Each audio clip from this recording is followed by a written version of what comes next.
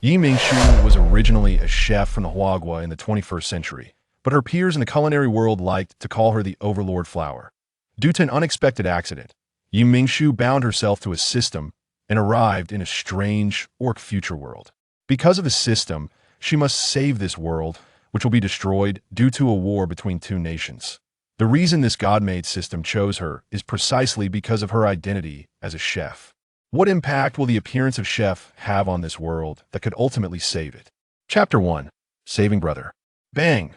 A beautiful woman with a high ponytail punched a man, sending him flying against the wall of the spaceship, where he crashed heavily, creating a dent in the steel wall, leaving him embedded in it. The woman coldly looked at the man's pained expression, indifferent to his suffering, and said flatly, "Hand over the person." "What person?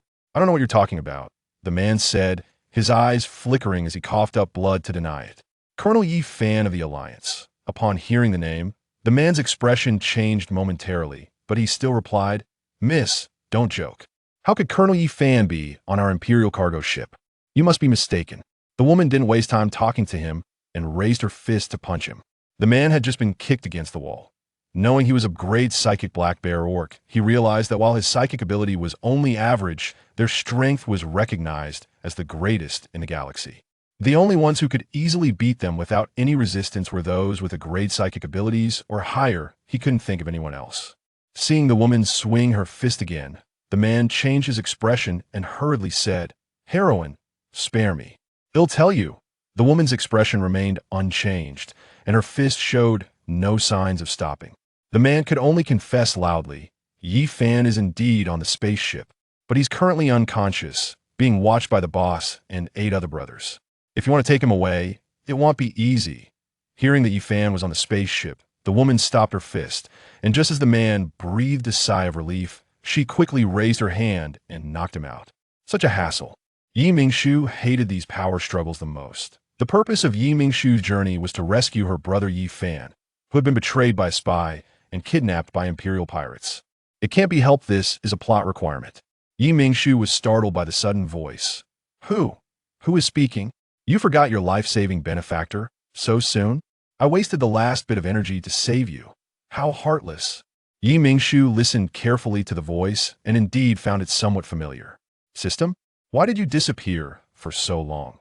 Yi Mingshu was a soul that had crossed over from Earth, originally a rising star in the culinary and martial arts world, but she had an accident on the way to a food-tasting event. In order to survive, she was forced to bind to the system and crossed into this world, with the price of living another life being to complete all the tasks issued by the system. Seeing that Yi Mingshu remembered it well, the system was in a good mood. Because I brought your soul through space and helped you find this suitable body, my energy was exhausted, and I was in hibernation. You previously said that if I complete the tasks issued by the system, I can permanently have the right to use this body.is that true or false. How could you dare to agree to the terms before knowing if it's true or false? The system was somewhat speechless. Yi Mingshu awkwardly replied, "At that time, I felt that the accident was quite serious. I might have died there. I, who cherish my life, wouldn't dare to gamble with my life." The system fell silent. Yi Mingshu lowered her voice. "I'm in a hurry to save Yi Fan. I know you're anxious, but don't rush. In the original timeline, Yi Fan will be fine and will safely wait for military rescue." The system's voice was calm, which completely interpreted the saying, "It's none of my business" in Yi Mingshu's ears. He's a stranger to you, so you're not in a hurry, but he's the brother of this body. Since you've taken over someone else's body, shouldn't you learn to be a good sister? Yi Mingshu rolled her eyes. What Yi Mingshu said made a lot of sense, and the system had no way to refute. I'm a system created by the gods, here to restore order. Restore order? This sounds like a rather complicated matter. In her previous life, she was just a chef who knew martial arts. Could it really be a good idea to ask her to do such things? Me? Are you sure? Yi Mingshu pointed at herself incredulously. You are a powerful soul chosen by the gods. The gods believe you can save this small world and prevent it from being destroyed by the war between the Empire and the Alliance. System? In Yi Mingshu's surprised gaze, a boy around 14 or 15 years old appeared out of thin air in front of her. You can transform into a human? It's just a mimicry. The boy transformed by the system spun around in front of Yi Mingshu. Lowly, muscular man, older sister. I can take any form you like. What kind of absurdity is this? That's good. Getting back to the point, Mingshu asked, does the body I'm inhabiting now have the ability to save the world? Not at all. That's good. That's good. Mingshu breathed a sigh of relief. She was really afraid that if she failed to save the world, she would instead hasten its destruction. Seeing her relax, the system maliciously added, the medicine for treating psychic disturbances is the main reason for the war between the two nations, and the psychic medicine is closely related to Mingshu's grandmother. Mingshu couldn't catch her breath. Her smile instantly faded. I should rescue Fan first, and we can talk about the rest later. The system nodded and followed closely behind Mingshu, curious about the spaceship, constantly looking around. Be careful not to be discovered, Mingshu reminded him. The system nonchalantly replied, without your permission, no one can see me besides you, and you can communicate with me through your consciousness without having to speak out loud. But Mingshu fell silent. So why didn't it say that earlier? Thankfully, there was no one else around otherwise. Talking to the air just now would have seemed particularly foolish to anyone else. The system looked at Mingshu's speechless expression with satisfaction. Yes, it deliberately didn't say it first. You really don't let yourself suffer at all. Mingshu smiled and communicated with it in her mind as she continued toward the place where Fan was. Chapter 2. Emergency Landing on a Deserted Planet. Before long, Mingshu arrived at the door of the room where Fan was located. She quietly peered through the glass on the door and saw 7 or 8 people inside. Since you are a system made by the gods, can you defeat them all? In response to Mingshu's question, the system gave a negative answer. No, my purpose is to issue tasks to you. Is there a reward for completing tasks? Can I exchange them for martial arts manuals? No. After you complete the main task, you will receive intelligence clues from the system and some common currency in this world. Mingshu quickly grasped the key words. Are you saying there are side quests? Can side quests reward martial arts manuals? Having grown up reading martial arts novels, Mingshu longed for the legendary skills described in those novels. There are side quests, but the rewards are not the martial arts manuals you've seen before on Earth. Those legendary manuals do not exist. After hearing this, Mingshu felt a bit disappointed, but she quickly adjusted her mindset. For now, saving people was more important. You hide well, I'm going in. After Mingshu instructed the young man, she immediately slipped through the slightly ajar door into the room and swiftly took down several people before they could react. The startled leader of the Star Pirates immediately summoned his mental power, intending to transform into beast form to fight Mingshu. However, his mental power was only at grade A, which was no match for Mingshu's S-grade mental power. Before he could even transform, he was knocked unconscious by Mingshu. Wow, impressive. The young man stood aside, enthusiastically applauding Mingshu. Mingshu quickly walked over to Fan, who was lying on the bed, and reached out to check his breath. The system said, he is just in a deep sleep. As she walked through the room, she did not avoid the bodies of the fallen Star Pirates, stepping over them without care. Seeing this scene, Mingshu couldn't help but think of the ghosts in old movies and felt that the system was very suitable for playing a ghost. Can you pilot a spaceship? Mingshu asked the system, as she couldn't pilot a spaceship herself. She had asked the right person. The system proudly lifted its head. Of course, I just need to connect the system to the spaceship's control system, and I can easily pilot it. Then we'll rely on you to get home safely. Mingshu praised it, looking at it with admiration. No problem. Leave it to me. The system confidently patted its chest, but before it could leave the room, the spaceship shook violently, followed by a loud explosion. Mingshu and the system hurried to the spaceship's cockpit and saw on the display screen that a Star Pirate ship in the distance was launching a fierce attack on them. At the same time, the control room received a message from the attackers. Immediately stop your journey and hand over the cargo, or we will destroy your spaceship. Although this was a commercial cargo ship, it held no cargo except for Fa and Fan could not be given up, and Mingshu ignored the attackers and directly instructed the system to set the spaceship to full speed, heading toward the nearest uninhabited Wasteland planet. Seeing that Mingshu and the others not only did not stop their journey, but also accelerated, the pirates were furious and retaliated with attacks on Mingshu's spaceship. In the end, the pirates watched as the commercial cargo spaceship fell toward the Wasteland planet, satisfied as they left the route that you're going to die, right? The boy transformed by the system stared at Mingshu with his big, contrasting eyes, showing neither sadness nor regret, only a faint confusion. Mingshu calmly placed Fan into the escape pod and pressed the escape button. After watching Fan's escape pod being ejected toward the Wasteland planet, she then lay down in another escape pod. In the second before the escape pod was ejected, Mingshu told the boy in her mind, "I won't die when the escape pod lands. Remember to wake me up immediately." The system nodded and said to her, "That's good. I will wake you up." After Mingshu's escape pod was ejected, the system looked with pity at the still unconscious star pirates, praying that they would not engage in such criminal activities in their next life. Then it also stepped out of the spaceship and floated in space, watching the spaceship engulfed in flames from a distance. 10, 9, 3, 2, 1, boom. As the system counted down to 0, the spaceship exploded. The explosion created a towering firelight in the dark universe, forming an extremely intense spark. "Wow, so beautiful." The boy watched this scene without blinking, exclaiming in surprise. Unfortunately, Mingshu was in a deep sleep due to the escape pod, otherwise she would definitely have complained about the boy's lack of heart.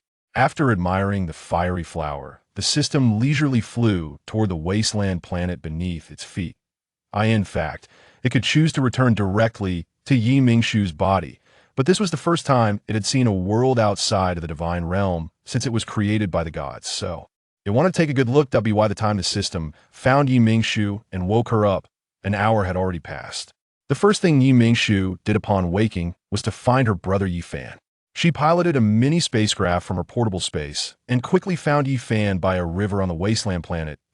Fan was lying safely in the escape pod, but below his escape pod was a severely damaged starship, which bore the insignia of the Alliance military. The starship was likely carrying many people, and at this moment, Mingshu could smell a strong scent of blood from a distance. This was nothing unusual, but the mutated beasts on the Wasteland planet, affected by its magnetic field, were slowly approaching the starship, drawn by the smell of blood. "Oh no, we have trouble," Mingshu said impatiently. "Why are you so excited?" The system replied cheerfully, "Nothing, I'm just a bit overly excited to be leaving the divine realm for the first time. Please be understanding." Then, under Mingshu's cold gaze, the system obediently made a gesture as if zipping its mouth and fell silent, quietly. Watching the approaching mutated beasts, Mingshu glanced at the system and wondered if it was due to her soul crossing time and space that since she took over this body, which originally had no mental power, she now possessed S-grade mental power and did not have to worry about the pain of mental power rebellion. Mingshu released her mental power pressure and easily dispersed the excited group of mutated beasts. Chapter 3. The Young Marshal's Brother. The system gave her a thumbs up. "I didn't expect your mental power to be so strong. It's almost comparable to the missing young marshal of the Alliance.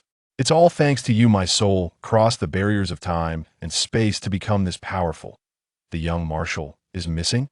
Mingshu was surprised to hear that the renowned young marshal of the Alliance had gone missing. No wonder she hadn't heard any news about him recently. Not only that, but his brother is also on this starship. You need to save him quickly. If you're late, he might die. The system pointed in the direction of the starship. "The young marshal has a brother?" The system nodded affirmatively and urged Mingshu to hurry and save him.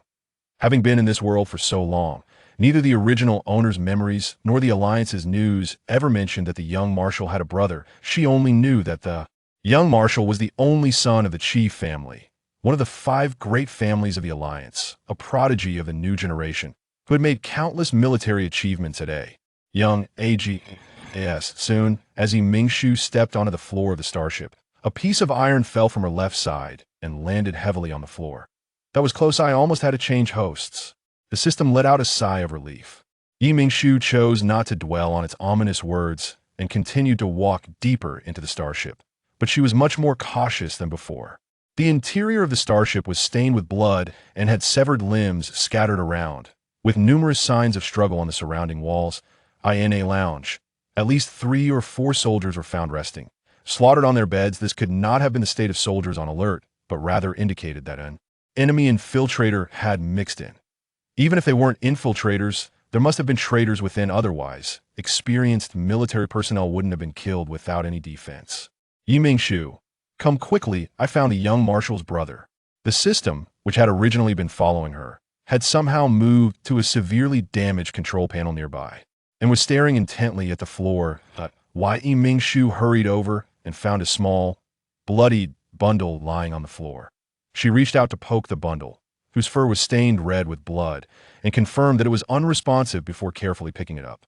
"This is the young marshal's brother?" The young boy nodded. "That's right, he's the only living person left on this starship. If we hadn't encountered him, he would have died." "What would happen if he died?"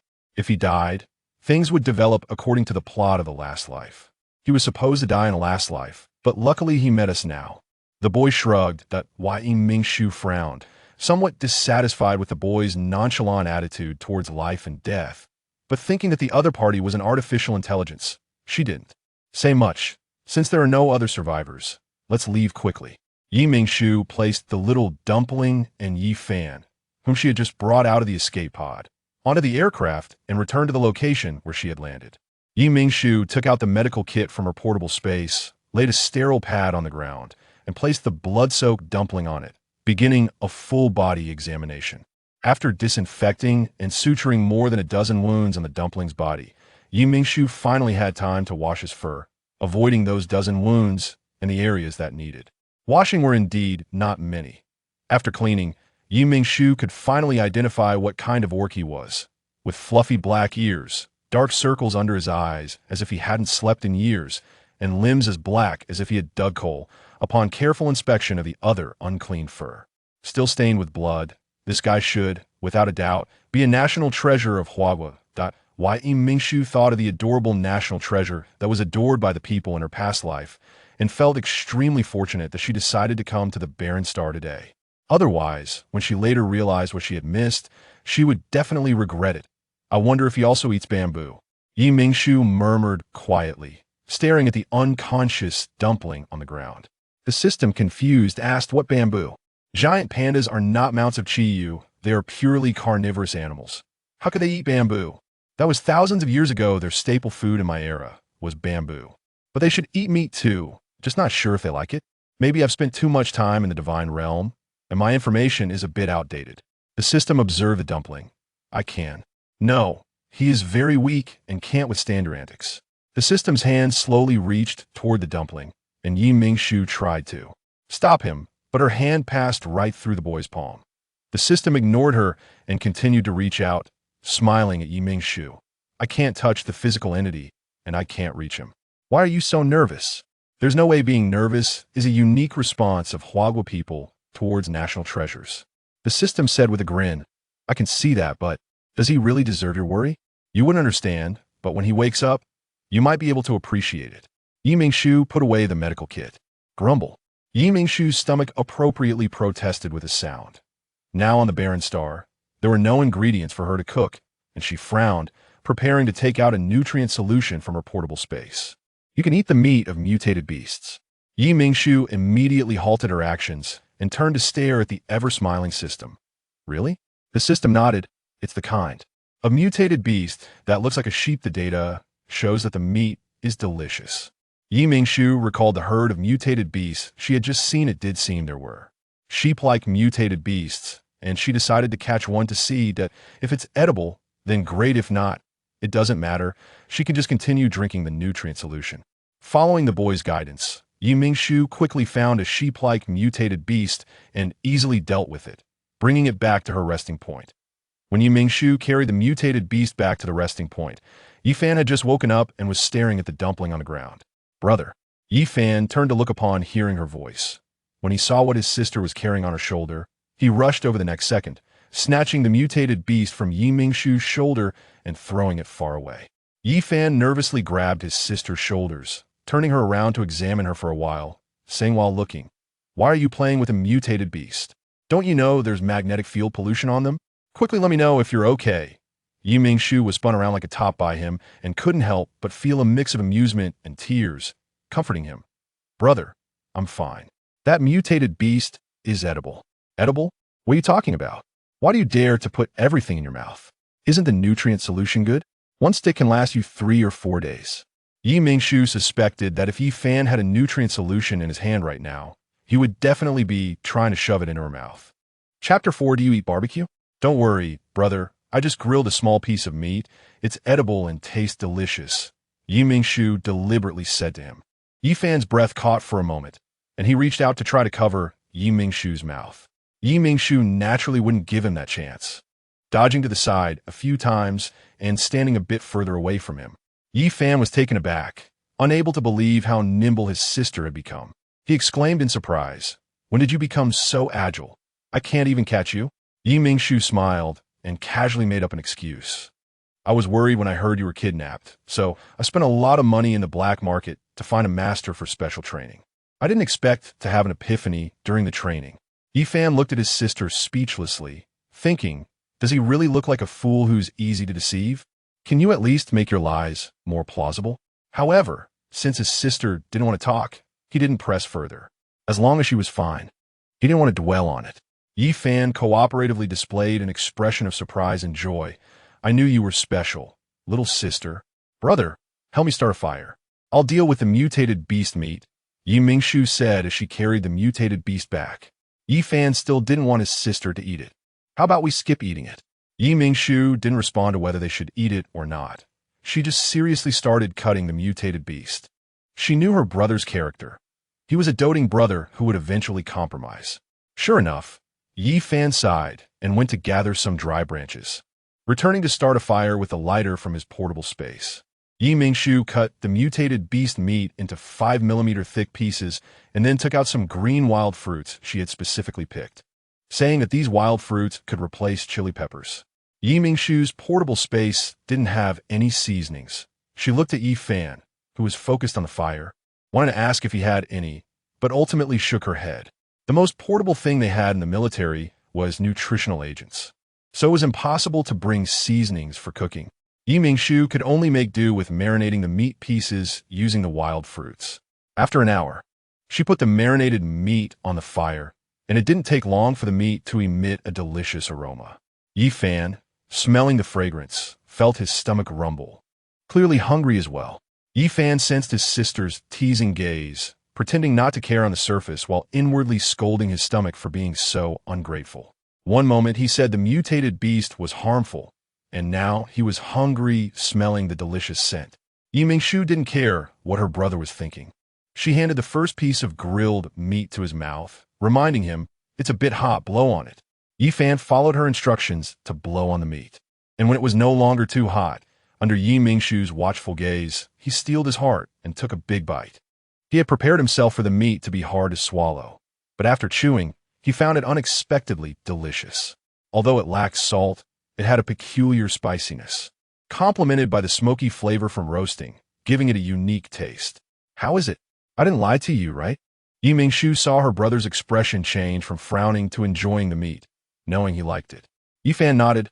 "I was too quick to judge. This barbecue is not only not bad, but it's also very tender and delicious." Mingshu also had a piece. It was indeed very tasty, although it only had spiciness. It was enough. After they were full, Fan took out a sleeping bag and handed it to Mingshu, telling her to rest first while he kept watch. Mingshu didn't be polite and crawled into the sleeping bag, saying, "I set an alarm for 4 hours.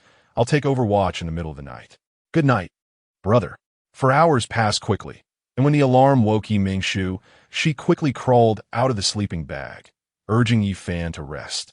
Fan had originally planned to let his sister continue resting, but in the end, he couldn't argue with her and had to obediently go to rest. This wasteland star truly deserved its name. Not only was the vegetation sparse, but the winds at night were also fierce. If Fan hadn't woken up and dragged the escape pod left on the starship back, they wouldn't have been able to set up this temporary shelter and would have been shivering in the harsh wind.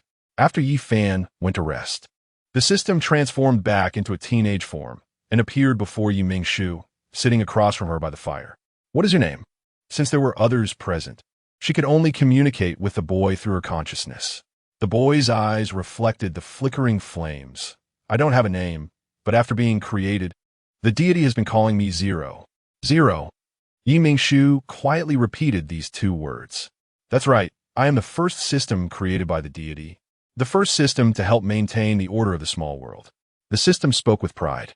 Mingshu poked the fire with a longer branch to make it burn brighter and asked, "Do you have any tasks to issue?" The system shook its head, continuing to stare at the fire, not at the moment. Once you bring the dumpling back to the capital star, the system will likely have official tasks for you. Official tasks? What about unofficial tasks? Unofficial tasks are, of course, waiting for the Alliance military's rescue on the Wasteland star. Yi Fan sent a distress signal to the military as soon as he woke up. Now all they could do was patiently wait. Yi Mingshu complained. That's like saying nothing at all. This unofficial task is just your random talk, right? The boy looked at her and smiled without denying or confirming. Qi Wenxuan vaguely felt warmth and used all his strength to open his heavy eyes, seeing the beautiful profile of a woman illuminated by the warm orange firelight, revealing a charming smile, just like the countless times he had seen his mother smile when she was concerned about his brother. But wasn't he on the starship, replacing his brother to carry out a mission? How'd he end up here? The wounds on his body didn't seem to hurt as much anymore. Yi Mingshu was chatting with a Chu when she suddenly felt a direct gaze looking at her. She instinctively turned to look in that direction and met a pair of round, grape-like eyes staring at her. Yi Mingshu was stunned for a moment. Then she looked up at her dumpling, who had approached with some caution. She softened her voice to reassure him. Don't be afraid. I saved you from the starship. Don't get too excited so your wounds don't reopen. Yi Wenxuan heard her say she saved him and helped him treat his wounds. Looking at the bandages wrapped around him, he gradually relaxed his tense nerves. After all, if someone wanted to kill him, they wouldn't have to go through so much trouble and even take the time and effort to help him with his wounds. Seeing that the dumpling indeed calmed down and slowly lowered his guard, Yi Mingshu felt a bit happy and asked him, I guess you must be hungry. Do you eat meat? If so, I'll grill some for you. Chapter 5 Living Well. Here, Qi Wenxuan vaguely felt warmth. He exerted all his strength to open his heavy eyes and saw a woman's beautiful profile, illuminated by the warm orange firelight, revealing a charming smile. Just like the countless times he had seen his mother smile when caring for his brother. But wasn't he on the starship, taking his brother's place to carry out a mission? How could he be here? The wounds on his body didn't seem to hurt so much anymore. Yi Mingshu was chatting with the system when she suddenly felt a direct gaze on her. She instinctively looked in that direction and met a pair of round, grape-like eyes staring at her. Yi Mingshu was stunned for a moment. Then she looked up at her little ball, who was struggling to lift its neck to see her. Noticing that the little ball seemed a bit wary as she approached, she softened her voice to reassure it. Don't be afraid. I rescued you from the starship. Try not to get too excited, or your wounds might reopen. Hearing her say, she saved him and helped with his wounds. Qi Wenxuan looked at the bandages wrapped around him and gradually relaxed his tense nerves. After all, if someone wanted to kill him, they wouldn't go through all this trouble and even help him with his wounds. Seeing the little ball indeed relax and lower its guard, Yi Mingshu felt a bit happy and asked, I guess you must be hungry. Do you eat meat? If you do, I can roast some for you. Qi Wenxuan wasn't hungry. He had just had some nutrient solution not long ago. Seeing he didn't respond, Yi Mingshu knew he still didn't fully trust her. So she didn't say much, walking back to the fire and picking up the remaining pieces of meat to start roasting. The aroma of the roasted meat soon filled the air. Qi Wenxuan felt that with each breath, his nostrils were filled with the smell of roasted meat, a scent he had never encountered before, causing his mouth to salivate uncontrollably. Out of the corner of her eye, Yi Mingshu noticed the little ball was staring at the roasted meat in her hands. She smiled with satisfaction, took a piece of roasted meat, put it in her mouth, and chewed with a very satisfied expression. She turned her head again to invite the little ball, have a bite. Even if you're not hungry, tasting it would be nice, just to satisfy a small wish of mine. Qi Wenxuan stared into her eyes, and in those beautiful black and white eyes, he saw sincerity. Smelling the aroma in the air, he moved, waving his fluffy limbs and crawling towards the fire pit. Your heartbeat is racing. The host's heartbeat gradually quickened as the black and white little ball approached. You don't understand. I really don't understand. Watching the little ball sit obediently beside her, Yi Mingshu suppressed her excitement and calmly held out the roasted meat to the little ball's mouth. You should find it inconvenient to use your hands right now. If you don't mind, I can feed you. Qi Wenxuan glanced up at her and accepted the piece of meat into his mouth. Seeing the little ball cooperate so well, Yi Mingshu was thrilled and began to speed up the roasting. Little sister, what are you doing so late? Are you hungry again? Yi Fan, a soldier, remained vigilant even during his rest, quickly waking up upon hearing the noise. Mingshu smiled and explained, "The little ball just woke up, and I was afraid he was hungry, so I roasted some meat." Wenxuan's black round ears twitched. Little ball? Was that what they were calling him? Little ball? Little sister, you really know how to name things. That name is quite fitting. Yifan laughed as he sat down next to them. The beast man, who was eating the roasted meat, was of an unknown breed, round and clumsy in every movement, quite similar to a bear tribe beastman's cub. But it was unclear whether it was a black bear or a white bear. Yifan took a closer look at the fluffy little ball in front of him. Not looking wasn't a problem, but upon closer inspection, he was startled. This cub-like little ball was actually an adult male beast man. "Hey, you little rascal, taking advantage of my sister? Letting her feed you roasted meat? What malicious intent? This couldn't be tolerated. Little sister, let me feed him. You focus on roasting the meat." Yifan snatched the 2 sticks from his sister's hands and sat down between her and the little ball, separating them. Mingshu was confused. "You can, but brother, can you use chopsticks?" "Chopsticks? What's that?" Mingshu pointed at the 2 sticks he was holding, which had been stripped of their bark. "Of course I can. I'm an excellent soldier who can operate complex mechas. How can I not use 2 sticks?" Hearing his confident response, Mingshu had a bad feeling. It should be noted that in the Beastman world, there were no utensils. Even forks and knives were recreated based on books from Earth. And she had yet to find anyone using chopsticks. As expected, Yifan couldn't use chopsticks at all. He held 1 stick in each hand, trying to stab 2 pieces of roasted meat with them like toothpicks. "Hey, little rascal, open your mouth and eat the meat." Wenxuan turned his head to the other side, rejecting Yifan with his actions. "Brother, you're being rejected." Mingshu laughed without reservation.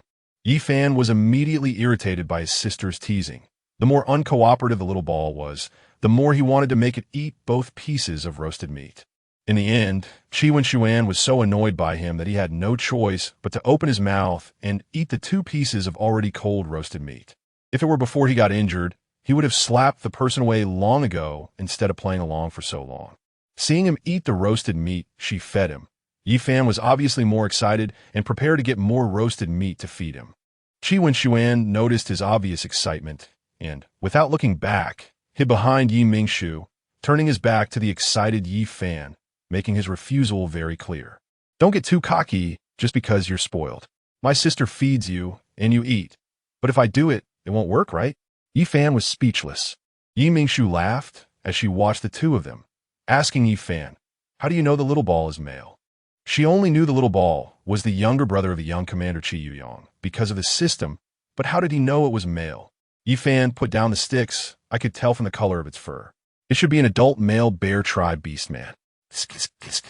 Your brother is quite impressive." Mingshu felt happy hearing her brother being praised. "Of course my brother is impressive." The system rolled its eyes. "You've only been here for 3 months. I didn't expect you to adapt to your identity so quickly. Of course, since I can't go back, I have to live well here." Chapter 6, Steamed Base. Mingshu and his companions waited for 2 days on the desolate star before the military rescue arrived.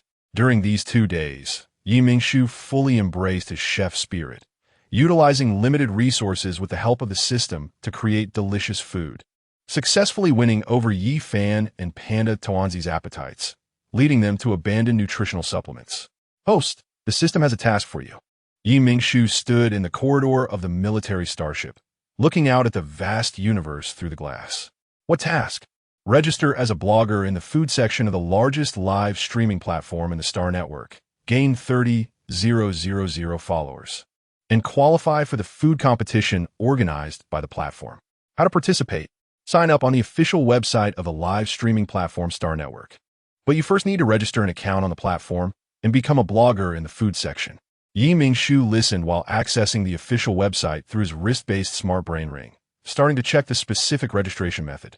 In addition to becoming a food section blogger, participants also needed to gain 30,000 followers and live stream for a full 3 days to qualify for registration. What are the task rewards? The reward for this task is 100,000 star coins. That's it. The system nodded. Wasn't there supposed to be a plot hint? The system adopted a mysterious demeanor.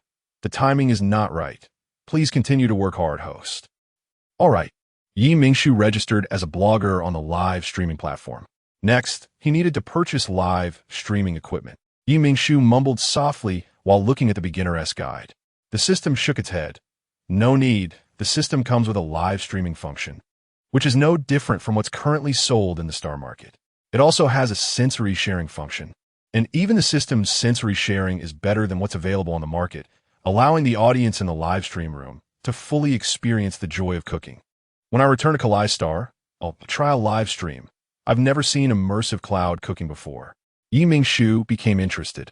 The military starship sent for rescue came from the Kalai Star military district, where Fan was serving, so after the starship arrived at Kalai Star 2 days later, Fan briefly said goodbye to Mingshu and hurried back to the military to report the situation to his superiors. When Mingshu returned home holding Tuanzi, the seasonings, ingredients, and kitchenware he had ordered from his star network had already been delivered and were placed in the express cabinet outside his yard. Mingshu called the smart housekeeper robot Xiao to help move everything inside and instructed it to categorize and organize the items. By the time Mingshu finished showering and came out, the originally empty kitchen was now filled with kitchenware and ingredients, finally giving off a hint of liveliness. Mingshu smiled in satisfaction and began to prepare the ingredients needed for cooking. She planned to try out the live streaming function while cooking dinner tonight. Xuan had just been washed by Mingshu in the bathroom and was now lazily lying on the carpet in front of the living room window, basking in the sunset. He could not transform into human form yet, and could only remain in his nonverbal beast form to recuperate. After preparing the necessary ingredients, Mingshu activated the live streaming function.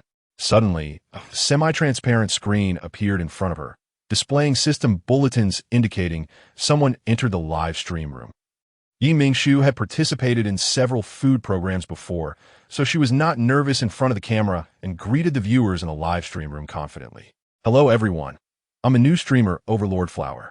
This is my first live stream, so I hope you all support me. Today I'm going to teach you how to make a classic home-cooked dish from ancient Earth, steam base.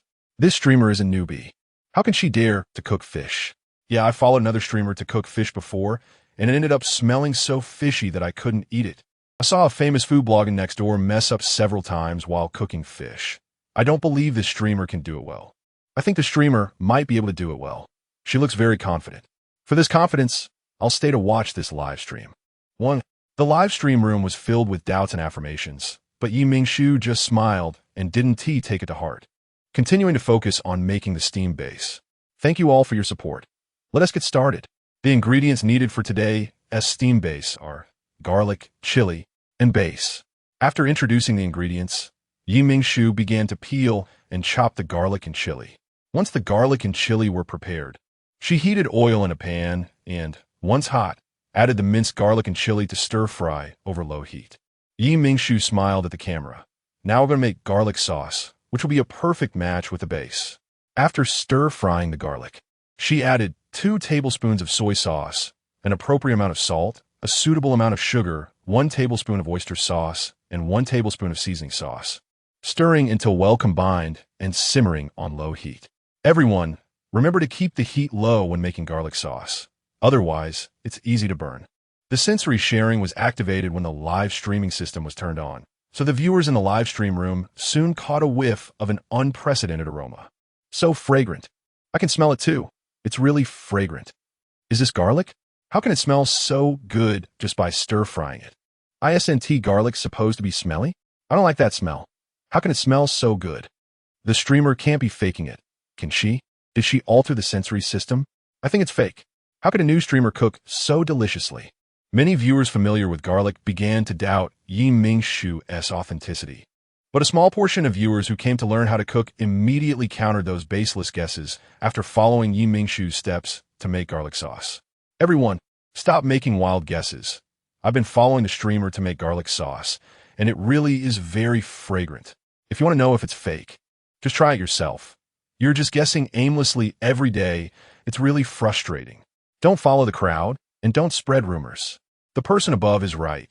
Did everyone forget the painful lesson of online bullying? I'm really fed up. Are keyboard warriors coming out again? It's really delicious. The streamer is amazing. Next, we cut slits on both sides of the bass and evenly spread the garlic sauce over the fish, then placed it in the steamer for 20 minutes. After putting the base in the steamer, Mingshu finally had time to respond to the viewers' earlier doubts about her authenticity. Chapter 7 Qualification for Registration. I noticed everyone's concerns just now, so please don't worry. The platform has a strict detection mechanism, and any fraudulent activities using abnormal means will be detected by the platform system immediately, resulting in account bans. In the live broadcast room, Mingshu smiled brightly, her exquisite features illuminated by the simple kitchen lights, making it hard for anyone not to be captivated by her beauty at first glance. Oh, the host is so beautiful. I have to say, the host looks are truly unique in the food segment. The host is right. The platform's detection mechanism is indeed impressive. There is a small host with tens of thousands of followers who faked food sense to win a food event prize, and they were banned almost instantly. The platform even issued a notice regarding the punishment for that host. My mom was just making garlic sauce, and I tried a bit. It really tastes good. I've already followed. Even if the bass fish doesn't taste good in the end, I want to support this garlic sauce. Followed. The 20 minutes are almost up. The bass fish should be ready soon. I want to see if the bass fish paired with garlic sauce is really as perfect as the host says. Thank you all for your trust. So now I will bring out the bass fish. Mingshu smiled as she brought out the steamed bass fish. As she opened the steamer, a fragrant aroma rushed out, filling the noses of the viewers. As the bass fish was placed in front of the camera, the unique sweetness of the fish meat combined with the scent of the garlic sauce directly entered the viewers' nostrils. The viewers took deep breaths, and soon an avalanche of compliments flooded the live broadcast room's comments. Not fishy at all, not even a bit. What a treasure of a host. Able to make fish that isn't fishy at all. No more talking, I decisively followed. You all weren't as quick as me. I followed when she was making the garlic sauce. We're the people who said the live broadcast would flop. Come out and take your hits. I was wrong. I shouldn't have thought the host was lying. That slap in the face came too quickly. Everyone stopped chatting. Let the host taste it quickly. I want to eat steamed bass fish. Yes, host. Hurry and taste it. I've swallowed my saliva several times already. Sob. Mingshu obediently picked up her homemade chopsticks to start tasting. The bass fish was incredibly tender, almost melting in her mouth, and paired with the garlic sauce, a unique flavor burst in her mouth. Wow, is it really this delicious? Such a unique taste. It has the sweetness of braised meat and the aroma of garlic mixed with chili and oil. I've already ordered bass fish on StarNet. I'm eating this tomorrow. Did anyone notice the utensils the host is using? What a strange thing that looks like 2 twigs. Can it really pick up fish meat so easily? I've never seen utensils like this before. Mingshu took a few bites of the delicious fish, wiped her mouth with a tissue, and raised the chopsticks she made from twigs, starting to educate the viewers. This is called chopsticks, which I saw in an ancient book unearthed from the old earth. Chopsticks are utensils used by the people of the ancient eastern country of Huaguo of Earth. Chopsticks are one of the symbols of Huaguo's food culture and were the most commonly used utensils on the old earth. They originated in Huaguo and later spread to many small countries in the eastern Huaguo cultural sphere. Due to their unique practicality, they quickly replaced the original utensils in those small countries. Chopsticks can be made from many materials. Basically, any material you can think it can be used to make chopsticks. The pair I have in my hand is made from twigs. If I remember correctly, the host is a food segment blogger. How does she know so much about the old earth? Regarding my learning about old earth culture in a food live broadcast room. Follow. The host is amazing. Yes, not only does she cook delicious food, but she also has such profound knowledge. However, chopsticks do seem more convenient for eating fish than spoons and forks. I really want chopsticks. I wonder if they sell them on StarNet. I initially wanted to buy them on StarNet too, but I couldn't find them anywhere, so I had to make a pair myself first. You can also make them like I did. I'm all thumbs. I can't do it. Me too. Host sister, can't you find a merchant to make chopsticks to sell?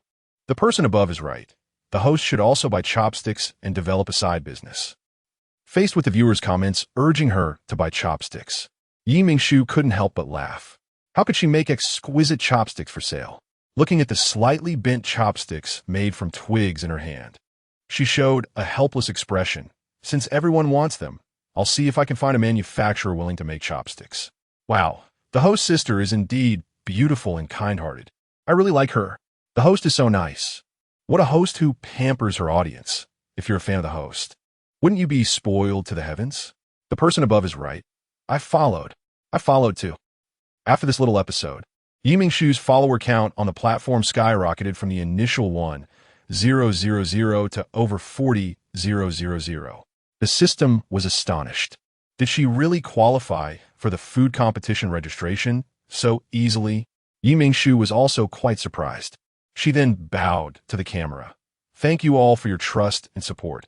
Your support gives me immense motivation. In the days to come, I will continue to work hard and bring you more delicious dishes. After turning off the live broadcast, Mingshu picked up another bass fish she hadn't eaten and went to the living room, placing the fish in front of the sleepy Tuanzi. Tuanzi, wake up. It's time for dinner. Xuan wasn't actually asleep. Pandas have a very keen sense of smell. Even with the air purifier, he could still smell the delicious aroma coming from the kitchen, and at that moment, he naturally opened his eyes immediately. He sniffed the bass fish in front of him and began to eat. Mingshu squatted beside him, quietly watching him finish the whole fish. This immersive experience of watching a panda eat was her first time, and she was extremely happy. So cute. After Tuanzi finished eating, she quickly used a wet tissue to wipe the grease from his fur before returning to the dining table to continue her meal. Now that she had successfully met the registration requirements for the food competition, she only needed to continue live broadcasting for 2 more days before she could register. Time passed quickly, and as soon as the time was up, Mingshu immediately registered. After submitting the registration information, the platform approved it in less than 3 minutes, sending Mingshu an email stating that the preliminary round would be on the 3rd of next month. This competition is divided into preliminary rounds, semifinals, and finals, lasting a total of 2 months. With 18 days left until the preliminary round starts, she can just solve the chopstick issue during this time and give everyone a satisfactory answer. Chapter 8.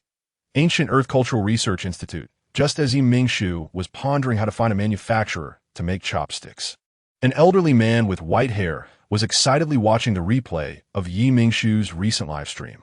Chopsticks, so that's what they're called. I knew they were utensils, but that stubborn group didn't believe me. Now I can really slap them in the face. The old man jumped up excitedly, startling his junior, Huaguo, who was working nearby. Mr. Jiang, what's going on? Why are you so excited? Huaguo asked. Mr. Jiang could hardly contain his smile and nodded. Huaguo, the project we proposed last time is about to be approved. Huh? The project about the restoration of new utensils was rejected last time for being too unfeasible, wasn't it? Huaguo was confused. Mr. Jiang had no time to explain in detail. He needed to hurry and show the leadership the video. After an hour-long discussion with the leadership, Mr. Jiang smoothly restarted the previously rejected project and secured a significant amount of funding. Upon returning to the office, he told Huaguo about the news. In shock, Huaguo watched as he sent a private message to Mingshu's account on the platform, and then happily went home to rest. Am I dreaming? Mr. Jiang, who works overtime every day, actually left work on time.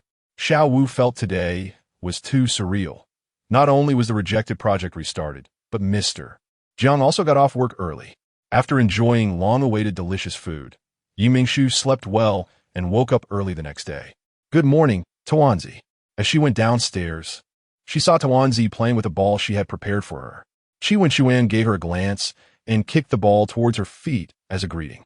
Mingshu picked up the ball and walked over to him, returning the ball while ruffling his soft for a few times, feeling quite satisfied as she headed to the kitchen to make breakfast.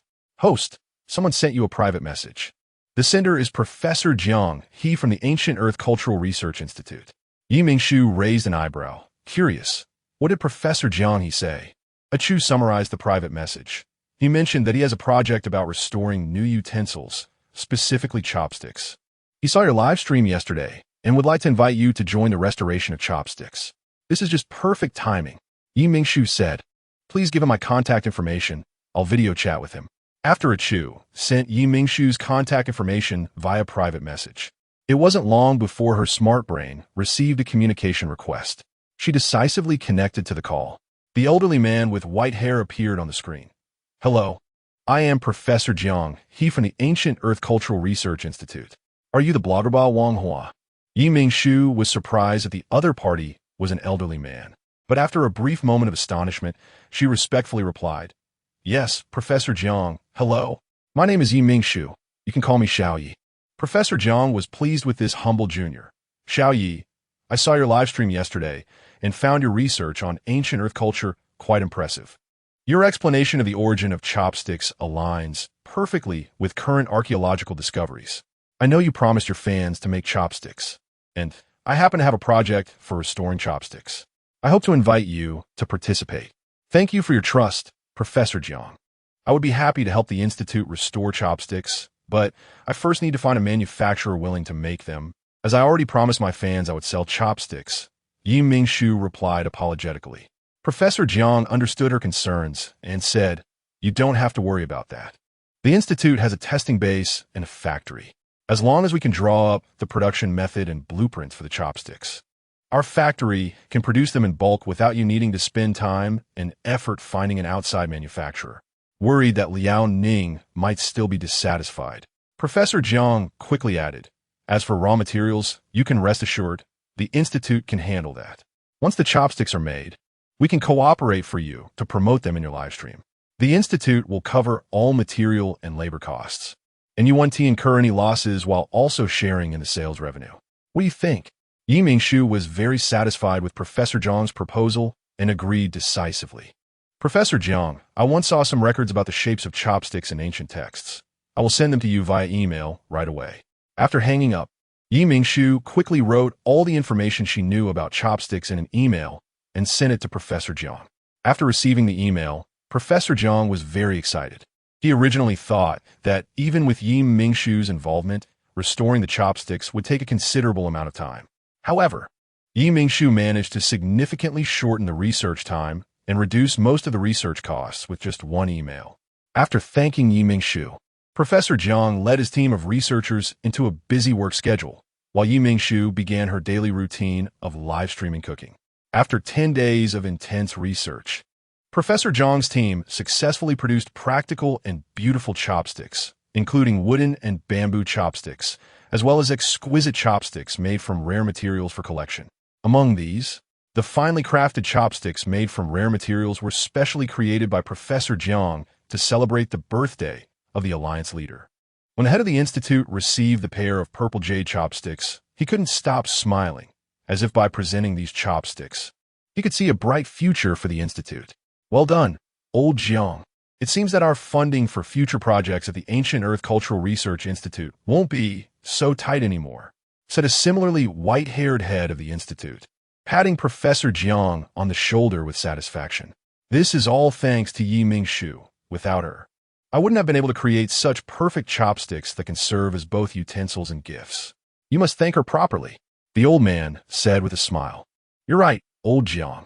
For future product from the Institute, let's have this young lady help promote them in her live stream. We'll create an exclusive link for Ba Wang Huan, the official store, giving discounts to her fans and sharing some profits with her as a token of appreciation from the Institute. You really thought this through. I'll go tell her the good news right away."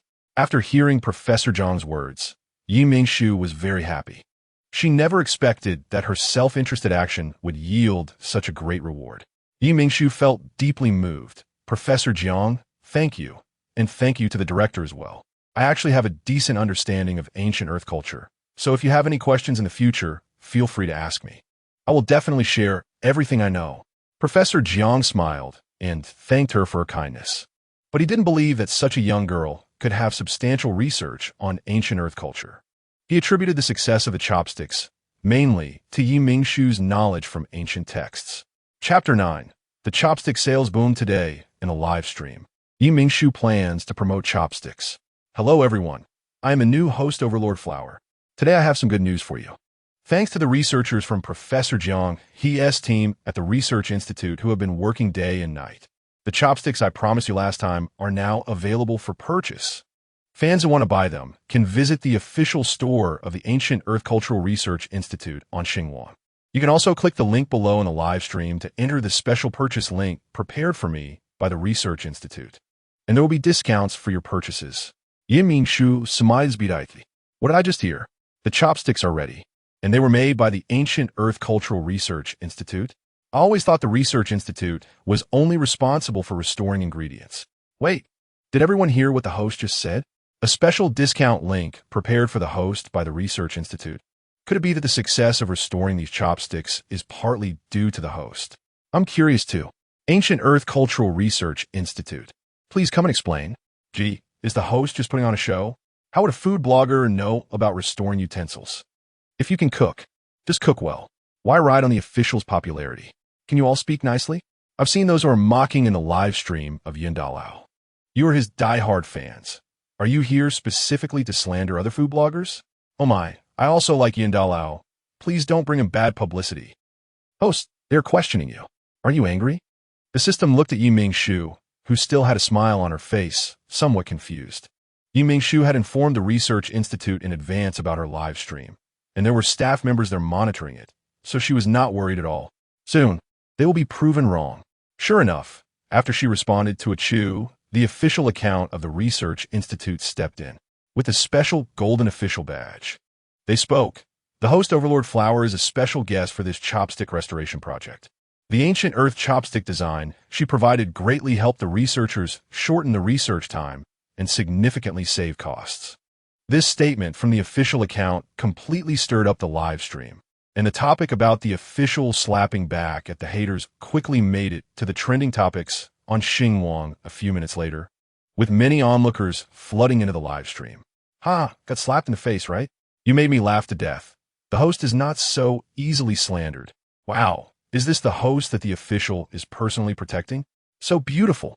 Tears streaming down from the corners of my mouth. Sister, you are so beautiful. Indeed, as the ancient Earth culture says, since ancient times, heroes have found it difficult to pass the beauty barrier. It seems the official also can't pass the beauty barrier. This comment about the beauty barrier quickly caught the official's attention, and they specifically called out this user. User with the ID AM so handsome, please watch your words. Host Overlord Flower and the Research Institute have a legitimate cooperative relationship. Please do not misuse famous quotes. Haha, misusing famous quotes, you're killing me. It really does seem to be a misuse. Such a rigorous official. As expected of the Research Institute. Various comments flooded the live stream, and Mingshu felt it necessary to rein in the audience's gradually diverging thoughts. Thank you all for your concern and support, and for your love and compliments. Now, let us return to the topic of chopsticks. Let me educate you all about the spread and design of chopstick culture. Mingshu's voice seemed to have a magical power, and the chaotic comments in the live stream gradually unified into a chorus of, "Sister, please tell us more." Mingshu revealed a sweet smile. The origin of chopstick culture comes from the ancient eastern country of Huaguo on ancient Earth, which has the oldest history.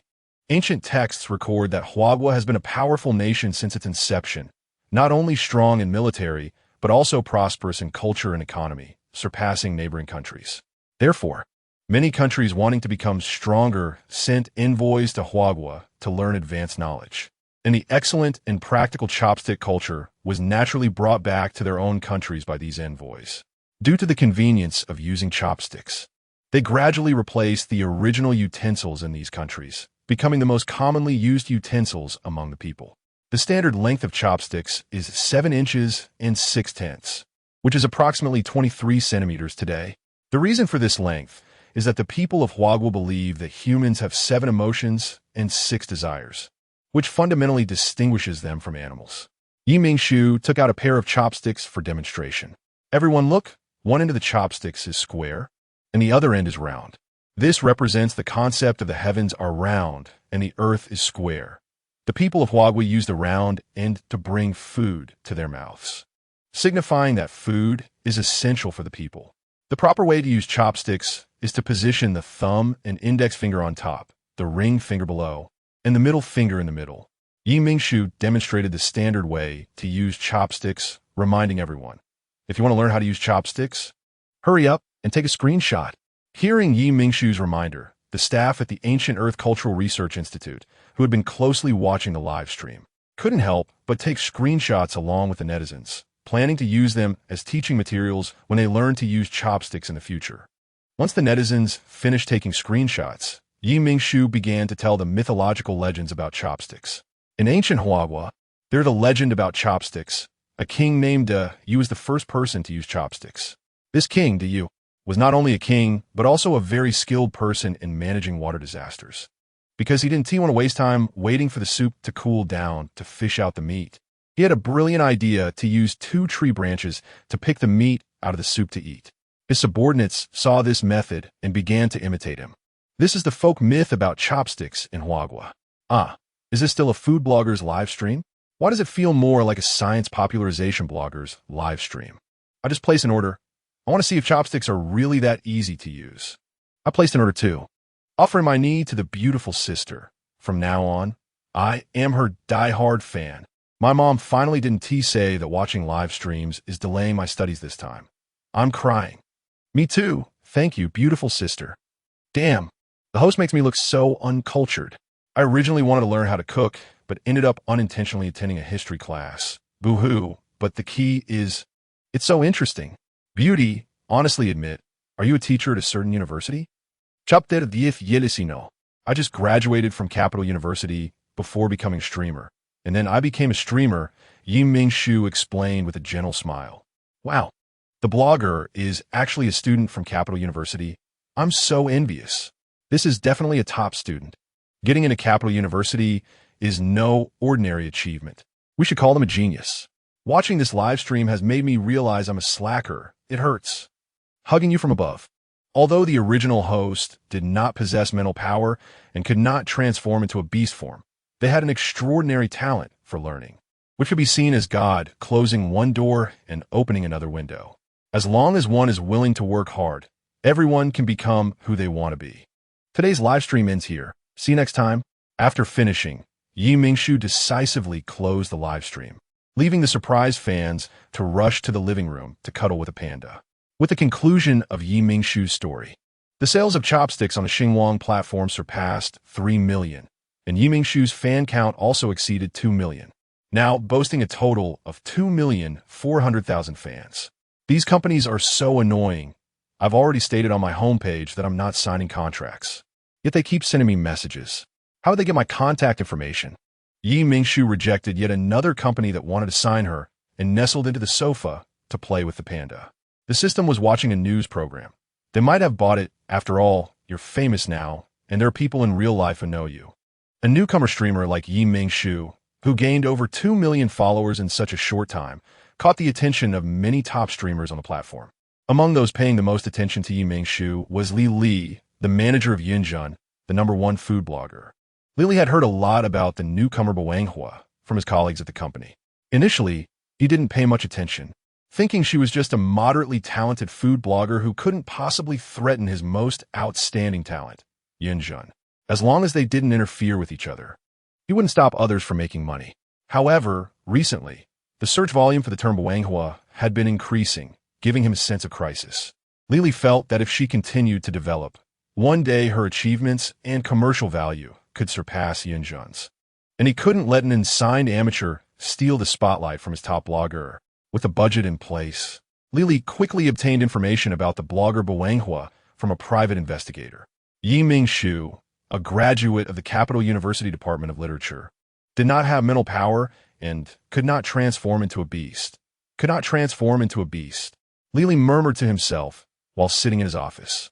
Yunjun, who had come to discuss live stream arrangements with her manager, pushed open the door, saw him in a daze, and gently patted his shoulder.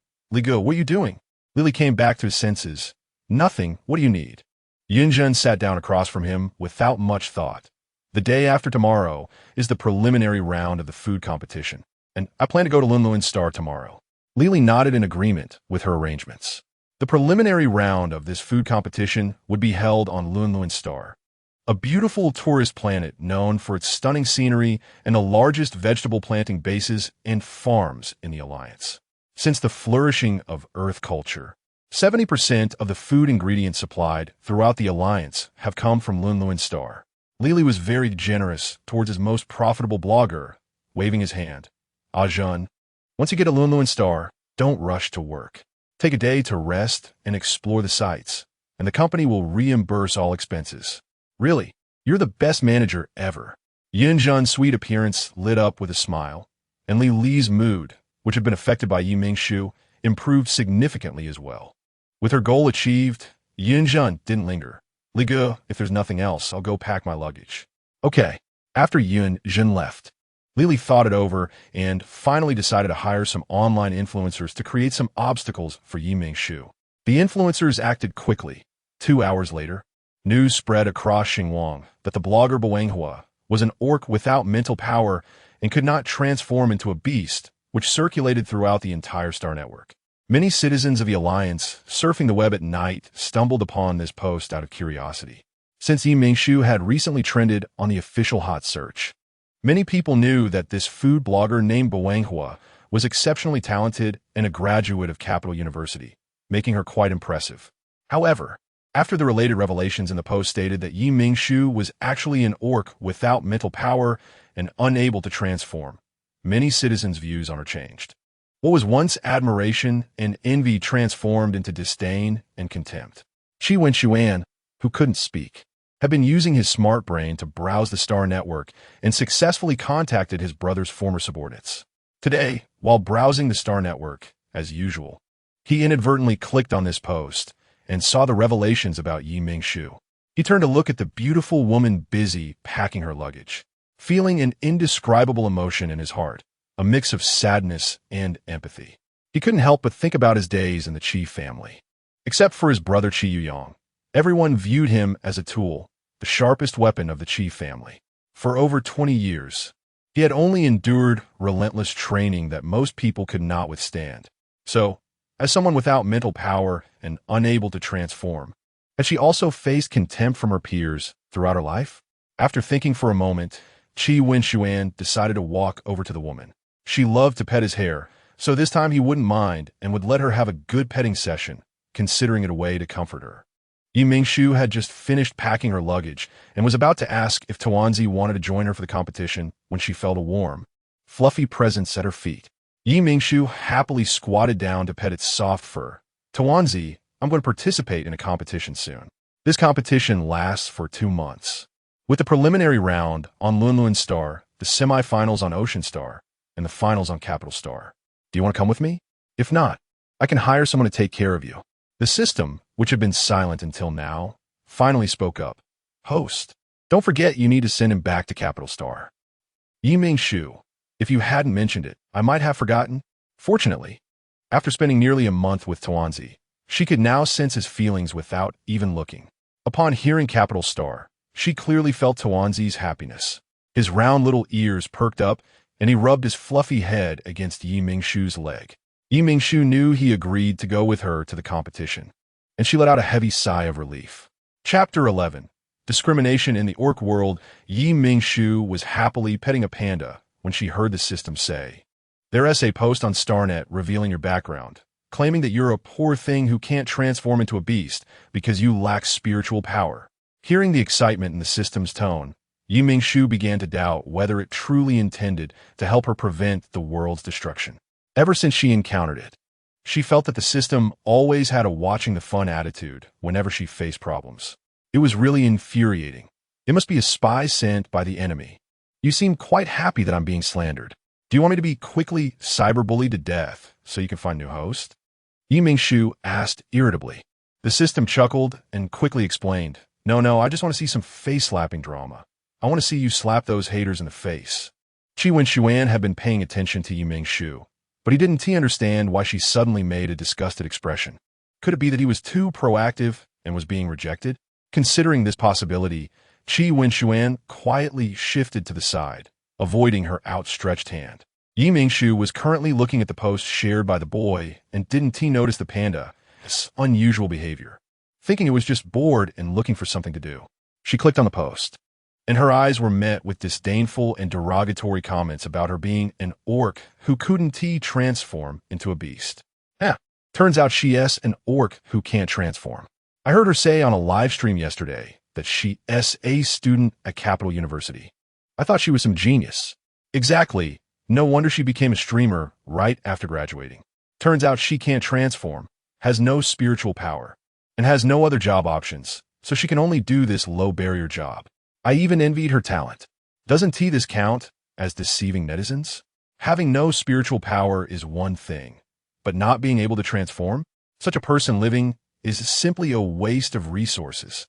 Reading this, Mingshu truly became angry. She hadn't cared about the previous insults. She regarded them as the useless jabs of those inferior to her. However, the statement living is simply a waste of resources truly crossed her bottom line. Does not being able to transform and lacking spiritual power mean one doesn't deserve respect? Did these people forget the education about helping the weak they received in school? Mingshu's expression was extremely cold as she spoke, even making Qi Wenshuan, someone who had been on the battlefield, startled by the anger radiating from her. Just as she was fuming, she felt the panda nuzzle against her leg. She looked down to meet the panda's grape-like eyes, which seemed the same as usual, yet she could feel the concern emanating from them. She exhaled and hugged the panda, saying, "Thank you, I'm fine." Hearing this, the panda gently patted her back with its front paw in a comforting manner. "Since you want to see some face-slapping, let me show you. But should you have the system arrange some tasks and give rewards?" The system thought for a moment before nodding. "That should be possible. Wait for me to report it up the chain." It didn't take long for the higher-ups to assign Mingshu a task. Task requirements. Prove to the Alliance citizens that even an orc without spiritual power who cannot transform can demonstrate excellence through hard work and sweat. Task reward, 200,000 star coins, a book on body refinement technique. The body refinement technique is specially designed for orcs without spiritual power and who cannot transform. With hard work, they can achieve sensitivity equivalent to a B-level spiritual power user. Was it said that rewards would only be clues and star coins? What else with this body refinement technique? Mingshu wondered. The system explained, there will definitely be star coin rewards as fixed rewards. Clue prompts are for main tasks, while the temporary additions like this are side tasks, which have other non-fixed rewards. That is quite humane. I've learned something new. Then let us carry out the face-slapping task once we reach Lunluan's star. Mingshu left a message for her brother Fan on her brain chip, briefly outlining her movements before boarding the spaceship to Lunluan's star with the panda. On the spaceship, Mingshu used her brain chip to roughly understand why most people in the orc world particularly disliked orcs who couldn't transform and lacked spiritual power. Ultimately, it stemmed from the issue of spiritual power riots.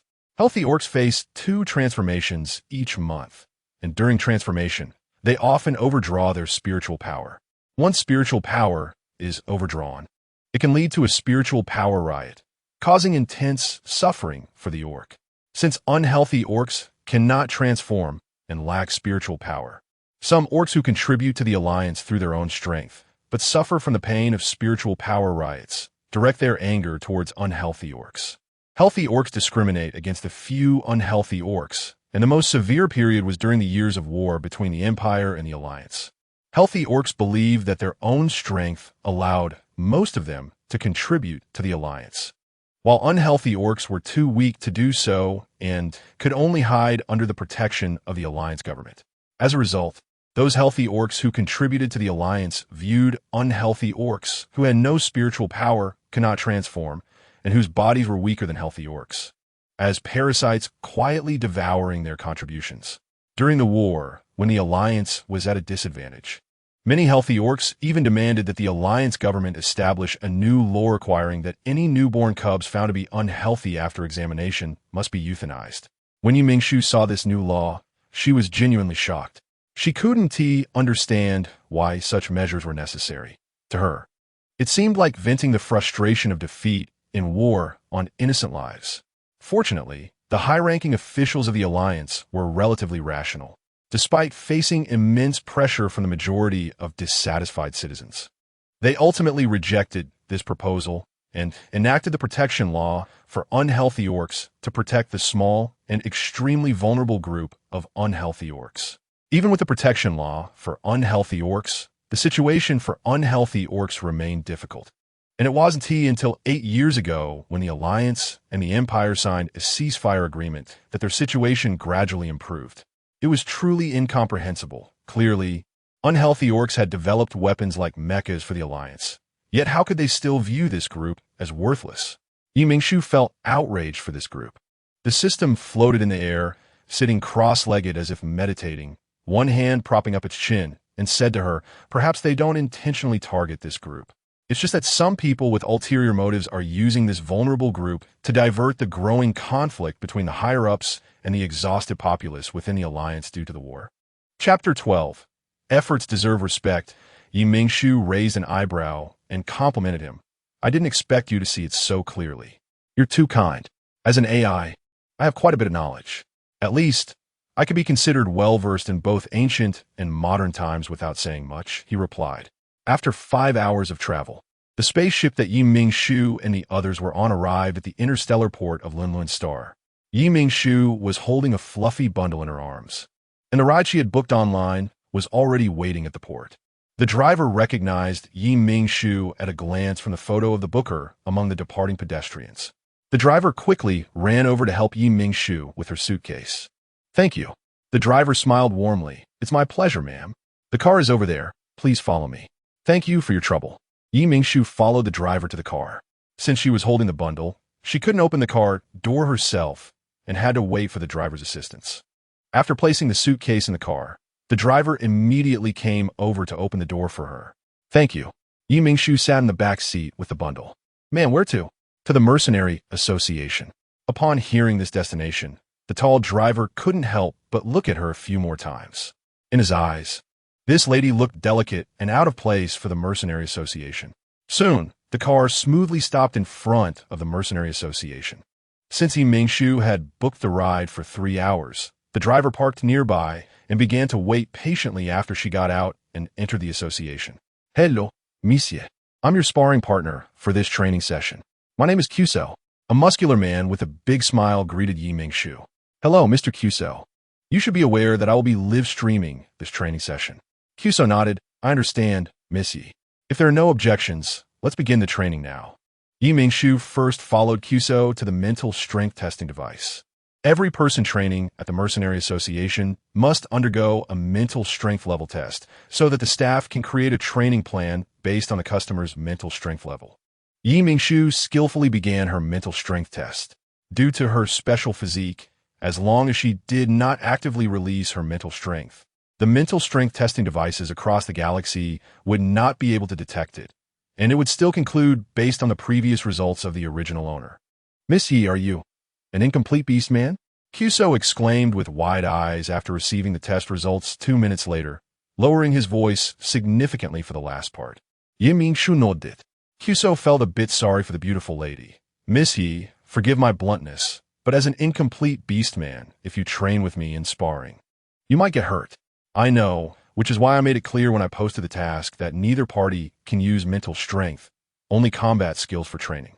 Kuso frowned. But even if I don't use mental strength, my bone and muscle strength alone is much stronger than yours. Mingshu understood that Kuso was kindly reminding her, you don't need to worry about that, Mr. Kuso. I won't overexert myself. I came to do this training to see if I can better protect myself using combat skills. You know, as a special group, we sometimes face some troubles. Indeed, after hearing Mingshu's last sentence, Kuso's expression changed.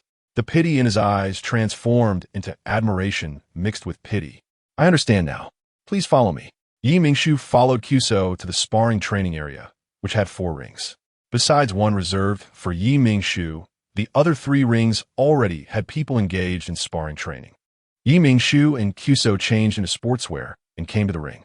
After signaling to Kuso, Mingshu turned on the live streaming device. Hello everyone, I'm the new blogger Wangla. Today, I'm not here to teach you how to cook. A few days ago, I saw some posts about me being an incomplete beast man, and many negative comments made me sad. I never thought that living hard would make me a target of scorn. Is it just because I'm an incomplete beast man? Mingshu's voice wasn't loud, but in the originally quiet venue, where only the sounds of sparring could be heard, everyone could easily hear her words, and they all stopped training to look at her.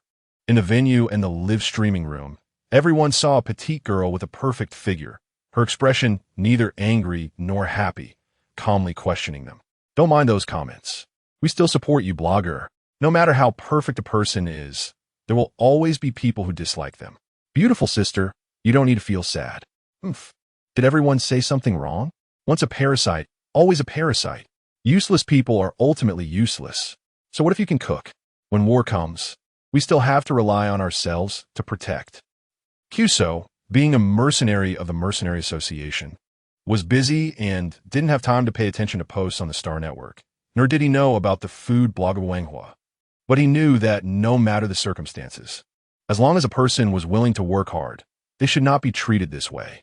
Through the live streaming room's comments projected in the air, he couldn't help but speak up. As long as a person is willing to work hard, they deserve respect from others. Those trolls couldn't accept being refuted, and upon seeing Kyuso speaking up for an incomplete beast man, they immediately began to flood the comments. Who are you? Are you also a waste like the blogger? Only a waste would speak up for another waste. I see this environment looks like the sparring venue of the Mercenary Association. You have the association's logo on you. Are you a mercenary? A strong mercenary speaking for an incomplete beast man. Are you not ashamed of your predecessors? Right? 8 years ago, your predecessors fought hard on the front lines while this woman hid in the back, enjoying a comfortable life. Don't you feel sorry for your predecessors today?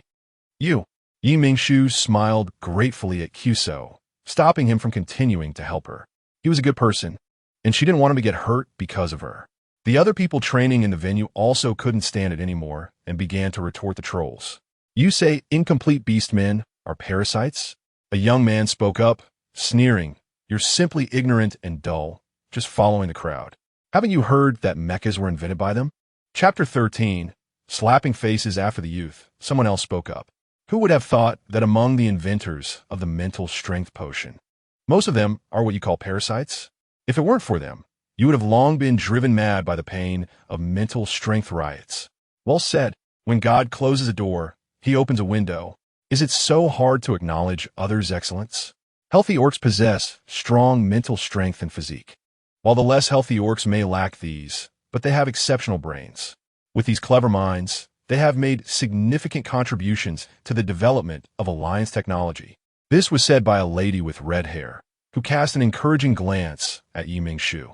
As expected, after hearing this, the haters started to retreat a bit, but they stubbornly continued to post comments without admitting defeat. So what? They're still cowering in the back. Exactly, they have no spirit of dedication to the country. Contributing to technological development? How ridiculous. Do healthy orcs have no one contributing to technology besides the less healthy orcs? ISN Ancient Earth Cuisine said to treat mental strength riots? Many researchers at the Ancient Earth Culture Research Institute are healthy orcs. Yi Mingshu deeply bowed to everyone who spoke up for her. Thank you all, but let us not argue with them. Instead, let me prove with my actions that we are not cowards. I will train in combat techniques with this mercenary gentleman without using mental strength. I hope that if I win, you will apologize to me and the less healthy orc community. Oh, what are you pretending for? If you win, not only will I apologize, but if anyone says something bad about your group in the future, I'll step in for you. This mercenary just spoke up for you. How can you guarantee he won't go easy on you during training? The person above is right. Change the person. Change the person.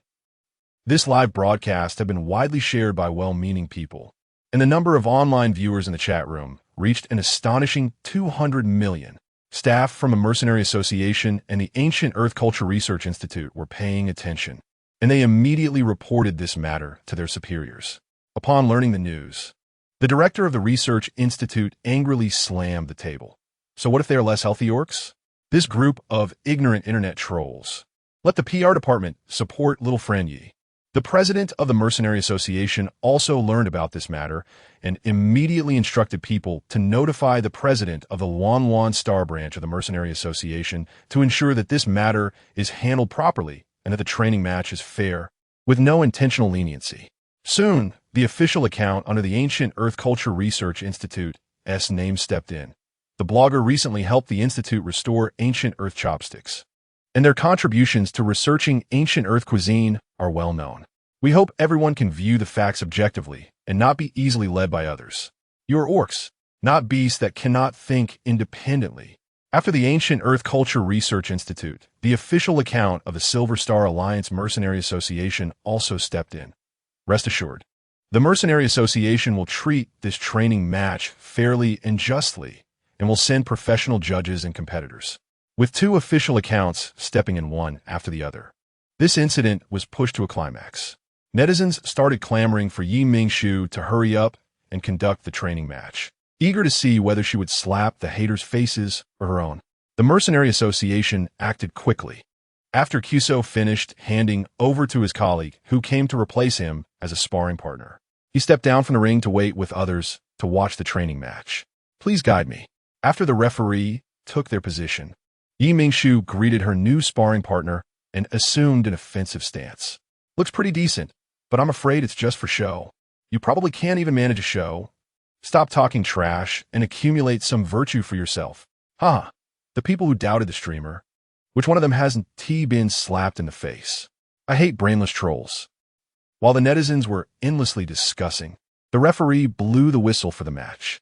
Mingshu focused intently on her opponent's movements, while the opponent was also testing her.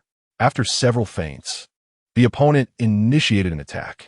Mingshu raised her arm to block the opponent's punch, and this hit made her realize the difference in physical quality between healthy and less healthy orcs. The opponent clearly didn't use full strength, but her forearm, which she used to block, hurt immensely. It seemed she could only rely on speed and technique to win. When the opponent launched a second attack, Mingshu quickly sidestepped, using Taiji to leverage the opponent's force, gently grasping the opponent's forearm. In the moment of the opponent's shock, she swiftly twisted his forearm, using the remaining force to strike his abdomen. Even being hit by residual force made the burly man grunt in pain. Then, Mingshu executed a clean shoulder throw, slamming the opponent to the ground. Wow, no way. This is possible. A waist can actually lift a strong man. Hey, watch your mouth. Who has the waist? Exactly. Can you be better than the blogger? Do you know so much knowledge and can restore tableware? Although the opponent was thrown to the ground by Mingshu, he didn't suffer any substantial injury and quickly got back up. The opponent, who had previously looked down on Mingshu, now had a serious expression and quickly launched another attack. Unlike before, Mingshu's speed was astonishing. While dodging the opponent's attacks, she inserted her left foot between his legs and firmly controlled the opponent's right arm with her right hand. With a charming smile on her lips, she quickly circled behind him, bending his right arm back, causing him to grimace in pain. Mingshu delivered a kick to the opponent's lower back, knocking him down again, and she sat on his back, pinning him so he couldn't retaliate. Mingshu sternly told him, "If you don't admit defeat, I will dislocate your arms, rendering you completely unable to resist." The man, filled with reluctance yet helplessness, knew that Mingshu's combat skills surpassed his own and that he could only surrender. The people present and the viewers in the live broadcast were stunned by her fluid operations, coming back to their senses only when the referee announced Mingshu as the winner. The chat room erupted, and fans seized the opportunity to mock the haters and trolls fiercely, with clever fans tagging those who had just slandered Mingshu one by one, forcing them to apologize to her and the less healthy orc community in front of billions of viewers. This incident brought tears to the eyes of many elderly, less healthy orcs, as if the cold glances and bullying they had received for decades had, in this moment, dissipated like smoke due to a young junior named Mingshu. The impact of this event was so great that the official government issued a statement, praising Mingshu for maintaining harmonious and loving relationships among the citizens of the Alliance. Chapter 14. A new perspective. I really underestimated Mingshu.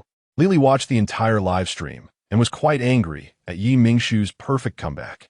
He couldn't understand why a small food blogger deserved so much attention from the official account, even risking being criticized by the entire internet to defend her. Just as Lily was fuming, Yinjun sent him a message, forcing him to suppress his anger and put on a smile to deal with this cash cow of his. When the call connected, Yinjun's sweet face appeared on the screen. Li Go, have you been following the streamer Overlord Flower? She's really cool and charming, and her values are right. I'm about to become her fan. You should sign her. She will definitely be popular in the future. Yinjun's words made Lily even more uncomfortable. But facing his cash cow, he could only force out an ugly smile and respond, "She doesn't sign with any platform." Yinjun, you should rest well. There's a competition tomorrow. Don't let outside influences affect you. Seeing her manager's unpleasant expression, Yun Jun asked with concern, Li Go, why do you look so bad? Are you feeling unwell? A bit. I need a rest. I'll hang up now. Lily hung up the call with resentment. Qi Wenshuan didn't expect that this petite woman, as an incomplete beast man, could defeat a mercenary, which made him view her with newfound respect and curiosity. Yi Mingshu arrived at the hotel arranged by the organizers, checked in, and then laid down on the soft bed, burying herself in the blankets. It took her half an hour before she finally got up again under Qi Wenshuan's worried gaze and ran to the bathroom to take a shower. While Yi Mingshu was showering, the system stayed in the living room and checked the live streaming platform data. Host, you now have over 4 million fans. Are you going to stream tonight? Sure, since I have to cook anyway. I might as well stream while I cook, Yi Mingshu replied. System, help me buy some ingredients, including fruits, vegetables, eggs, and meat. Prepare according to our time on Lunlun Star. No need to buy too much, just enough to eat. Okay. The delivery service on Lunlun Star was quick. By the time Yi Mingshu finished her shower, the ingredients had arrived. She looked at the ingredients purchased by the system and couldn't help but marvel at the researchers from the Earth Culture Research Institute. They were truly dedicated. Almost all the replicable Earth ingredients had been restored by them. Looking at the fresh eggs, kelp, and pork ribs, she planned to make a simple egg fried rice with kelp and pork rib soup. After tying her hair up and putting on an apron, Yi Mingshu opened the system's live streaming device. Hello everyone, I'm a new streamer Overlord Flower. Tonight, I'm going to teach you how to make egg fried rice and kelp pork rib soup. Wow, the blogger is so diligent. Just finished streaming in the morning and is back again in the evening. Beautiful sister, you were really cool this morning. Blogger, did you just remember you're a food blogger? Whoa, I've been waiting for the blogger to cook for so long. Finally waiting for today. Who else is feeling like they came to learn cooking but ended up forced to watch a face-slapping novel? I understand, feeling lost yet happy. You guys are so funny, hee ha ha ha.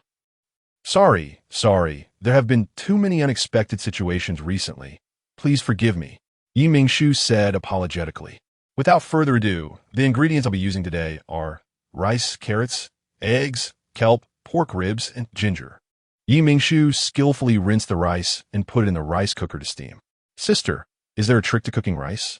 I always end up making it like porridge. Same question. Spread the rinsed rice evenly in the pot. Then place any one of your fingers vertically on the surface of the rice so that the tip touches the rice. And then add water until the water level is even with the first knuckle line. Screenshot. So simple. Thank you, sister. You're all too polite. Yi Mingshu shook her head at the camera and continued preparing the rest of the ingredients. She cut the clean pork ribs into small pieces, put them in a pot with boiling water to remove the blood foam, then took them out and rinsed them again. The cleaned kelp and pork ribs were put into the pot along with the sliced ginger, and finally, an appropriate amount of water was added to simmer. Everyone, remember to add ginger slices. They can effectively remove the earthy smell of the pork ribs and the fishy smell of the kelp, Yi Mingshu reminded. Since it's a bit late today, I'll use a pressure cooker for the soup. If you have enough time, use a clay pot. I personally think the soup from a clay pot is richer. Taking notes, clay pot soup tastes better. The blogger is so thoughtful, feeling much more reliable than most other bloggers, definitely following. The rice was also ready, and next, they started making the egg fried rice. The rice cooker beeped. Yi Mingshu transferred the rice to a plate, added 1 tablespoon of cooking oil, 1 tablespoon of light soy sauce, 1 tablespoon of dark soy sauce, 1 tablespoon of oyster sauce, and an appropriate amount of salt, mixing the seasonings with the rice evenly. The carrot was diced, and the eggs were cracked into a bowl. Whisking the yolks and whites together, she heated oil in the pan, added the egg mixture, and scrambled it until cooked, then set it aside. Next, she added the diced carrots and stir-fried them, and finally combined the rice and scrambled eggs in the pan, mixing them thoroughly. Tuanzi, it's time to eat. The egg-fried rice and pork rib soup were ready, and Yi Mingshu brought them to the dining table. Who is Tuanzi? What a cute name. Must be a lovely little kid. I just want to taste the food. Qi Wenshuan walked slowly to the dining table. When Yi Mingshu saw him coming, a smile immediately appeared on her face as she lifted him onto the chair. Qi Wenshuan adjusted his position just right to reach the tabletop with his front paws. Isn't this a panda cub? So cute. I've always heard that panda beast men are powerful but rare. This is my first time seeing one for real. Adult panda beastmen are cute enough, but their cubs are just ridiculously adorable. Cute cub. Come give any a kiss. Qi Wenxuan wasn't a completely clueless cub. He could understand the comments and had seen enough of the netizens' wild statements recently. So he was already used to it and paid no attention to them, focusing seriously on eating. Uffed. Yi Mingshu loved his aloof demeanor. When she laughed, Qi Wenxuan stopped eating, looked up at her with a serious expression. It was a bit awkward to be caught laughing, so she quickly shifted his attention. Eat quickly. Don't starve. The scene of one person and one cub eating together was very warm, earning another round of screams from netizens. After the meal, amidst the viewers' reluctant pleas, Yi Mingshu decisively closed the live stream. Chapter 15, Preliminary Round. The preliminary round of the food competition is held on Luan Star. As a beautiful tourist planet, Luan Star not only boasts stunning scenery, but also has the largest vegetable planting base and the biggest farm in the Alliance. Since ancient times, when Earth culture became prevalent, 70 of the food ingredients in the entire Alliance have come from Luan Star. The next day, Yi Mingshu came out of the hotel holding a rice dumpling and encountered a girl with collarbone-length curly hair in the lobby. The girl widened her eyes upon seeing her and enthusiastically approached. Beautiful sister, I am your loyal fan. My name is Zhao Yuan, and I'm also a food enthusiast. I'm a small blogger with low popularity on the platform. Zhao Yuan rushed forward, tightly grabbing Yi Mingshu's wrist. I hit a bottleneck while researching a dish, and if I hadn't seen your live stream for inspiration, I might not have broken through. The competition organizers had arranged a number of security personnel at the hotel and set up a special passage for the participating streamers to prevent overly excited fans from startling the bloggers, which could impact their performance during the competition. At that moment, many participating bloggers were also in the lobby and began to size up Yi Mingshu. After a brief moment, they seemed startled and quickly looked away. Just as Yi Mingshu was about to head to the competition via the passage, she was excitedly grabbed by Zhao Yuan, forcing her to stop in her tracks. Coincidentally, their position was right on the path to the passage. Before Yi Mingshu could figure out what was happening, someone bumped into her. She turned around and found that it was a tall, thin man wearing glasses. The man looked skinny but unexpectedly strong. The collision caused her to stumble, but Zhao Yuan quickly steadied her. The man seemed oblivious and continued on his way without looking back. How can you be like this? Don't you know to apologize when you bump into someone? Zhao Yuan complained on Yi Mingshu's behalf. However, the moment the man turned around, Zhao Yuan's face turned pale. A nameless, small blogger dares to speak to me like that? Are you too comfortable in life and making too much money? The man's voice was somewhat effeminate. Li Go, I didn't mean to. Please don't take it to heart. Zhao Yuan stammered, clearly frightened. Yi Mingshu appreciated her for standing up for her and stepped forward to protect her behind her. You should apologize for bumping into someone. But Zhao Yuan, seemingly panicked, shook her arm and whispered, Li is the most famous agent. We can't afford to offend him. Just let it go, sister. Yi Mingshu, sikit inyardli, realizing not everyone is like her, and refrained from saying more. Recently, Lily had been in a bad mood because of Yi Mingshu. When he saw her frowning and unhappy, his mood inexplicably improved. Lily called his assistant and disdainfully glanced at Yi Mingshu before leaving, with the assistant leading a dazed child closely behind him. Qi Wenxuan stared at the dazed child, as if seeing his younger self through her. Sister, let us go quickly. Don't look. Zhao Yuan tugged at Yi Mingshu's arm. Lily has the best resources on the platform. His bloggers, led by the most popular Yinjun, are all big shots and moneymakers. We small bloggers can't compete with Li. After some hesitation, Zhao Yuan decided to tell her about Li's past actions. To be honest, there have been many bloggers like you who were unwilling to sign with him. No matter how popular they were at first, they all eventually lost their heat and ended up being signed by Li at a very low price. One blogger even died in an accident. Yi Mingshu had seen this tactic many times in her previous life in the culinary world, and Zhao Yuan's words were undoubtedly what Li had done. Let us head to the competition venue first. The requirement for this preliminary round was for participants to create dishes using meat, with the top 30 participants in ticket votes advancing to the semifinals. The fierce competition for the leaderboard immediately began. The veteran bloggers showcased their best skills, hoping to maintain their status and not be shaken by newcomers.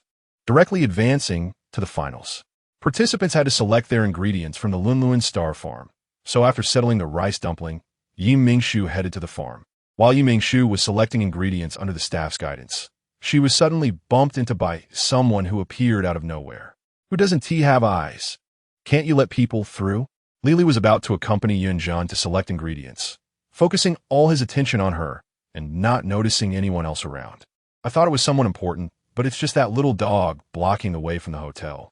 Mingshu frowned, clearly standing still and selecting ingredients. And it was the other party who wasn't watching where they were going. After recognizing that it was Li who bumped into her, Mingshu felt inexplicably relieved. As the saying goes, a good dog doesn't block the way, and Lily clearly was a good dog. This was the second time Li had bumped into her without apologizing. This time, he not only refused to apologize, but also turned the tables on her. Excuse me, I was standing still and didn't move. You walked into me without looking, Mingshu stated, meeting Li's gaze with an emotionless tone. Mingshu's eyes were clear and bright, and Lily felt as though she could easily see through him. This feeling was very unpleasant for someone with a dark heart like his. Miss Yi, you have quite the temper. Lily looked away with a sneer. I hope that you, a newcomer who refuses to sign, can stay popular. After making his sarcastic comment, Lily left, no longer caring about what ingredients his moneymaker Yunjun was choosing. Strangely, as Lily's blogger, Yunjun didn't rush to appease him, but instead stayed behind, looking worried and comforting Mingshu. Miss Yi, don't take Li Gu's words to heart. I believe you will develop even better. Keep it up. Thank you. You too. Seeing the beautiful girl with a sweet voice giving her a thumbs up, Mingshu felt much of her displeasure dissipate and smiled back at her. I won't take up your time any longer. I'll go select my ingredients now. Goodbye, Miss Yi. Goodbye. After Yunjun left, this little interlude came to an end, and Mingshu quickly selected the river shrimp she intended to use for her dish. Chapter 16. Garlic Butter Shrimp. Hello, everyone. I'm the host Overlord Flower. For this competition, I am preparing a dish of garlic butter shrimp. Garlic, I love garlic. If it's the same garlic sauce as last time, I can accept it too. It's river shrimp. The host's sister is indeed extraordinary, daring to use river shrimp with a fishy taste for the competition. But here's the question, isn't the host afraid of not handling the fishy taste well, causing the dish to fail? Come on, host. That steamed base from last time was delicious. This time should be no different. Thank you all for your support.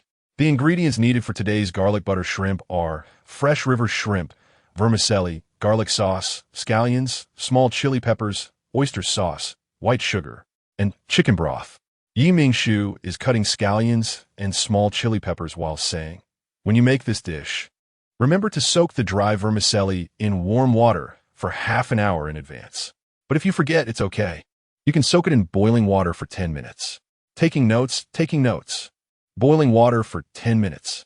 Sister Beauty, I want the recipe for the garlic sauce. You can go to the host's homepage. There's a replay of the garlic sauce recipe. Next, Mingshu prepares a small bowl, adding small chili pepper bits, 5 spoons of garlic sauce, 1 spoon of oyster sauce, 1 g of white sugar, and an appropriate amount of salt, mixing all the seasonings evenly for later use.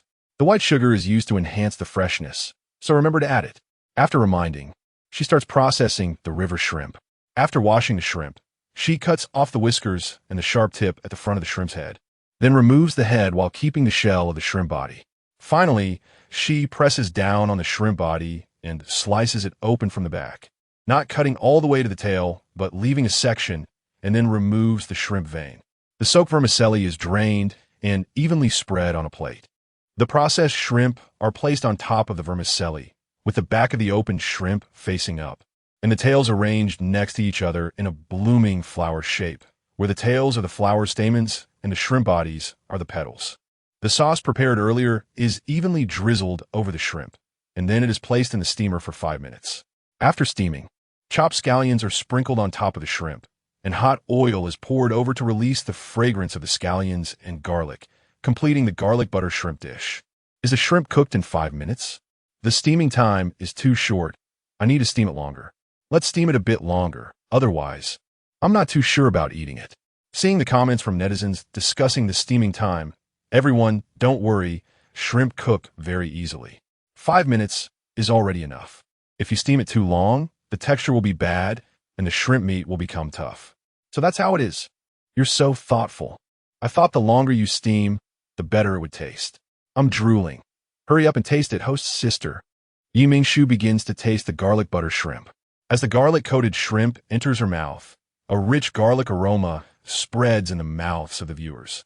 After chewing, the garlic flavor, enhanced by the oil, envelopes the sweetness of the shrimp meat, leaving the viewers stunned in front of the screen. I love this flavor. The shrimp meat is firm and springy, not tough at all, just like live shrimp dancing in my mouth. Is this what the host meant by shrimp cooked for 5 minutes? The shrimp meat is so sweet. Host, how do you do it?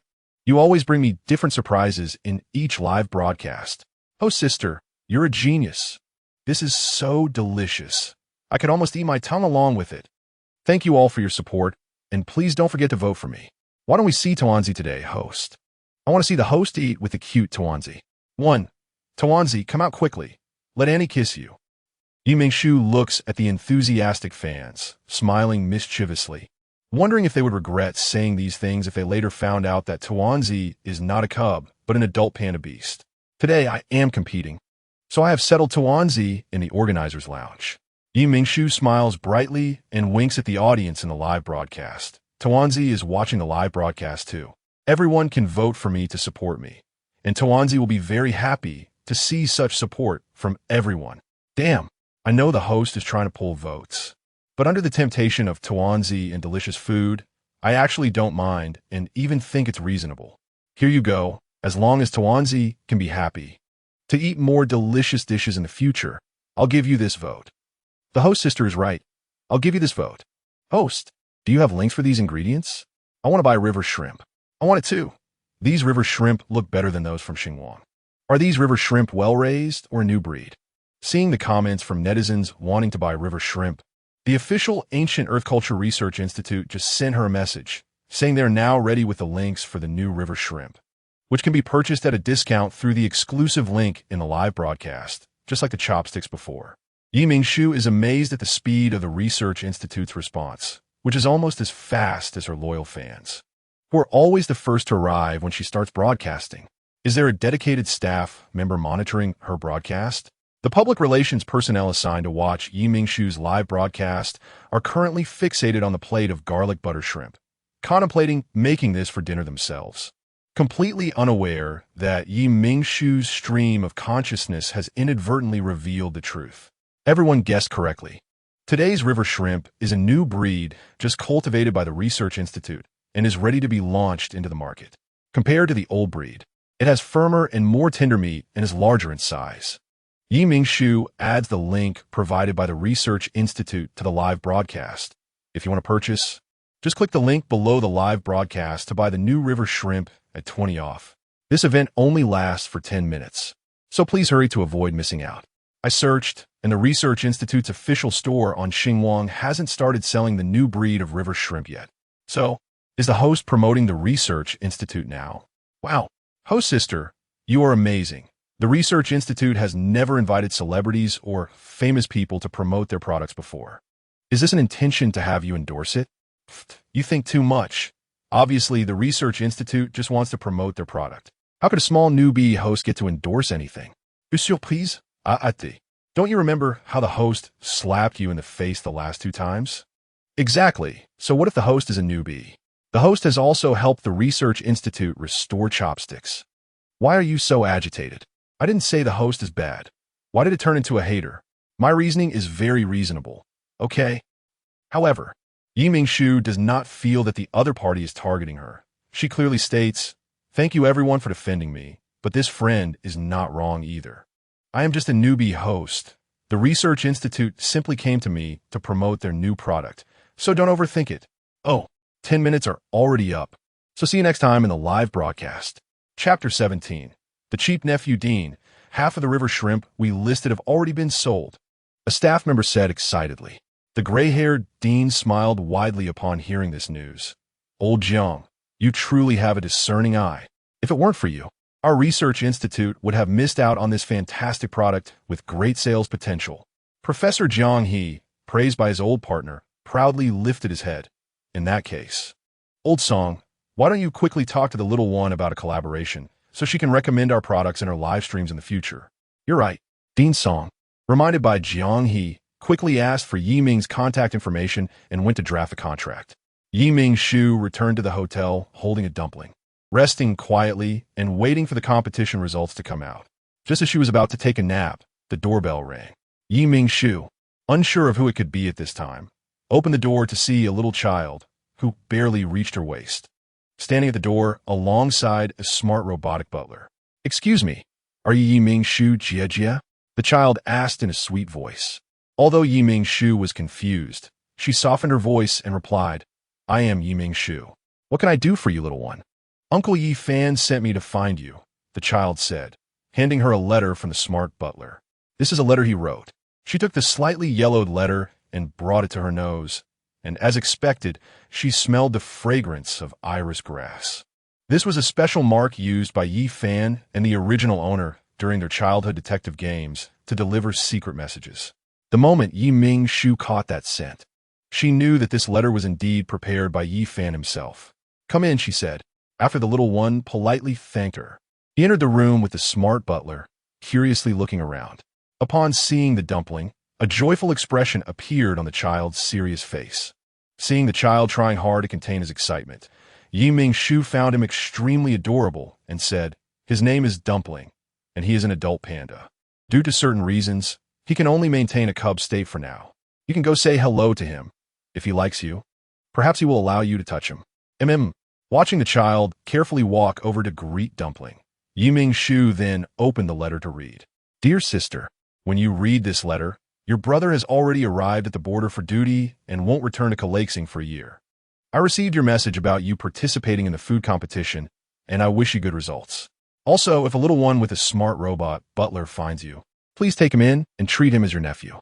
Seeing this, Yi Mingshu raised her eyebrows and glanced at the little boy who was playing ball with Dumpling. The child had beautiful features and a lovely appearance, but he didn't seem to resemble Yi Fan at all. Could it be? Yi Mingshu shook her head to dispel the messy thoughts and continued reading the letter. Yi Fan explained the child's background in the letter. The child's name was Yu Mingxing, and he was the son of Yi Fan's comrade. Unfortunately, the comrade had recently passed away due to a sudden heart attack, leaving behind a son. The comrade's family was disharmonious, with many greedy relatives who began to fight over custody of the child. Seeing Yu Mingxing as a child with $1 million inheritance, ultimately, custody was awarded to his aunt, and Yu Mingxing moved in with her. However, his aunt's husband was a gambling addict, and the only reason she took him in was for the money he held. After learning that the money could only be inherited by Yu Mingxing when he turned 18, and that he could only withdraw a minimal monthly allowance of 2,000 yuan, his uncle began to abuse him. While his aunt felt sorry for her brother's child, she never stopped her husband's violence, quietly tending to Yu Mingxing's wounds while shedding tears for him. Yu Mingxing's father had been a close comrade of Yi Fan, and one day, when Yi Fan visited Yu Mingxing, he coincidentally caught his uncle beating the child. Enraged, Yi Fan immediately dealt with the man and subsequently took Yu Mingxing away. After reporting the incident to the relevant authorities and military, Yu Mingxing was taken to an orphanage. Yi Fan couldn't bear to see such a young and sensible child sent to an orphanage, and after much effort, he finally got approval from his superiors to adopt Yu Mingxing. However, shortly after the adoption paperwork was completed, he received orders to the border for a year, which left him no choice but to send Yu Mingxing to Yi Mingshu. Yi Mingshu sighed softly, knowing her brother had already put it this way. How could she refuse? Moreover, a child as big as Yu Mingxing could completely take care of himself. All she had to do was ensure he had 3 meals a day, which was simply adding another set of utensils and wouldn't affect her normal life at all. Yi Mingshu walked over to Yu Mingxing, and Dumpling squatted down and placed a letter in front of Dumpling. She then said to Yu Mingxing, "From now on, you can stay with me peacefully. Yi Fan has already told me about your relationship. If you are willing, you can treat me as your aunt. I'm not a particularly impressive person, but I can be considered a competent cook, and I guarantee I'll make delicious and nutritious meals for you." "Thank you, sister." Yu Mingxing replied obediently with a smile. Yi Mingshu looked at the well-behaved little boy and didn't say anything further, knowing that it would take time for him to accept her. Such things couldn't be rushed. You must be tired after traveling all the way from Kalaxing. Let me take you to wash up, and then you can have a comfortable nap. I'll call you for dinner. Yi Mingshu stood up. Seeing this, Yu Mingxing quickly stood up and nervously followed her to the bathroom. Sister, I can wash myself. You just need to help me adjust the water temperature. Hearing this, Yi Mingshu frowned, wondering if a 7-year-old child could really wash himself properly. Yu Mingxing misunderstood, thinking her frown was similar to how his uncle would react before hitting him. Nervously, Yu Mingxing quickly said, "No need to trouble, sister. I can adjust it myself." Yi Mingshu noticed his sudden nervousness and was puzzled by what was happening. Turning to look at Yu Mingxing, she remembered what he had been through. She scolded herself for being careless, then softened her expression and gently explained, "Sister isn't bothered. I'm just afraid you won't know how to wash properly." Chapter 18. A dark horse. Yu Mingxing's tense emotions ease a lot because of her words, but he still insisted on taking a shower by himself. "Sister, don't worry. Dad taught me how to take a shower by myself before. I can wash myself clean and won't dirty the sheets." Oh my God, did this child misunderstand? She wasn't worried about him dirtying the sheets. She was just afraid he wouldn't clean himself properly and would feel uncomfortable. Although Yi Mingshu was constantly complaining inside, she still smiled gently. "That's great. I'll adjust the water temperature for you, and you can wash yourself, okay?" "Okay." After adjusting the water temperature, Yi Mingshu returned to the living room. At this moment, Qi Wenxuan had already finished reading the letter and was feeling heartbroken for Yu Mingxing's situation. Yi Mingshu was studying the smart butler that Yu Mingxing brought when she suddenly heard a message saying that due to system upgrades, the system would temporarily enter sleep mode and could no longer continue to use the simulation to appear beside her. "Host, future tasks will be directly prompted to you. Good luck. Thanks for the good wishes. Hope you level up quickly." Yu Mingxing took a quick shower, and when he came out, he happened to see a person and a panda studying the smart butler he brought. "It's called Fu Fu, and it was a birthday gift from my dad." Hearing Dad, his childish face showed a hint of childlike innocence. "Fu Fu? What a cute name. It just cleaned the kitchen for me. Ering Yemingshu, Paraise Fu Fu." Yu Mingxing revealed a big smile, happier than when he was praised himself. "Fu Fu is amazing. It can not only clean up, but also help me sleep. And it can protect me when I'm in danger." "Huh, does the new type of smart butler have this function?" The little boy proudly said, "Of course not. Only Fu Fu has it, because Fu Fu was specially made for me by Dad." "That's impressive." Yu Mingxing stared into her eyes and after a while revealed a sincere smile. This sister, like Colonel Yi Fan, truly thought his dad was amazing, not just flattering him to make him happy. Qi Wenxuan quietly watched the interaction between the two, then slowly walked to Yu Mingxing's side, gently nudging his leg with his head. "Does Tuanzi also think my dad is amazing?" Yu Mingxing joyfully squatted down. Yi Mingshu saw the somewhat aloof panda nudge the child's leg, as if affirming what he said. "Thank you." Yu Mingxing carefully hugged the panda. Feeling no resistance, he happily pulled him into his arms. "TSK, TSK, TSK. When I want a hug, he looks all indifferent, but when it's a little cub, he's fine with it." Such double standards. Yi Mingshu couldn't help but smile. "Don't talk nonsense. He isn't double standard. He is at least an adult male. You should be a little more reserved and not press him against your chest every time. Okay?" Although he is currently in a cub form, he is still an adult male at heart and can feel shy. "Sister, do you want a hug?" Yu Mingxing obediently handed the panda to Yi Mingshu. Qi Wenxuan fell silent. "He is not a toy. He is a beast man like you. Please ask him if he is willing, okay?" Yi Mingshu felt his helplessness and couldn't help but laugh. No, it's almost mealtime. I'll go cook for you. You play nicely with Tuanzi. Sister, I'll help you." Yu Mingxing threw down Tuanzi and followed Yi Mingshu into the kitchen. Yi Mingshu didn't refuse and cheerfully said, "Okay, you can help me wash the vegetables." "Okay." Yu Mingxing sighed in relief. He was afraid his sister would reject him. The kitchen counter was just at Yi Mingshu's waist, which was a bit high for him.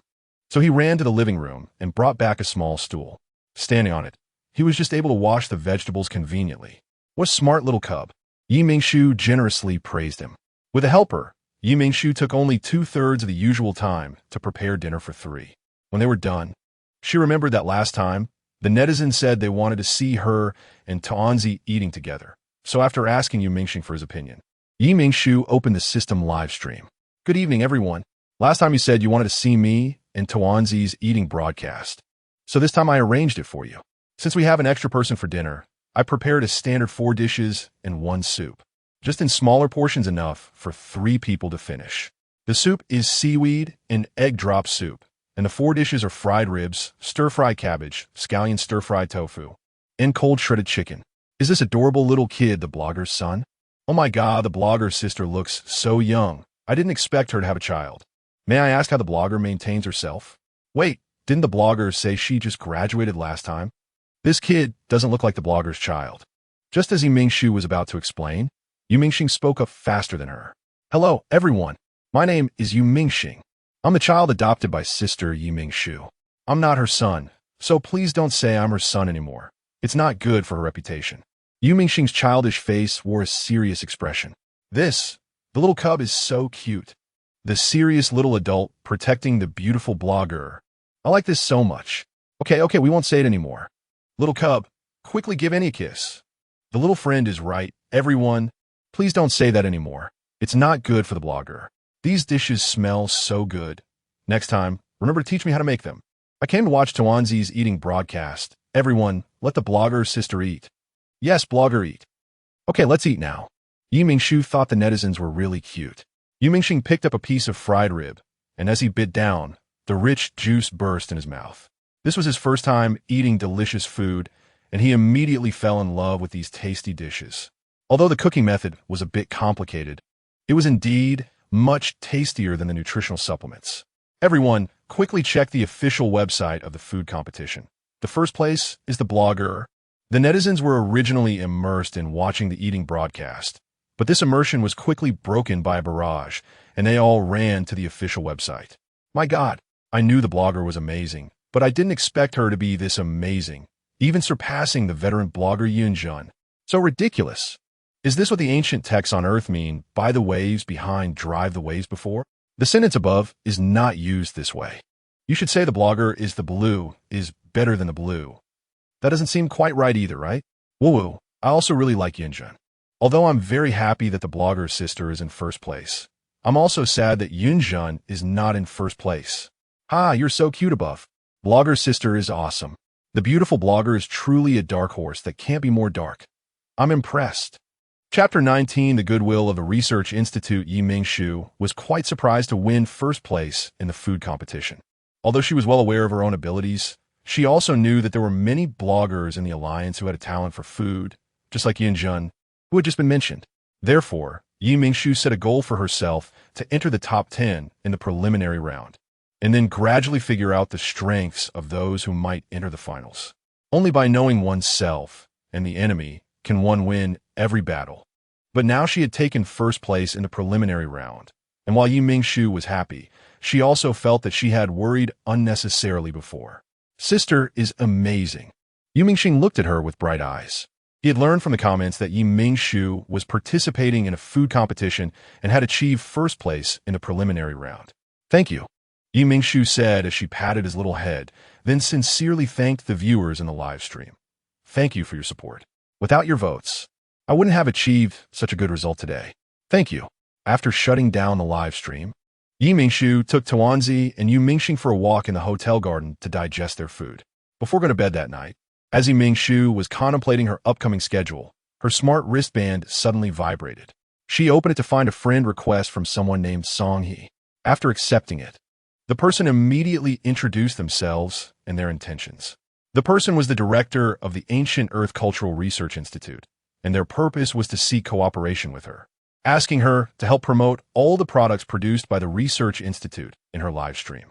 For every transaction completed, she could earn a 30% profit, and the Institute would provide her with fresh ingredients for free every day. System prompt. Congratulations, host, for triggering the hidden task. Researching food also requires money. Please reach an agreement with the Ancient Earth Cultural Research Institute. Task hint. This task is related to the original character's information and will unlock more related tasks in the future. Task reward. Yi Mingshu's identity clue fragment. Yi Mingshu's eyes lit up. Who wouldn't agree to such a profitable deal? After reading through the contract and confirming there were no traps, she decisively signed her name. Mingshu. Happy cooperation, Director Song. Song He. Happy cooperation, Miss Yi. System prompt. Congratulations, host, for completing the hidden task. Researching food also requires money. Due to a system upgrade, task reward. Mingshu's identity clue fragment is on the way. Please wait patiently. Although a bit disappointed, Mingshu still went to sleep with a happy heart, enjoying a good night's sleep. However, in another room of the hotel, someone was unable to sleep because of this matter. Lily was still waiting for feedback from the Ancient Earth Cultural Research Institute regarding the cooperation for selling goods. But unexpectedly, he first received news about the cooperation between the Institute and Mingshu for selling goods. He threw the teacup in his hand at his assistant's head. If you hadn't gone late, how could this cooperation have gone to Mingshu? The assistant stood frozen in place, not daring to move. Seeing this, Lily became even angrier. Useless, get out.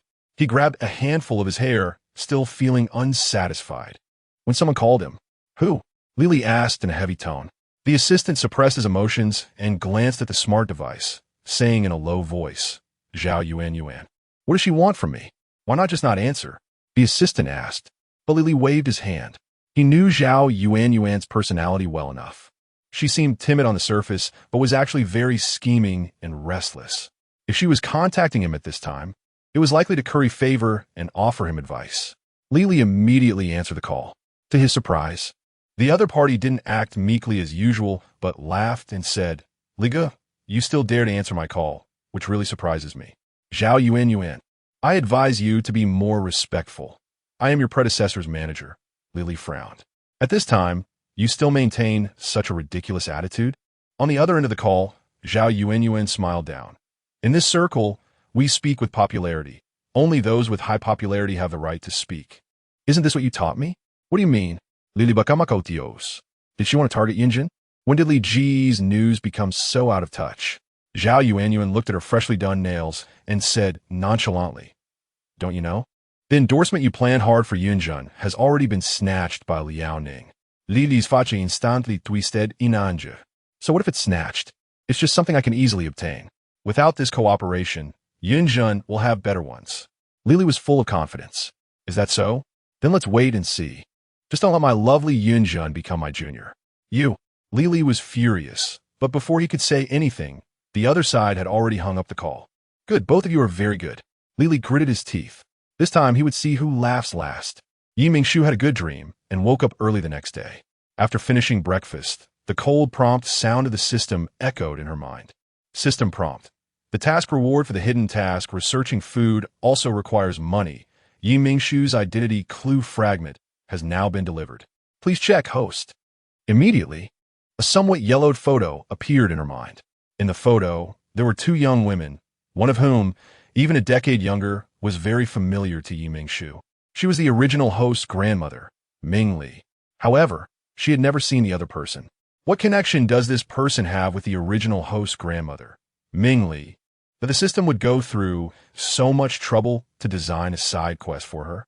At this moment, Mingshu also received an email from the competition organizers. Please make sure to check in at the Central Hotel of Ocean Star before the semi-finals of the food competition. If you do not check in the day before the competition, it will be regarded as a forfeiture of qualification. There are 4 days until the semi-finals, which was ample time. She could still take Tuanzi and Mingxing to enjoy themselves on Lunluan Star. However, just as Mingshu was planning how to have fun, the fire alarm in the hotel suddenly went off, and the deafening alarm caused many guests to rush out of their rooms, hurriedly running down the escape route. Mingshu also picked up Tuanzi and Mingxing and rushed towards the door, but just as she opened the room door, a tall figure squeezed in and locked the door behind him, with both hands holding Tuanzi and Mingxing. She had no time to stop the other's actions and could only watch warily as she slowly retreated to the living room, placing Tuanzi and Mingxing behind her for protection. "Sir, there is a fire. It would be better to escape through the emergency exit as soon as possible." The figure wore hotel staff attire, but had a baseball cap and a mask. If Mingshu still thought he was harmless in such an outfit, she would truly be naive. Chapter 20. The hero saves the beauty escape? I came here to take your life. How could I let you escape? The man sneered. I'll pay double, no, triple what they offered. Mingshu had others to protect behind her, so she could only negotiate with him, hoping that he could be swayed by money. Unfortunately, the man didn't care about her words at all and pulled out a gun, aiming it directly at her face. What a pity, Miss Yi. If it were any other time, I might hesitate, but this time, I can't afford to fail. If you don't die, I will be executed. The man clicked off the safety. I'm sorry, Miss Yi. I hope you have a better life in your next one. The man pulled the trigger without hesitation, and a laser beam shot towards Mingshu. During their conversation, Mingshu had taken the opportunity to condense an SS-level mental barrier using her mental power, which ordinary weapons, including that gun, could not break through. However, even if it couldn't be broken, the damage from a laser could still harm her mental power, and she could easily suffer severe injuries, making it easier for the man in black to attack her afterward. Mingshu gritted her teeth, her brain racing to come up with a countermeasure. But the anticipated pain didn't come. A tall figure blocked her in front, and the bullet left no trace on his exposed skin. How is this possible? Who are you? The man stared at him in shock, but that person ignored him completely, swiftly disarming him of his arms and jaw. Mingshu saw his actions and wanted to tell him to spare the assassin's life, but before she could speak, she was silenced. After doing all this, Wen didn't turn around but first tore off the tablecloth to wrap around his waist before coldly asking, Are you hurt? No. Mingshu shook her head and sincerely thanked him. Thank you.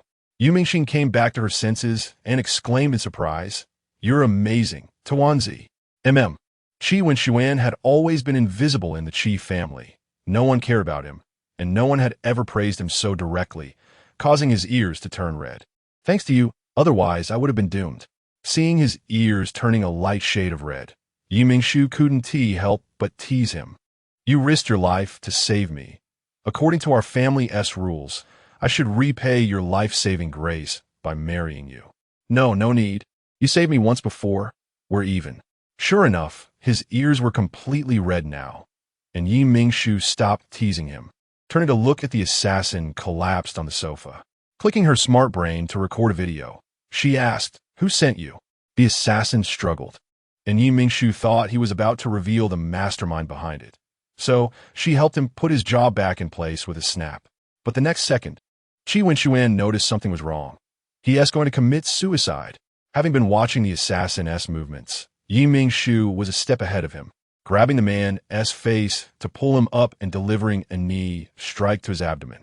Ugh! The man grunted, and the poison capsule in his mouth was expelled with his stomach acid. After doing all this, Mingshu casually tossed him back to the ground. You hurt me and think you can die so easily? Dream on. Wen was somewhat surprised by Mingshu's decisiveness, but he didn't say much. The man fell to the ground again, feeling pain all over, but he didn't faint. Hurry up and kill me. The man's voice was hoarse, and as soon as he finished speaking, he began to cough violently. Tell me who sent you, and I'll give you a quick death. Mingshu remained unmoved. The muscles in the man's arms instantly tensed. Even if you expelled the poison, it had already interacted with the stomach acid and digested part of it. Although the amount wasn't lethal, the pain was still there. Are you really not considering it? I said. The intense pain in his organs made him yield. It's Li. He is the one who sent me to kill you. Just yesterday, the man received 2 commissions. One was from Li, while the other had an unknown identity and address. However, Li's commission was just to intimidate Mingshu, while the other, with an undisclosed identity and address, was to kill her. Mingshu snorted upon hearing this. The man saw her foot lift, preparing to stomp on his chest, and he nearly gasped for air. There's another person, the man hurriedly said. Who? Lily wouldn't dare commit murder. She didn't believe the man was telling the truth. Seeing the man fall silent, Mingshu didn't hold back, stepping hard on the man's ribs, making him scream in pain. I'll talk.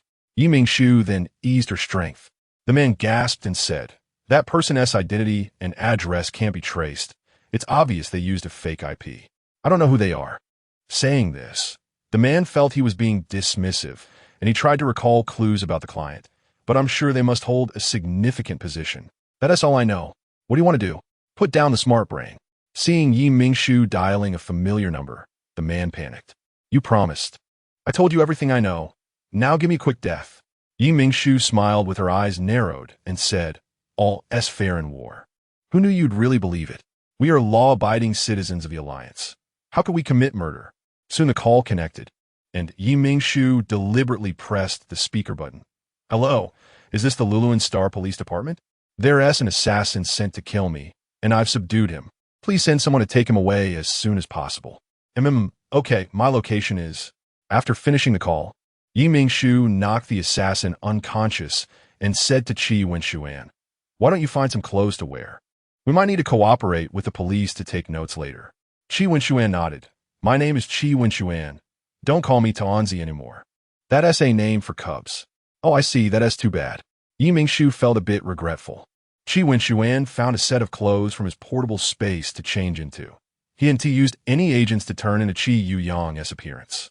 He had always lived in the Qi family's ancestral home and hadn't shown himself to many outsiders, so he didn't worry about being recognized. He was also not concerned about the police on the way. The police arrived quickly. After investigating the scene and taking statements from Yi Mingshu and the others, they took the still unconscious assassin back to the police station. Before leaving, they instructed Yi Mingshu and the others to stay on Luluan Star for 3 days. And they could only leave once the investigation was almost complete. Okay, don't worry. If you need help with the case, you can contact us at any time. Chapter 21. The dragon-slaying boy becomes an evil dragon after sending off the police. Yi Mingshu spent 3 enjoyable days in Luluan Star with Qi Wenshuan and Yu Mingxing. On the 4th day, while leaving the hotel, the 3 of them encountered Zhao Yunyuan, who was also planning to leave. Yi Mingshu, would you like to book a hotel with us? If anything happens again, we can look out for each other, Zhao Yuanyuan said, her eyes lighting up as she approached Yi Mingshu. Upon seeing the 3 food streamers behind Zhao Yuanyuan, Yi Mingshu politely declined. Thank you for your kindness. But the organizers have already arranged our accommodations, and it's not convenient to change now. You're right, but if you really want to change, it's not a big deal. Do you think it would be inconvenient for the child to stay with us?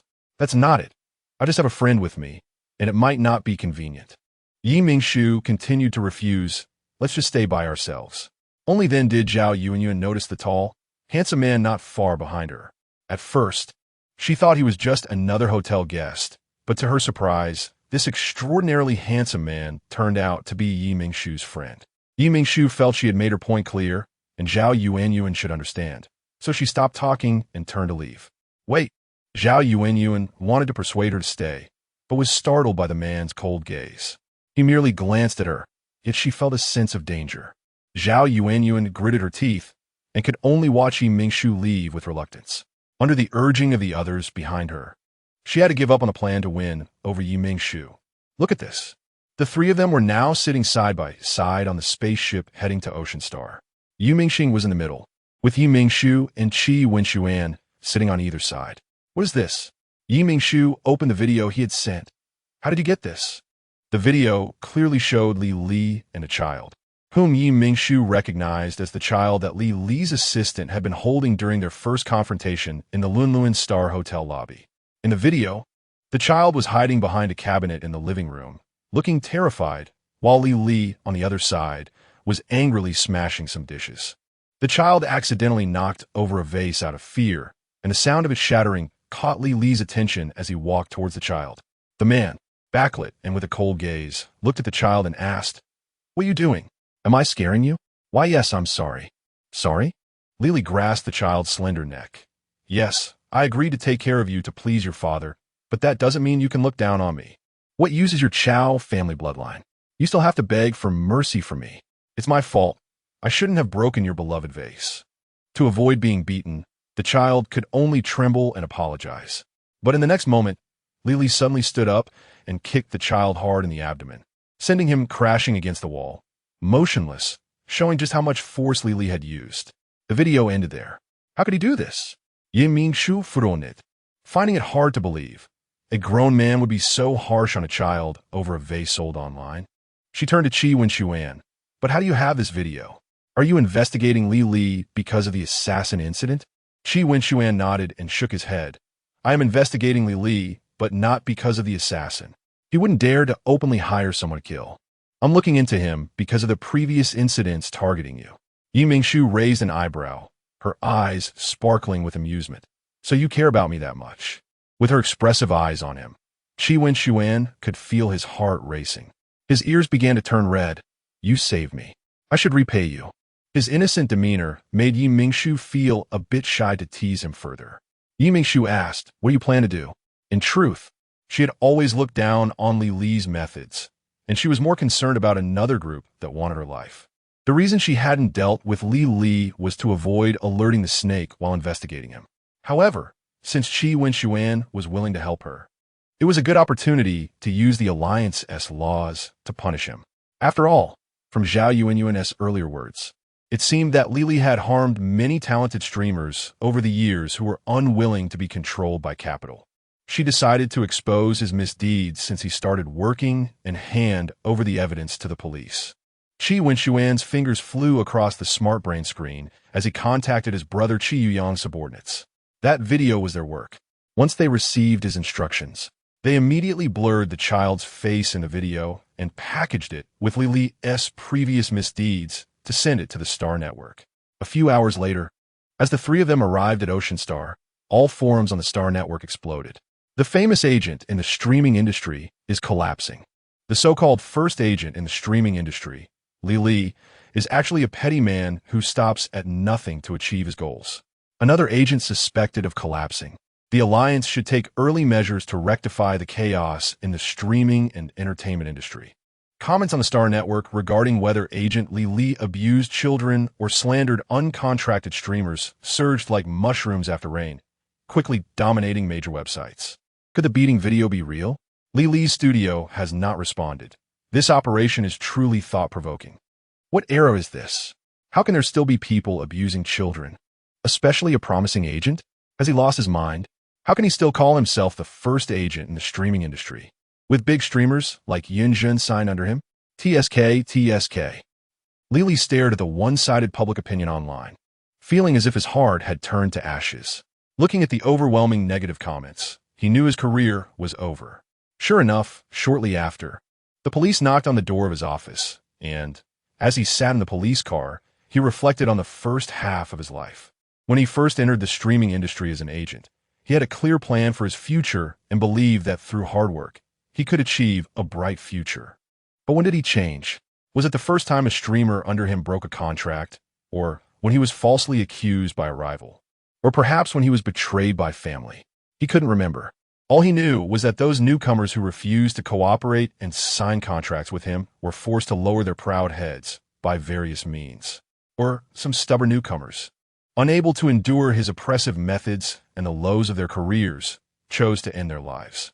The dragon-slaying boy finally became the evil dragon. Perhaps this was the retribution for all the wrongs he had committed. Chapter 22 Xuan, because of the severe impact of Li's case. After he was sentenced to 30 years in prison by the Alliance Court for multiple crimes, including intentional injury, child abuse, and defamation, a large-scale purge was launched in the entertainment and live-streaming circles throughout the Alliance. Many well-known agents in the industry fell from grace, with numerous individuals committing crimes similar to Li's, receiving sentences of several years to over a decade in prison. The Star Network praised this action, claiming it was the largest cleanup of the entertainment and live-streaming industries since the establishment of the Alliance, effectively rectifying the atmosphere of both circles. This was largely thanks to you. If it weren't for your operations behind the scenes, there probably wouldn't have been so many lawbreakers brought down. Mingshu looked at Xuan seriously. Xuan didn't know what was wrong with him. Clearly, he was only being looked at by the other party. Yet he couldn't control his heart, which felt like it was about to jump out of his chest every time. Mingshu silently watched as the man's ears turned red. She really didn't do anything. Why was he being shy? Seeing Xuan looking shy like a little bride, Mingshu suddenly spoke up. Do you want to be my boyfriend? Xuan was shocked. What was she saying? Why did she say that? Was she really considering offering herself in gratitude for saving her? What kind of expression is that? Are you disgusted by my looks, thinking I'm not worthy of you? A handsome guy? No. Xuan shook his head vigorously. Of course not. You're not ugly. You're very beautiful and excellent. Qi Wenxuan wasn't lying. When he first saw her by the fire on the barren star, he thought she was beautiful. Whether it was during his time at the Qi family or after his brother's disappearance when he took on tasks in his place, he had never seen a woman more beautiful than her. When he first heard her say she wanted to offer herself, he knew she was teasing him. Yet despite that, he couldn't help but feel happy because this was the first time someone other than his brother didn't see him as a monster and even said they liked him. But, thinking of his background, Qi Wenxuan's mood darkened. I'm not worthy of you. Mingshu clearly sensed the change in his mood. She raised an eyebrow. Not only do you look good, but you also have a great figure and strong combat ability. How could you not be worthy of me? Don't forget, I'm an imperfect orc. In the eyes of most people in the Alliance, if we were to be together, it would be me climbing high to be with you. Qi Wenxuan retorted. No, you're better than most perfect orcs. They can't compare to you. Mingshu looked at him seriously. What if I say I just want to be your girlfriend? Qi Wenxuan stared blankly at her. You don't understand. After a while, it seemed he had made some determination, and he said to her, I'm actually Qi Yuyang's half-brother. Although we share the same father, I was just a product created by my father in the lab, using his genes and the genes of an excellent female orc to protect my brother. I possess an unprecedented SSS-level mental power in the galaxy. Because I was born in the lab, everyone who knows my origins, including my father, sees me as a monster, except for my brother. And because I have SSS-level mental power, my father decided to train me to be a weapon for the Qi family. Perhaps out of fear, those who used to treat me coldly began to treat me with respect. But that's all. I know that in their eyes, I am still a monster. Just now a monster that can instill awe and fear. Qi Wenxuan looked at Mingshu. If you are with me, you will gain nothing. My father only has one son, and even now that my brother is missing, that son will never be me. He will always be the young marshal of the Alliance. Qi Yuyang, do you understand? Wait, you said you were created to protect Qi Yuyang. So the great achievements made for the Alliance were actually not by Qi Yuyang, but by you? Mingshu interrupted him. Qi Wenxuan was taken aback, not expecting her perspective to be so unique. Originally, my father planned for me to disguise myself as my brother and take his place on the battlefield, but my brother disagreed. Qi Wenxuan thought of the Sunny Man and couldn't help but smile. To resist my father, he even said he would sever their father-son relationship. His father knew his temper and was afraid he would really do it in anger, so he had no choice but to compromise. But his father didn't want him to take risks, so he made me disguise myself as his subordinate to secretly help him eliminate enemies. So, I was merely a human weapon, relying on excellent command to help the Alliance repel enemies, while it was still the young Marshal Qi Yuyang who was in the spotlight. Mingshu didn't see it that way. During that time, there was an incident where a massive wormhole appeared on a residential star, and the insect race mistakenly entered the Alliance through the wormhole, causing great destruction and casualties. News reports said that it was the young Marshal Qi Yuyang who led the troops to repel the insect race and sealed the wormhole to help the residents of that star rebuild their homes. If I'm not mistaken, the Qi Yuyang in the reports is you in disguise, right? Mingshu looked at him. How did you know it was me? Qi Wenxuan was somewhat surprised. After all, besides his father and him, no one else knew about Qi Yuyang's disappearance. The command styles are different. Mingshu slowly said. Qi Yuyang's command style is bold and straightforward, and the army's combat style is fierce and aggressive, without much subtlety. However, during the battle against the insect race, the army's combat style was indirect and targeted. You handle the matter with Li very delicately. Qi Wenxuan looked into her eyes. He felt an unusual emotion in his heart. Mingshu's beautiful eyes seemed to understand his inner loneliness, making him want to get closer. My father won't let me leave the Qi family. You won't be blessed if you are with me. Qi Wenxuan's eyes revealed sadness. He didn't want her to be treated like that because of him. Mingshu's tone remained unchanged. You're the first SSS-level mental power user in the entire history of the galaxy. As long as you want, you can completely free yourself from your father. First, you are an independent person, and only then are you the second son of the Qi family. You should live for yourself. No one has ever told me this. Qi Wenxuan murmured. Now, you have. Mingshu stepped forward and held his hand. Everyone should have their own life. No one should become someone else's shadow. Chapter 23, Zhao, Xinlan's mother here. As Mingshu arrived at the competition gathering place, she heard a familiar voice. Turning her head, she indeed saw the enthusiastic Zhao Yuan. After not seeing each other for a few days, the girl's enthusiasm for her remained unchanged. "You're really early," Mingshu responded somewhat coolly, giving off an air of aloofness. This time, the organizers required contestants to form teams of 2 on their own, and Zhao Yuan had previously mentioned that she was a fan of Mingshu. But this time she did not take the initiative to invite her to team up. "I'm really sorry, but I've already discussed teaming up with someone else," Zhao Yuan said, looking somewhat dejected. But Mingshu did not feel that she was very disappointed. Just as she was about to say a few comforting words to Zhao Yuan, the latter pulled over her partner, who was standing not far away. "Let me introduce you. This is Zhang Jian, my partner for this time." Mingshu shifted her gaze to Zhang Jian, who was a shy girl with a timid voice. "Hello." The girl lowered her head, not daring to look at her. "Hello." Mingshu replied with a smile. Zhao Yuan was watching this scene with satisfaction when she suddenly noticed someone staring at her. She turned her head to meet the gaze of another girl, who suddenly tucked her hair to one side to cover her face. Mingshu certainly noticed Zhao Yuan's unusual behavior. Following the direction of Zhao Yuan's gaze, she happened to see a familiar face. Lan. Hearing someone call her, the girl who had been looking at Zhao Yuan turned around and, upon seeing that it was Mingshu calling her, happily ran over. "Sister Yi." A staff member stopped the little girl. "You can't go over, little one." Mingshu said, "I know her. Please let her come over." This little girl was someone Mingshu had met at the Mercenary Association. She was being fostered by a family next to the association.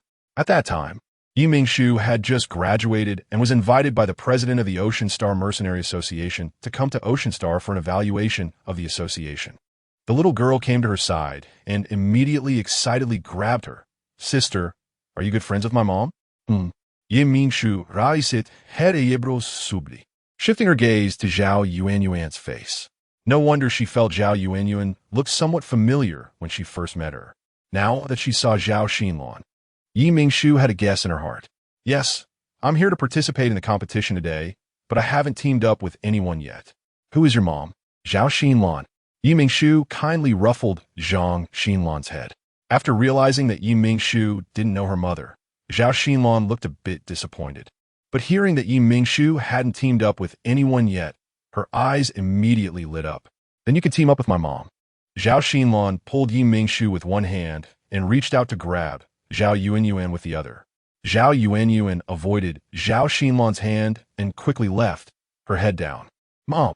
Zhao Xinlan held onto Mingshu, staring blankly at Zhao Yuan's departing figure, not understanding why her beloved mother would pretend not to know her. Mingshu looked at Zhao Yuan's back and pursed her lips, comforting Zhao Xinlan. Lan, you might have mistaken her for someone else." Yes. Zhao Yuan's information shows that she is single and unmarried. "Little one, you might really have mistaken her, right?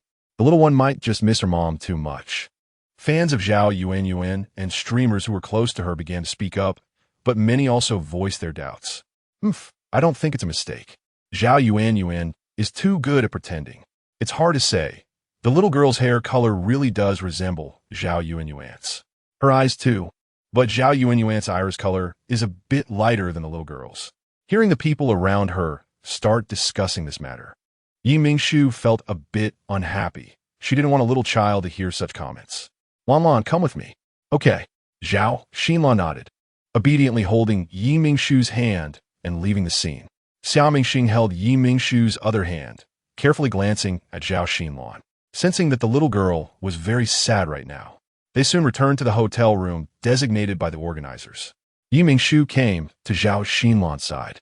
Although she knew Zhao Xinlan, she really didn't know that she had a mother, and that mother was very likely Zhao Yuan. Mingshu only knew that Zhao Xinlan had a relative who regularly sent money to the foster family, and that many beautiful clothes would be sent to the foster family for Zhao Xinlan every month. The little girl sat obediently on the sofa, dressed in a unique little dress and handmade little sheepskin shoes, making her look as beautiful as a Barbie doll. Lan, is Zhao Yuan really your mother?" Mingshu affectionately touched her little face. Zhao Xinlan nodded vigorously, as if afraid Mingshu wouldn't believe her. She took out a photo from her small bag, which was sealed in plastic. "Sister, look, this is a photo of my mom and me." In the photo, Zhao Xinlan was wearing a pink swimsuit with a swimming ring around her waist, and a woman in a swimsuit wearing a large sun hat was affectionately hugging Zhao Xinlan, smiling brightly. Judging by the background, this photo seemed to be taken in Ocean Star, and the woman in the photo was indeed Zhao Yuanyuan. "This was taken when Mom took me on vacation last year." The little girl's face lit up with a smile as she mentioned her mother. Yu Mingxing also leaned over to take a look. "Wow, it's really beautiful." Yi Mingshu patted the heads of the two little ones, not understanding why Zhao Yuanyuan, who clearly loved her daughter so much, would cruelly leave her daughter alone in foster care in Muxing. What secret was Zhao Yuanyuan hiding? Meanwhile, Zhao Yuanyuan was anxiously pacing in her room. How could Lan Lan be here? How could Yi Mingshu know Lan Lan? Damn, how am I supposed to carry out my plan now? Zhao Yuanyuan paced back and forth in frustration, not expecting that her carefully planned revenge against the Chao family would almost face failure before it even began. Why had Zhang Xinlan never mentioned Yi Mingshu before? The sudden appearance of Lan Lan almost exposed her identity. Had her plan been noticed? No, impossible. She was just a small food blogger, not very famous or skilled. The Chao family wouldn't pay attention to her, nor would they go to great lengths to use Lan Lan to threaten her. Everything today must just be a coincidence. Zhao Yuanyuan kept reassuring herself. After sorting out her thoughts, she quickly relaxed. Once her mood lightened, her mind began to drift far away, involuntarily recalling that rainy night 5 years ago. Chapter 24. Cause and Effect in a dimly lit room. A tall yet emaciated man with a pale complexion lay on the bed. Zhao Yuanyuan stood by his bedside, her eyes filled with anticipation as she watched him drink the mental power potion, hoping it would alleviate his suffering from the mental power turmoil. Unfortunately, things did not go as she wished. The potion not only failed to ease his pain, but exacerbated it. How could this be? This is the mental power potion issued by the military, specifically provided for active and retired soldiers. Zhao Yuanyuan murmured in disbelief as she looked at the man on the bed, his face contorted in agony. The man struggled to lift the corners of his mouth, trying to reassure Zhao Yuanyuan, "Little sister, you don't need to trouble yourself for me anymore. After that battle, my mental power was severely damaged. It won't get better. No, I won't give up. There must be something wrong with the potion. Little sister, I know my body. I'm afraid I won't live to see Lan Lan grow up. This is the money I've saved over the years. I entrust Lan Lan to you." The man shakily handed Zhao Yuanyuan a card, his gentle smile directed at the sleeping Zhao Xinlan in the cradle nearby. "Brother, what nonsense are you talking? Zhao Xinlan has already lost her mother. Do you want her to lose her father too?" Zhao Yuanyuan's eyes turned red. "I know it's my inability. I'm not a good father." The man raised his hand to wipe away the tears at the corners of his sister's eyes. "I'm not a good brother either. I'm sorry, little sister. I shouldn't have said these things to make you cry." Zhao Yuanyuan grasped his bony hand, shaking her head vigorously. "No, it's I who has burdened you, brother. If it weren't for raising me, you wouldn't have had to enlist nor participate in that battle. If that were the case, you wouldn't have suffered such severe aftereffect from the delayed use of the mental power potion." The man's eyes reflected sorrow at Zhao Yuanyuan's words. In fact, they shouldn't have suffered such heavy casualties in that battle. For some unknown reason, the batch of mental potions had a significantly different calming effect on mental power turmoil compared to previous ones. The soldiers went into battle equipped with the same amount of potions as before. But in the end, these potions failed to help them safely navigate the mental power turmoil caused by excessive use, and 2/3 of the soldiers died in the agony of the turmoil, with only 1/3 managing to survive by sheer luck. The surviving soldiers ended up with fates no different from his own now. They could only lie in bed all day, barely clinging to life. Remembering her brother's pale and fragile face before his death, Zhao Yuanyuan closed her eyes, her heart twisted in pain. She hated the Chao family. She hated that they, for the sake of money and profit, had the audacity to tamper with the mental power potion. She also hated her brother for choosing not to tell her the truth to prevent her from doing something foolish. After her brother's death, she lived alone with Lan Lan until she learned the truth from the family of another of her brother's former comrades who had died.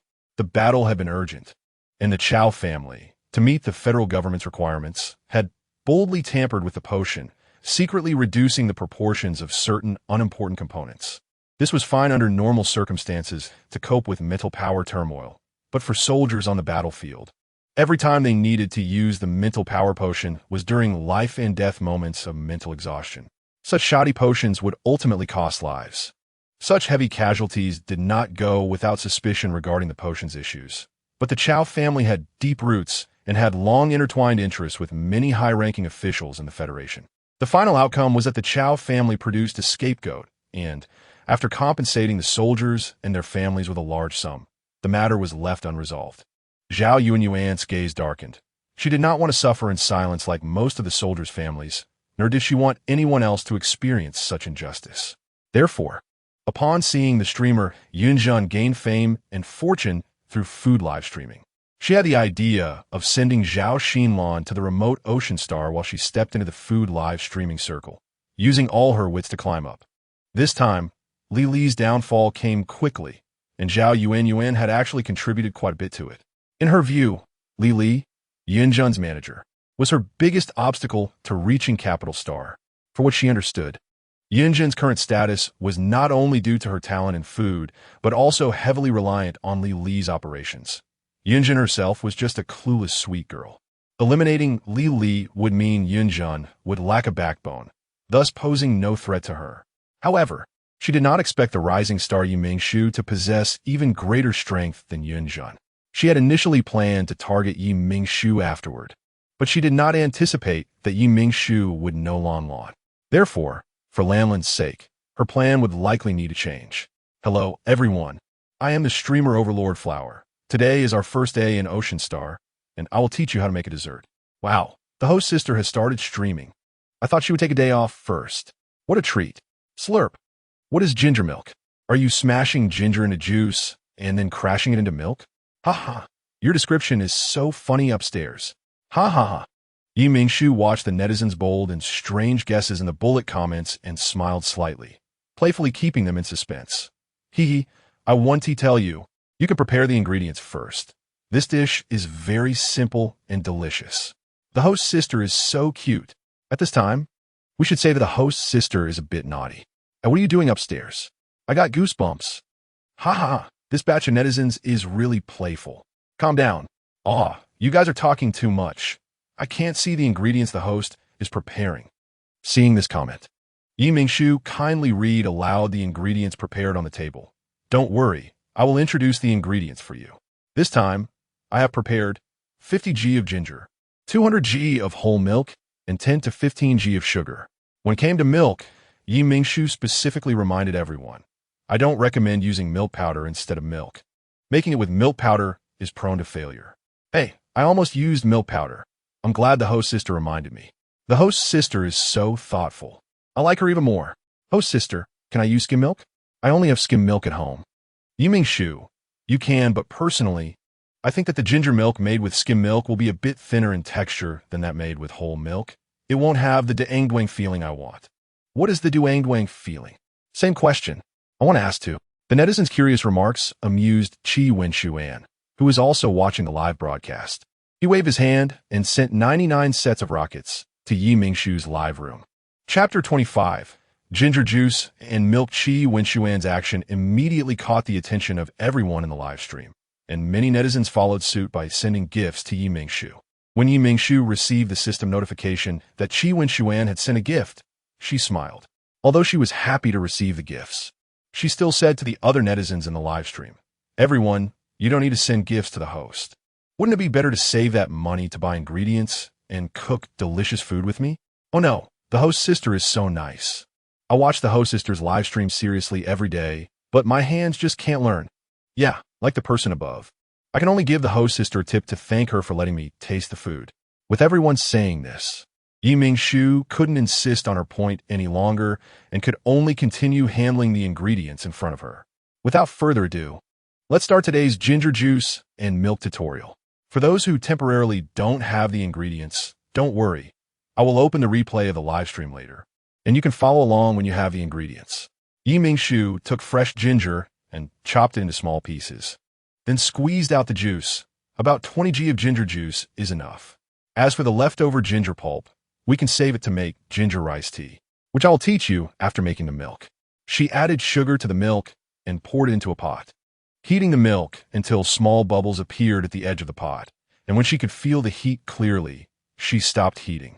Then, she stirred the freshly squeezed ginger juice to prevent any sediment, and finally poured the hot milk from a height into the bowl containing the ginger juice. After letting it sit for 20 minutes, the ginger juice and milk would be ready. Mingshu covered the bowl with plastic wrap. It's really simple. I actually succeeded on the first try by following the host. Me too. I want to let my parents taste it when they get off work. How high is this height supposed to be? I saw the host just now pouring the milk at chest height. Everyone estimated that about 20 centimeters high would be fine, and after sealing the bowl, Mingshu clarified, "The ginger juice and milk are ready. Quickly bring Lan over to try." Hearing her call, Mingxing immediately put down the building blocks in his hands and ran to the kitchen with Lan. "Come, sit here." Mingxing was very considerate, pulling out a chair for Zhao Xinlan at the dining table. The little guy is so thoughtful. This little girl is so cute. Such a considerate kid. Quickly give the host's sister a kiss. "Thank you." Zhao Xinlan politely thanked Mingxing. Mingshu reached out and gently touched Mingxing's little head, saying to them, "You two wait here obediently. You can eat when I come back." The two little kids nodded vigorously. "Could you please help me watch the kids? I'll go to the living room for a moment," Mingshu said with a smile to everyone in the live stream, carrying a bowl of ginger juice and milk towards the living room. "Host sister, go ahead. We're here. Don't worry, host sister. With us here, the kids won't get lost. Go quickly, host." This bowl was specially prepared for Qi Wenshuan, who now had returned to human form and couldn't casually appear in the live stream. So he simply stayed in the living room, watching the kids while using his smart brain to follow Mingshu's live stream. Wait 5 minutes before eating. As soon as Mingshu placed the bowl down, Qi Wenshuan wanted to pick up a spoon to taste it, but was lightly slapped on the back of his hand by her. "You're abusing me," Qi Wenshuan complained, covering the back of his hand. On the day Mingshu suggested being his girlfriend, Qi Wenshuan agreed with a touch of romance and formally confessed to her. Mingshu rolled her eyes at the teasing Qi Wenshuan and turned back to the kitchen. As soon as Mingxing saw Mingshu, he eagerly asked, "Sister, can we eat now?" Zhao Xinlan also looked at Mingshu with eager eyes. "Oh, the way the two little kids are looking at her is too cute. Host, hurry up and let them eat." "Don't rush," Mingshu said as she tapped the ginger juice and milk with a spoon. After finding that it had become very elastic, she nodded to the two little kids. "You can eat now." "Yay!" Mingxing couldn't wait and took a big bite. Closing his eyes happily, Zhao Xinlan, recalling what she had just heard Mingshu say, gently tapped the ginger juice and milk with her spoon. And when she saw it bounce, she added sound effects. Duong duong. Wow, so this is what the host just meant by duang duang. The visuals are here. The visuals are here. Lan is simply a little clever girl. This is so delicious. It melts in your mouth while having both the milky and ginger flavors. Oh, I love you, host sister. So delicious. I must try to make it myself later. The live stream was flooded with comments about how delicious and tasty it was. Seeing that the two kids had eaten enough, Mingshu prepared to teach everyone how to make ginger rice tea. She took a cup of rice, washed it clean, and placed it in a clean pot to stir fry on high heat. After the moisture was dried up, she added the leftover ginger pulp, continuing to stir fry on medium to low heat until the rice turned golden before taking it out of the pot. So simple, even easier than the ginger juice and milk. Is the host just brushing us off? Don't say that. The host sister is so nice. How could she brush us off? Exactly. Don't say nonsense. That person quickly stopped talking. Mingshu noticed this small interruption in the live stream and felt that the previous person's comment wasn't malicious. So she chose to speak up for him. Actually, the friend just now felt the same way I did when I first saw the recipe for ginger rice tea in ancient texts. I also thought the ancient texts were fooling me. Haha. However, even though this dish is simple to make, it's a great remedy for dampness.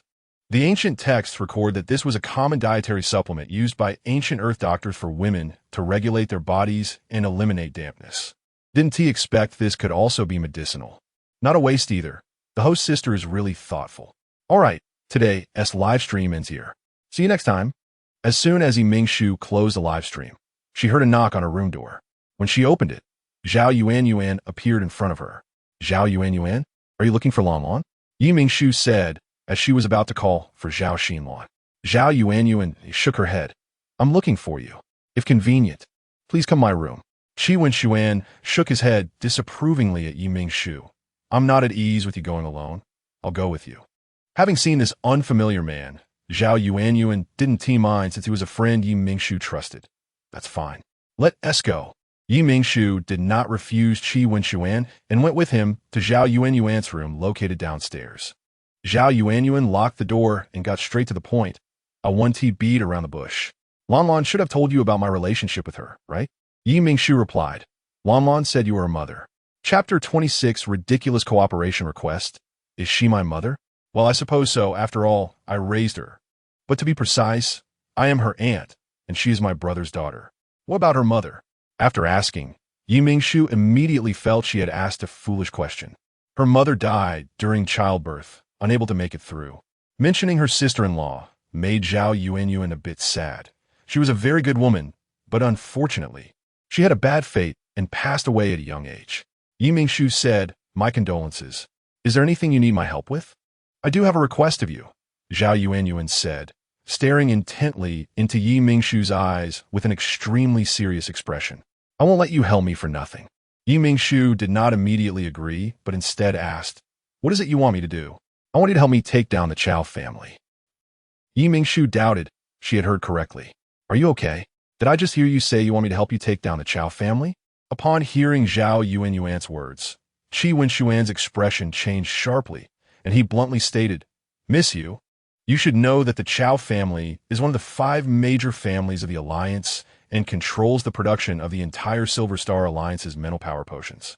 I know the Chao family is one of the 5 major families, and I know that for an ordinary person like me to take down the Chao family is akin to dreaming. But what if I told you I have evidence that could ruin the Chao family completely? Zhao Yuanyuan pulled out a data disk. Mingshu and Qi Wenshuan exchanged glances and slowly said, we'd like to hear more. The data disk in Zhao Yuanyuan's hand contained video evidence of private dealings between the Chao family and high-ranking officials of the Alliance, along with bank statements from these officials over the years. What Qi Wenshuan did not expect was that there was also a list of military high-ranking officials accepting bribes, detailing the times and amounts of bribery.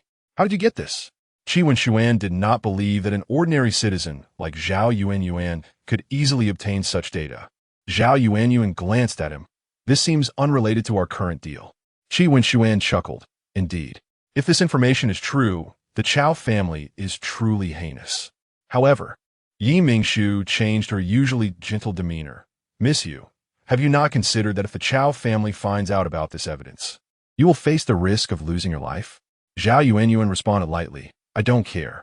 As long as I can bring down the Chao family and free the people of the Alliance from the control of mental power potions, I'm willing to do anything. Qi Wenshuan countered. Even at the cost of your life? Zhao Yuanyuan's tone was firm and steady, even at the cost of my life. Mingshu did not care much about Zhao Yuanyuan's well-being. As an adult, Zhao Yuanyuan should be responsible for every decision she made. She was more concerned about Zhao Xinlan. What about Lanlan? You are her last blood relative. What will she do without you? Don't worry. Lanlan is my niece, and I will pave the way for her. I've saved quite a bit of money over the years, and if something really happens to me, this money will be enough for her to live comfortably for the rest of her life. Her arrangements were indeed good. Mingshu shrugged and asked, now, tell me your plan. You've already taken down Li. Wasn't I next on your list? Zhao Yuanyuan widened her eyes in surprise, staring at her in disbelief. How did you know? Halfway through her sentence, Zhao Yuanyuan noticed Mingshu's expression, which said I knew it, and she realized Mingshu was testing her. You are quite clever. You really managed to trick me. Mingshu smiled. Thank you for the compliment. Zhao Yuanyuan was amused by her shamelessness. Indeed, my influence did help in Li's downfall, but I'm merely exposed his actions. As for you, I did consider dealing with you, but since Lanlan likes you so much, I had to abandon that thought. Hearing Zhao Yuanyuan's words, Qi Wenshuan immediately fixed a heavy gaze on her. Zhao Yuanyuan felt as if she were being watched by a fierce beast, as if she might be torn apart at any moment. Cold sweat broke out on the back of her neck. She raised her hands helplessly and said, Hey, I've already given up on targeting you, Mingshu, okay? Besides, we are allies now. Sir, your attitude is not conducive to our friendly cooperation. It was not until Yi Mingshu patted his hand that Qi Wenshuan averted his gaze. Yi Mingshu looked back at Zhao Yuanyuan. Please continue. Zhao Yuanyuan smiled gratefully at her and continued. The final competition of this food contest will be held on Capital Star. The judges will be big shots from various places, and I want— Yi Mingshu interrupted Zhao Yuanyuan. Hold on. You aren't planning to publicly release this video evidence at that time, are you? Seeing Zhao Yuanyuan nod, Yi Mingshu suddenly thought that maybe she could get involved in Li Li's matter simply because Li Li was foolish enough. Perhaps Yi Mingshu's expression was too grim. Zhao Yuanyuan couldn't help but doubt whether her original plan had issues. Yes, Zhao Yuanyuan still hadn't realized that her plan had problems. While Yi Mingshu was speechless over Zhao Yuanyuan's terrible plan, a notification of a new task from the system appeared. Ding! Host triggered a difficult task. The foundation of the Mental Power Potion Alliance. Task requirements: take down the Chao family and cut off the control of the mental power potions over the Alliance's citizens. Task reward: 5 million star coins. The whereabouts of the young Marshal Qi Yuya. The system truly exists to save the world. This news was released just in time. Your plan needs some adjustments, but I agree to this cooperation. Okay, wait, I haven't told you what your reward will be. Zhao Yuanyuan was incredulous that Yi Mingshu had so easily agreed to her request. Yi Mingshu's thoughts were interrupted by the system's message, and she forgot to ask Zhao Yuanyuan about that. It was my oversight. However, the value of this data disk already outweighs all other rewards. And I think the official side won't be stingy with the rewards since I helped the Alliance with such a big favor. Zhao Yuanyuan had nothing to say. Yi Mingshu was right. If they indeed help the Alliance take down the Chao family and obtain the formula for the mental power potion, the rewards from the Alliance officials might indeed be very generous. The things Zhao Yuanyuan could offer might not even be of interest to Yi Mingshu. However, that said, she still had to give what was due. Inside were 5 million star coins, the reward for this cooperation. Zhao Yuanyuan placed a white Alliance bank card and the data disk on the table in front of Yi Mingshu. Chapter 27. Hot pot and desserts. Qi Wenshuan glanced sideways. He didn't expect that Zhao Yuanyuan, the little blogger, was quite wealthy and could casually take out 5 million. Yi Mingshu pushed the card back. This amount is too much. You should keep it for Lan. Yi Mingshu pushed the card back again. This is all my money. You must accept it, Zhao Yuanyuan insisted firmly. This money was raised by the families of military personnel who had suffered from mental health medication, and for years, Zhao Yuanyuan had been in contact with families dissatisfied with the Chao family. This money was raised to deal with the Chao family. Zhao Yuanyuan's attitude was too resolute, and Yi Mingshu suspected that the source of this money might not be simple. Since Zhao Yuanyuan wouldn't explain, she wouldn't ask either. Asking wouldn't yield any results. Fine, I'll accept it. After returning from Zhao Yuanyuan, Yi Mingshu contacted several streamers who made it into the top 30, but unfortunately, everyone already had partners. With a mindset of giving a try, Yi Mingshu called the 30th streamer. Hello. Soon, a soft voice of a girl came through. Hi, I'm Yi Mingshu. Are you Ruan can't get fat? There was a brief silence on the other end, but soon the girl spoke excitedly. Yes, I'm Ruan can't get fat. I know you. You're the streamer Overlord Flower. I super love your streams. Yi Mingshu was infected by the girl's excitement and smiled back. Thank you for liking it. If you haven't found a suitable team partner yet, I hope you can consider me. I haven't. I'm willing. Lin agreed, almost without thinking. This left Yi Mingshu astonished. She didn't expect the other party to agree so easily. I haven't mentioned my plan for this competition yet. Lin interrupted, Sister Blogger. You don't need to say anything. I'll follow whatever you want. Yi Mingshu was charmed by her cuteness and said, Since we've decided to cooperate, we must discuss it together. If it's convenient, can I come to your room to talk in detail? Without hesitation, Lin gave her room number. After hanging up, she eagerly awaited Yi Mingshu's arrival. Before long, there was a knock on Lin's room door. She hurriedly ran over to open it and was excitedly flailing her arms when she saw Yi Mingshu outside. Sister Blogger, coming quickly. Oh my gosh, I met the real Sister Blogger. Mingshu entered the room and sat on the sofa opposite her. Let's talk about the plan for this competition. Okay, sister blogger, you say, and I'll listen to you. Hearing Lin say that again made Mingshu smile. My plan this time is to achieve second place in the competition. Huh? Why does sister blogger only want to be second? She didn't understand. She had followed Mingshu for a long time and became a food streamer because of her. A large part of her reason for participating in this food competition was to idolize Mingshu. I have my considerations. If you can't accept it, I won't force you. Mingshu thought the girl might be unwilling. No. I didn't plan to aim for a high rank before. Lin scratched her head. Although she had some culinary talent, she wasn't focused on that. During the preliminary rounds, she just wanted to pass.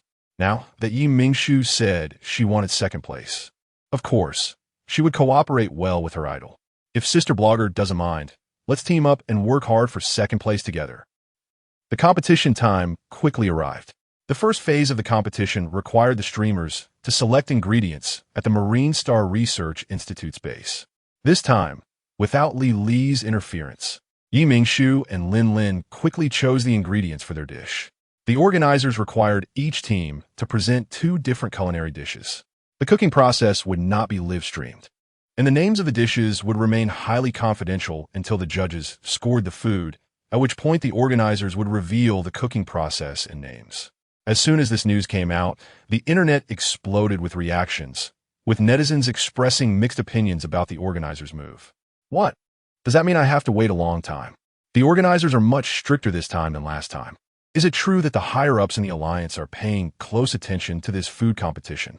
I think this food competition is not just a gimmick. The officials are genuinely preparing to take ancient Earth cuisine seriously. If what the person above says is true, I'm going to be so excited. Although netizens were excitedly discussing online, it had no effect on Mingshu. This time, the organizers prepared a separate room for each team, equipped with a complete kitchen and professional staff for recording. After entering the room with Lin, Mingshu began to get busy.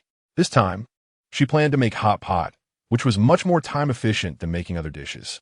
Mingshu had previously made a tomato soup-based hot pot for Mingshu, and this time she intended to make a spicy hot pot and a mushroom hot pot. Because the competition rules required each group to make 2 dishes, Mingshu planned to make a double-skin milk dessert as well. However, since she wanted to control the scores, she decided to write down the recipe and method and hand it over to Lin to prepare. Is it really okay, sister blogger? Lin couldn't believe Mingshu was so easily giving her the recipe, knowing that recipes were the lifeblood of food streamers and not easily shared. Of course, we are partners now, and I trust you. Sister blogger, you're so nice. I promise to complete the task. After assigning tasks, the 2 got busy. The raw materials for the spicy hot pot included chili, peppercorn, star anise, bay leaves, and several other spices. Mingshu washed and dried the spices, then poured oil into the pot. Once the oil was hot, she added the dried spices and simmered them over high heat, removing the spices once they noticeably changed color. The base oil was done. After the base oil was ready, she poured it into the pre-made bone broth and continued simmering for 15 minutes. And the fragrant and flavorful spicy hot pot was prepared. Next was the mushroom soup preparation. The mushrooms were added to the boiling pot and simmered slowly. After 20 minutes, she switched to a low heat and added goji berries, and the nourishing mushroom soup was ready. With the soup bases prepared, Lin, who was responsible for making the dessert pudding, also finished preparing the pudding. The next step was plating the ingredients. Lin arranged the dishes while Mingshu thoughtfully wrote down the cooking times for each ingredient on small cards and categorized them in the corresponding plates. Finally, Mingshu brought out several custom-made inyang pots she had arranged with the organizers, pouring in the spicy broth and mushroom broth, creating a beautiful red and white Tai Chi pattern in the pot. Chapter 28, Dividing the Portions. It smells so good and looks so beautiful. Lin couldn't help but swallow as she inhaled the rich aroma in the air. All right, the preparations are complete. Let us go back and eat. Mingshu really liked this straightforward girl. Lin pointed at the hot pot. Is there this? Of course. Then let's hurry back. Lin grabbed Mingshu and ran, completely ignoring the staff behind them who were preparing to serve the dishes. As Mingshu was being pulled along, he called out to the staff, Thank you for your hard work. The dishes that are not plated over there and the remaining soup in the pot are specially reserved for you. Please enjoy. The staff were taken aback. They hadn't expected Mingshu to be so thoughtful and quickly expressed their gratitude. Amidst the staff's thanks, Mingshu and Lin returned to the hotel. When Mingshu opened the door, the strong spicy aroma of the red oil soup pot wafted in, and a tall man wearing an apron was busy in the kitchen, with Mingxing assisting him. You're back. The soup has just finished simmering. Hurry and take a seat. We can eat soon. Qi Wenshuan came out carrying a pot and called out to her and Lin. Since Mingshu couldn't cook today due to the competition, she had written down the recipe the day before and handed it to Qi Wenshuan, who had confidently promised he could cook. Mingshu didn't have high hopes that he would do very well, but as soon as she took a bite of the vegetables, she was pleasantly surprised by how good it tasted. How is it? Qi Wenshuan asked somewhat nervously. It's delicious, unexpectedly tasty. Mingshu praised without reservation. Qi Wenshuan looked a bit doubtful. Really? If you don't believe me, ask Zai and Lin. Mingxing and Lin nodded vigorously at him. Seeing that everyone really thought it was delicious, Qi Wenshuan immediately relaxed. That's good. As Mingshu and the others enjoyed their delicious dinner, the competition venue was also ready. Mou, the eldest grandson of the Mo family, was invited by the organizers to give an opening speech for the semi-finals of this culinary competition. Once the beautiful piano music ended and his melodious voice fell silent, the competition began. The judges invited to participate in this banquet-style competition sat around a large round table filled with exquisite dishes, savoring the delicacies while occasionally jotting down scores on the scoring sheets prepared by the organizers. As a special guest, Mou was seated with the big names, and when he saw the dual-color red and white hot pot prepared by Mingshu, he was somewhat incredulous. This dish was something his grandmother often made for him when he was young, and it was incredibly delicious. He had once curiously asked his grandmother if she could make other dishes. To his surprise, his grandmother laughed heartily at his question, as if she had heard a funny joke. She told him that this dish was taught to her by a very good friend from her youth, who was a culinary genius and could make almost all the ancient Earth cuisines that had been unearthed and restored, and every dish made by her friend was exceptionally tasty. Unfortunately, his grandmother said she didn't have a culinary talent herself, and even this hot pot was something she had only learned through her friend's supervision after many trials and errors. After her friend went missing, she often made this dish in memory of her friend, and after gaining experience, the flavor of the hot pot gradually improved. Mou's grandmother spent her entire life searching for her missing friend, but unfortunately, she passed away without achieving her wish. Perhaps, during this journey to the Ocean Star, he could obtain some useful information about his grandmother's friend from the creator of this dish. Before the banquet ended, Mingshu, along with Mingxing and Lin, arrived at the venue, as the organizers would announce the results of the competition before the banquet concluded. Sister, will you get first place again this time like last time? Mingxing looked at Mingshu with wide, watery eyes, not blinking. Mingshu patted his head. This time, sister only needs second place. Xing. Why? Mingxing didn't understand why she didn't want the better first place. Because sister has something very important that requires her to get second place in this competition.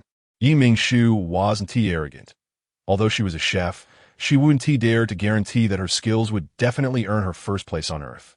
The reason she was confident she could secure first place now, without dividing the portions, was that in the Silver Star Alliance, besides herself, almost no one could truly cook ancient Earth cuisine, which gave her confidence. Hearing Mingshu say this, Mingxing stopped asking why and nodded vigorously. I believe sister will definitely get second place. Thank you. Xing. Mingshu looked at Mingxing's soft and cute face and couldn't help but gently pinch it. Mingxing didn't resist and smiled, leaning his face closer to her. As the two enjoyed a warm moment together, time passed unknowingly, and the waiting netizens and contestants finally reached the moment when the organizers announced the results of the competition. The brightly lit banquet venue dimmed, and the next second, the stage lights came on, revealing a host in a black tailcoat standing in the center of the stage. Dear guests and netizens watching on TV, hello everyone. I am the host of this competition, KD. Thank you all for your attention to this competition. The most exciting moment is about to arrive. Please welcome our special guest MOU to announce the rankings of this competition. Amidst the warm applause, a boy in a white tuxedo with a refined appearance walked onto the stage, took the microphone and the list from the host, and began to announce the rankings of the competition. His clear and pleasant voice echoed throughout the venue. The top 10 teams in this competition are 10th place Hujia, Liu, 9th place Zhongping, Wang Qin. The top 3 are 3rd place Zhang Ziqian, Wei Wei, 2nd place Yi Mingshu, Lin Lin, 1st place Zhao Yuan, Ning Shi. After reading the list, MOU promptly returned the microphone to the host and stepped off the stage. The host took the microphone and enthusiastically said, "Please give them a warm round of applause, and also thank MOU for reading this significant list for us." As soon as the host finished speaking, thunderous applause filled the venue, and Yi Mingshu and the other top 10 contestants were surrounded and brought to the stage. The top 10 contestants would fly to Capital Star after this competition to prepare for the final showdown. And everyone hoped to continue supporting their favorite contestants in this culinary competition. Chapter 29, Old Friends, a long paragraph, was dedicated to drawing attention to the food competition. After the host finished speaking, Yi Mingshu and the others were like ducks, led off the stage by the staff. Sister, over here." As soon as Yi Mingshu stepped off the stage, Yu Mingxing eagerly shouted her name. Yi Mingshu quickly walked to his side, took his hand, and was about to leave the noisy banquet. "Please wait a moment." Hearing a voice behind her, although she wasn't sure if it was directed at her, Yi Mingshu still stopped and turned to look. Someone was running towards her, dressed in a neat white suit, and upon closer inspection, it was the special guest MOU who had just read the list on stage. Before long, he made his way through the crowded people, panting as he reached her. "Hello, may I ask who taught you how to make the hot pot you entered in the competition?" Yi Mingshu was taken aback. She didn't expect such an impolite question right off the bat. Wasn't this implying she had plagiarized?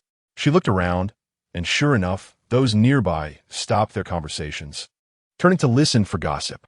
Yi Mingshu frowned. "Sir, although I don't know why you would say something so impolite right off the bat, I can responsibly tell you that no one taught me this dish."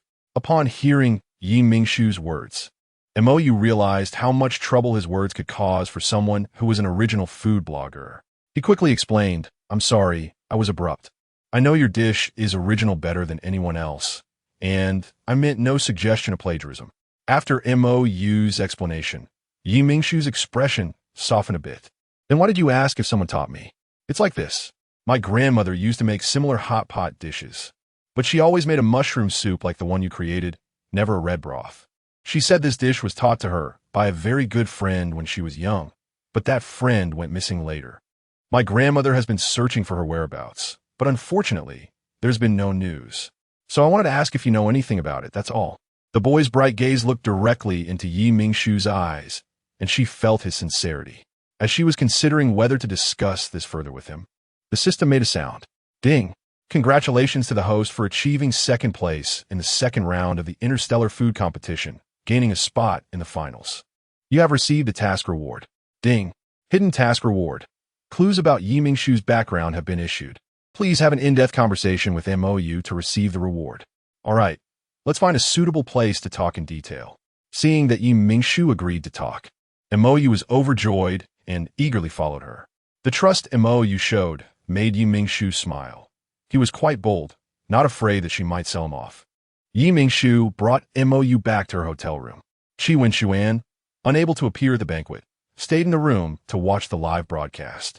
At first glance, when he saw Yi Mingshu returning with a strange boy, Qi Wenxuan nearly exploded with anger. As soon as MOU stepped into the room, he felt a chilling aura rush from his tailbone to the top of his head. When he saw Qi Wenxuan's icy stare fixed on him, MOU understood where that chill was coming from. "How'd you get here?" MOU was surprised. The Mo family and the Zhou family were both among the 5 great families of the Alliance, and everyone knew of Qi Wenxuan's existence. However, he didn't expect Qi Wenxuan, who had been living in the Qi family ancestral home since birth, to appear in Yi Mingshu's room. This was quite illogical. Qi Wenxuan ignored him and pointed at MOU, asking Yi Mingshu, "How did he get here? Why is he following you?" "Montag you was bewildert." Why did he look so wronged? Did they have some unmentionable relationship? His gaze shifted between Qi Wenxuan and Yi Mingshu, and at that moment, the understanding Yu Mingxing tugged at his sleeve, indicating he could sit on the sofa in the living room. Thank you. MOU was obediently led to the sofa by Yu Mingxing.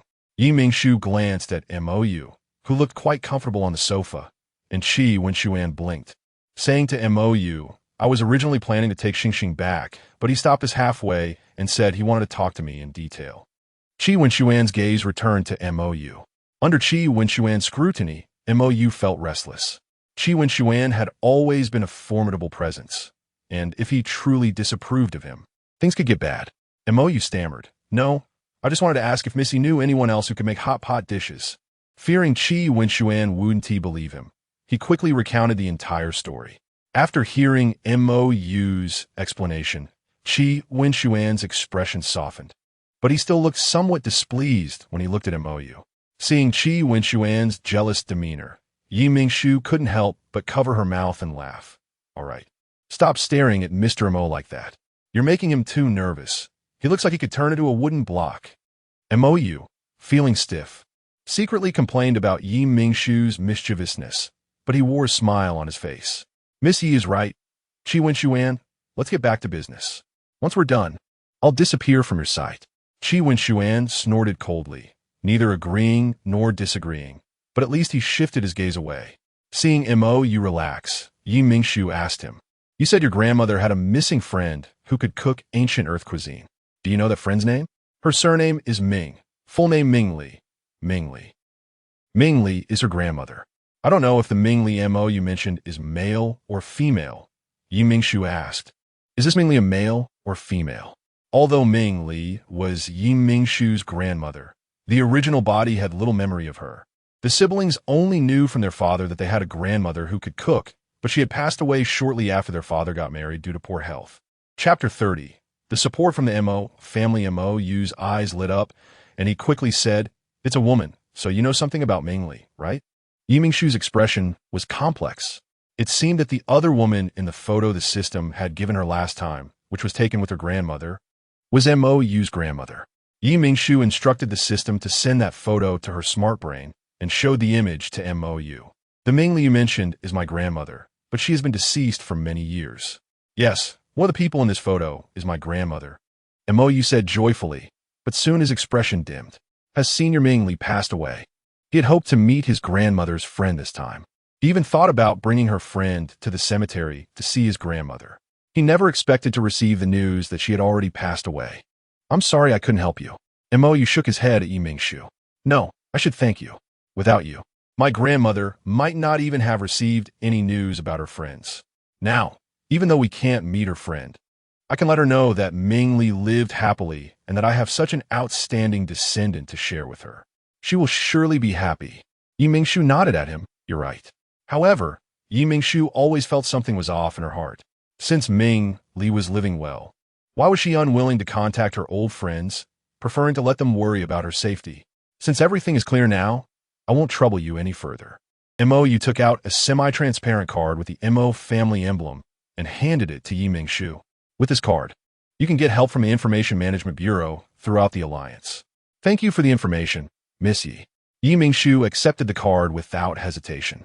She needed information collection at this moment, and the Mo family just happened to have the largest information network in the Alliance. MOU's gesture was like handing a perfectly suitable pillow to someone who was dozing off. Then see you on Capital Star. I wish you and Qi Wenxuan a pleasant journey. Farewell.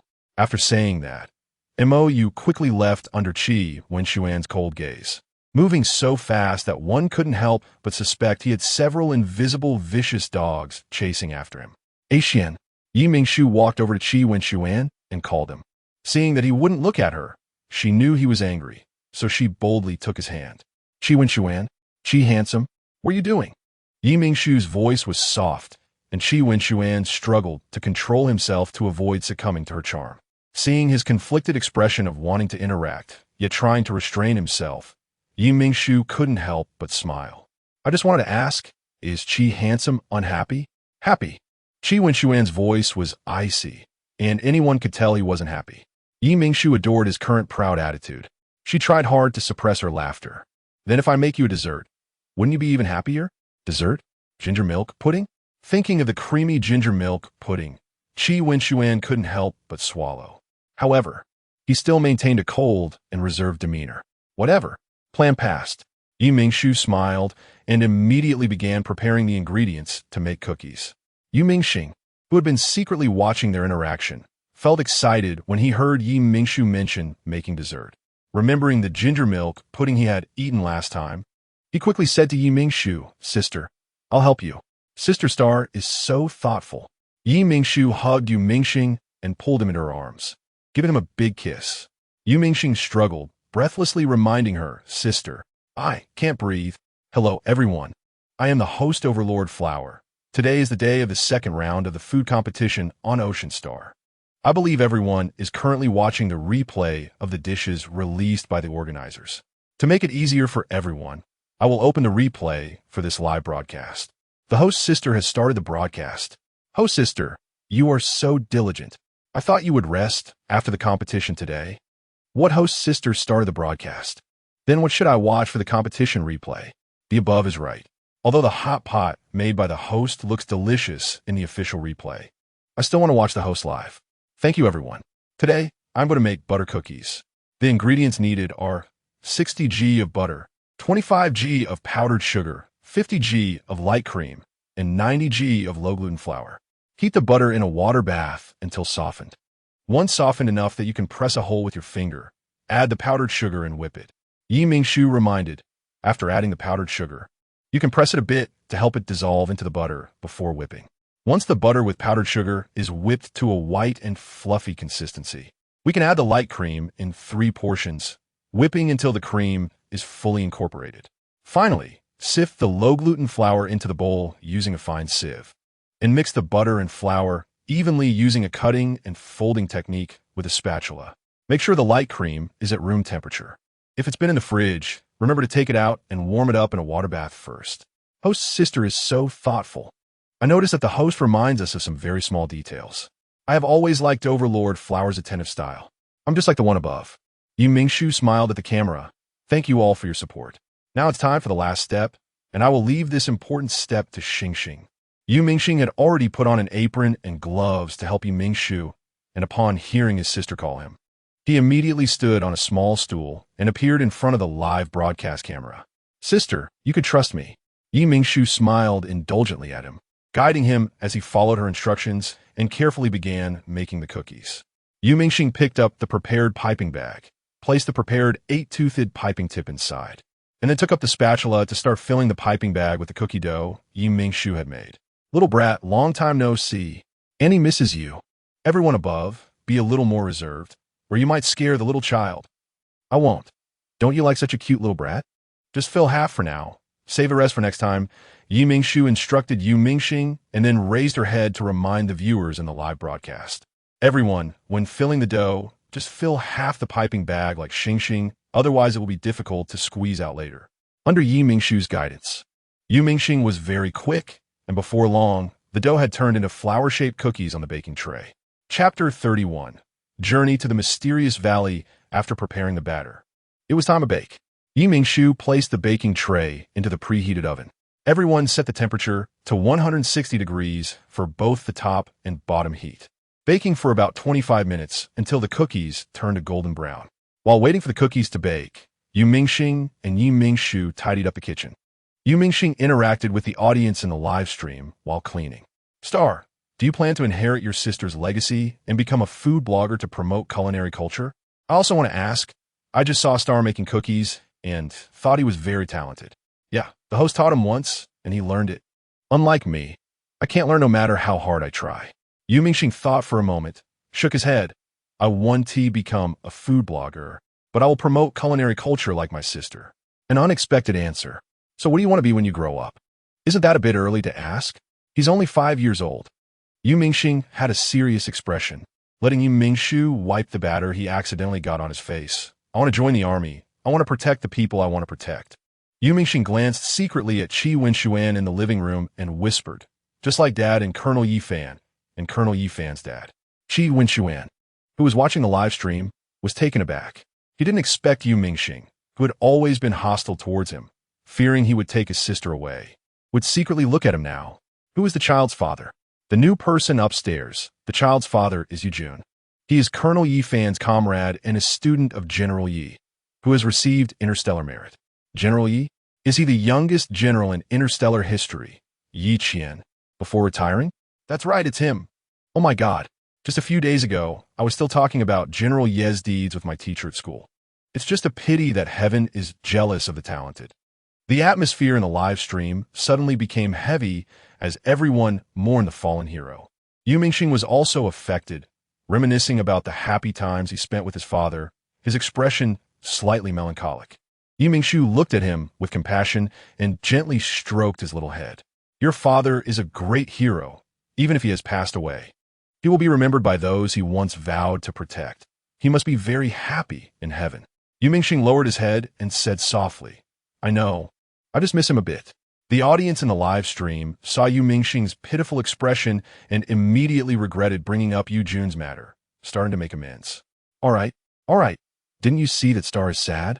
Stop talking. Exactly. Why make the child unhappy?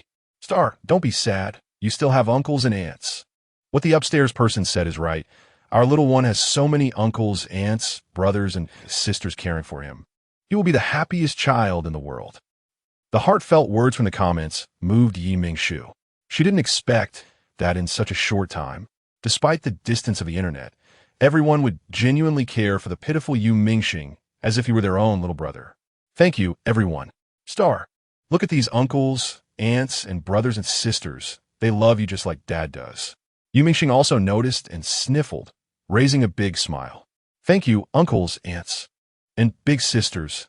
I will definitely become a man like Dad, standing tall and strong. The cookies are ready.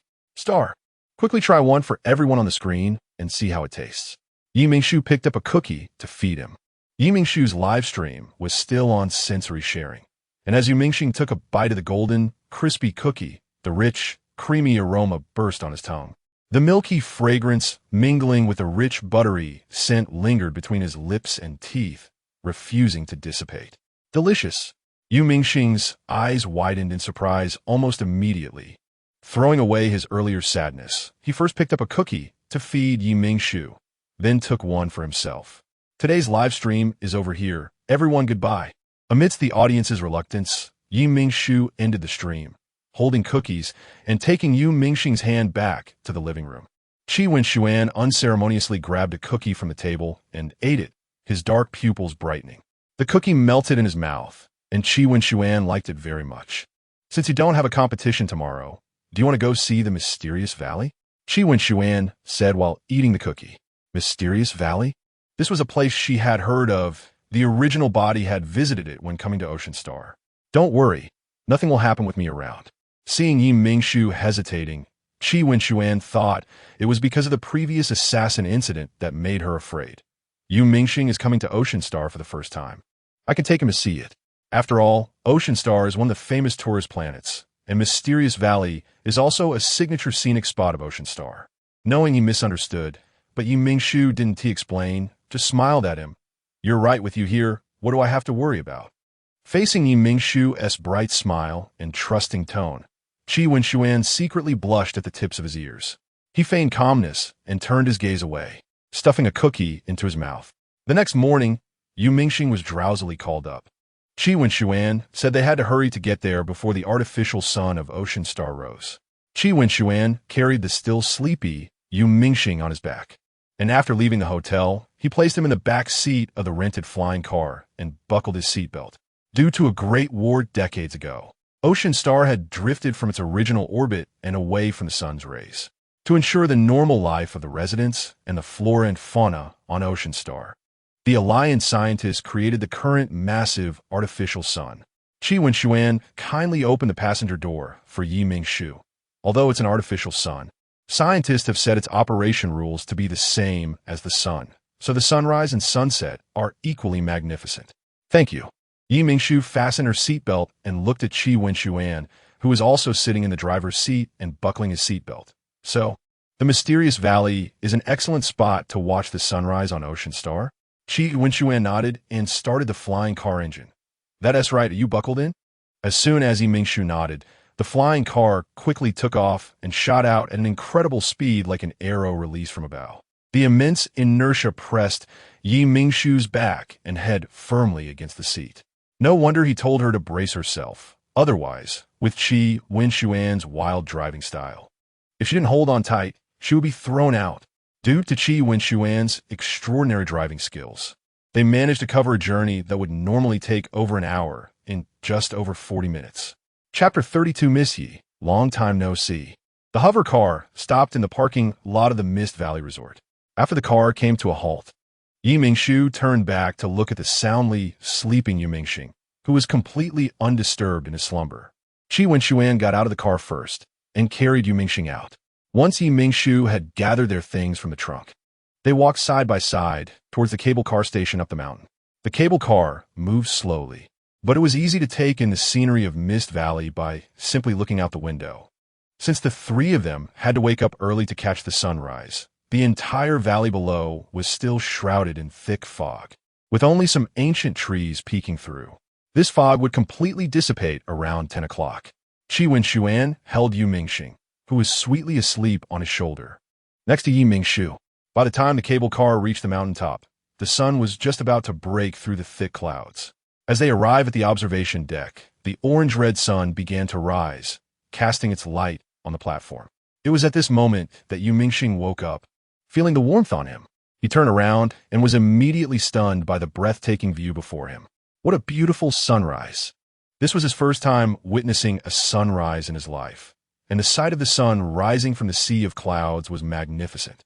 He couldn't help but be mesmerized, only snapping back to reality when the sun fully emerged from the clouds. Miss Yi, long time no see. A stranger's voice came from behind. Mingshu looked in the direction of the voice and saw a tall figure approaching her against the morning light. Qi Wenxuan subtly positioned himself in front of Mingshu, his protective stance eliciting a light laugh from the person walking towards them. Monsieur, I didn't expect that after months apart, the infamous young Marshal Qi Yuyang's brother, Qi Wenxuan, would become your bodyguard. It seems that what the young Marshal said in your livestream was true. What did he say?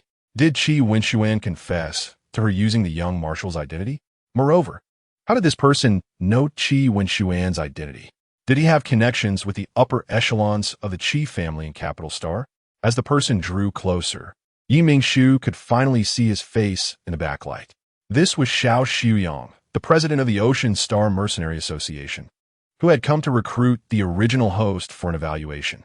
President Xiao, I didn't expect you to remember me after all this time. Should I feel honored? Mingshu said, although there was no trace of honor on her face. Qi Wenxuan had recently discovered that the chaos caused by the assassin on Lunluan Star was entirely due to this President Xiao. The anonymous letter of commission had been traced back to him through military means. When Mingshu first learned this, she didn't understand why he wanted to have her assassinated, considering they had only met a few times and she had only come at his invitation for the evaluation. However, after Qi Wenxuan's continued investigation, it was found that before sending the letter of commission, Xiao Xuyang had contacted an employee of the Chao family group in Capital Star. This discovery led Mingshu and Qi Wenxuan to agree that Xiao Xuyang was not the mastermind behind the Lunluan Star incident. It was likely the Chao family or someone else. Mingshu's gaze was fixed on him, making Xiao Xuyang feel somewhat displeased.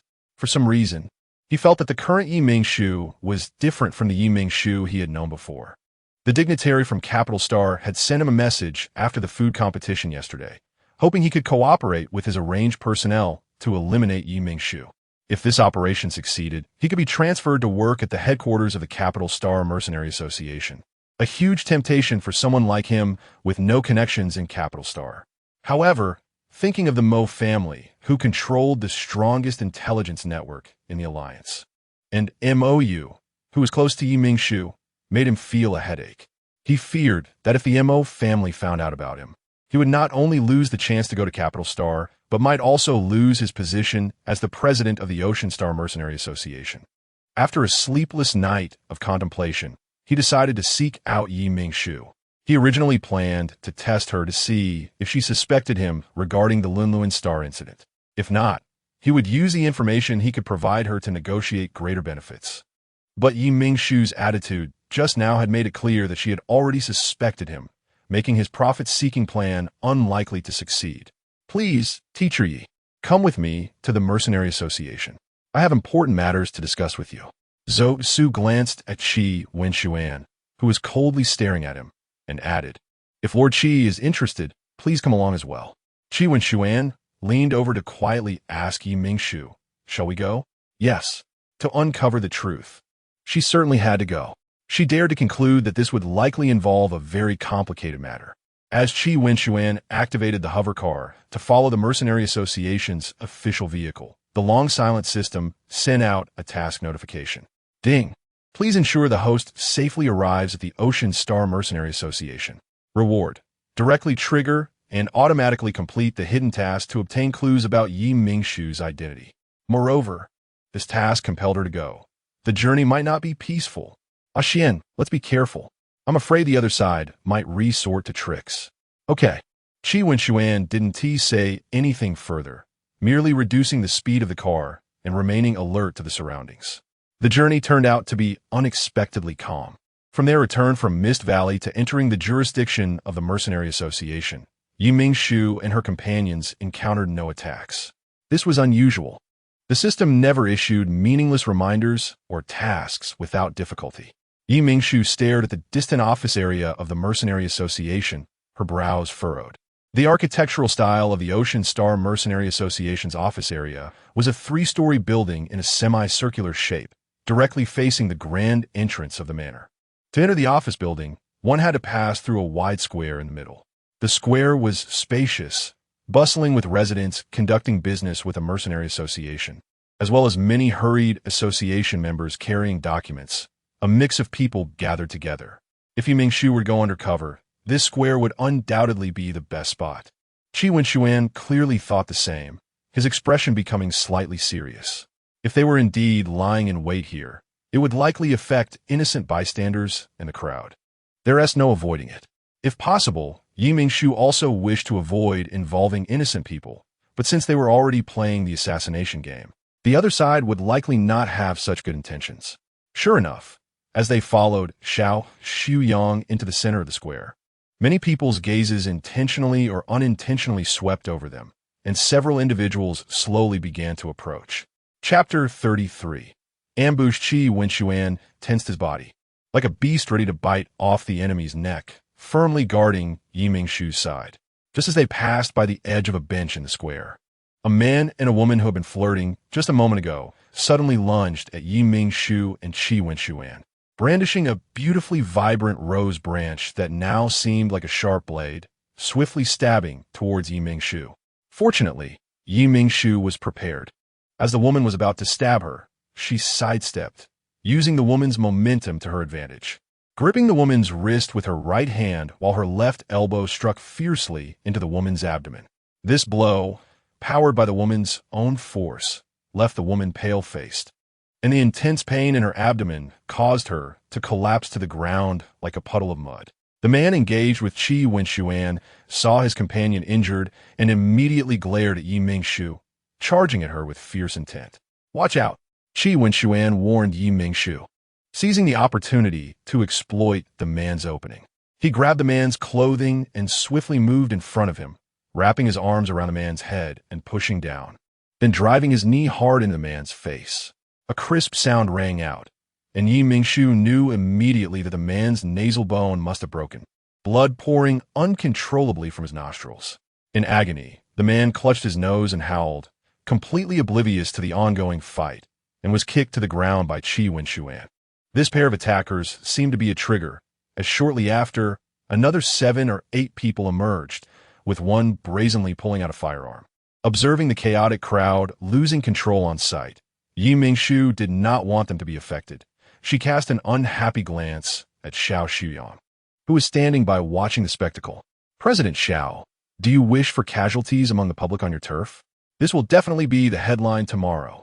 Xiao Xuyang certainly did not want such a report in the news tomorrow. He ordered his stunned subordinates. What are you still doing? Quickly evacuate the crowd and notify the police.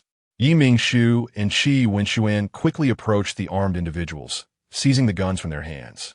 forcing them into close combat with the two. Minutes later, the police arrived swiftly at the scene, with the help of the Mercenary Association members. Those assassins were already tied up like dumplings, sitting dejectedly on the ground with their heads hanging low. The situation is as follows. As the president of the Mercenary Association and a witness to the incident, Xiao Shuyang was the most suitable person to explain what had happened. Yi Mingshu approached Qi Wenshuan. Can you tell who sent these people?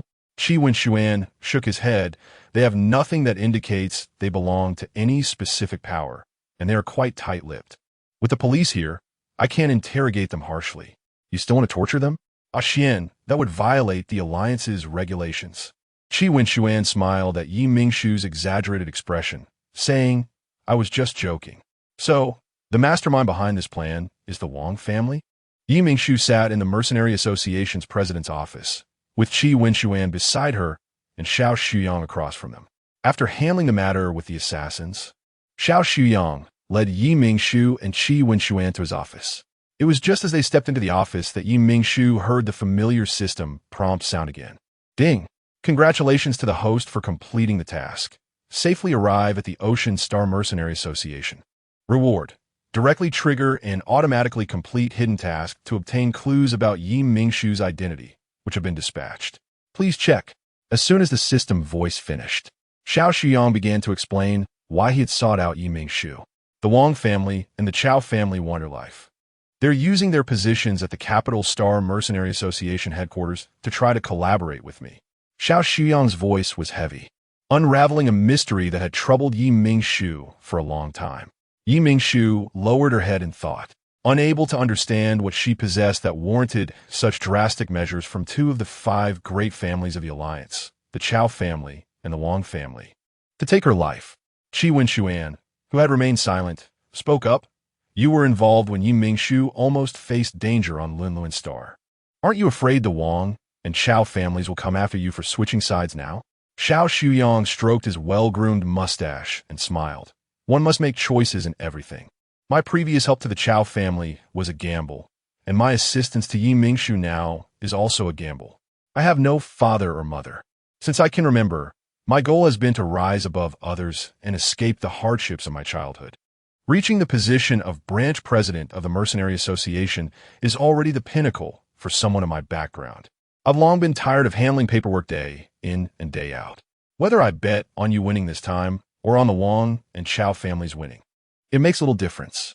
I have quite a few pieces of leverage against both of their subordinates, and neither the Wang nor the Chao family dares to do anything to me.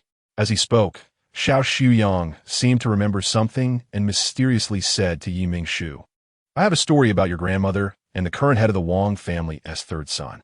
Do you want to hear it? This time, the system provided quite a few clues. Yi Mingshu was delighted and replied, Of course I want to hear it. From Xiao Shuyang, Yi Mingshu learned that her grandmother, Mingly, had a not-so-beautiful love story with the 3rd young master of the Wang family when she was young. Mingly was once a well-known researcher of ancient Earth culture in the Alliance and had a deep relationship with the Mo family, one of the 5 great families of the Alliance, and was very close friends with Su Haitang, the then daughter-in-law of the Mo family. As Xiao Shuyang continued speaking, he glanced at Yi Mingshu and continued. However, she had gone missing a year after entering the Maze Valley on Ocean Star to search for ingredients. Since then, Su Haidang had been searching for a friend's whereabouts until her death. I know this. To make a long story short, I want to know about the story between my grandmother and the 3rd young master of the Wang family, Yi Mingshu said impatiently. Yi Mingshu was certain that the targeting from the Wang and Chao families was related to the story of Mingly and the 3rd young master of the Wang family. Xiao Shuyang replied irritably, Young people are always so impatient. I'm getting to it. In the story, Mingly entered the depths of the Maze Valley alone to find a rare ingredient, where she encountered Wang Jing, the 3rd son of the Wang family, who was covered in blood. The sight of the injured Wang Jing startled Mingly, and forgetting about her search for ingredients, she hurriedly carried Wang Jing out of the Maze Valley and took him to a hospital on Ocean Star. After Wang Jing recovered from his injuries, in gratitude for Mingly saving his life, he frequently visited her residence on Ocean Star during his recuperation, and as they spent time together, they gradually fell for each other. Chapter 34. The Grievances of the previous generation Wang Jing was severely injured and fell into a coma deep in the Migu Valley because he overexerted his mental powers while pursuing an escaped criminal from the Alliance and was ambushed by the fugitive. Since he did not use a mental power potion in time, even after he recovered and was discharged from the hospital, he was left with a lingering condition. He would experience headaches whenever he used his mental powers. The Alliance had not yet developed a complete treatment for the condition Wang Jing left untreated. So upon learning this news, the head of the Wang family, Wang Jing's father, had no choice but to painfully give up on his son and transfer his military position to a nephew from the family. They claimed it was for his own good, allowing him to rest peacefully on Ocean Star.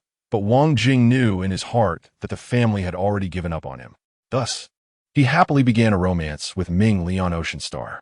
During the year he spent with Mingly, Wang Jing enjoyed homemade earth cuisines prepared by her for every meal. In a chance occurrence, when he used his mental power, he was surprised to find that not only did he not experience the excruciating headaches of the past, but his mental powers seemed to have improved slightly. Wang Jing was overjoyed and, after a few more training sessions, he realized he was truly healed and could use his mental powers freely again. Excited, he wrote to his father in the capital. Upon receiving his son's letter, his father was somewhat pleased. After all, he had personally raised his son and would not have easily given him up if not for the pressure from the family. Soon, the Chao family, which was already working on developing mental power potions, learned of this news. The head of the Chao family hurried to meet with the Wang family head. And after a long night of discussions, the two families seemed to have reached some sort of agreement. The next day, the head of the Chao family and the eldest son of the Wang family personally boarded the spaceship heading to Ocean Star. At this time, Wang Jing, who had received news that his father had sent someone to pick him up, was still immersed in joy, fantasizing about returning to the military, achieving success through his efforts, and marrying Mingly to live a happy life together. Unfortunately, Wang Jing's wishes ultimately did not come true. His elder brother only took him away. At first, he was unwilling and insisted on going with Mingly, but his brother, speaking seriously, said there was an urgent matter in the military that required him to return to the capital first, repeatedly assuring him that he would have the head of the Chao family help escort Mingly back to the capital. Only then did Wang Jing reluctantly follow his brother onto the spaceship. Xiao Shuyong looked at Mingshu, his tone full of amusement. Later, when Wang Jing returned to the Wang family ancestral home after completing his mission, he was informed by his father that Mingly had left without saying goodbye, only leaving a breakup letter. Wang Jing searched for Mingly in vain and ultimately, under the family's demands, married the second daughter of the Chao family. So you tell this story to let me know that the Chao family is related to my grandmother's disappearance. Mingshu calmly took a sip of tea. Xiao Shuyong was quite dissatisfied with her nonchalant expression, feeling that his story was of no use, as her reaction showed no surprise at discovering the secret. He became somewhat impatient and, no longer beating around the bush, directly told Mingshu, "The ancient earth cuisine your grandmother researched has the effect of treating mental power surges, and its healing effect is even better than the mental power potions the Chao family developed at that time." This was a result Mingshu had not considered before. She originally thought the Chao family just wanted to marry into the Wang family and use schemes to make her grandmother willingly live incognito for the rest of her life, not realizing there was such a deep involvement. She recalled that some netizens in the live stream had mentioned a long time ago that since they started following her to learn to cook, their mental power surges had gradually decreased, and their use of mental power potions had also been declining. No wonder the Chao family suddenly noticed her. That assassin's words made sense, as she had indeed blocked some people's financial paths. Hearing Mingshu's cold laugh, Xiao Shuyong knew she had already guessed, but was unwilling to share her true thoughts with him. He sighed. "You are right, but this is not the main reason I wanted to tell you this. There are quite a few comments online saying that since you started learning to cook, many people have begun to reduce their use of mental power potions. This indirectly reflects that the claim that the food circulating online can cure mental power surges is indeed true. Therefore, the Chao family has turned their attention to you because your presence will become an obstacle to their profit from mental power potions in the near future. Once they discovered you are Mingly's descendant, they could not wait to take action against you. Qi Wenxuan felt puzzled. The Mo family is responsible for the entire alliance's intelligence. Su Haidang searched for Mingly her whole life without finding any trace of her. How did you know so clearly from the beginning that Yi Mingshu is Mingly's descendant? Yi Mingshu was also very curious about this. The Chao family naturally told me everything to successfully eliminate you, but some of it was my own deductions, and after in-depth investigations, these deductions were confirmed to be correct. Xiao Shuyang sneered. As for why the Mo family did not find out, it is simply because the Wang and Chao families have been secretly manipulating things.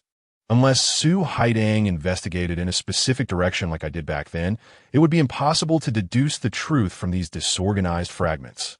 You still have me, so don't worry. Qi Wenxuan looked at Yi Mingshu, who was sitting on the sofa, frowning in thought. She had been like this since returning from the Mercenary Association. Yi Mingshu shook her head, telling him she was fine. I'm just a bit worried. It's already very difficult to bring down the Chao family. And now the Wang family has come along. I don't even know where to start. Before they were about to leave, Su said some more things. And strictly speaking, it was the remaining story told from Mingly's perspective, which took place after Wang Jing was taken away by his brother. The Chao family, under the pretext of funding Mingly's research on ancient Earth culture, signed a confidentiality agreement with her, allowing her to use the Chao family's connections and financial resources when needed, with the only requirement being that she must work in the Chao family's mental power potion research laboratory and have no contact with the outside world for 3 years. In earlier years, the Chao family had nearly gone bankrupt in their efforts to suppress the mental power surges of everyone in the alliance, and their noble cause of researching suppression potions made Mingly trust them without hesitation. After signing the confidentiality agreement, Mingly was taken to the Chao family's mental power potion research base and cut off from all contact with the outside world. Before entering the base, she asked the head of the Chao family to pass a letter to Wang Jing, and then she immersed herself in the study of ancient Earth culture. Chapter 35, You Still Have Me. What Mingly did not expect was that the head of the Chao family, while appearing to agree on the surface, turned around and had someone imitate her handwriting to write a breakup letter, which was sent to the Wang family's ancestral home. Upon receiving the breakup letter, Wang Jing was heartbroken. He summoned his courage to defy his father and returned to Ocean Star to seek clarity from Mingly, but she had long since left Ocean Star. In the end, Wang Jing could only return to Capital Star, with a heart like dead ashes. He was arranged by his family to marry the second young lady of the Chao family. Mingly was even less aware that while she was studying ancient Earth culinary culture, the researchers from the Chao family were also studying all the ingredients she used in her cooking.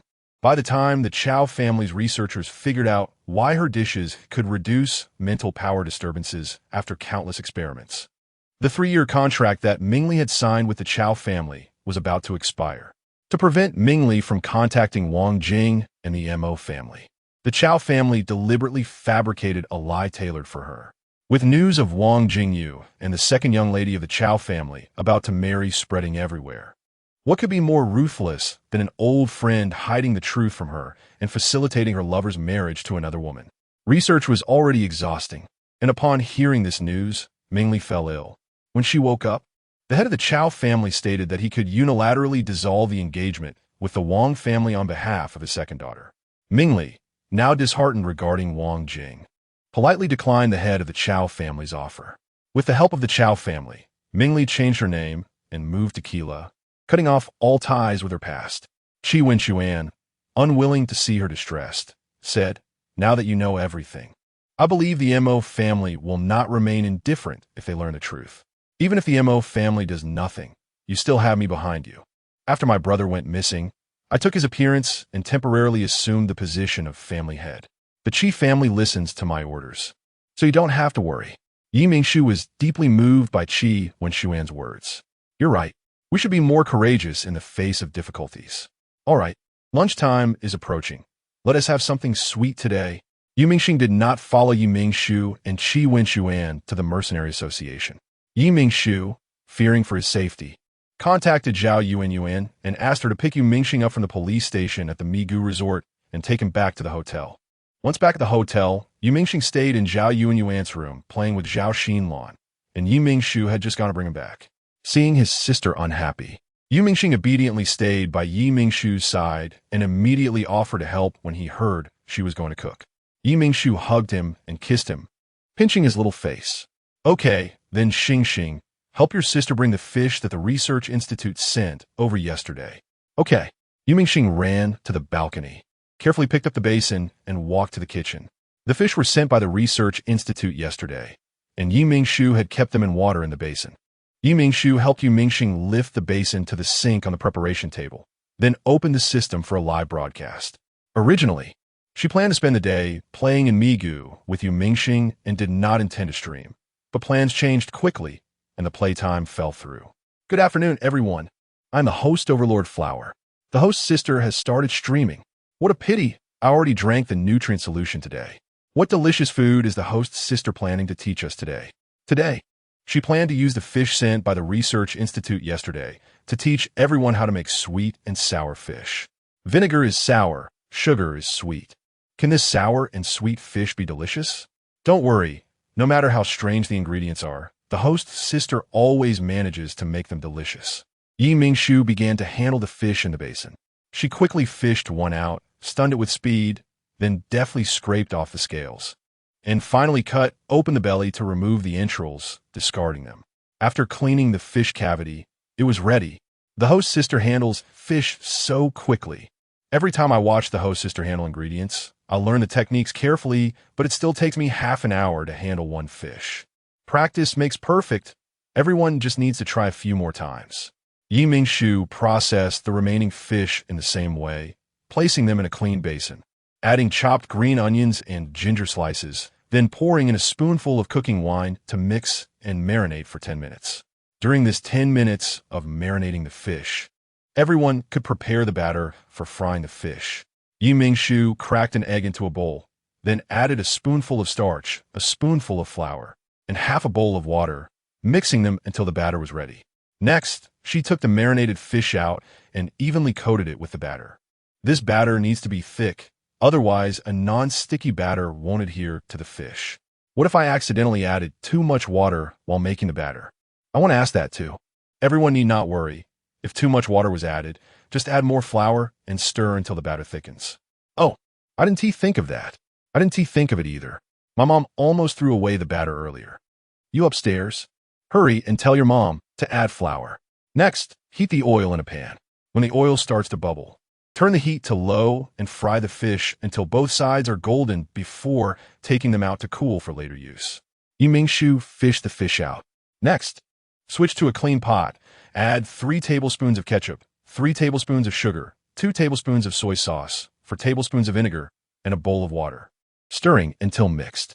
Turn the heat to high and keep stirring until the sauce thickens. What size is the bowl?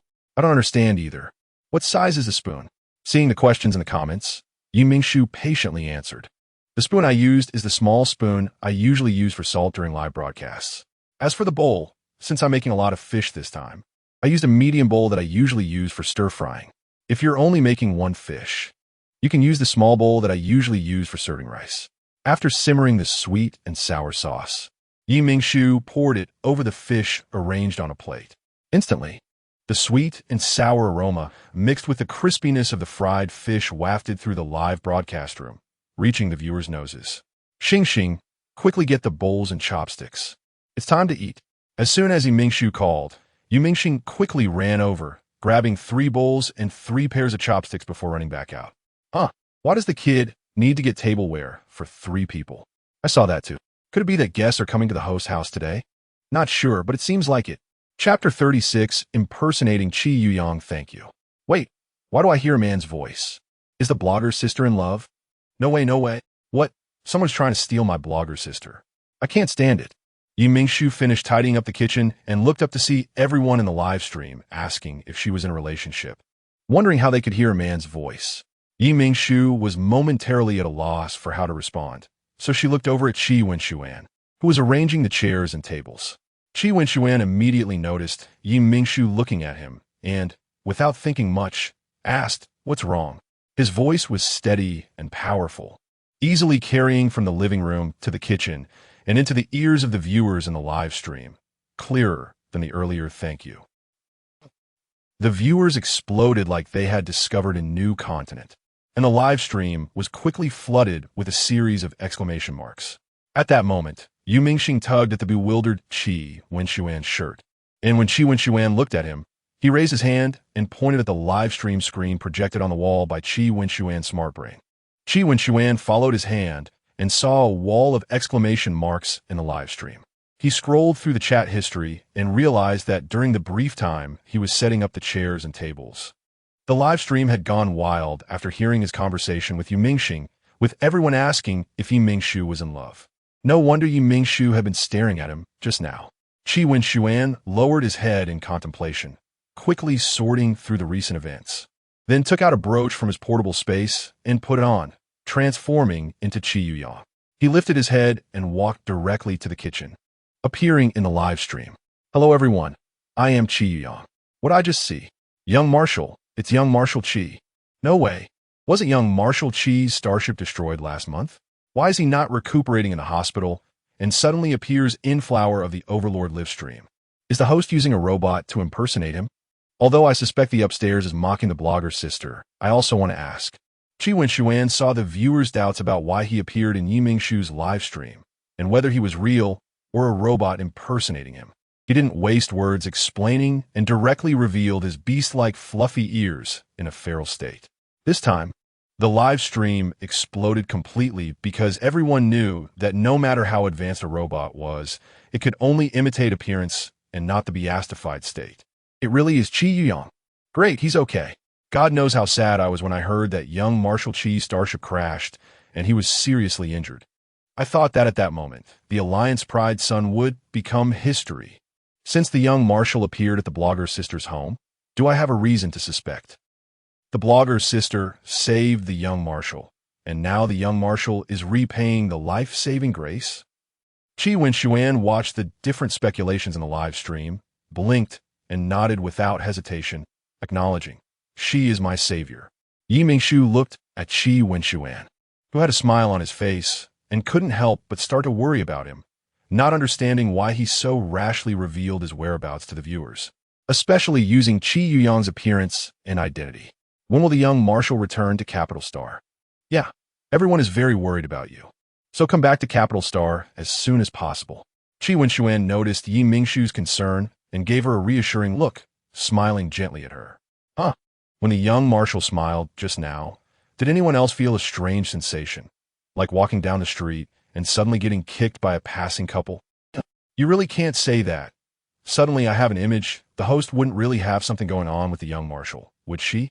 Yu Mingshu and Qi Wenshuan naturally saw these questions, and when Yu Mingshu thought Qi Wenshuan would deny it, his actions were unexpectedly different. Qi Wenshuan's gaze was sincere and his expression serious. I am pursuing her, but I don't know if she will agree. But it was in Qi Wenshuan's identity, not this fake identity of Qi Yuyang. This can't be. The blogger's sister is my wife. Even if you are Qi Yuyang, you can't steal her. Right. The blogger's sister is ours. Qi Wenshuan was taken aback. He truly did not expect the viewers to react this way, and his smile deepened, akin to a rebellious child, with a hint of playfulness in his tone. Recently, in order to have topics to discuss with Shu, I have also reviewed quite a few ancient texts. There is a saying in ancient culture. I wonder if everyone has heard it? The viewers in the live stream looked at his smile, feeling an ominous premonition, suggesting that something they didn't want to see was about to happen. Sure enough, the next moment, they heard Qi Wenshuan say in his deep, magnetic voice, "A life-saving grace should naturally be repaid with one's body." The viewers in the live stream fell silent for a moment. Even the barrage that had been rolling since the start of the broadcast stopped for a few seconds. However, after a few seconds of silence, a wave of rapid barrage scrolling erupted. The viewers in the live stream were frantically mocking Qi Wenshuan, the former idol in their hearts, their fingers tapping on the keyboard like they were tap dancing. Damn it, I got tricked by him. Who says otherwise? Indeed, the blogger's sister's charm is great. Even the young Marshal has been taken down by her. With what the upstairs said, should I feel proud? But when I think about the blogger's sister being taken away, I can't be happy. Not to mention the viewers. Even Yu Mingshu herself was shocked by Qi Wenshuan's actions. She stared blankly at Qi Wenshuan, feeling a bit shy inside, but more so, heartache. Having spent so much time with Qi Wenshuan, she believed she understood some of his temperament. Qi Wenshuan would never joke about such matters.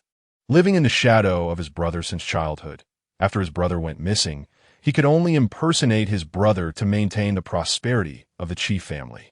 But knowing this made her feel even more pain. To love someone using another's identity must be incredibly difficult. She recalled how she had flirted with him to be her boyfriend, only to be ruthlessly rejected, although he eventually agreed. Hearing him say in the live stream that he was pursuing her made Mingshu feel that she might not easily fall for him. After all, she was quite vengeful. Mingshu wickedly thought in her heart, and Qi Wenshuan suddenly felt an ominous premonition. Sure enough, the next second, he heard Mingshu say, "I like fluffiness the most. And if a Ling is willing to often turn back into beast form and let me touch your soft fur, I can consider agreeing to your pursuit." Chapter 37 returned to the Qi family as Mingshu spoke these words. The viewers in the live stream perked up their ears, eager to see how Qi Wenshuan would wrap things up. Under the watchful gaze of Mingshu and countless viewers, Qi Wenshuan, unsurprisingly, moved his ears that he hadn't had time to retract and forced a calm demeanor as he spoke. "The stars must be hungry. Let us eat first so the child doesn't go hungry." At this moment, Mingxing, who had been quietly observing for a long time, unexpectedly interrupted Qi Wenshuan's retreat with a naive tone. "I'm not very hungry. I can wait for Uncle Yi to finish answering the questions before eating." Qi Wenshuan realized he had no way out this time. "If you're happy, I can change." A smile spread across Mingshu's face, growing larger and larger. "See you all next time." She got the answer she wanted and swiftly reached out to close the live stream, completely disregarding the group of viewers in the chat who were lamenting about wanting to hear the gossip until the end. Mingshu pulled a slightly blushing Qi Wenshuan out of the kitchen and sat down at the dining table under Mingxing's expectant gaze. "Sorry for keeping you waiting. Xing, let us eat." "Yay." Mingxing happily picked up his chopsticks and started eating, completely unaware that Qi Wenshuan's expression was off. Mingshu, being considerate, served Qi Wenshuan a bowl of fish and meat, gently saying, "Dear boyfriend, it's time to eat." When Mingxing heard the term boyfriend, he rarely took a moment from his busy eating to glance at Mingshu and Qi Wenshuan, although he didn't want anyone to take his sister away. If it was someone as powerful as Qi Wenshuan who could protect her, he wouldn't oppose it. By the way, won't appearing so openly in the live stream bring you trouble? Mingshu asked Qi Wenshuan, who was seriously eating.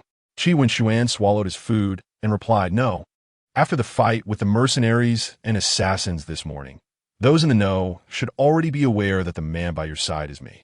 Everyone knows I used to protect the young marshal closely. So Qi Yang's appearance here isn't surprising.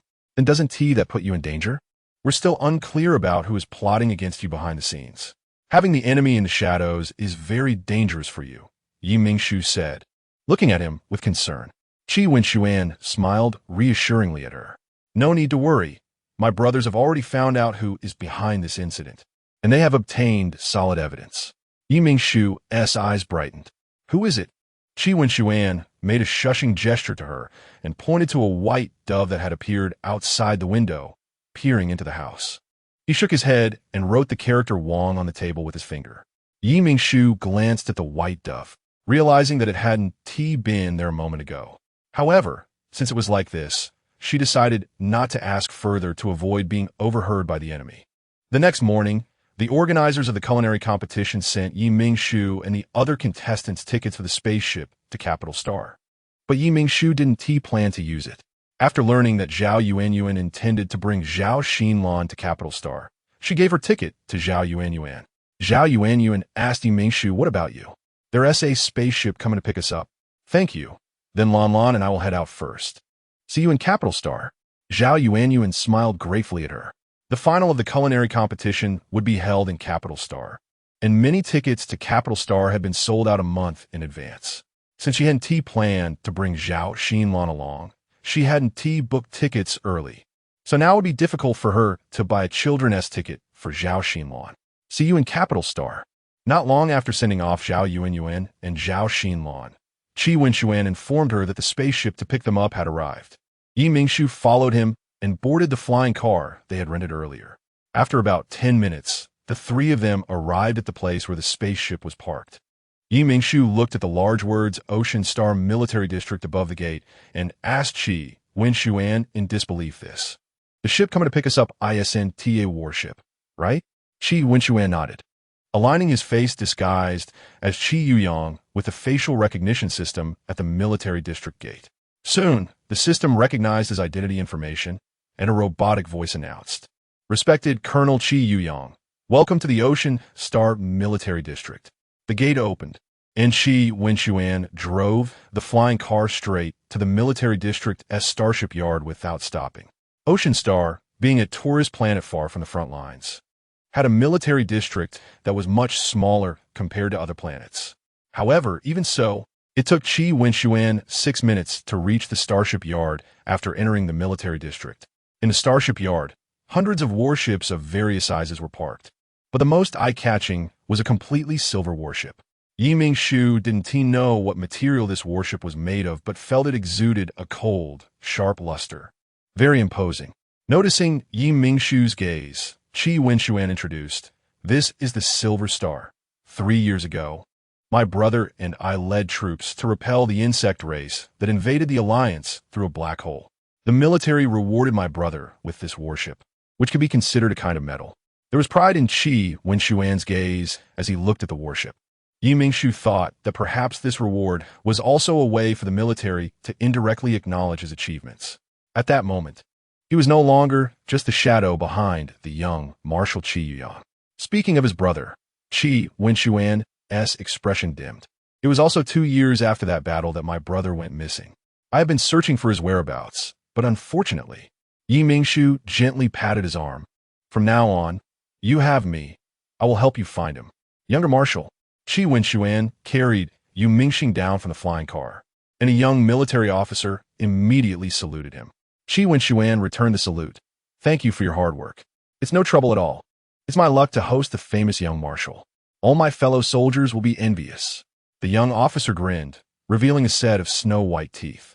Mingshu couldn't help but glance sideways, secretly admiring the young man's good teeth. "Please follow me.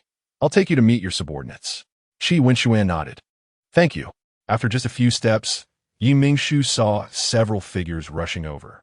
As they got closer, she could see that there were a few young people in military uniforms, and the tall one she had seen at the pet store was among them. Second brother, the black-haired, black-eyed, baby-faced boy spoke first, looking at Qi Wenshuan with tearful eyes after the starship crashed on a desolate star. "I was really scared you would die. I'm so glad you're alive." Chapter 38. General Qi Yuyang's trusted confidants are well aware of Qi Wenshuan's existence, always referring to him as second brother. Mingshu suppresses a laugh, knowing that you are concerned about Qi Wenshuan. But is it really okay to wish him dead right from the start? Qi Wenshuan feels somewhat embarrassed to have such a subordinate when he sees Mingshu holding back laughter. He straightens his face. "Do you look like a soldier? You're in your 20s and still acting so immature. If someone didn't know better, they'd think you were a new recruit. Speak properly." Seeing second brother put on a serious face like their own boss, the boys tone down a bit, but Mingshu feels he hasn't fully listened. Zhang Chen walks over. "Miss Mingshu, long time no see." "No, I should be calling you sister-in-law now." Mingshu has met Zhang Chen before on Lunluan Star, when he traveled a long way to help Qi Wenshuan handle some trivial matters after the assassin was taken away from the hotel. Zhang Chen's voice carries a hint of laughter, successfully diverting the boys' attention to Mingshu. The boys looking Mingshu up and down, their expressions full of surprise, making Mingshu feel like some kind of monster they've never seen before. Zhang Cheng feels his second brother's cold gaze and quickly nudges the oblivious boy. "Quick, call her sister-in-law." "Almost forgot, sister-in-law. I'm Qin Shui, a soldier under the young marshal." Qin Shui solemnly salutes Mingshu. Mingshu really likes his personality and greets him with a smile. "Hello?" At this moment, Qin Shui notices Mingxing, who is holding Mingshu's hand, and his eyes widen in disbelief as he looks at Mingxing, exclaiming in surprise, This can't be second brother and second sister-in-laws." Zhang Chun quickly covers his mouth, preventing him from finishing his sentence. Qin Shui, confused about why his mouth is being covered when he wasn't saying anything inappropriate, struggles against Zhang Chen's hand while looking at Qi Wenxuan for help with his clear, expressive eyes. Qi Wenxuan smiles and explains to them, "This is Colonel Yu Jun's son, Yu Mingxing, who is now Colonel Yi Fan's adopted son." Hearing Yu Jun's name, everyone present falls silent, including Zhang Chun and Qin Shuai, who had just been making noise. Now looking at Yu Mingxing, who is being raised by Yi Mingshu and appears rosy and delicate. Yu Mingxing isn't used to being stared at by so many people, so he shrinks back behind Yi Mingshu, revealing only his bright, clear eyes to meet theirs. He relaxes his hold on Qin Shuai and skillfully slips away, coming to stand in front of Yu Mingxing, squatting down to meet his gaze. "You look a lot like your father." His tone is very familiar, as if he is speaking to an old friend, which makes Yu Mingxing curious about his relationship with his dad. "Do you know my dad?" "Of course. When I was at military school, I took mecha classes with your dad." Remembering Yu Jun brings back memories of their mecha classes, and his eyes are filled with nostalgia. Yu Jun was a genius. He was incredible at piloting mechas. No one in our class could beat him. "Really?" Hearing how amazing his dad was, Yu Mingxing's eyes light up with admiration for his father. Qin Shuai laughs and says, "Of course. I even have a recording of the teacher asking Yu Jun to demonstrate against an AI. Do you want to watch it?" The recording is on the silver ship. Yu Mingxing seldom hears his dad talk about his past in the army, so he is very tempted by Qin Shuai's suggestion. He wants to learn more about his dad. Although he is very tempted, Yu Mingxing does not agree outright. He looks up at Yi Mingshu. His sister is the person who treats him the best besides his dad and Colonel Yi Fan, so he wants to listen to her. Yi Mingshu has been paying attention to Yu Mingxing, and upon noticing his eagerness to watch the video, she nods without hesitation. She gently pats his little head. "Go ahead. Your sister will find you later." "Okay." Seeing Yi Mingshu agree, Qin Shuai immediately reaches out to take Yu Mingxing's hand, but he grabs at nothing as Yu Mingxing avoids him. Qin Shuai doesn't know that Yu Mingxing, due to his uncle's influence, is distrustful of anyone other than Yi Mingshu and Yi Fan.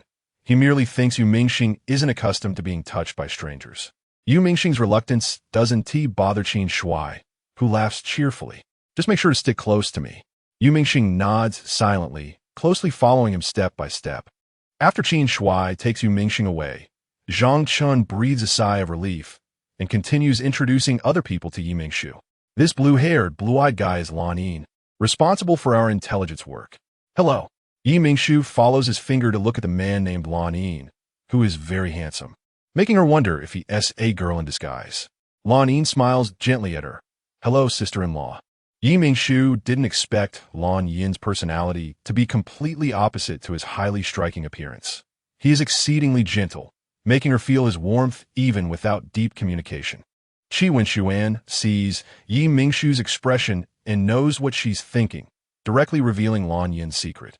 Xiaolan has half-mermaid genes and is best at using disguise to gain others' trust. Unfazed by being exposed, Lan Yin only smiles more warmly.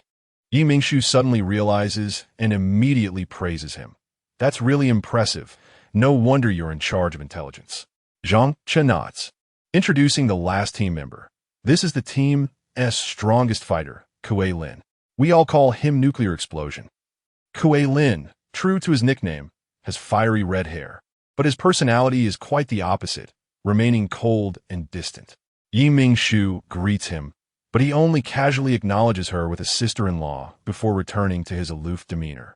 Once they arrive on the silver ship, Yi Mingshu quietly whispers to Qi Wenxuan, "Your brother's subordinates all have such distinct personalities. It's really interesting."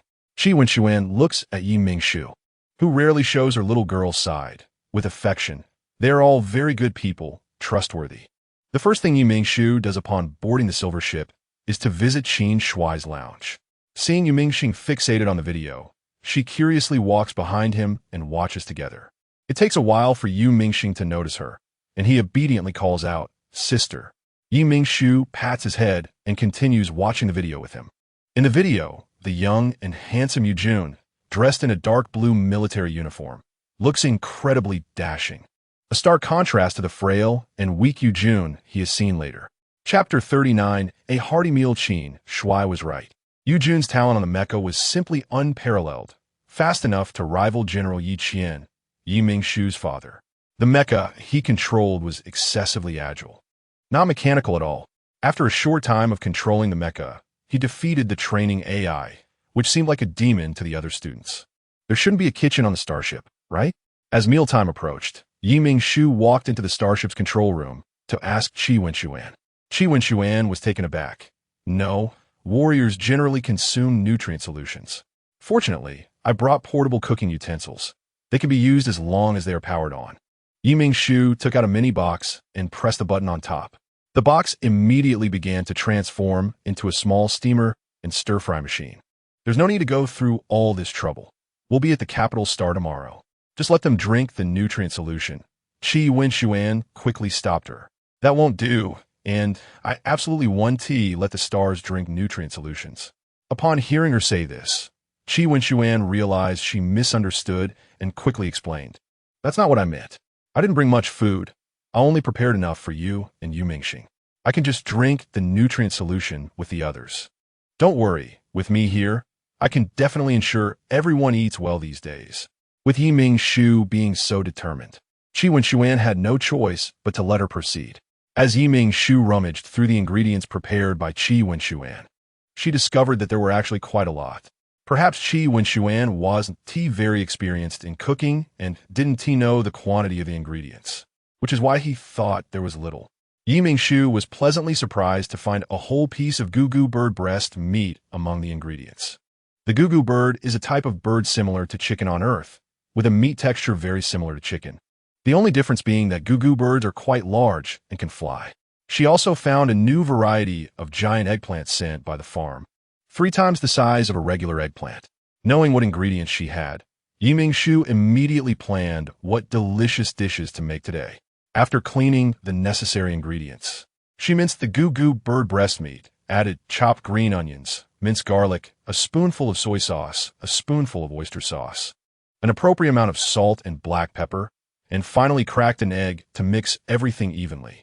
Next, she sliced the giant eggplant into long, thin pieces. Evenly spread the minced gugu bird meat on the slices, rolled them up, coated them with the prepared batter, and fried them in hot oil. Once the batter turned golden, she took them out and sprinkled sesame seeds on top. Yu Mingxing was originally engrossed in watching videos of his father in Qin Shuai's lounge. But when he caught the aroma of the fried eggplant rolls, he couldn't sit still, squirming as if he were sitting on a nail. Naturally, Qin Shuai also smelled the fragrance and was curious about what was so aromatic. Seeing Yu Mingxing squirming, he kindly said, "You can come see it later." Yu Mingxing had already lost interest in the video. As soon as Qin Shuai said that, he immediately replied, "Okay," and dashed out of the lounge, following his nose to find Yi Mingshu standing eagerly beside the freshly made eggplant rolls. Seeing him, Yi Mingshu smiled and said, "Xingxing is here. Just wait a moment, we're having dinner with the uncles today, so the sister will make a few more dishes." Qin Shuai, who had followed a few steps behind Yu Mingxing, couldn't take his eyes off the eggplant rolls. "Sister-in-law, what is this? It smells so good. This is crispy eggplant rolls. Just wait a bit. I'll make a few more dishes, and we'll all eat together." As soon as Qin Shuai heard he would have a share, his eyes lit up, and feeling a bit guilty about eating for free, he asked Yi Mingshu, "Sister-in-law, is there anything I can help you with?" "Not at the moment. The next dish is crispy salt and pepper shrimp, but Xian has already gone to help me with the shrimp." Just as Yi Mingshu mentioned Qi Wenshuan, he returned with a cleaned river shrimp. He handed the bowl of shrimp to Yi Mingshu. "All done. Take a look and see if it's okay. If not, I can take it back to clean again." "Well done. It's even better than how I did it the first time," Yi Mingshu remarked, noticing that Qi Wenshuan, who was handling river shrimp for the first time, did an excellent job, even better than her first attempt. Watching the two talk, Qin Shuai couldn't help but think of his deceased parents, who were like his second brother and sister-in-law, always seeing each other in their eyes. Looking at the room filled with the aroma of food, he felt that this must be what home feels like. Yi Mingshu took the cleaned river shrimp from Qi Wenshuan, added green onion segments, ginger slices, a spoonful of cooking wine, a spoonful of soy sauce, a spoonful of oyster sauce, and an appropriate amount of black pepper and salt, mixing everything evenly to marinate for 15 minutes. "Xian, help me heat the oil while I prepare the batter to coat the shrimp." Yi Mingshu mixed cornstarch, an egg, and pepper in a bowl, then coated the marinated shrimp in the batter before frying them in the hot oil until golden. I think the rib soup I just stewed should be ready. You guys take the finished dishes over first, and I'll stir-fry a few vegetables. Mingshu lifted the lid of the pot to check the rib soup. Hearing this, Qin Shui quickly went to grab the rib soup and headed towards the conference room, while Mingxing sensibly followed with the crispy eggplant rolls. Qi Wenxuan stayed behind to assist Mingshu, and soon the two finished the remaining dishes. It smells so good. Boss, let me help you, and sister-in-law, Zhang Chun, drawn by the aroma, also arrived. Mingshu smiled and teased, "You came at the right time. I just need you to take these 3 dishes over." Understood. In no time, everyone gathered around the round table in the conference room, and the thoughtful Yu Mingxing had already served everyone rice. "This is Earth food." Lan Yin looked on with anticipation. He had long heard Zhang Chan say Mingshu was a famous food blogger, and he had always looked forward to Earth cuisine. Unfortunately, most food bloggers on StarNet produced dishes that didn't taste good and were unwilling to share recipes, so he had never had the chance to taste authentic Earth food. Kuilin nodded, maintaining his usual cool demeanor. "Very fragrant, very good. Everyone try it. Don't just praise it," Mingshu said with a big smile. As the first bite of the food went down, not to mention how the others were astonished, even the usually aloof Kulin couldn't help but widen his eyes, and his speed in picking up his chopsticks noticeably increased. In the whirlwind of the first few people experiencing Earth food for the first time, the large table of dishes was quickly devoured. "Burp, sister-in-law, you should go rest. We'll clean up here," Zhang Chun said, burping loudly. Mingshu didn't stand on ceremony with them, pulling the slightly stuffed Yu Mingxing to walk around and digest. Chapter 40 Twilight Nebula. "Wow, so beautiful. Sister, look over there," Yu Mingxing exclaimed, pulling Mingshu's hand and pointing at the magnificent nebula outside the glass. Mingshu also saw the stunning purple-pink nebula, unable to take her eyes off it for a long time. She wanted to say something to praise the beauty of the nebula, but after thinking for a while, she felt that her shallow knowledge couldn't find any words that could capture its grandeur. "Isn't it beautiful?" Qi Wenxuan walked over to Mingshu and gently patted Yu Mingxing's fluffy head. Mingshu nodded. "It's beautiful. Even though I've seen many different types of nebulae before, I still find this one incredibly beautiful."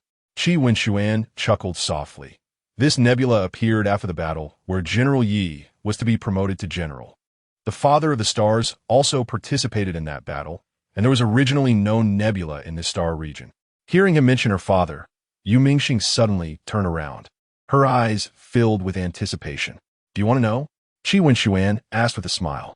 Yu Mingxing nodded vigorously. "Then let me tell you." Qi Wenxuan's gaze became distant, as if he was recalling the battle he experienced firsthand. His deep and pleasant voice brought Mingshu and Yu Mingxing into his memories. That was the fiercest battle on the front lines 8 years ago, and it was also the deadliest battle in the history of the Silver Star Alliance. Qi Wenxuan lowered his eyes to hide his sadness. The battle could have been won easily, but for some unknown reason, the soldiers on the front lines suffered a massive psychic disturbance and died in agony during the fight with the enemy. As a result, the Alliance almost lost the front lines, and it was only thanks to General Yi leading the mecha troops to support that they barely held the defense line. Later, it was also thanks to the mecha troops led by General Yi that the Alliance achieved a great victory. However, due to overuse of psychic energy, General Yi was left with an incurable illness for life, which led him to choose retirement after being promoted to general. A large-scale psychic disturbance among the soldiers? Is this the same battle that Zhao Yuanyuan mentioned her brother experienced? Mingshu asked him. Qi Wenxuan nodded. It seems to be the same battle, because after this battle, the psychic potions produced by the Chao family were indeed found to be substandard by the Alliance's inspection department. In the end, this matter quickly faded away after a brief period of fermentation, and the Chao family used a huge compensation to silence most of the soldiers' families. So, they should be the same battle. This is too much of a coincidence. Zhao Yuanyuan's request, the task to take down the Chao family, in a battle where my father, General Yi Qian, was injured. All these events are clearly pushing me toward the capital star, toward the political and military center of the Alliance. Qi Wenxuan was unaware of Mingshu's inner thoughts, and he continued to explain the origin of this nebula. This nebula appeared along with the Alliance's famous Twilight Nebula after that battle. So scientists studying nebulae included it in the Twilight Nebula group. Mingshu snorted, "Twilight Nebula. Heroes in their twilight years. They really know how to name things. Their naming skills are quite poor." After hearing Qi Wenxuan's story, Mingxing felt very sad. She didn't realize that her father had returned to the remote and backward Kalai star with so much regret because of the Chao family's mistake. "Sister, I feel so sorry for Dad. I feel so sorry for those innocent soldiers." Mingxing cried while hugging Mingshu's waist. "I hate the Chao family.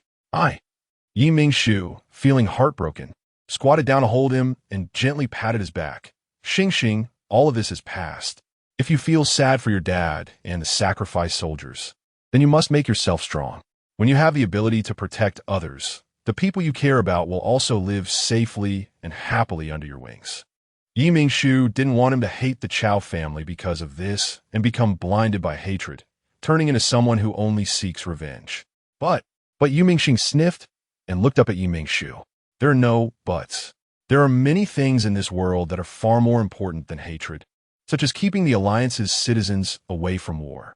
Your father joined the military with such ideals. I hope that as his son, you can also have your own ideals and not become a bad person who only wants revenge."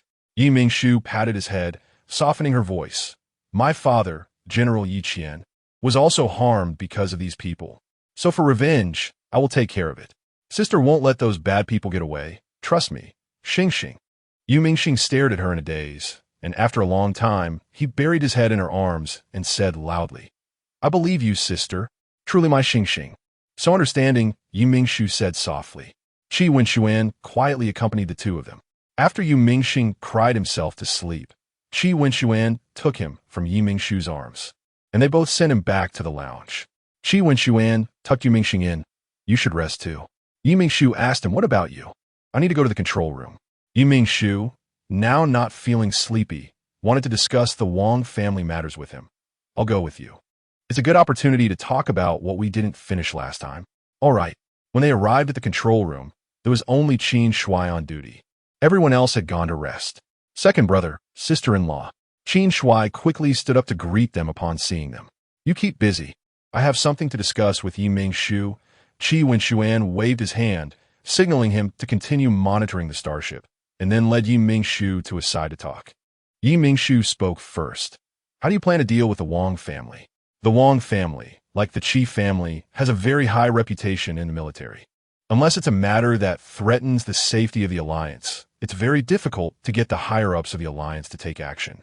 At most, it would be like the previous matter with the Chao family, raising it high and then letting it down gently. Mingshu knew he was speaking the truth. Previously, Xiao Xiong mentioned that the Wang family had reached a collaboration with the Chao family, and the third young master of the Wang family married the second young lady of the Chao family. So is it possible that the Chao and Wang families have been planning to take action against your Qi family all along? I hadn't thought in that direction before, perhaps. Qi Wenxuan pondered for a moment and then joyfully hugged Mingshu. "Shu, you are really too perceptive." Mingshu was suddenly startled by his embrace and blushed unconsciously. "If I can help you, that's great. After all, right now, using the collusion between the Chao and Wang families to pressure the Wang family to trace the whereabouts of the young marshal and to expose the inferior psychic potions they're supplying to the military is the most urgent matter." Chapter 41, Father the Night Before Yesterday. Mingshu and Qi Wenxuan reviewed the intelligence they had collected during this time. After that, the two planned for Mingshu to use a relationship with Yi Qian at the award ceremony of the food competition finals to bring back to the public's attention the incident years ago when the Chao family almost caused a frontline breach due to the unqualified mental strength potion. Once this matter fermented again, Qi Wenxuan would use the Qi family's influence to pressure the Wang family and obtain information about Qi Yuyang. After everything was agreed upon, Mingshu returned to the lounge, holding the sleeping Mingxing, and drifted off to sleep. She had a good night's sleep. The next day, Mingshu was awakened by Mingxing's small exclamation. "What's wrong?" She opened her eyes and rubbed Mingxing's fluffy head. At that moment, Mingxing was sitting on the bed with his back to her, excitedly pointing out the window. So many starships, and spaceships. Mingshu looked out the window. A silver-blue planet floated in the dark universe, resembling the moon she had seen on Earth, with many starships and spaceships of various sizes heading in its direction. That's the capital star, Mingshu explained to Mingxing. Are we almost there? Mingshu also got up, washed up with Mingxing, and then took his hand as they left the lounge, where they happened to meet Wenxuan. Good morning. Did you sleep well last night? In 2 hours, we will arrive at Capital Star. Wenxuan greeted Mingshu with a smile and then turned to Mingxing. When we get to Capital Star, you and your sister will stay with me at the Chi family. There are several kids your age at the Chi family. They are all children of my uncles, and you should be able to play with them. Mingxing's eyes widened slightly. He didn't expect to have playmates when he arrived at Capital Star, but he wondered if those kids would accept him. Wenxuan patted his head. What's wrong? Surprised, huh? Although I don't communicate much with their parents, they're all good kids. I believe you'll get along very well. The 2 hours passed quickly, and the Silver swiftly entered the capital military district starship dock. The Chi family steward had been waiting outside the military district for a long time and immediately approached Wenxuan upon seeing him. Young master, you finally returned. Your father is already waiting for you at home. Seeing Steward Li, who had taken care of him since childhood, Wenxuan's face lit up. But when he heard that his father was waiting at home, the joy on his face instantly vanished. Father? Did he specifically come to the ancestral home to care for me? This son he has long abandoned? Wenxuan smiled self-deprecatingly. Mingshu sensed his sadness and tightly held his hand. Steward Li had watched Wenxuan and his brother grow up, and now regarded them as his own children. Although he disapproved of Wenxuan's father raising him as a substitute for the eldest son, Yuyang, he couldn't speak ill of the master of the house as a subordinate and pretended not to hear Wenxuan's earlier words. All right, let's hurry back, Wenxuan sighed. Now I want to make things difficult for Steward Li, and introduced Mingshu and Mingxing to him. This is Miss Mingshu, my lifesaver and my girlfriend. This little friend is Mingxing, Mingshu's nephew. Miss Yi is a blood relative of the Alliance General Yi Qian. Upon hearing Wenxuan's words, Steward Li immediately began to examine Mingshu with joy. He had taken care of Yuyang for many years, and he felt sorry for this second young master, who was deliberately created by the master. Having never felt parental love and being subjected to cruel training by his father just to protect his brother, who shared the same bloodline, would have been unbearable for an ordinary person.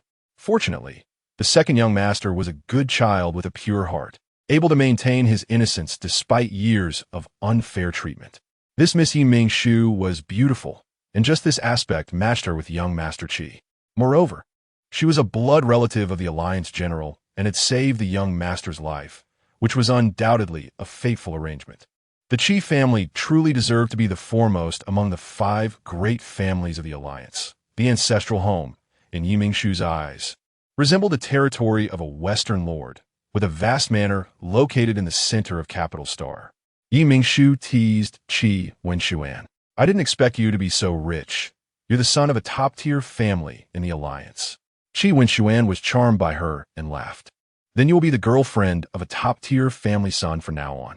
Oh my, I've already started to imagine waking up every day with someone washing my face and feeding me. Mingshu exaggeratedly covered her mouth. Mingxing was stunned to see his sister's lively side for the first time, but once he reacted, he didn't hesitate to retort, Sister, aren't you talking about a vegetable? Wenxuan couldn't help but laugh at Mingxing's sharp remark. All right, we're almost there. Stop messing around. Looking at the increasingly close Qi family gate, Wenxuan gradually cooled down and tensed his nerves. Mingshu sensed his change and reached out to pat his hand. Don't worry, you have me. After saying this, Mingshu couldn't help but recall the power struggles depicted in the dramas she had watched before, where Wenxuan's father was the very bad boss, and Wenxuan was portrayed as the weak, pitiful child who was treated as a shadow of his elder brother. However, upon seeing the serious-looking middle-aged man with a stern appearance, Mingshu felt that perhaps not everyone had the qualities to be a good father. In front of the man, Wenxuan didn't maintain the appearance of Yuyang because he knew his father didn't like it. It's good to be back. The man's voice was deep. What should have been a caring statement, when said by him, felt devoid of concern to Mingshu. Although Mingshu entered alongside Qi Wenxuan, the man didn't even glance at her and directly called Qi Wenxuan into the study. Miss Yi, don't take it to heart. The master is used to being the head of the family. You and the little friend can sit here and have some fruit, Stewardly said with a smile, pouring tea for Mingshu and Mingxing. She took the tea that Stewardly poured and politely said, "Thank you, Stewardly. You can go about your business. I can wait here." It had been almost 2 hours, and she still didn't know what the father and son were discussing in the study. Mingshu boredly looked at her toes, then at the grand decor of the Qi family's ancestral home, and finally, feeling extremely bored, she even prepared to braid Mingxing's hair. Chapter 42. Injury. Mingxing struggled fiercely, but as a small child, he couldn't resist. Just when Mingshu was about to tie his hair, Qi Wenxuan's father finally came out. This time, Qi Wenxuan's father finally turned his attention to Mingshu and Mingxing. "Miss Yi, thank you for saving Wenxuan." The man nodded at Mingshu, his gaze resting on her. "You are a good girl. I will leave Wenxuan in your hands from now on." The man's words surprised Qi Wenxuan. Just moments ago, when he mentioned having a girlfriend and wanting to marry her in the study, his father had given him no feedback. Qi Wenxuan thought his father was opposed to it. But unexpectedly, his father said this. "Father." The man ignored him and continued to address Mingshu. "All the family business of the Qi family will be handed over to my eldest son. If you truly decide to marry Qi Wenxuan, you must be prepared for this." Since he was young, Qi Wenxuan knew that the vast Qi family's fortune belonged to his elder brother. He had never thought of competing for it, but hearing his father say this now still pained him. Mingshu struggled to pull the corners of her mouth into a smile. This was the first time she saw such a cold father. "Rest assured, I am not interested in the Qi family's wealth. I only like Qi Wenxuan as a person, and I will not privately encourage him to compete for the Qi family's business." The man's sharp gaze fixed on Mingshu. Her eyes were clear and straightforward, not like those of a scheming person with ulterior motives. The man nodded in satisfaction. "In that case, I hope Miss Yi will always remember what you said today. A gentleman's word is his bond." Mingshu met his gaze without being servile or overbearing. The authoritative man's tone carried a hint of amusement. "Li Butle." The ever-presently butler quickly stepped forward. "Sir, what are your orders?" "Arrange guest rooms for Miss Yi and this little friend, preferably close to the second young master's residence." Yes, the butler knew that the master was quite satisfied with Miss Yi, and he genuinely felt happy for the second young master. "You continue to take over for your brother in managing the Qi family." "Yes, father." After the man finished, he left without looking back, and Qi Wenxuan watched him go. Not far from the Qi family's ancestral home, a black flying car was parked. A sneaky figure emerged from the Qi family ancestral home, glancing around to ensure no one was watching before getting into the flying car. "How did it go?" The man wearing black sunglasses spoke in a deep voice, exuding the pressure of a superior. "Fool." Knowing that the man had not completed the task he assigned, the sunglasses man felt the man before him was truly useless. "It's the lackey's fault. Please don't blame me. Give me another chance." The man was a chef in the Qi family's kitchen, hired at a high price by Li Butler because of his talent for making earth cuisine. Due to his position in the Qi family, he had received considerable admiration from friends and family, but being insulted so directly made his anger surge. However, upon recalling the other party's identity, he immediately deflated. "All right, I'll give you another chance. This is a drug that can make people addicted. When you prepare meals for Qi Yuyang, secretly add a little to his food. If you do well this time, I won't pursue the last incident, and your promised reward will not be lessened. Now get lost." At the sunglasses man's command, the man was ruthlessly thrown out of the flying car. "Master, are we just letting him go back? Won't it cause unnecessary trouble?" The sunglasses man's subordinate looked at the delighted man outside the car with some concern. "Just him? A fool who only sees money. He won't dare." The sunglasses man extinguished his cigarette. "Notify the Chow family to act early, before the Qi family makes a move." Today was the third day in the capital star, with 2 days left until the final of the culinary competition.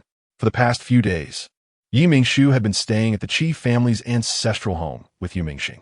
Except for the first day when she met Qi Wenxuan, she hadn't seen him again. Li Butler often took Mingxing to the Qi family's horse ranch to ride horses. When Yu Mingxing saw real horses for the first time, he showed great enthusiasm. For this reason, Li Butler specially arranged for a small horse to be selected for Yu Mingxing from the Capital Stars Horse Ranch. The small horse had a gentle temperament, and Yu Mingxing successfully rode it around the arena in one go. "Sister, look at me." Yu Mingxu looked up just in time to see him joyfully riding the small horse, laughing happily. "Be careful, you might fall and hurt yourself." Although she said this, Yu Mingxu didn't move, savoring her afternoon tea instead. Yu Mingxing was resilient. Even if he fell, he wouldn't cry easily. Seeing him so happy was rare, so she let him be. However, Yu Mingxu didn't expect that after just taking a sip of tea, she would hear Li Butler say that Qi Wenxuan had an accident, nearly choking on her tea. What? What happened? Li Butler hurriedly ran towards the main building, not having time to explain further to Yu Mingxu. "Xingxing, come here quickly. Uncle Yi is in trouble." Yu Mingxu was also anxious and quickly called Yu Mingxing, who was still playing. Hearing Yu Mingxu's urgent voice, Yu Mingxing understood and immediately rode the small horse over. Yu Mingxu picked him up and rushed towards the main house. When Yu Mingxu arrived at the main house, the family doctor had already treated Qi Wenxuan, who was now weakly lying on the sofa, looking at his smart brain, his fingers tapping continuously. "Why not go to the hospital?" Yu Mingxu walked over holding Yu Mingxing. "You're here. Sorry to scare you," Qi Wenxuan said. Noticing Yu Mingxu's disheveled hair and the rising and falling of her chest, immediately realizing how anxious she was. "Why not go to the hospital?" Yu Mingxu asked again. Qi Wenxuan was taken aback, not expecting her to care so much. "It's inconvenient to go. I was injured using Qi Yuyang's face. It's not suitable for the outside world to know about this." Yu Mingxu sat down beside him. "Who did this? The Chao family or the Wang family?" Yu Mingxu's worried expression softened Qi Wenxuan's originally cold brow. He gently said, "Don't worry. I'm fine." Yu Mingxu knew he was avoiding her question out of concern for her getting involved with the assailant, so she patiently asked again, her tone firm and unyielding. "Chao family or Wang family?" Seeing her determined look, Qi Wenxuan sighed. "Chao family." So foolish, being used as a pawn by the Wang family, and not even realizing it. Yu Mingxu scoffed. "I originally wanted to let them enjoy their time for a bit longer, but they insisted on rushing headfirst into danger." Chapter 43, Finals, Shu Shu. Qi Wenxuan held her hand. Yu Mingxu returned the, "Don't worry, I won't act impulsively. I just didn't expect that after criticizing Zhao Yuanyuan's plan for being too foolish, I would have to use the same method as her now. Don't worry about the Chao family. Just follow the original plan. Trust me." Qi Wenxuan's gaze was too firm, and she had no choice but to compromise. "All right, let's go with your plan." Seeing Yu Mingxu unconditionally trust him, Qi Wenxuan felt as if something was filling his heart, warm and swelling. Yu Mingxu thought that after this incident, Qi Wenxuan would stay at the Qi family to recuperate, but the next morning, after preparing breakfast, Butler Li informed her that Qi Wenxuan had left early in the morning. Qi Wenxuan's disregard for his own health made Yu Mingxu very angry, and she didn't speak to him again until the final competition day. "Shu Shu, I'll take you to the competition." Today was the day of the grand finale of the culinary competition, and Qi Wenxuan had been waiting in the main building's living room early in the morning. As soon as he saw Yu Mingxu, he immediately put down the newspaper and offered to take her to the competition. Yu Mingxu ignored him and walked straight out of the house. Qi Wenxuan hurriedly followed her, knowing that she was angry because he was handling work with an injury. His intention was merely to deal with these trivial matters quickly, not to make her worry about him, but he hadn't considered her feelings. It was all his fault. Yu Mingxu hadn't spoken to Qi Wenxuan for 2 days, and Qi Wenxuan hoped she would hit him instead of ignoring him like this. Yu Mingxu got into the flying car that Butler Li had arranged for her, and Qi Wenxuan quickly boarded the same flying car from the other side. Looking at Qi Wenxuan, who was smiling and trying to please her, Yu Mingxu ultimately softened her heart and didn't kick him out of the car, but she still ignored him. Qi Wenxuan watched her anxiously, fearing she would ask him to get off at any moment if she became unhappy. But she didn't. Qi Wenxuan breathed a sigh of relief that Yu Mingxu didn't kick him out of the car, which meant she wasn't that angry anymore, and he felt he could almost appease her. "Ladies and gentlemen, thank you very much for your attention to this culinary competition. Thank you to all the audience members who traveled from afar to be here for the finals. The finals will start promptly at 9 a.m. today. The 10 contestants who made it to the finals will have 12 hours to prepare a full table of traditional dishes according to the requirements of this competition. At 9 p.m. tonight, our judges will score each dish based on its color, aroma, and taste. The contestant with the highest score will be the champion of this competition. The audience erupted with thunderous applause and cheers, filling the entire venue with encouragement. Now, I officially declare the first Silver Star Alliance Culinary Competition finals open. Mingshu and the other 9 contestants had already appeared on the huge stage and determined their cooking stations through a lottery. This competition was different from previous formats. Rather than live streaming the preliminary rounds and having the production team record videos for the semifinals, Mingshu preferred this stage format. Although it wasn't her first time participating in such a competition, she still felt a surge of fighting spirit amidst the cheers of fans and the audience. The production team required everyone to prepare a full table of Earth cuisine. Since it was a complete table, it naturally needed a main dish, side dishes, and a mix of meat and vegetables to be considered complete. After figuring out her approach, Mingshu immediately set to work. She planned to prepare 12 dishes according to Earth's culinary traditions. 1 main dish, 1 soup, 4 cold dishes, and 6 hot dishes, which represented the highest hospitality etiquette in an ordinary household in the ancient eastern country of Huaguo. The first dish was scallion braised pork chop. After cleaning the pork chop and placing it in a bowl, Mingshu used the tip of a knife to poke evenly spaced small holes in the chop to better absorb the marinade. Then she added ginger slices, 1 egg, salt, cooking wine, and a little starch, mixing it all together before marinating for half an hour. In hot oil, she placed the marinated pork chop in the pan and fried it for 3 minutes until golden brown, then set it aside. She poured out 2/3 of the oil from the pan, leaving 1/3 to saute the scallion pieces, then removed the scallions and added an appropriate amount of water. A spoonful of light soy sauce, half a spoonful of dark soy sauce, a spoonful of white sugar, and some salt and chicken essence. Stirring well before adding the fried pork chop. After boiling on high heat to reduce the sauce, she placed the fragrant braised pork chop on a plate and sprinkled chopped scallions on top. Mingshu then placed this well-prepared dish into the temperature-controlled box provided by the production team, which could maintain the best taste of food for 24 hours. The second dish was chestnut stewed bird. After cleaning the bird meat, she placed it in a pot with scallion segments, ginger slices, cooking wine, and an appropriate amount of water to blanch it. In a hot pan with oil, she added the blanched bird meat, ginger slices, minced garlic, and star anise to saute until fragrant. Then she removed the ginger, garlic, and star anise, added cooking wine, light soy sauce, and dark soy sauce to stir-fry for color, before adding shelled chestnuts and continuing to stir-fry. Finally, she added enough water to submerge the bird meat and appropriate amounts of rock sugar and salt to season, simmering for half an hour before serving. The blogger has so many shots.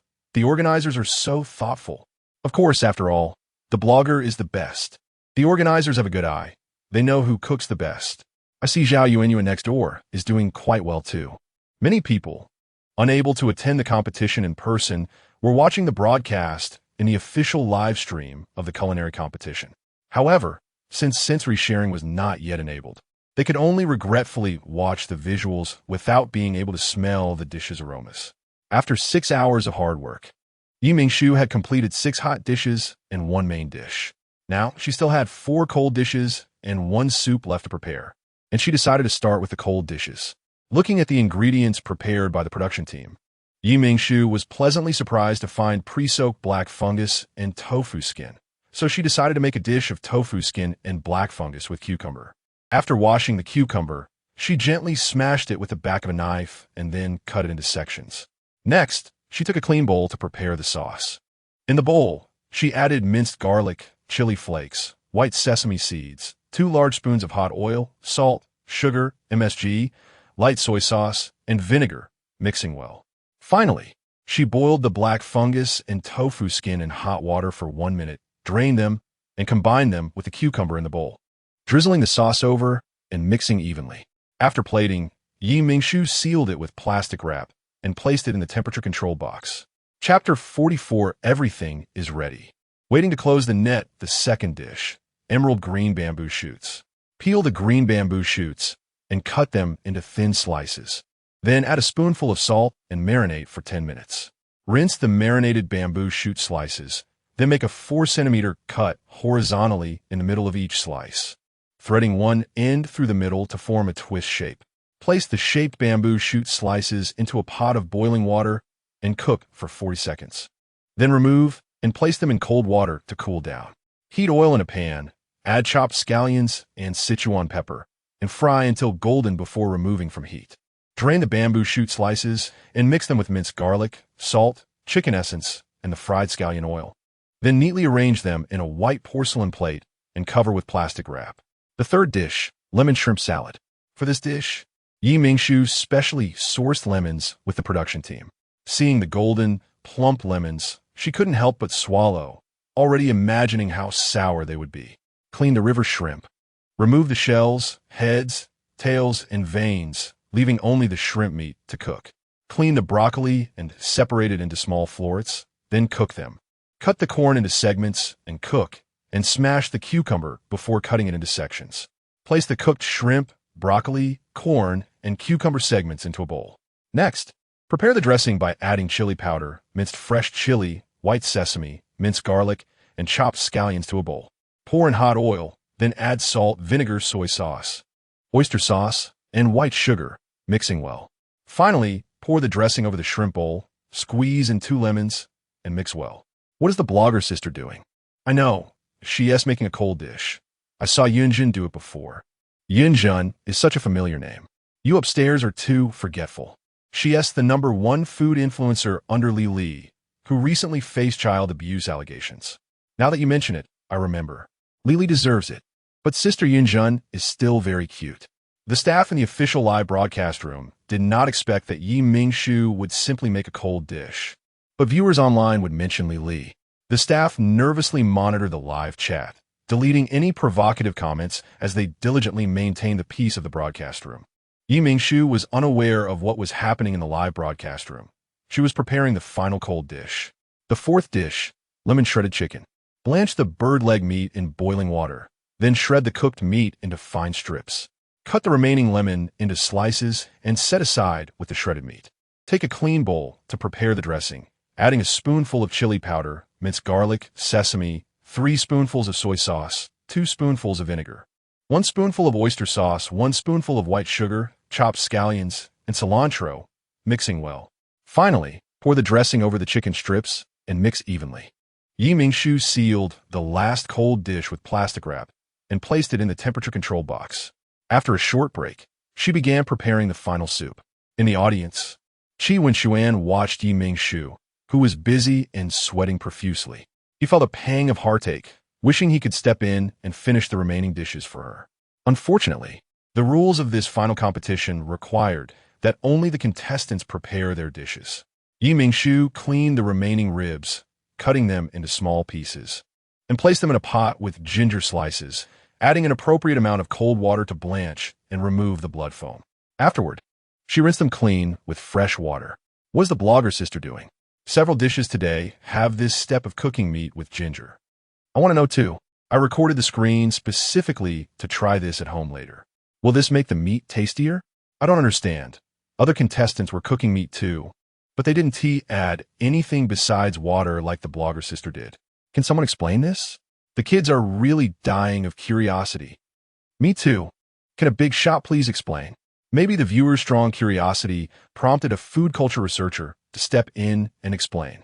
I study global food culture. Ancient texts record this method of cooking meat, which is specifically to remove the gamey taste of the meat and enhance its flavor.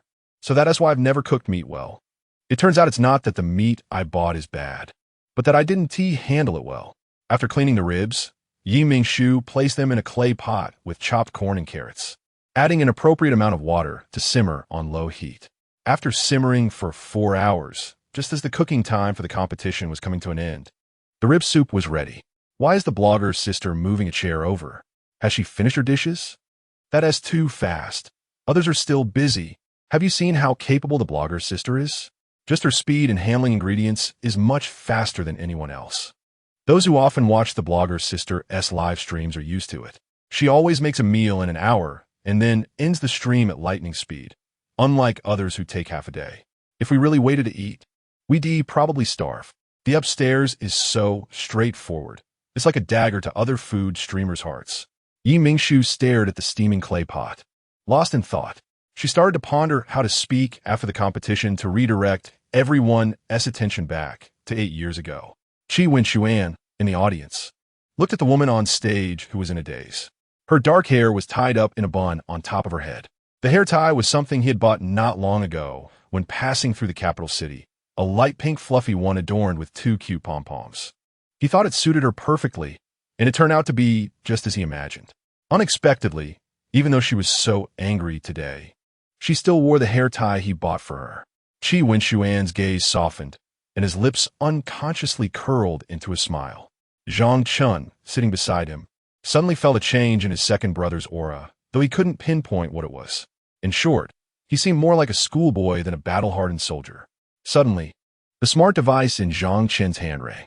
This military-grade smart device was supplied exclusively to the military and had a high level of confidentiality. At that moment, a message from Lan Yin came through. Everything is ready, waiting to close the net. Zhang Chun immediately relayed the message to Wenxuan. Second brother, Lan Yin has everything prepared. When do we take action? Wenxuan restrained his smile. No rush. Wait for the competition results. Understood.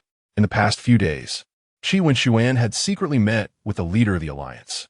He handed over evidence of the Wang family's sabotage of his starship to the leader. Although the leader did not immediately express his stance after reviewing the evidence, he tacitly approved Wenxuan's plan to suppress the Wang family. Chapter 45. Old Song subtly informed Wenxuan that he supported this matter, allowing Wenxuan to proceed without concerns and to begin implementing his plan to suppress the Wang family's position in the military. Although both the Wang and Qi families held significant weight in the Allied forces, with many family members serving in the military, the Wang family did not hold much real power. They primarily contributed to logistics. Unlike the Qi family, which had many strong descendants due to their family genes, serving as the main force in repelling external enemies and achieving numerous military merits to defend the alliance. However, to say that the Wang family's control over logistics was unimportant would be incorrect. In a war, apart from soldiers and generals, logistics is crucial. If logistics cannot keep up or supplies are insufficient, even the bravest soldiers on the front lines will face heavy consequences if the enemy realizes that your supply lines are faltering and deliberately prolongs the conflict. Originally, the Qi and Wang families cooperated well, but at some point, the Wang family began to make frequent small mistakes with logistic supplies.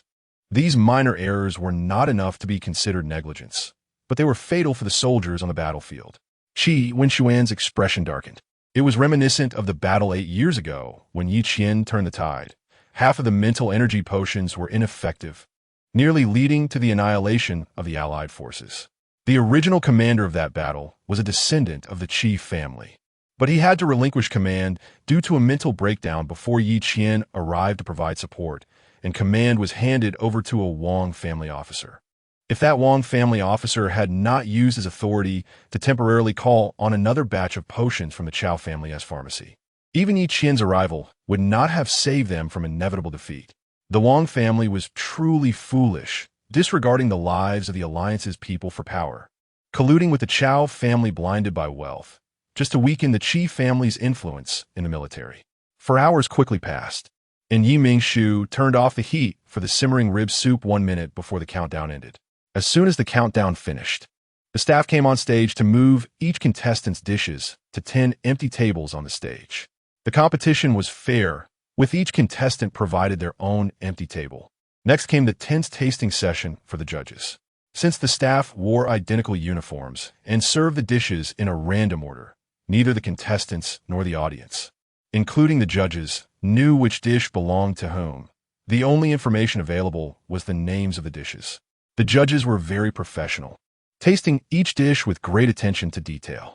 They knew exactly how to taste a dish to fully evoke its aroma, which surprised Mingshu. She did not expect that in this interstellar era, where culinary culture was like a desert, there were still people who could taste food like professional gourmets. What is this? There's not a single edible dish.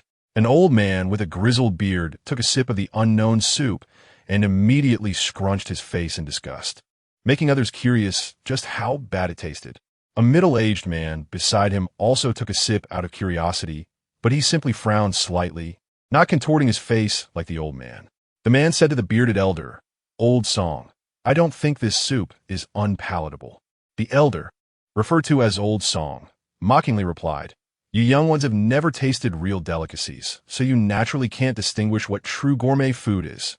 Old Song's last remark was somewhat loud, causing many younger judges around him to feel ashamed and think they were unworthy to be food judges. After that, aside from the middle-aged man who initially spoke to him, the younger judges consciously kept their distance, always wary of inadvertently receiving a lecture from him. Is this made by Mingly?" Old Song's aged eyes sparkled with golden light as he trembled and asked the middle-aged man beside him, "Shaolin, are there any contestants in this food competition who are quite old?" The middle-aged man, referred to as Shaolin, recalled carefully and confirmed that there were no contestants over 30 on the list sent to him for the competition. The list consisted of teenagers and individuals in their 20s, with no older participants. He shook his head to indicate there were none. Old Song was unconvinced. "That can't be. This flavor can only be created by Mingly.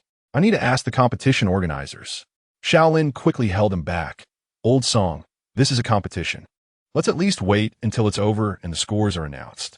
Old Song stroked his beard, thought for a moment, and agreed with his suggestion. "You're right. This is likely made by Mingly. I want to give this table a high score." I didn't." Shaolin felt a bit helpless. He really hadn't claimed that these dishes were all made by Mingly. Soon, all the judges finished tasting the contestants' dishes and provided reasonable scores, with the results quickly announced on the large screen behind the stage. The first place was undoubtedly Mingshu. The champion of this food competition is Mingshu. Everyone gave her a warm round of applause. After the host read out the top 3 names, Mingshu and Zhao Yuanyuan were invited onto the stage. Mingshu was first, Zhao Yuanyuan was third, and the second place was taken by Zhao Qua, a well-known researcher of Earth's culinary culture in the Alliance. Now, let us invite Dr. Song He, a master in the field of ancient Earth cuisine, to the stage to present awards to our winners. As the host finished speaking, the audience erupted into warm applause and cheers. Viewers watching the official live broadcast of the food competition were also very excited, and comments were rolling in continuously. "Old Song. It's Old Song. He is my idol." The organizers of the food competition really spared no expense to invite Old Song. I just started paying attention to food. Could someone tell me who Old Song is? Why are you all so excited about him? No way. You haven't heard of Old Song. They just started exploring food culture. Let us be nice to newcomers. Old Song is a master in the culinary culture community. He has restored dozens of Earth cuisine recipes, and he has selflessly donated these recipes, which he painstakingly restored, to the Alliance. Chapter 46, I Am Not Mingly. The Alliance has freely provided these recipes to the Star Network Library. As long as you register as a member of the Star Network Library for 100 star coins, all citizens of the Alliance can access these recipes for free forever. What was said upstairs is correct. Old Song's contribution to the culinary culture of Earth is unparalleled. Unlike certain bloggers who hide their recipes out of fear that others might discover them and cut off their financial lifeline. That's right. Old Song not only donates recipes for free, but also funds many students studying Earth culinary culture to pursue their PhDs.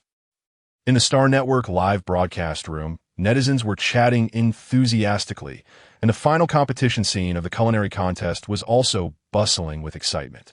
Old Song walked heavily toward the award stage. He couldn't believe that the first place was not Mingly, but a young man named Mingshu, who was relatively unknown.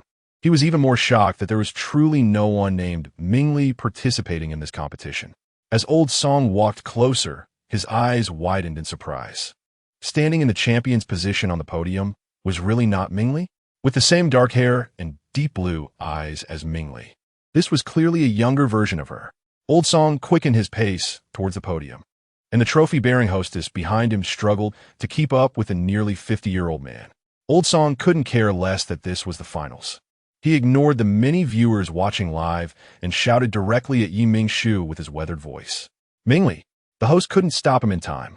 The old man's heartfelt shout echoed through the live broadcast and the speakers, reaching the ears of tens of thousands of spectators on-site and billions online.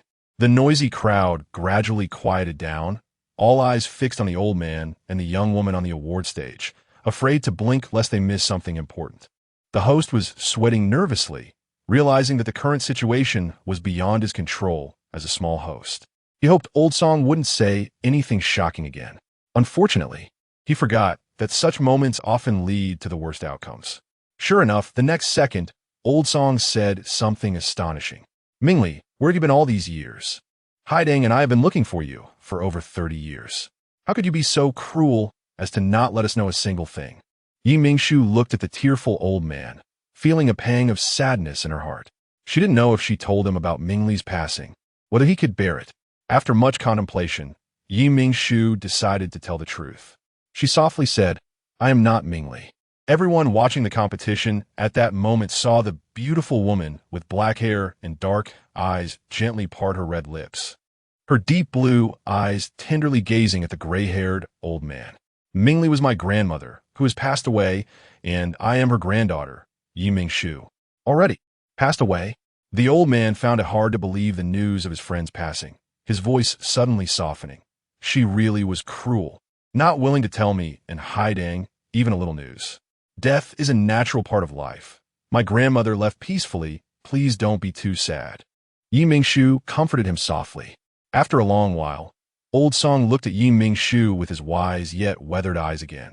You are very talented, just like your grandmother Mingly when she was young. When I tasted the dishes you made, I thought she had come back. Let us stop talking and proceed with the awards. Hearing his words, the host immediately breathed a sigh of relief. The director had just urged him through the earpiece to let Old Song present the awards quickly to avoid disrupting the schedule. But he wouldn't dare to direct Old Song. Fortunately, the old man remembered it was time to present the awards himself. Now, let us invite Old Song to present the award to our champion, Miss Mingshu. The host's voice echoed throughout the venue, and the audience began to applaud understandingly. After Old Song presented the awards to the second and third place contestants, the host invited Mingshu and Old Song to the center of the stage. Monsieur, what are your thoughts on winning the championship in this culinary contest? Mingshu took the microphone handed to her by the host with a bright smile. I owe my achievements today to my father and brother. You may already know that I am an incomplete beastman. Since my birth, due to genetic defects, I have lived in the malice of the outside world. After entering school, facing the ridicule of my peers, I fell into deep self-loathing and even took extreme measures to punish myself. Fortunately, I have a family that loves me dearly. It is because of their support and care that I could emerge from it. If it weren't for their long-standing support and love, I might never have stepped into the world of culinary broadcasting. I would not have had the chance to earn everyone's love and participate in this competition. Thank you to everyone who likes me. Thank you. Mingshu deeply bowed to the camera and the audience present. The host, being very experienced, knew that everyone must be very interested in Mingshu's family at this moment, so he followed up on her words with a question. As far as I know, Miss Ye's brother is an active military officer in the Alliance and has already achieved the rank of colonel at a young age. Your father must be an exceptional person to have raised such outstanding children, right? Yes, my father is a remarkable person.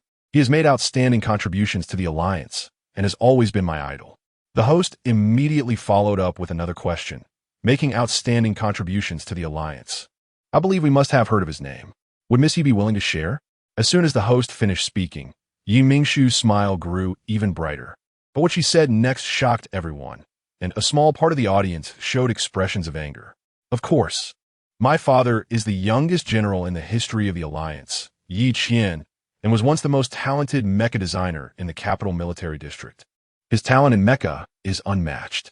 The Capital Military Academy is still using the books he wrote in the past as textbooks for mecha students. 8 years ago, my father was ordered to lead a mecha brigade to the front lines of the Alliance located in the Skoma star system to carry out a reinforcement mission. He turned the tide of a battle that was supposed to be a defeat and helped the Alliance repel the invaders and hold the front line. Unfortunately, My father developed an incurable condition due to overuse of his mental power and had to retire after being promoted to general. That battle. Everyone here must have heard of it. It is the famous Skoma battle. Chapter 47. The Battle of Skoma.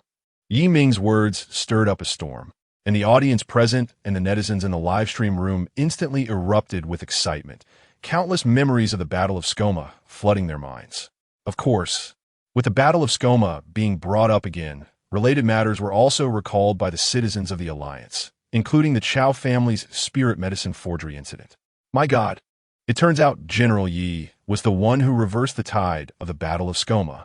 Yeah, I just found out today why textbooks only mention the Battle of Skoma and not General Yi. It was mentioned, but not in the main text. It was in the appendix at the end of the textbook. I really don't know what to say. Why hide it so thoroughly? But the person above studies so seriously. I've always tried to avoid reading if I could. No wonder I didn't notice. I remembered the Chow family spirit medicine incident at that time. Some of the spirit medicine supplied to the military by the Chow family did not meet the military's requirement for ultra-high concentration. The Chow family was so bold, daring to replace it with ordinary concentration spirit medicine supplied to the market. Who knows how many soldiers were harmed? What? The rest this? I thought those soldiers were just ordinary spirit users overdoing it, and didn't have time to use the spirit medicine. Unlike the person above, I remember the news report said the same thing. Are you sure you're not mistaken? Impossible. I have a habit of subscribing to real-time news. I was shocked when I saw this real-time news that day, and even took a screenshot to save it. That netizen, to prove that he was not wrong, specifically posted the screenshot of the real-time news he took at that time in a live stream room. Screenshot. JPG. Many netizens curiously clicked on the image and were shocked by the content of the screenshot. This was a piece of information they had never seen before, with bold and black text stating that the Chow family spirit medicine was unqualified, leading to the near loss of the Alliance frontline. There really is this piece of information? So the Chow family is truly digging their own grave. Of course, many people also doubted the possibility of this screenshot being fake. Could this be a deliberate fake screenshot made by someone to attract attention? I suspect so too. Stop guessing. Just have it verified to know if it's fake or not. I feel like the person above is looking down on my stupidity. Crying. Thank you, my front teeth fell out from laughing. I not only lost my front teeth, I've already lost all my teeth. While the netizens were joking around, the person who said they would verify the authenticity of the screenshot returned, bringing the verification results with him, successfully putting the Chow family in the spotlight. It's actually true. I told you the Chow family isn't good. The price of spirit medicine has been rising higher and higher in recent years. I can't even afford it anymore. Who says otherwise? If it weren't for the pain during the spirit riot, I wouldn't spend more than half a month's salary to buy it. Head of the family, the comments on spirit medicine on StarNet have suddenly increased. The risk control PR can't keep up. The butler of the Chow family rushed into the main hall, reporting to the gloomy-headed head of the Chow family, Chao Zhenan. Whereas Xiao Lu? Didn't he say he could handle it well? Chao Zhenan stood up angrily and asked about his assistant's whereabouts. Xiao Lu had already rushed to the company to handle the matter. Dear, don't worry. As long as it can be solved with money, it's not a problem. At worst, we can do like we did 8 years ago and pay to silence those people. Chao Zhenan's wife, Wei Wan, quickly stood up to calm her husband's emotions. Fool!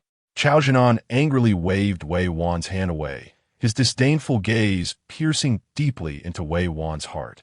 What do you know, as many people as are paying attention to the food competition, just as many will refocus on that incident from 8 years ago.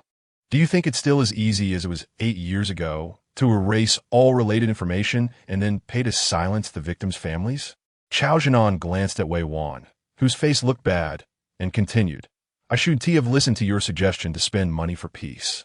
If I had listened to Lu Su back then and responded positively to admit mistakes, we wouldn't be in this situation today. After finishing, Chao Zhenan ignored Wei Wan's ugly expression and strode out of the main hall, leaving Wei Wan standing alone in place. Wei Wan lowered her head and did not look at Chao Zhenan's departure. She bit her brightly painted lower lip and tightly clenched the handkerchief in her hand, the force so strong that it embedded her freshly done nails deep into her palm, leaving bright red blood staining the white handkerchief. Now you know to call me a fool. Back then when I suggested spending money to buy peace, Didn't you agree so quickly? Wei Wan calmed down, carefully wiping the blood from her injured palm, murmuring in a voice only she could hear. Indeed, a useless man only knows to blame women. If it weren't for me, your Chow family would have been ruined long ago. Since that's the case, don't blame me. A smile reappeared on Wei Wan's still charming face. Wei Wan was born into the Wei family of Capital Star, a well-known noble family in Capital Star. But compared to the 5 great families like the Chow family, they were still quite inferior. However, the Wei family and the Chow family had intermarried for generations. And Wei Wan and Chao Jinan had grown up together as childhood sweethearts. In the early years of their marriage, Chao Jinan was wholeheartedly good to Wei Wan. And Wei Wan also used the influence of the Wei family to help Chao Jinan secure his position as the head of the Chao family. Wei Wan had thought she could be happy and spend her life with Chao Jinan, but unfortunately, human hearts are the easiest to change. Wei Wan never expected Chao Jinan to cheat on her with a retired female soldier from the Alliance. Wei Wan learned about the affair when the child between Chao Jinan and that female soldier was already born. She only found out because paparazzi had caught Chao Jinan shopping with the female soldier while holding the child, and that was how Wei Wan discovered it. At that time, Wei Wan was almost driven to death with anger, even thinking of divorce, but in the end, she still loved Chao Jinan. After Chao Jinan's heartfelt pleas, she softened her heart and chose not to divorce, but demanded that Chao Jinan cut ties with the female soldier and set up a will. From now on, only she and their son, Chao Rushuan, could inherit the Chao family. She would turn a blind eye to the existence of the illegitimate daughter, Chao Xian, and would agree to let Chao Jinan bring Chao Xian back to the Chao family after the female soldier was sent to a psychiatric hospital due to mental illness. Chapter 48. The couple turns against each other thinking of Chao Xian. Wei Wan couldn't help but laugh out loud. Initially, she felt a bit unhappy that Chao Xian was more talented than her son, but now she was very pleased. Chao Xian's mother had been traumatized from her time on the battlefield, and although she was fine right after giving birth to Wei Xian, her condition gradually worsened due to the betrayal of her partner, Chao Jinan. She would often hit and scold the barely 1-year-old Chao Xian, leading Chao Xian to desperately crave maternal love and be extremely cautious around others. To nurture her son Chao Rushuan, Wei Wan had, over the years, given Chao Xian a fair amount of either genuine or feigned affection, and the girl had come to see her as a mother. Now that Chao Rushuan had reached adulthood and was of age to inherit the family business, since Chao Jinan looked down on her so much, she cannot be blamed for being heartless and disregarding their marital bond. As Chao Jinan rushed to the company on a flying car after leaving the old Chao family residence, he had no idea that a single glance and a word from him would lead his wife to decide to abandon him, allowing their barely adult son to take over the Chao family. Can you go any faster? At that moment, Chao Jinan was unknowingly urging the driver. The driver, in a difficult position, said, "Master, there's been an accident up ahead, and the police are maintaining order. What are you afraid of? Just rush through when there are no cars. If you get fined, you can go find Lu Su for reimbursement." Yes, even though the driver was very unwilling, he could only brace himself and, taking advantage of the police turning their backs, sped through the blocked section. The police were momentarily stunned by the passing flying car, and the next second, one of his colleagues reacted quickly, immediately sounding the siren and chasing after Chao Jinan's flying car. This scene was witnessed by many citizens of the Alliance, and some who recognized the license plate of the Chao family's flying car even recorded it and uploaded it to the Star Network. By the time Chao Jinan arrived downstairs at the company, the video titled "Chao Family Openly Ignoring the Police" had already attracted significant attention online. Lu Su, the president's assistant who was dealing with a public relations crisis in the company building, nearly lost his temper when he heard his subordinates mention the incident. However, he managed to keep his cool, remembering that Chao Jinan was his boss, so he suppressed his anger and opened his smart device to search for the video. "Gao Zhenang, you idiot." After watching the video, Lu Su scolded Chao Jinan in his mind before feeling utterly disheartened as he contacted him. "President, why did you ignore the police's instructions and rush through the blocked area?" Chao Jinan was unaware that this incident had garnered widespread attention online.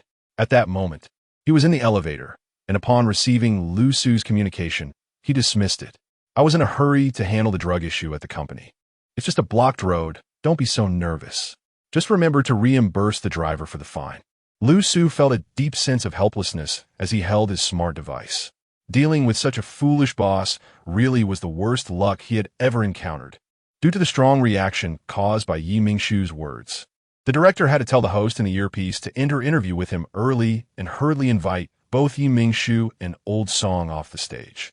After that, they quickly wrapped up the remaining process, and the host, under the director's signal, swiftly announced the successful conclusion of this year's food competition. The overall head of the organizing committee was restless in his office. He knew that Yi Mingshu's statement had completely torn away the facade of the Wang and Chow families among the 5 major families. Although they were the largest live streaming company in the alliance, they were still just a live streaming company. And the matters of the 5 major families were beyond their involvement. Although the finals ended a bit hurriedly, which would definitely cause the company significant losses, these were all losses that had not yet entered the company's pockets, compared to the consequences of angering the 5 major families. This amount of money was hardly even considered a loss. After the finals, Yi Mingshu found Qi Wenxuan in the audience and took him with her to the guest area to find Old Song, who had not yet left. Old Song was a friend of Mingly and a highly respected scholar in the Silver Star Alliance, contributing greatly to the alliance. Yi Mingshu felt that with his help, their plans would surely go more smoothly. Therefore, she intended to take Old Song to the Intelligence Management Bureau of Capital Star to find MOU and inform them of everything related to Mingly. She wanted to use the Mo family's intelligence network to bring down the Chow family, while also providing an explanation to her 2 old friends who had been desperately searching for Mingly. Yi Mingshu placed the semi-transparent card with the Mo family emblem that MOU had given her last time on the front desk of the Intelligence Management Bureau. The staff member, dressed in a work uniform, immediately respectfully invited Yi Mingshu and her companions to the office upstairs, informing them that Mo Yu would be there shortly. After serving them tea and fruit, the staff member left. On the other side, upon receiving the news that Yi Mingshu had come to the Intelligence Management Bureau, MOU hurriedly drove from the Mo family's old residence at high speed to the bureau. Without waiting for the front desk staff to speak, he rushed into the upstairs office. Yi Mingshu, the staff said you have urgent matters to discuss with me? MOU pushed open the office door urgently. Once he saw that not only Yi Mingshu was present, but also Old Song and Qi Wenxuan, who was disguised as Qi Yuyang, he curiously asked, Old Song, why are you with Yi Mingshu? Old Song was a good friend of Su Haidang and had watched this exceptionally talented grandson grow up. He stroked his graying beard with a loving gaze and patted the empty sofa beside him. Mo is here. Come sit down quickly. Little Yi says she has something to discuss with you and me. Little Yi? Mo felt a bit strange. He had never heard of Old Song knowing Yi Mingshu before. How does Old Song know Yi Mingshu? Hearing Mo's question, Old Song immediately put on a stern face. I haven't mentioned you yet. Why didn't you tell me about Mingly's whereabouts when you found out? If it weren't for the invitation to judge this food competition this year, I would still be in the dark. Mo got anxious. I just, under everyone's watchful eyes, he found himself unable to articulate a reason. Old Song's tone softened as he said, Child, I know you're afraid that I'll be sad to hear about Mingly's passing, but you forget that for so many years. Like your grandmother, my greatest joy has been to hear news of Mingly. Although sadness is inevitable, having lived so long, I've seen too many farewells. Mingly's passing is only a regret for me. Chapter 49 Way 1 I'm sorry, I don't know. Old Song pulled him to sit beside him. You are a good child. No need to blame yourself. Yi Mingshu recounted what had happened to Mingly, then showed the people present the information related to Xiao, Xuyang, and the Chow family, quietly waiting for them to digest this explosive news. While waiting, Yi Mingshu's smart brain received a call request from an unfamiliar account. After a moment of hesitation, she answered, Hello? A strange voice came from the other end of the line. Yi Mingshu, I am Wei Wan, the wife of Chao Zhenan, the head of the Chow family. I have a deal to discuss with you. Yi Mingshu was a bit surprised at the deal. I know you want to bring down the Chow family to avenge your grandmother Mingly. I can help you easily make Chao Zhenan and the Chow family pay the price if you're interested. Tomorrow at 3 p.m., I'll be waiting for you at the Mingxing CAF on Huaqing Road in the capital. After finishing her words, the other party hung up the phone without hesitation. as if not caring whether Yi Mingshu would go or not. What's wrong? Qi Wenxuan asked. Noticing Yi Mingshu had been silent for a while, Yi Mingshu shook her head. I'm fine. Wei Wan said she wants to collaborate with me to bring down her husband. Qi Wenxuan raised his eyebrows in surprise. What do you think? Do you find her trustworthy? Trustworthy? Yi Mingshu countered. Yes, Wei Wan is the eldest daughter of the Wei family. Before marrying Chao Jinan, who grew up with her, she helped the Wei family climb to new heights in business with her unique insight. After marrying Chao Jinan, she continued to help him stabilize his position as the head of the Chao family with the revenues from spirit medicine. Yi Mingshu smiled. I didn't expect Wei Wan to be such a formidable businesswoman. Then I'll meet her tomorrow. While Yi Mingshu and Qi Wenxuan were discussing their meeting with Wei Wan, on the other side, Old Song and Mo Yu were already getting angry, feeling extremely furious about the Chao family's exploitation of Mingly. Mo Yu, unlike before, wore a cold expression instead of the cheerful demeanor she had shown in front of Yi Mingshu. The Chao family actually dared to do this in collusion with the Wang family, even teaming up to disrupt the Mo family's investigation into Mingly's whereabouts, causing my grandmother to die in depression. I won't let them get away with it. Miss Yi Mingshu from now on. I will order the Family Intelligence Network to start collecting evidence of illegal activities committed by the Chao and Wang families over the years. MOU's gaze turned icy, and hand it over to the Alliance Prosecutor's Office. They can wait to reap the consequences. MOU is right. I will also use my influence in the culinary world to do what I can for my late friend. Old Song's eyes were sharp. I will definitely not let them go unpunished. Thank you. Once everything was settled, Yi Mingshu and Qi Wenxuan took their leave. She needed to rush back to the Qi family to find Yu Mingxing, whom she had left there. She missed him after not seeing him all morning. When Yi Mingshu returned to the Qi family, Yu Mingxing was reading a picture book under the company of Butler Li. The scene resembled a warm moment between a grandparent and grandchild. Yi Mingshu didn't plan to disturb them and was about to sneak into the kitchen when Yu Mingxing spotted her sister. As soon as Yu Mingxing saw Yi Mingshu, he jumped off the sofa, not even caring about the picture book, and quickly ran to her side, hugging her and rubbing his face against her like a clingy puppy. I miss you so much, sister. Yi Mingshu patted his little head, gently saying, Sister misses you too. I watched the live broadcast of Sister's competition with Butler Grandpa at home. Sister is so amazing. You won the championship. Yu Mingxing looked up at Yi Mingshu with sparkling eyes. Did you listen to Butler Grandpa at home today? Yu Mingxing answered loudly, yes. But I didn't get to eat the food Sister made today, so I'm a little unhappy. Hearing Yu Mingxing say this, Yi Mingshu knew he was craving her cooking, so she smiled and teased him. Such a little foodie. I'll make you something delicious right now. Although Yu Mingxing was very happy to eat something tasty, he still rebutted her. I'm not a little foodie. I'm Yu Mingxing.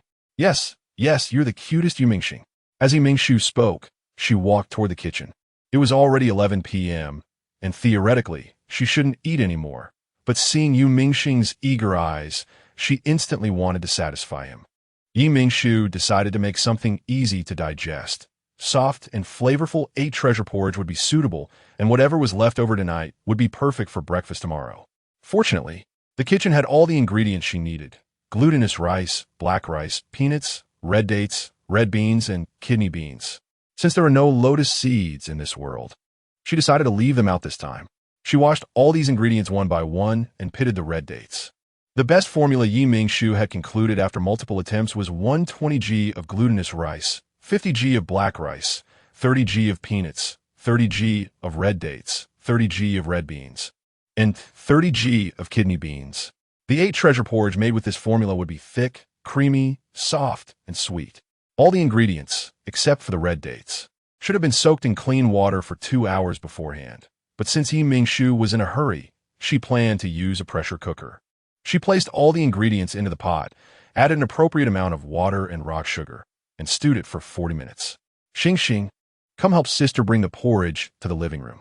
Yi Mingshu poured the porridge into small bowls, filling 4 bowls according to the number of people, including Butler Li. When Butler Li received the 8 treasure porridge from Yi Mingshu, he immediately went to check on Qi Wenxuan, as he was not supposed to eat during work hours.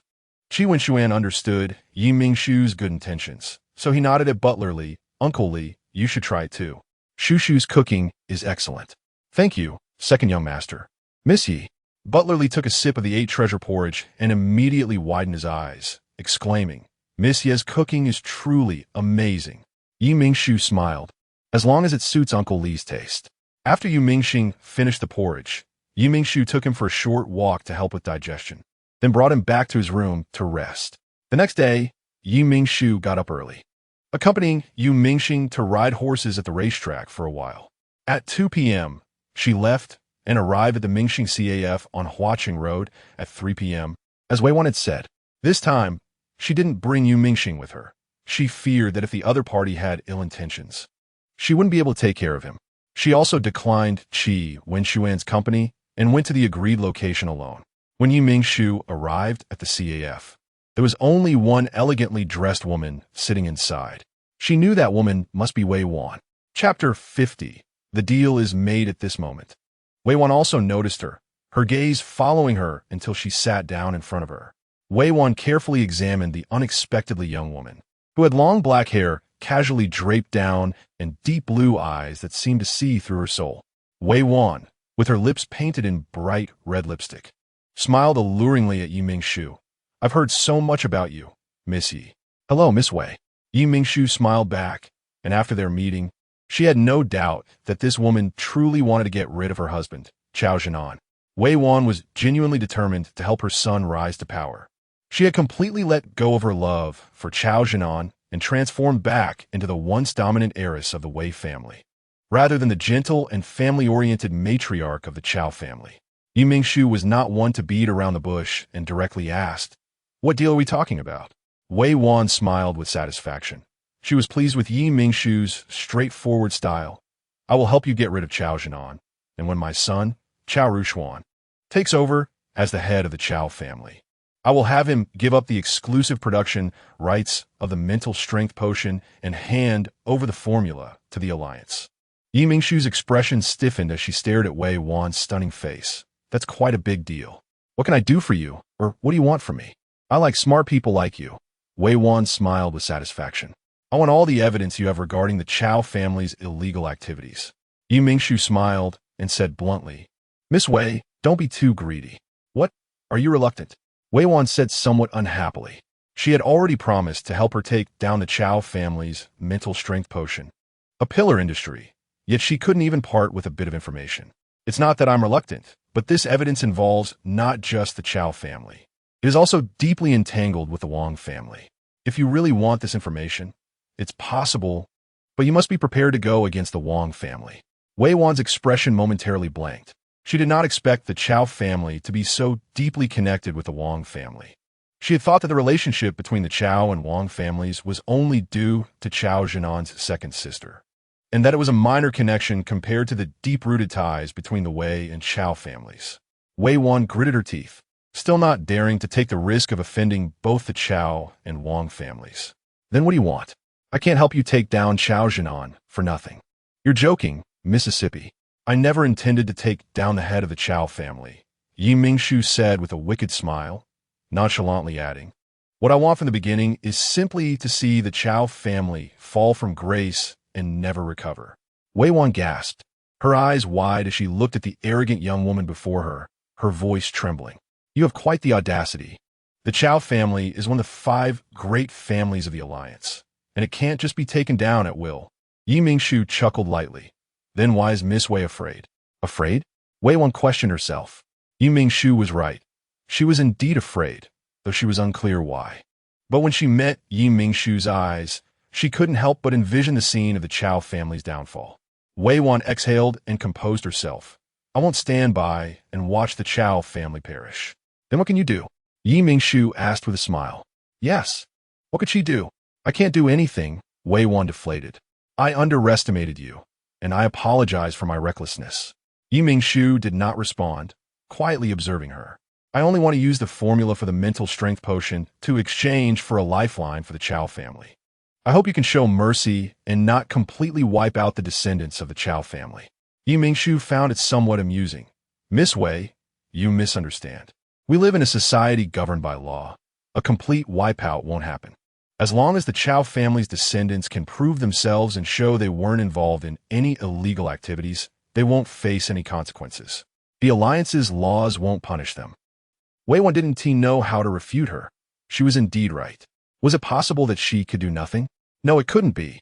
Since Mingshu agreed to meet, she must have something that she wanted. Realizing this connection, Wei Wan immediately asked Mingshu, "You came to meet because I have something you want. As long as you promise not to completely wipe out the Chao family, I will do anything you ask, as long as I can provide it." Hearing this, Mingshu smiled satisfactorily. Miss Wei is indeed a smart person. But you don't need to worry. I don't want anything from you. I just need Miss Lin to use your extraordinary business acumen to help me promote the ancient Earth culinary culture throughout the Alliance. Promotion? Wei Wan was confused. There were already many researchers promoting the ancient Earth culinary culture. What was the need for her to promote it through business means? Besides, she was skilled in business but knew nothing about culinary research. Mingshu saw her concerns and explained, "Don't worry, I won't make you study Earth cuisine. I just need you to help me manage a hotel." Wei Wan sighed in relief. As long as it's not research, I can manage a hotel just fine. But opening a hotel requires chefs and a lot of recipes. Can you provide those? It wasn't that she was refusing, but in the current starry universe, whether in the Empire or the Alliance, it was a culinary desert, and it was hard to find enough skilled cooks and a sufficient number of recipes to support a restaurant. Don't worry about skilled cooks. You can find Dr. Song He. As for the recipes, I can provide enough to help you run the hotel well. Mingshu even planned to send Zhao Yuanyuan to Wei Wan to help train chefs.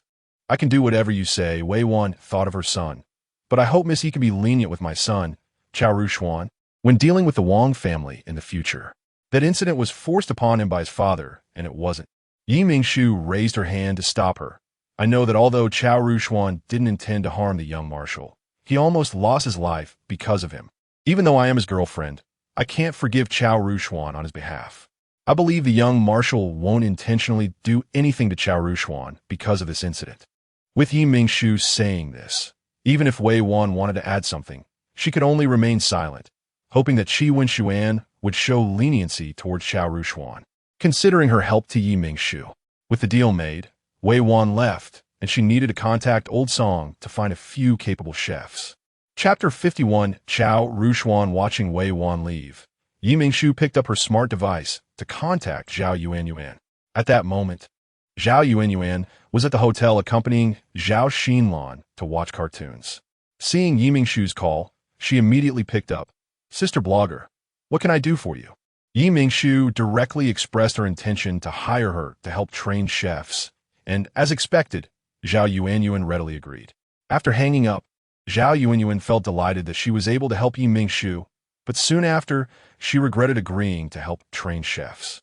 Sitting in the flying car, Mingshu recalled that just as she was about to refuse to collaborate with Wei Wan, the system suddenly issued a task. Task: promote ancient Earth culinary culture in the Silver Star Alliance. Reward: 60 million star coins. Due to this system task, Mingshu had to change her mind on the spot, letting the business-savvy Wei Wan help her manage the hotel to promote ancient culinary culture. As for Chao Rushuan, she still needed to go back and discuss the situation with Qi Wenshuan. After all, Wei Wan was now her business partner, and Chao Rushuan was her son. If not handled well, the partnership might be difficult to continue. After returning to the Qi family, Mingshu found Qi Wenshuan and told him about the day's events, including mentioning Chao Rushuan. After hearing her talk about the collaboration with Wei Wan, Qi Wenshuan smiled and said, "You don't need to feel awkward for me. Wei Wan is a great partner. What about Chao Rushuan? Don't you want to talk to me about him?" Mingshu looked at him. Chao Rushuan was a soldier under her brother, the youngest among them, and everyone treated him like a younger brother. Although his qualifications were the worst among them, they didn't look down on him because of that, since he was close in age to Zhang Chen's younger brother. Zhang Chen genuinely regarded him as a younger brother and even promoted him to the young marshal's personal guard despite the pressure, repeatedly assuring his brother that he would take good care of Chao Rushuan. Qi Wenshuan smiled. "I don't know if I'm thinking too highly of him, but Chao Rushuan will eventually surprise everyone by taking action against our starship. Don't be sad." Mingshu looked at him. She could feel Qi Wenshuan's warm intentions. He smiled and explained, "Initially, like everyone else, I was very angry about Chao Rushuan's betrayal. But after investigating the matter and knowing that he was forced by his biological father, I wasn't as angry as I was at first. On the contrary, I was quite grateful to him. Mingshu was somewhat puzzled. Have you lost your mind? Wen was amused by her serious tone as she teased him, and he chuckled for a while before stopping, though a smile still lingered on his lips. Unfortunately, my mind isn't broken. I'm genuinely grateful to Wen for taking on the job of sabotaging the starship. If it weren't for him, my brothers and I wouldn't have had a chance to survive. Wen's father intended for him to directly destroy the engine and have assassins sent by the Wang family kill the soldiers in their sleep, but he didn't. He only switched the fuel of the engine, causing the starship to stall on the way back, giving the soldiers no time to rest as they were busy checking for faults. This way, we had a chance to escape before the starship exploded, and many soldiers were spared from being killed by the assassins. Wen paused. One could say that Wen actually risked retaliation from the Wang family to save the lives of his brothers. Mingshu sighed, so that's how it is. I thought he was bought off by the Wang family to eliminate you and take your place. I didn't expect he would risk his own safety to save you. Yes, Zhang Chun didn't misjudge him, but seems Wen now feels guilty towards us, hesitating to return to the team and staying in the logistics department. Speaking of this matter, Wen felt a bit of a headache. Mingshu could empathize with Wen's feelings and could only comfort Wen. Don't be too anxious. Perhaps Wen has his own considerations. You also said that on the surface he is already aligned with the Wang family, so it's best for him to stay in the logistics department they manage. You're right. But why was there only you left alive on the starship when we found you? Mingshu asked. Wen smiled. Because I was the strongest. I stayed behind to deal with those assassins and bought time for others to escape. I just didn't expect that my mental power was overdrawn, and the pain from the mental breakdown made me faint before I could reach the escape pod. Mingshu thought of his original death and felt a wave of fear. Wen noticed her fear and pulled her into his arms. It's all in the past. I'm fine. By the way, where is Xingxing? Mingshu realized she hadn't seen Mingxing since returning and was somewhat curious about where he had gone. I told him there would be a family banquet at the Qi family tomorrow, and other family members would be returning to the ancestral home. My nephews and nieces will also be back. He seemed very happy and is probably riding horses at the racetrack with Uncle Li now. Mingshu was taken aback, not expecting to meet other members of the Qi family so soon. Is this considered a proper meeting of parents? She couldn't help but worry. What does your father mean by this? You are now bearing the appearance and title of Qi Yuyang. Will this cause him trouble when Qi Yuyang returns? Mingshu's concerns were not without reason, but now the Wang family was already targeting her. They didn't know where they got the information that her brother was missing and wanted to test if this matter was true. If he and his father didn't do something soon, the news of the young marshal's disappearance would likely spread, causing trouble that wouldn't compare to the current situation. Because I'm impersonating my brother, my father and I are worried that someone might notice, so we have reduced the number of times the young marshal appears in public. Many people are already suspicious. The best way right now is to hold a family banquet and create a bit of stir during the banquet. Mingshu nodded. So announcing me as your girlfriend is the big stir for this family banquet, right? Wen frowned, disagreeing with her statement. You are my girlfriend, and I want everyone to meet you on this occasion, not just to create a big stir. Mingshu naturally understood his intentions. But hearing him say it in person made her even happier. I know. I just wanted to hear you say it. Wen looked at his girlfriend's bright smile, his heart racing, feeling as if he might drown in her big, watery eyes. Chapter 52, Qi family's little uncle Xingxing. While riding a horse at the racetrack, Mingxing heard Mingshu's voice and turned back from the horse's back. Sister, sister. Mingshu stood by the racetrack with a smile, not urging him to hurry, waiting for Mingxing to run over to her. Are you tired? Looking at Mingxing, who was dripping with sweat, Mingshu wiped the sweat from his forehead. Not tired, not tired. I'm so happy. Mingxing's eyes sparkled with excitement as he thought about meeting other children tomorrow and the possibility of playing with them. But you should rest even if you're not tired. We have to get up early tomorrow for the family banquet at the manor. Got it.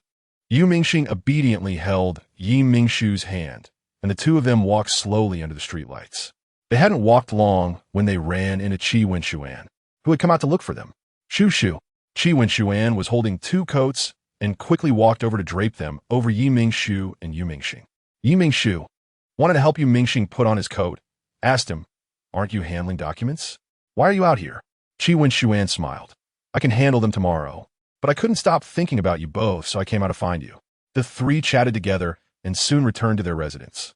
"Get to bed early. And no sneaking and playing with the smart brain, understood?" Yu Mingxing nodded obediently. "Got it, sister."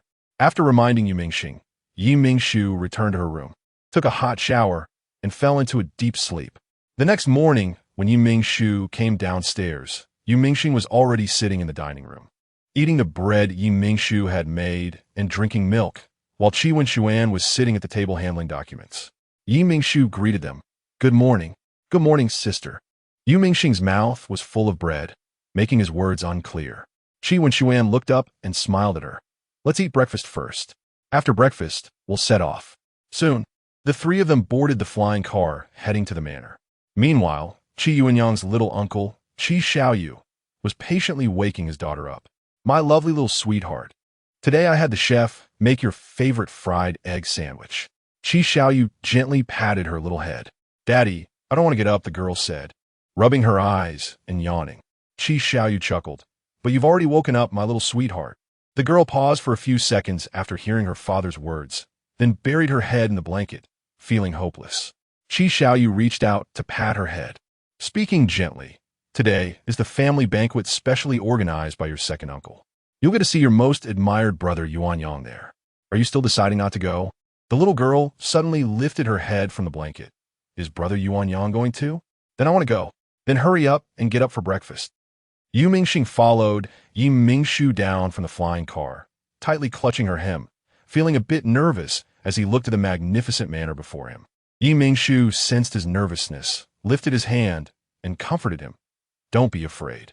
When this child first came to her side, he was like a little hedgehog with all his spikes up, always on guard. During this time, Yi Mingshu had put in a lot of effort to gradually open his heart to her. His thin face began to show smiles, and under her careful care, his frail body was gradually putting on some weight. "Brother Yuanyang." This call drew the attention of the three, and they saw a little girl with pigtails wearing a pink princess dress running excitedly towards Qi Wenshuan, shouting Yuanyang's name as she ran. When Qi Wenshuan saw the girl, his pupils briefly constricted, but he quickly adjusted his expression before Yi Mingshu noticed his unusual emotions, putting on Qi Yuanyang's standard sunny smile. Qi Wenshuan took a few steps towards the little girl, mimicking Qi Yuanyang's previous demeanor, and opened his arms to catch her. "Ha, it's been months since we last met. Xiaoya, you've gained weight again. I can hardly lift you."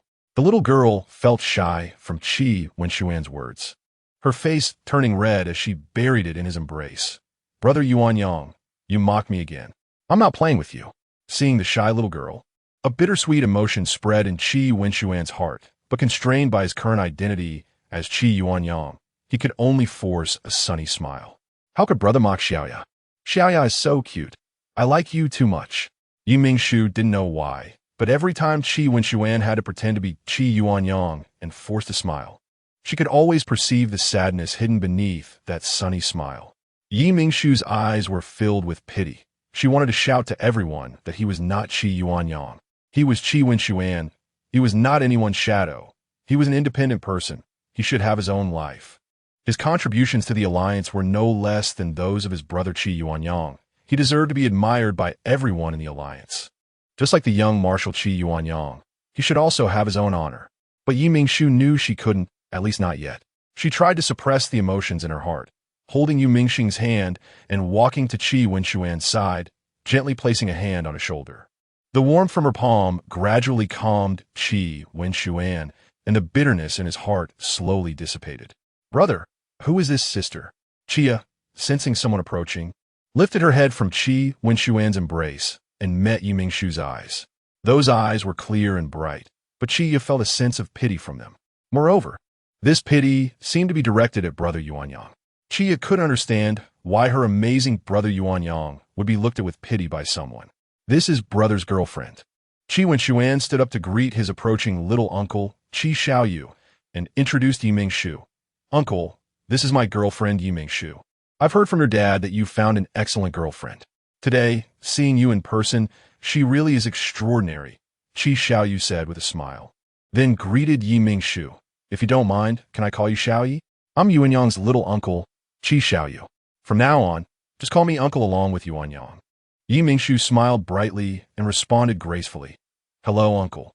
You're too kind. I'm just a small food streamer, not worthy of such praise from you and Uncle Qi. However, if you're interested in Earth cuisine, I'd be happy to prepare some signature dishes for you. Chapter 53. The difficulties at the banquet. Qi Xiaoyu really liked this humble junior.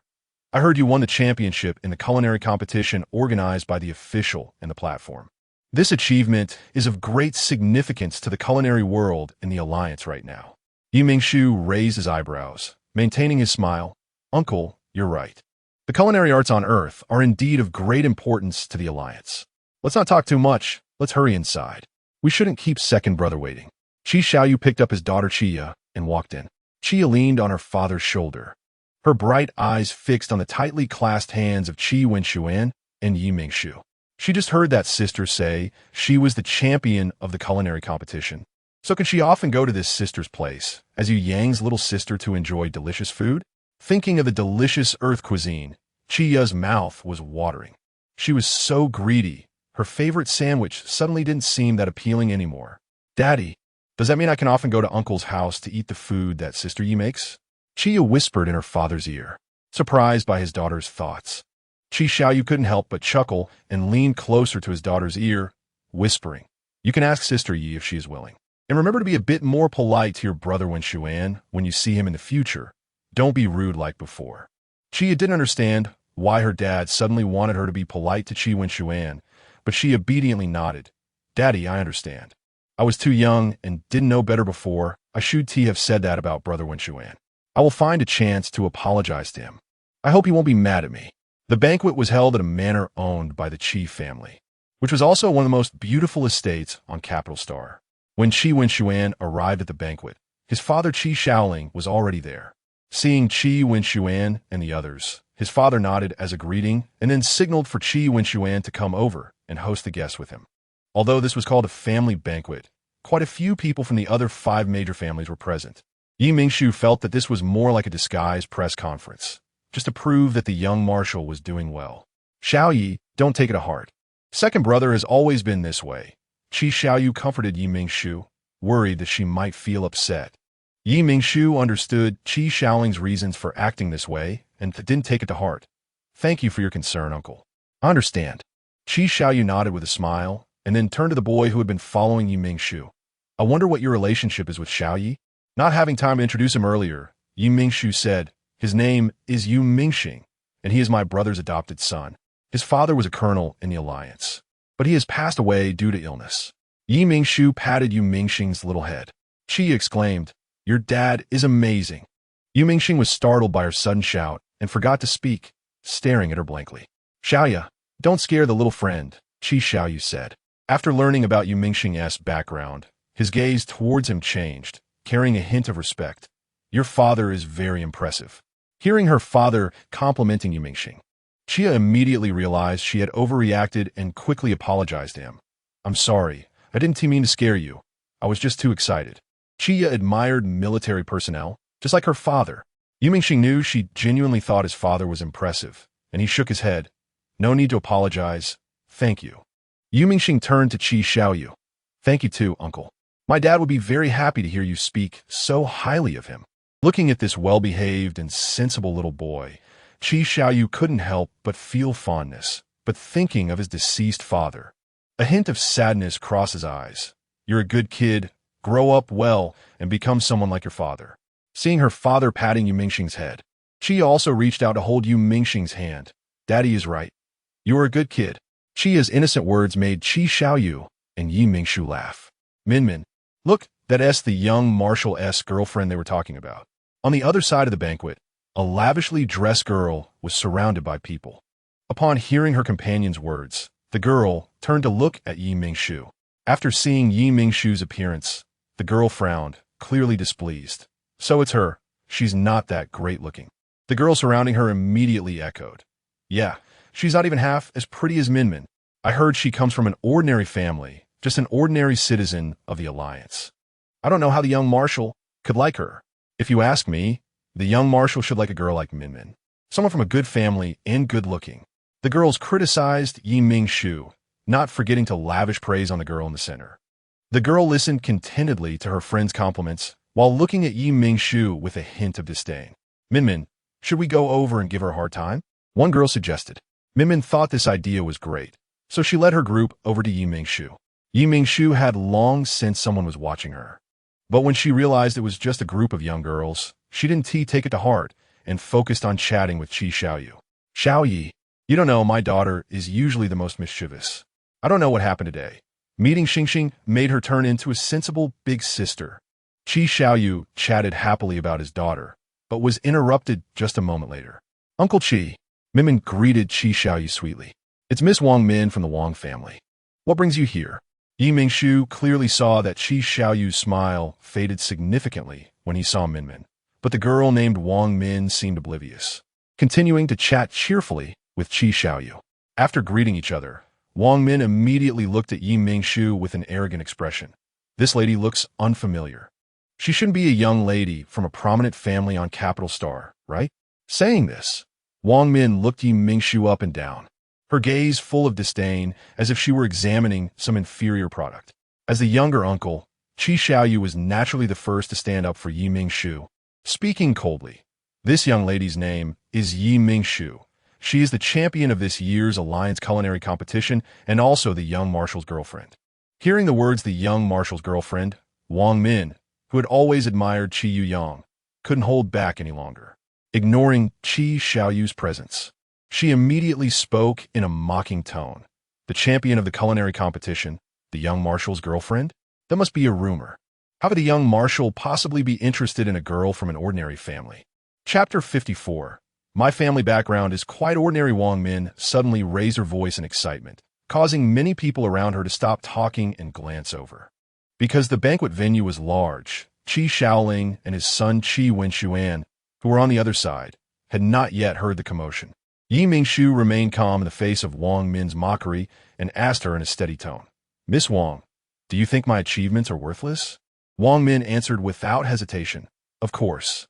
So what if you're the champion of a culinary competition? You're still just an ordinary person with an empty title. No matter how nice the title sounds, you are just an ordinary person wearing a high hat. Don't think that this makes you suitable to be the future partner of the young marshal. Miss Wang, this is a banquet of the Qi family. Miss Yi is the young marshal's girlfriend and will be the future mistress of the Qi family.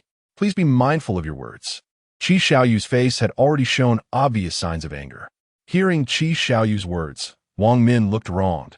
Uncle Qi, why are you defending an outsider? Outsider? Mingshu stopped Qi Xiaoyu, who wanted to stand up for her, and mimicked Wang Min's earlier expression, giving her a mocking smile. I am now the young marshal's girlfriend. Miss Wang, you're the outsider, right? Haha, that's too funny. So it turns out Wang Min really is the outsider. With Mingshu's words, many people couldn't help but laugh out loud, and some even began to openly mock Wang Min. Even Wang Min's group of close friends had several who started to secretly cover their mouths and laugh in places where Wang Min couldn't see.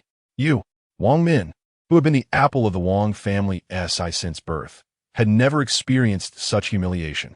She was instantly furious, pointing at Mingshu and wanting to curse back, but her body wouldn't cooperate, leaving her speechless with anger. Mingshu looked at her leisurely, neither happy nor angry. After a long time, Wang Min managed to squeeze out a sentence. You're just a dog relying on power. Miss Wang, is your eyesight not very good? How did you mistake me for a dog when I am clearly a person? You should go to the hospital and get your eyes checked, Mingshu said, her red lips parting. Don't let your poor eyesight offend significant figures, dragging the entire Wang family down with you. Seeing Wang Min's face turn red with anger, her most loyal friend, Li Xiang, gritted her teeth and confronted Mingshu under everyone's gaze. What is there for you, an incomplete beast man, to be arrogant about? You are just a parasite in the Alliance. Upon hearing Li Xiang's words, Mingshu finally put away her smile and coldly replied, Miss, please be mindful of your words. On what basis do you claim that an incomplete beast man is a parasite? Is it based on your shallow understanding that simply follows others? Then can I also say that you are a confused bug, easily manipulated by others? Li Xiang's face turned red from Yi Mingshu's retort, and she lowered her head in embarrassment. Wang Min, already angry, saw her friend being bullied and could no longer hold back, glaring at Yi Mingshu. Li Xiang is right. You incomplete beastmen are nothing but a parasite, living off the support of the Alliance. Wang Min shouted this, and the entire banquet hall echoed with her words. Qi Wenxuan, who had been talking to someone, instantly darkened his expression upon hearing this. The person he was speaking with was startled by the hostility emanating from him and cautiously asked, Young Marshal, are you all right? Qi Wenxuan softened his expression. Sorry. I need to excuse myself. Watching Qi Wenxuan leave, the person was still shaken. It was the first time they had seen the usually sunny young Marshal show such a terrifying emotion. Miss Wang.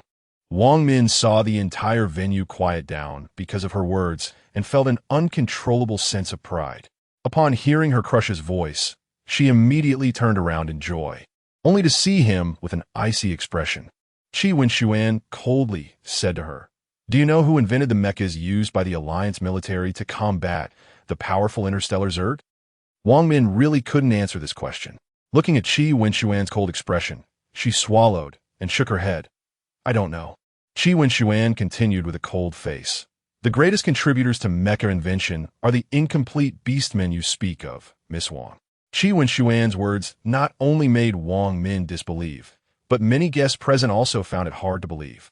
The young marshal said the greatest contributors to mecha are incomplete beastmen? I don't believe it. Me neither. The young marshal wouldn't be deliberately lying to help his girlfriend, would he? The whispers of the guests fell into Qi Wenxuan's ears. He had anticipated this outcome and calmly replied, Everyone doesn't need to worry that this is a lie I made up, to find out whether it is true or not. You can check the Alliance library on the Star Network. The young marshal's credibility was still quite effective, and everyone began to use their smart devices to access the Alliance library. A few minutes later, many guests gasped in surprise.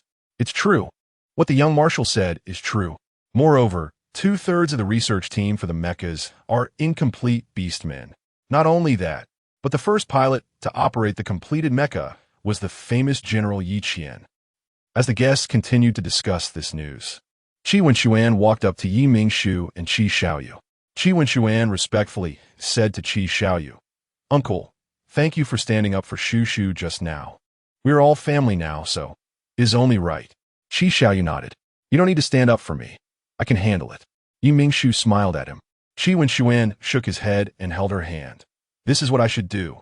Seeing their hands clasped together, Wang Min felt jealous to the point of madness. Yi Mingshu caught a glimpse of Wang Min's distorted expression and couldn't help but find it amusing. Miss Wang, your current behavior seems inconsistent with your identity as a noble lady from a prominent family. Yi Mingshu's smile provoked Wang Min, and she raised her voice. What does my way of doing things have to do with you? How would a person from an ordinary background like you know how noble children behave? Don't act like you understand. My family background is indeed quite ordinary, Yi Mingshu smiled. But it doesn't compare to the Wang family, which controls military logistics, yet misses out on battle opportunities. Yi Mingshu's words immediately drew the dissatisfaction of the Wang family members present. Miss Yi, what are you talking about? Miss Yi, you better have evidence for that statement. Making unfounded accusations without evidence is slander. Chapter 55, Danger Evidence. Yi Mingshu scanned the venue, her gaze sweeping over the Wang family members present. I have evidence.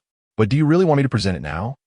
Yi Mingshu's words were firm, silencing the proud Wang family members who had just moments ago displayed arrogance.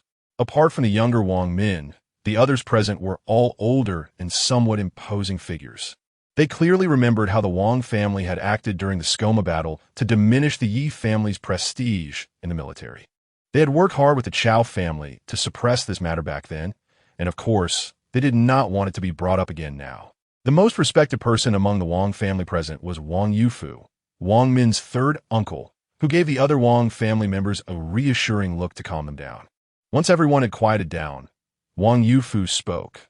Miss Yi, please forgive us. The younger generation can be quite disrespectful, and I hope you will be understanding. Min Min has been spoiled by the family since she was a child. She tends to act impulsively without thinking, but her heart is not bad. Please, as a person of great stature, do not hold it against her. Mingshu maintained a smile, quietly observing him without nodding or shaking her head. Her attitude caused Wang Yufu's heart to tighten, fearing that she might genuinely become angry and reveal some damaging evidence against the Wang family. Min Min, hurry up and apologize to Miss Yi. Wang Min's eyes widened in disbelief as she looked at Wang Yufu, unable to believe that her usually doting uncle would yell at her for an outsider, demanding that she apologize to that person. Why should she? Even if she were indeed General Yi Qian's daughter, it was General Yi Qian who earned the merits for the alliance, not her, a beast man who lacked even spiritual power. Wang Min retorted angrily, demonstrating her disdain for Yi Mingshu through her actions. Min Min. Wang Yufu glared in surprise. He had not expected his niece to be so oblivious, not realizing that her actions could put the family in jeopardy. Wang Min, feeling defiant under his glare, turned and left the banquet hall. Missy, please forgive me. I truly did not expect my niece to be so disobedient.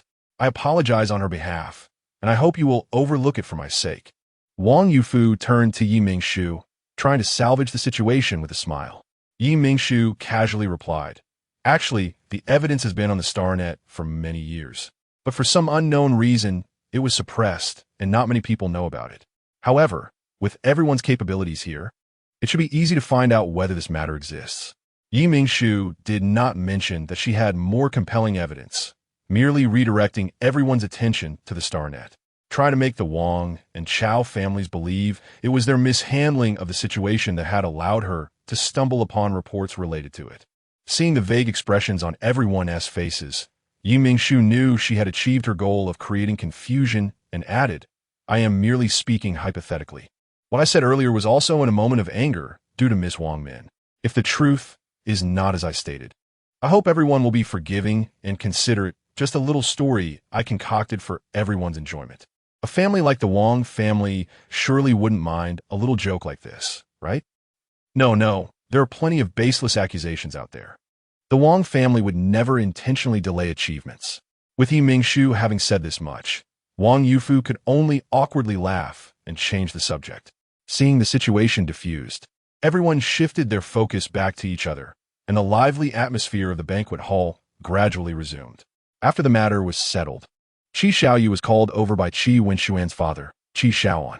When he returned, he found his daughter being held in Yi Mingshu's arms, grinning with her eyes squinted. His elder brother had actually called him back to the military department due to some issues. He had originally planned to take his daughter home before heading out, but now he changed his mind. He knew very well what kind of personality his daughter had. Since she could get along so well with Yi Mingshu in such a short time, it showed that she really liked her. So why not let her stay by Yi Mingshu's side? Now that Yi Mingshu was living at the Yi family ancestral home as Qi Yuyang's girlfriend, he didn't have to worry about her safety. The security system at the Yi family ancestral home was much better than his. And with a strong person like Qi Yuyang around, it was much safer than letting his daughter stay at home. After discussing this with Yi Mingshu, she agreed after a brief consideration. Taking one child was the same as taking two, and she had a nice personality and got along well with Yi Mingshu. Then I'll trouble you in Yuyang, she said. Qi Wenshuan, resembling Qi Yuyang, flashed a sunny smile. Uncle, you're too polite. I will take good care of Xiaoya. Don't worry. Qi Xiaoyu nodded, reminding Qi Yi to listen to Yi Mingshu and Qi Yuyang before leaving the banquet hall amidst her reluctant gaze. After 2 hours, the banquet came to an end, and Yi Mingshu and Qi Wenshuan prepared to return to the ancestral home. They had just left the estate for a short while when several pitch-black, unmarked flying vehicles quietly followed behind them. Someone's following us, Yi Mingshu warned Qi Wenshuan. Who was driving? Qi Wenshuan had already noticed. He calmly instructed everyone to hold on tight, then suddenly accelerated to increase the distance from the pursuers. The several flying vehicles picked up speed as well, closely tailing Qi Wenshuan's group. No matter how he tried, he couldn't shake them off. Yi Mingshu grew anxious, unsure of what those behind them wanted. What should we do? The vehicles behind were only tailing them, showing no signs of an attack. And Qi Wenshuan couldn't make a decision at the moment. They were in the urban area where there were many people and heavy traffic. making it unwise to launch a reckless attack. Should we fly out of the city? Mingshu, worried for the two little ones' safety, started to panic. It was the first time Qi Wenxuan had seen her in such a flustered state, and he couldn't help but chuckle. No, they're hesitant to act here because they have their concerns, but once we reach the outskirts, with their numbers, we might not be able to fight back. Mingshu fell silent, realizing she had just suggested a foolish plan. Qi Wenxuan reassured her, "Don't worry, they may not actually want to attack us." "Okay, I'm not anxious," she replied. Mingxing and Qi sat in the back seat, exchanging glances and communicating through their subconscious space. "Chia, if we really get attacked, remember to hide behind me." Mingxing, "Don't worry, I can protect you, just stick close to me." Chia looked Mingxing up and down before finally nodding to show her trust in him. Seeing this, Mingxing smiled with satisfaction, happy that his good friend believed in him. Although they had only known each other for a short time, the two little ones had already regarded each other as the best of friends. Chapter 56 attacked Qi Wenxuan was speeding through the streets of Capital Star in his flying car, racing from the manor to the Qi family ancestral home in the center of Capital Star. Just as the flying car came to a stop in front of the Qi family's gate, the flying cars that had been tailing them also closed in and launched a fierce attack on Qi Wenxuan's vehicle. What they didn't expect was that Qi Wenxuan's flying car was made from a special steel material used in the construction of mechas, rendering bullets completely ineffective. This steel was produced in the distant Sinistar, and its properties allowed it to withstand the corrosive attacks of the Zerg, as well as possessing strong impact resistance that current Alliance firearms could not penetrate. The attackers were using the most advanced fluid armor-piercing rounds, which could easily penetrate the shells of ordinary flying cars, but were utterly useless against Qi Wenxuan's vehicle, not even leaving a scratch on its surface. Qi Wenxuan smirked disdainfully. "Humph, I anticipated this day long ago, and fortunately, I had prepared by replacing the car's outer shell. However, with the outside attacks so fierce, it seemed they wouldn't be able to leave anytime soon." Mingshu looked worriedly out the window at the bullets falling like rain. She couldn't help but let her thoughts wander. Wouldn't they get shot to pieces if they went out in this situation? Then we'll just wait for them to exhaust their ammunition and not worry. This car is as tough as a mecha. Seeing Qi Wenxuan's confident demeanor, Mingshu fadhad tensen ease. She turned to comfort the two children, only to find them calmer and more composed than herself. Mingshu didn't know what to say. Was she the only one in the car feeling anxious? The attackers' assault didn't last long. Upon realizing that their weapons couldn't harm Qi Wenxuan's flying car, they decisively chose to cease fire. During this time, nearby residents had already called the police, and soon the sound of sirens could be heard in the distance. Upon hearing the sirens, the group of attackers promptly decided to flee. After the police arrived and understood the situation, some officers pursued the direction the attackers had escaped, while others stayed at the scene to calm the nearby residents.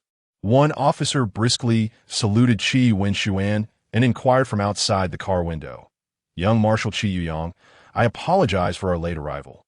Are you and your companions unhurt?" Qi Wenxuan got out of the car to speak with him. "My companions and I are fine, but I would appreciate it if you could help calm the surrounding residents. They should not have been harmed, and this incident was caused by me. If there are any losses to the residents, I will compensate them double." Upon hearing Qi Wenxuan's words, the officer's previously tense expression relaxed somewhat. He was most afraid of dealing with members of noble families, and he was grateful that the young marshal was reasonable and cooperative. "You are too kind. It is our responsibility as police to serve the Alliance's citizens. This incident was merely an accident. You need not take it to heart." "Thank you, officer." After asking Qi Wenxuan a few more simple questions, the officer left. Qi Wenxuan returned to the car. "Shu, you take Xiaoya and Xingxing back first. I'll go meet with Lanin and we'll be back shortly." Mingshu nodded. "Be careful. I'm afraid they won't let this go." "Okay." Mingshu took Qi Xiaoya's hand with her left and Mingxing's hand with her right. Quickly walking through the gate of the Qi family, the anxious butler Li approached them, and upon seeing Qi Xiaoya, his eyes lit up with joy as he took her other hand. "Misia, it's been years since we last met, and you've grown so much." The commotion outside didn't scare you, did it? Qi Xiaoya, understanding, gently patted butler Li's hand to comfort him. "Grandpa Li, don't be afraid. Are you strong now?" and I will use my mental power to protect you. Those bad people will soon be caught by Brother Yu Yang, and then he will punish them to ease your worries. Qi Xiaoya's words warmed Butler Li's heart, and he affectionately reached out to gently pat Qi Xiaoya's little head. Missy Ye is truly impressive. Yi Mingshu interrupted the conversation. Uncle Li, the children just went through a gunfight and were quite frightened. We should take them back to rest. Yes, you're right. I was so caught up in joy that I forgot about this. Butler Li hurriedly led them inside. Quick, let's go back and rest well. Back in the main building of the Qi family ancestral home, Yi Mingshu let the two children play in the living room while she prepared to make some desserts for them in the kitchen, as sweets help to relax one's mood. Yi Mingshu got the ingredients ready and casually opened a live stream. Hello everyone. Today I'm going to make dessert for the little friends at home, and I will teach you how to make taro snow mochi. Sister Blogger. I thought Sister Blogger would take a few days off after the competition, but I didn't expect her to go live the next day. I'm so happy Sister Blogger is live. I just happen to want something sweet today. Yi Mingshu smiled sweetly at the camera. Since everyone says so, you all have to learn seriously later. Of course. Sister Blogger is so beautiful. I was blinded by her smile just now. Me too. I won't feel better without a kiss from Sister Blogger.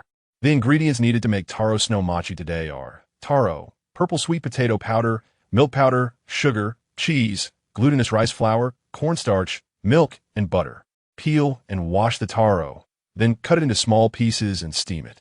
After steaming, place the taro in a bowl, add a little purple sweet potato powder, an appropriate amount of milk powder, and sugar, and then mash the taro until smooth, mixing everything together. Sister Blogger, why are you adding purple sweet potato powder? Can I skip it? I don't have purple sweet potato powder at home. Yi Mingshu replied while mashing the taro. You can skip it. I added purple sweet potato powder just to make the color of the taro paste look nice. It's not for flavoring. If you don't have it at home or find it troublesome, you can leave it out. After preparing the taro paste, Yi Mingshu began to prepare the snow mochi skin. Next, we make the snow mochi skin by placing glutinous rice flour, cornstarch, and sugar in a bowl. Then adding an appropriate amount of milk and mixing until smooth. After mixing, pass the batter through a sieve to ensure it one tea clump when steamed. Cover the sieve batter with plastic wrap, poke some small holes in it, and steam for 30 minutes. During this 30 minutes, everyone can stir-fry some glutinous rice flour. Add glutinous rice flour to a clean pan, stir-fry for 3 minutes. Then put it in a bowl for later use. After steaming the batter, add butter while it's still hot to melt it. Then knead the dough to mix the butter evenly. Wrap the kneaded dough in plastic wrap and refrigerate for 30 minutes. Chapter 57. Interstellar Farm. Yi Mingshu washed his hands and said to the audience in front of the camera, in the next 30 minutes, I will take you to see Yu Mingxing and his new friend Chia. Yi Mingshu walked to the living room, where Yu Mingxing and Qi were playing Ludo on the table. The little girl was leaning over the table, intently shaking the dice against the light, while Yu Mingxing beside her was watching her with full concentration, almost like a knight in a fairy tale who is solely focused on the princess.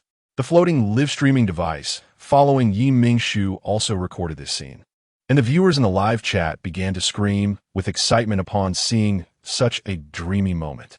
Oh my god! Did you notice how Yu Mingxing looks at the little girl? He is so serious.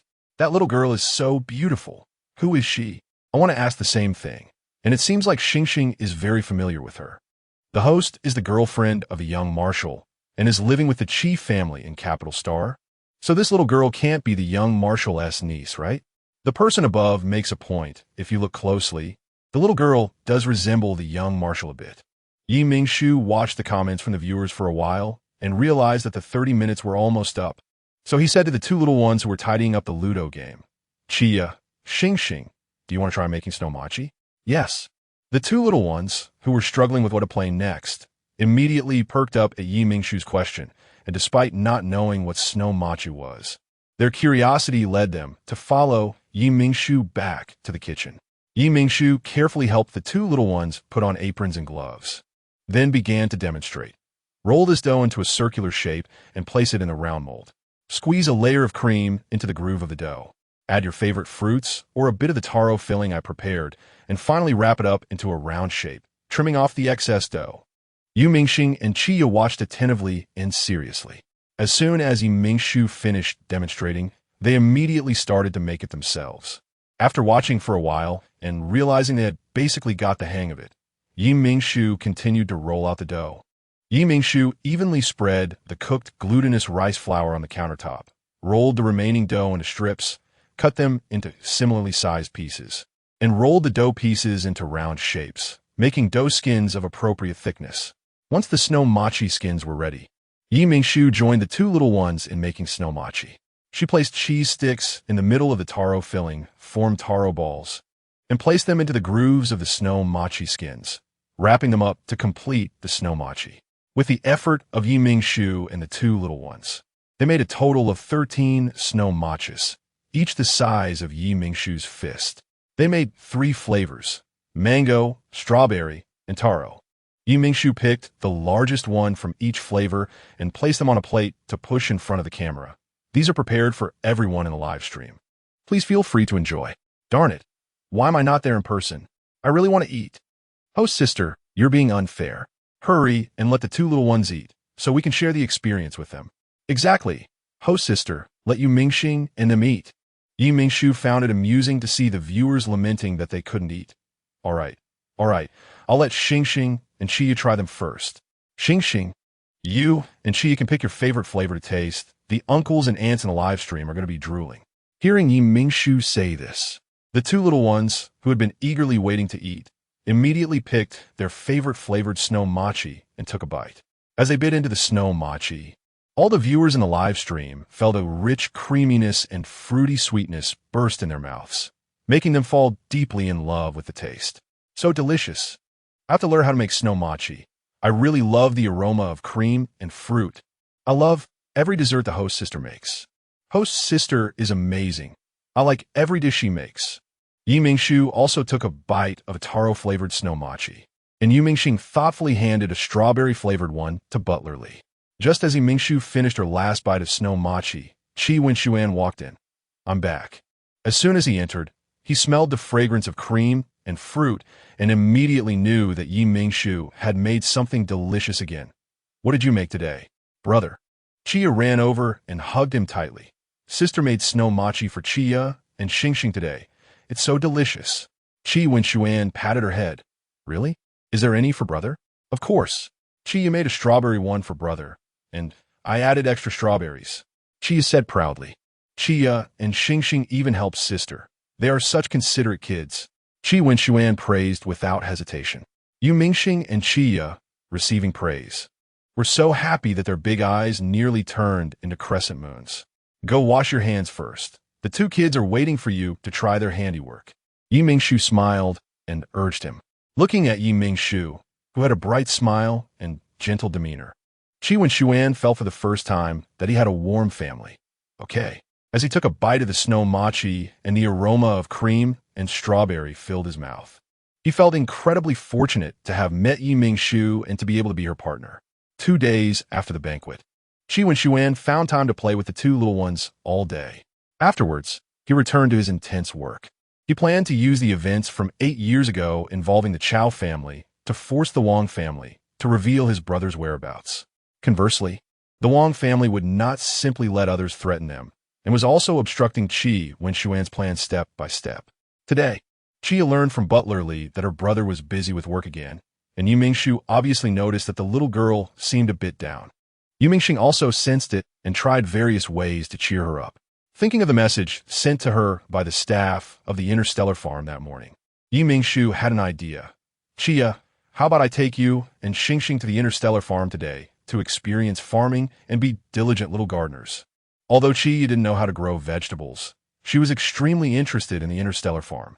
In the past few days, the ingredients Mingshu used to make ancient food all had labels from the Interstellar farm, and she was very eager to see what the place that could grow such delicious ingredients looked like. Chapter 58, Bridge Noodles Sure. Mingxing was already excited about Mingshu's proposal, but he was still more concerned about whether his friend Chia was willing to go. So he just looked at Chia with anticipation, and when he heard that she was willing to go, he immediately smiled with joy. Upon hearing Chia's agreement, Mingshu promptly asked Butler Lee for help in arranging a flying car. She quickly prepared to head to the headquarters of the Interstellar farm on Capital Star with her two little companions. The headquarters of the Interstellar farm is located in the southern suburbs of Capital Star, where there are vast fields of high-quality farmland. Looking down from the flying car, one can see different crops planted in various colors, making the farmland look very beautiful. Chia and Yu Mingxing were captivated by the sight of so many farmlands for the first time. As soon as Yi Mingshu got off the flying car, she opened the system live broadcast. The live broadcast floating ball immediately floated up and followed her, recording every moment that followed. Ding! The streamer you follow, Overlord Flower, has started broadcasting. In no time, many netizens received this push notification on their smart brains, and a number of available netizens flocked into Yi Mingshu's live broadcast room. The barrage in the live broadcast room quickly started rolling. Good morning, Blogger Sister. Blogger Sister started the broadcast so early today. Woke up early for the little ones. It's worth it. At this moment, many netizens noticed the vast farmlands in Yi Mingshu's live broadcast and couldn't help but raise questions. Where's the streamer? It doesn't seem like an indoor place. Blogger Sister ISNT at Chi's house today, taking the two little ones out to play. Is it a pity that the Blogger Sister can't cook while out? No. I want to see the Blogger Sister cook. It's nice for the streamer to relax sometimes. After all, you have to take care of the two little ones and can't just think about live broadcasting all day. The scene in the live broadcast room switched, and Yi Mingshu, dressed in a light blue qipao, appeared. Good morning, everyone. I received an invitation from the Interstellar farm to test their new product today. I brought the two little ones to the Interstellar farm, letting them experience farm life. Otherwise, it would be a bit too boring for them to stay home all day. Seeing the woman in front of the camera with delicate features and a gentle demeanor, whose every move exuded charm, and whose every smile resembled a beautiful painting, the netizens widened their eyes and sent excited screams in the barrage. Blogger Sister looks so beautiful in this qipao, perfectly showcasing her curvy figure. The streamer is too beautiful. Even as a girl, I can't help but feel moved. While the netizens were excited in the live broadcast room, the person in charge of the Capital Star Interstellar farm came to greet Yi Mingshu and her companions. Miss Yi Mingshu, I've heard so much about you, and it's an honor to meet you in person. The visitor was a refined middle-aged man. I am Zhang Ting, the head of the Capital Star headquarters of the Interstellar farm. Hello, Mr. Zhang. I am Yi Mingshu. I received your farm's invitation to test your new product today. Yi Mingshu politely extended her hand to shake his. Zhang Ting smiled broadly. Miss Yi Mingshu, please follow me. I will first introduce you to our new product, rice noodles. Yi Mingshu was somewhat surprised. She didn't expect the Interstellar farm to research rice noodles and even manage to develop them.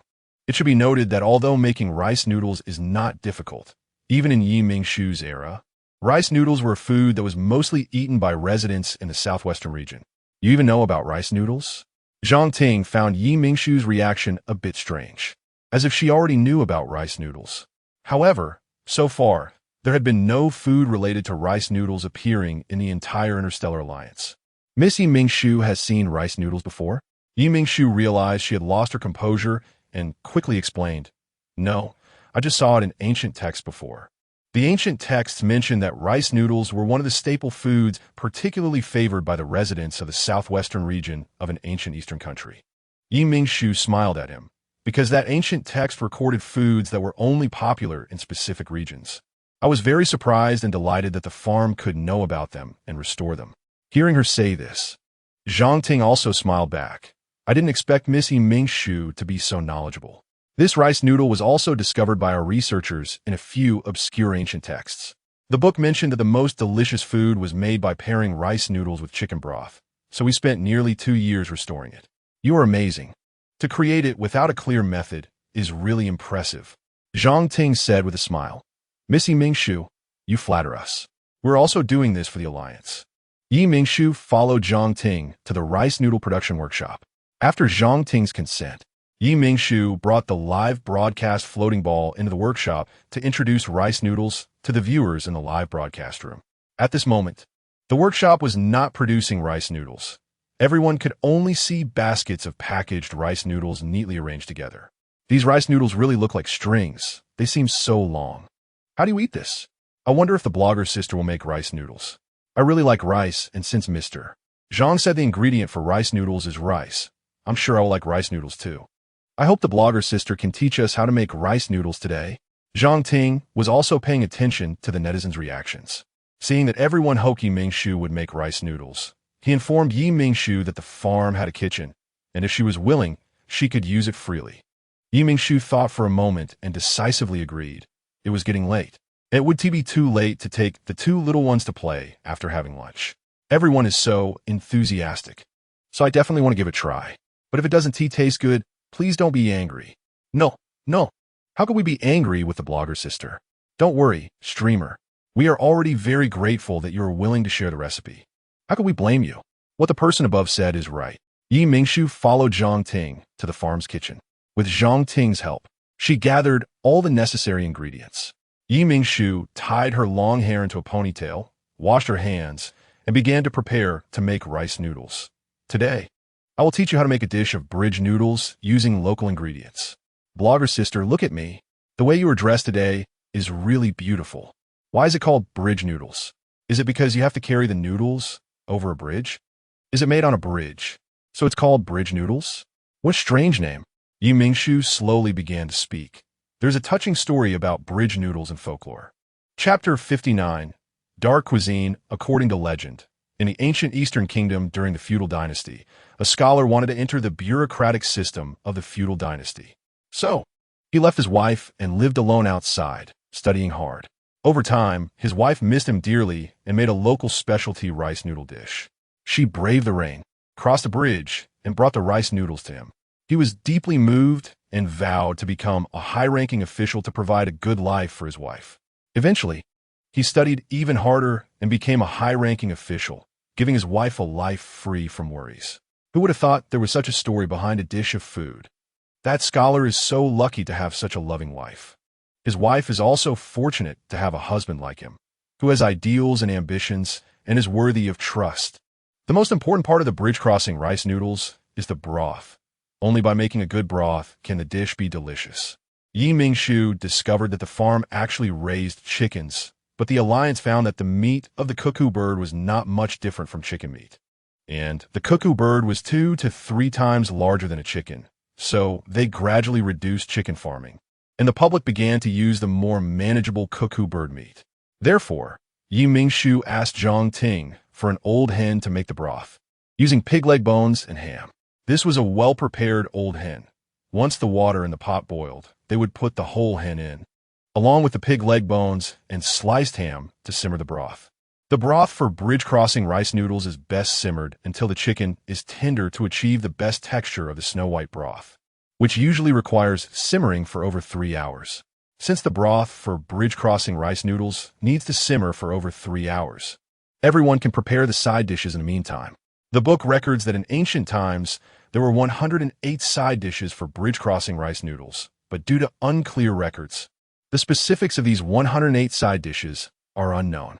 Today, I will simply prepare 8 dishes based on the preferences of the 2 little ones. Everyone can mix and match the side dishes according to their own tastes. At this time, Song He, the Interstellar farm owner on a business trip to the distant Golden Light Star, received a message from his subordinate Zhang Ting. He opened it to find that Zhang Ting had forwarded Yi Mingshu's live stream to him. When he entered the live stream, he saw that Yi Mingshu was broadcasting from the kitchen of the Capital Star Farm. And the main ingredient for this live stream was the rice noodles just produced by their farm. Without hesitation, Song, he spent money to get Yi Mingshu's live stream trending. And under the influence of money, her live stream shot up to 9th place on the trending list. Yi Mingshu was unaware of Song He's actions. She was just bewildered by the sudden surge in viewers, even stopping her preparations for the side dishes. Why are there so many people all of a sudden?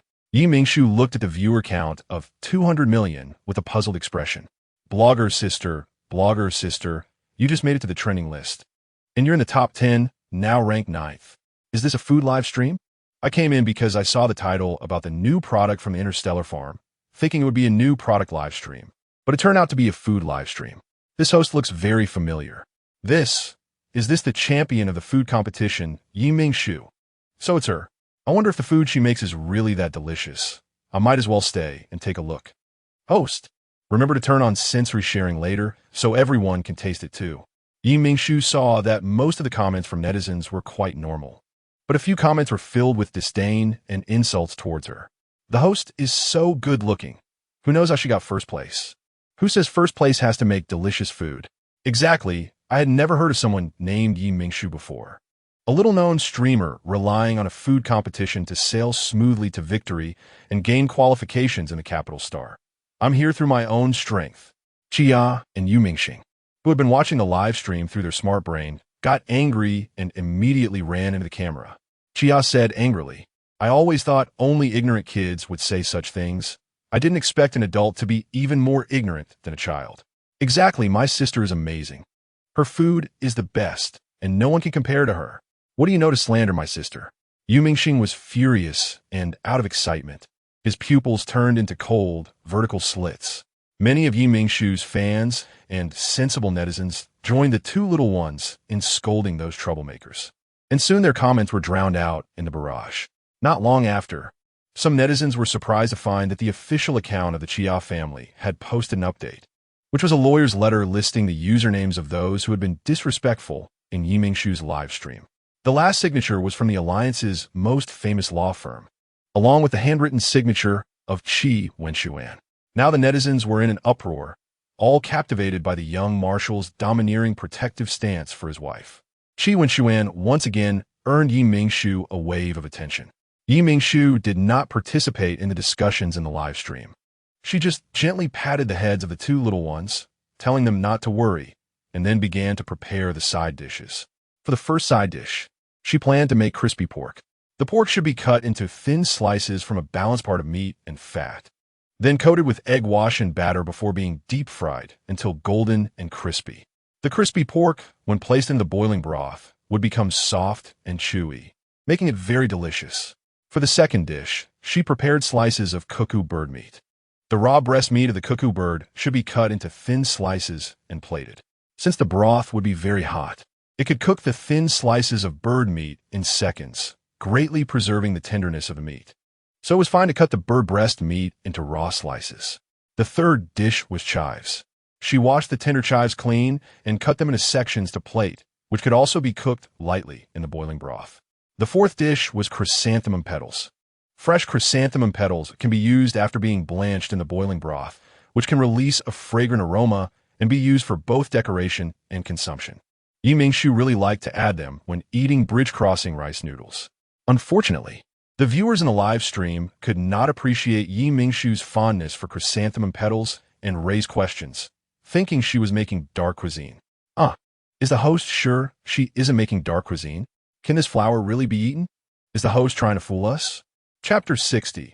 Live Selling. First time hearing that flowers haven't turned into vegetables yet. It's not that I don't trust the blogger's sister. I just don't quite trust chrysanthemum petals. Yu Mingshu realized from the audience's reactions in the live stream that she was currently in an alliance where food culture was like a desert. Not in the original world where food bloomed in abundance. She had been careless. She smiled and explained this method of eating flowers I saw in ancient texts. The ancient records state that people used fresh flowers to make delicacies. No need to worry too much. Just blame it all on the ancient texts. Really? That's so magical. Ancient people really dared to eat anything. Did they have nothing else to eat, that they could even eat flowers? They were so miserable. Hungry enough to eat flowers. I'm crying. Yu Mingshu didn't expect everyone to react this way and could only suppress her laughter in front of the camera. It might have been quite miserable for a while. But now it's good. Everyone doesn't have to go hungry. After the teasing, she began to prepare the remaining 4 dishes. The 5th side dish was shrimp. Fresh river shrimp were shelled, boiled, and set aside. Since it was for the little ones, Yu Mingshu chose to boil this seafood to kill any possible bacteria. For the 6th dish, Yu Mingshu used tofu skin made on the farm. After soaking the tofu skin in water for an hour, she took it out, washed it clean, and cut it into fine strips, which could finally be blanched in boiling soup. The 7th side dish was quail eggs. She prepared several quail eggs, cracking them 2 at a time into a small bowl, which would later be added to the soup. The 8th dish would have to wait. She planned to use the meat from that old hen to make the 8th side dish. With 15 minutes left until 3 hours, Yu Mingshu decided to take a break. While she rested, the 2 little ones understood and brought her warm water, with Chia even kindly wiping the thin sweat from her forehead. Thank you, Chia. I feel much better. Thoughtful little ones. I see them. Indeed, there's no harm without comparison. My little nephew only knows how to cause trouble all day. My little nephews and nieces are the same. Every time they come to my house during the holidays, I feel overwhelmed. Mingshu watched as netizens shared stories of how mischievous their children or relatives' children were. And seeing the understanding Chia and Mingshu made her feel happy at home. 15 minutes passed quickly, and Mingshu fished the whole hen out of the pot, placed it in a basin filled with ice to cool down, and immediately began to separate the chicken meat. The chicken was so tender from being stewed that it could be easily pulled apart. Mingshu took off the chicken wings and legs, arranged them separately on a plate, and then started tearing the remaining chicken meat into shreds, placing them on another plate. Now the 8th side dish was also complete, leaving only the final step, blanching the rice noodles. Mingshu swiftly took out the rice noodles, placed them in a strainer, and blanched them in boiling water for 10 seconds before fishing them out and putting them in a bowl, calling the 2 little ones and Zhongting to get ready to eat.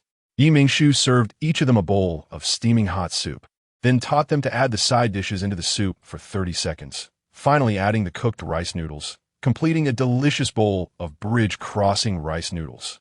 This time, Mingshu also remembered to activate the sensory sharing feature. A sip of rich, warm soup filled the mouths of everyone present and the viewers in the live stream, and they immediately felt enveloped in warmth.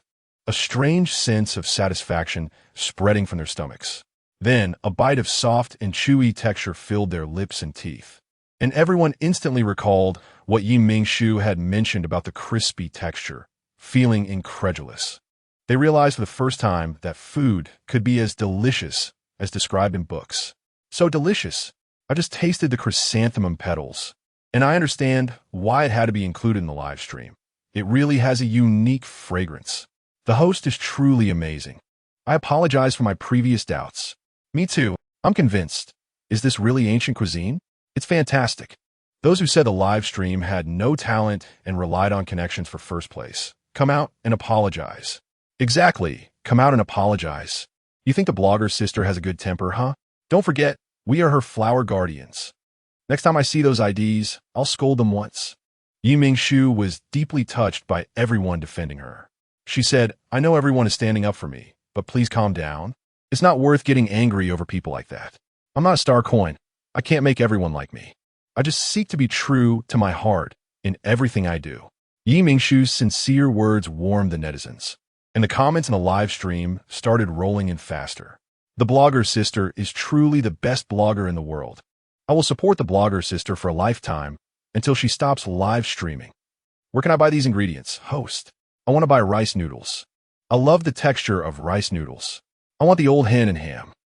The netizens who tasted the bridge-crossing rice noodles were conquered by the delicious soup and the uniquely textured rice noodles, and they started asking Mingshu for purchasing channels in the live stream. Zhongting noticed this and immediately said, Miss Yi, we can create links to put these products on your live stream. You help us sell the products, and we will give you a corresponding commission. Zhongting quickly added, fearing that Mingshu might refuse. It's a 60-40 split. You take 60, and the farm only takes 40. Isn't that too unfair for the farm? I can just tell the netizens to go to the Xinguang Mall, your official flagship store, to buy. Seeing her confusion, Zhongting explained, you have already significantly boosted the sales of the farm's products before. We are always grateful to you. We were just worried about not having a chance to repay you for reviving the farm. Just so happens, the live streaming platform has added a shopping cart feature, allowing hosts to freely sell quality-tested products. Please give us this opportunity to repay you. Zhongting's attitude was incredibly sincere, and what he said was also true. Mingshu found it hard to refuse. You have already provided me with ingredients for free before. Even if it's a 60-40 split, you would still be at a disadvantage. This way, our cooperative relationship won't last long. Mingshu thought for a moment and suggested, how about an 80-20 split? I'll take 20, and the farm will take 80. If you accept that, then our cooperation will take effect. Zhongting didn't expect Mingshu to consider the farm so much, and he was even more moved, nodding vigorously. How lucky they would meet Mingshu. All right, no problem. We'll do it as you say. Chapter 61. embarrassment as soon as the collaboration was reached. Mingshu immediately addressed the audience in the live broadcast room. If you want to purchase ingredients, you can either go to the official flagship store of the farm on the Star Network or click the corresponding link in the shopping cart of the live broadcast room to make a purchase. Rest assured that all items sold in the shopping cart of the live broadcast room have passed quality inspection and will be shipped by the Interstellar farm after purchase, truly ensuring quality and price.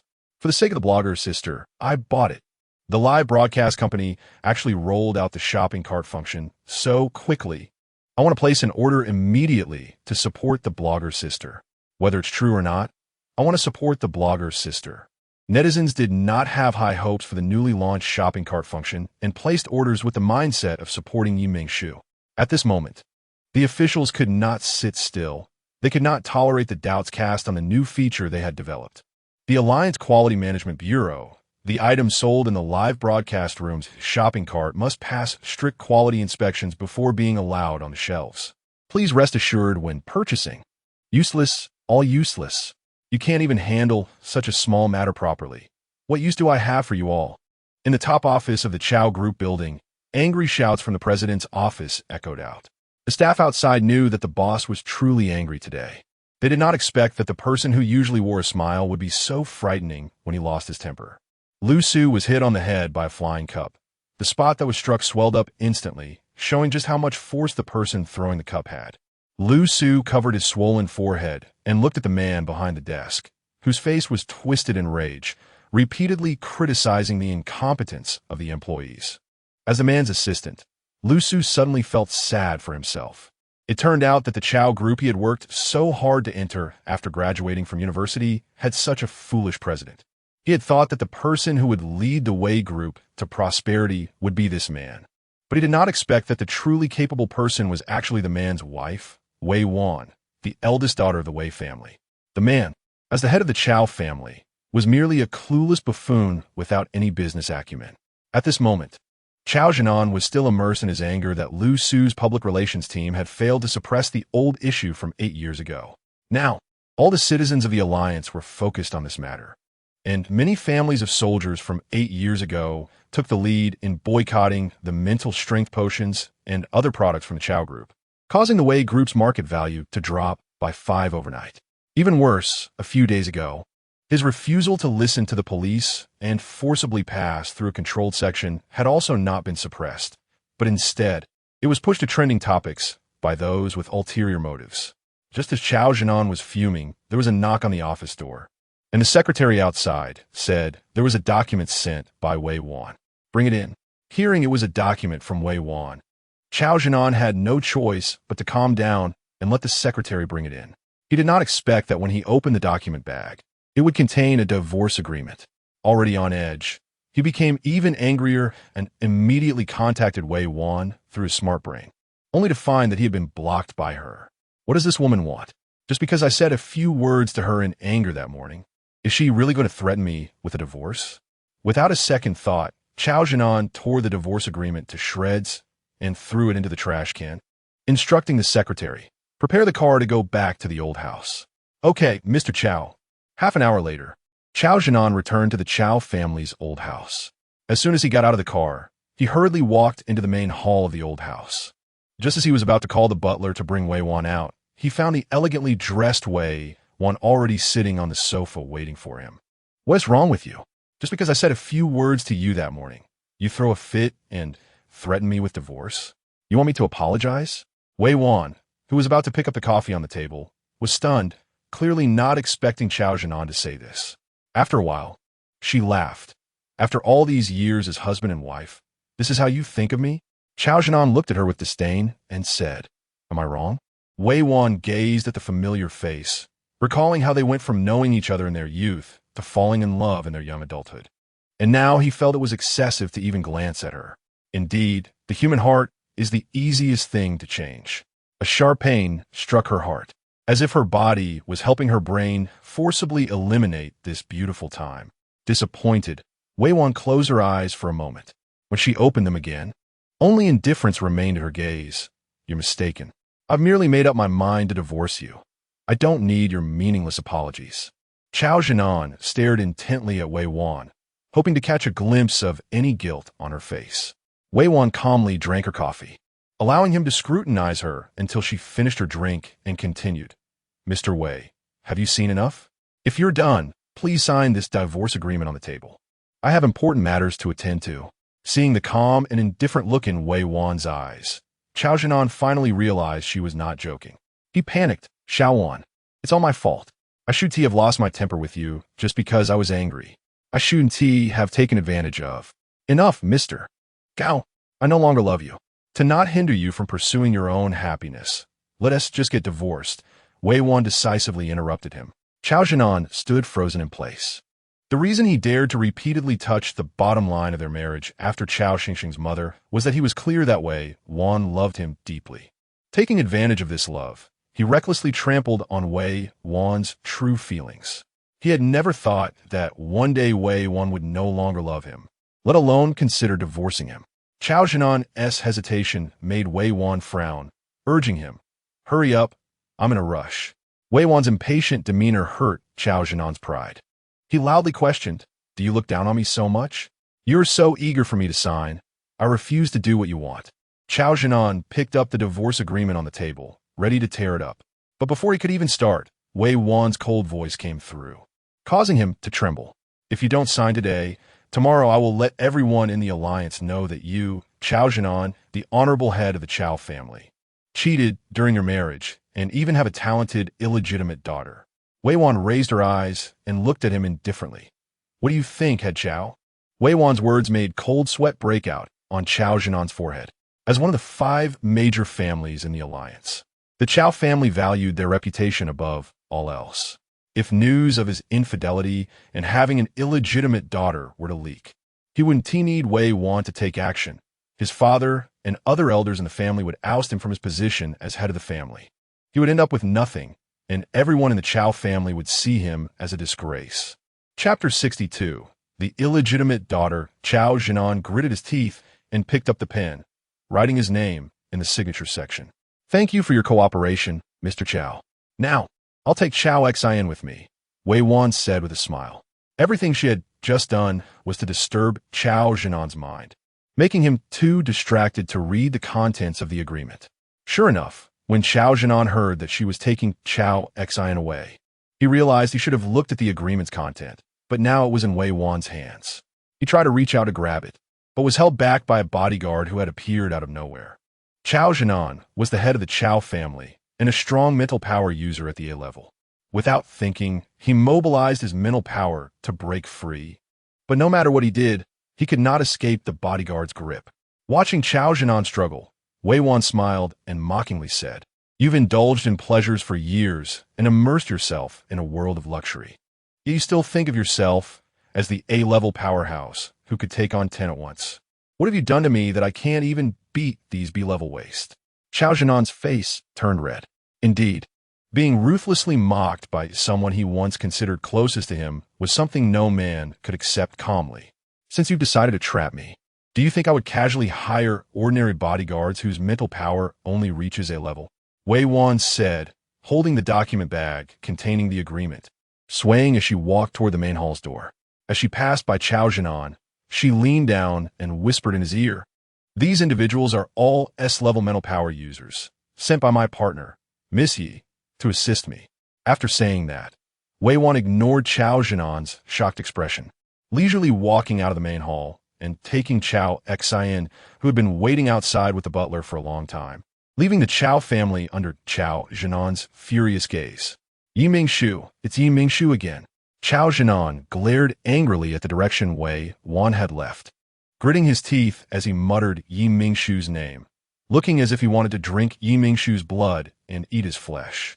The 2 bodyguards holding him exchanged glances, and one of them took the opportunity to twist his arm hard while he wasn't paying attention. Behave yourself. The other bodyguard simultaneously stabbed a nanomonitor into Qiao Jinan's other arm. Qiao Jinan felt a heart-wrenching pain in one arm, but did not realize that a monitor had been installed in the other.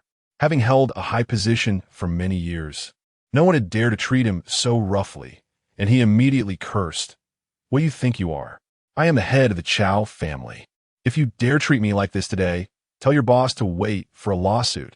The bodyguard, twisting his arm, sneered, I didn't expect you, the head of the Chow family, to be so principled. Since you understand the law so well, why do you still break it by supplying substandard mental power potions? There was no point in wasting words on someone blinded by money. The task was complete, and they were ready to leave. So, the two bodyguards threw Chow Jinan to the ground and strode out of the Chow family. After they left, the once bustling front hall was left with only Chow Jinan sitting on the ground, hugging his arm and gasping in pain. No one stopped the butler, who hurried into the front hall to take Chow Jinan to the hospital. Chow Xen, who was in the same flying car as Wei Wan, was secretly observing her. She felt a bit scared of this woman, whom she should call mother, even though she had never scolded or beaten her like her biological mother.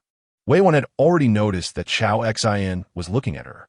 She initially wanted to ignore it, but the girl's fear was too evident, so she had to say, I don't eat people. Wei Wan had complex feelings toward Chow Xin, the illegitimate daughter.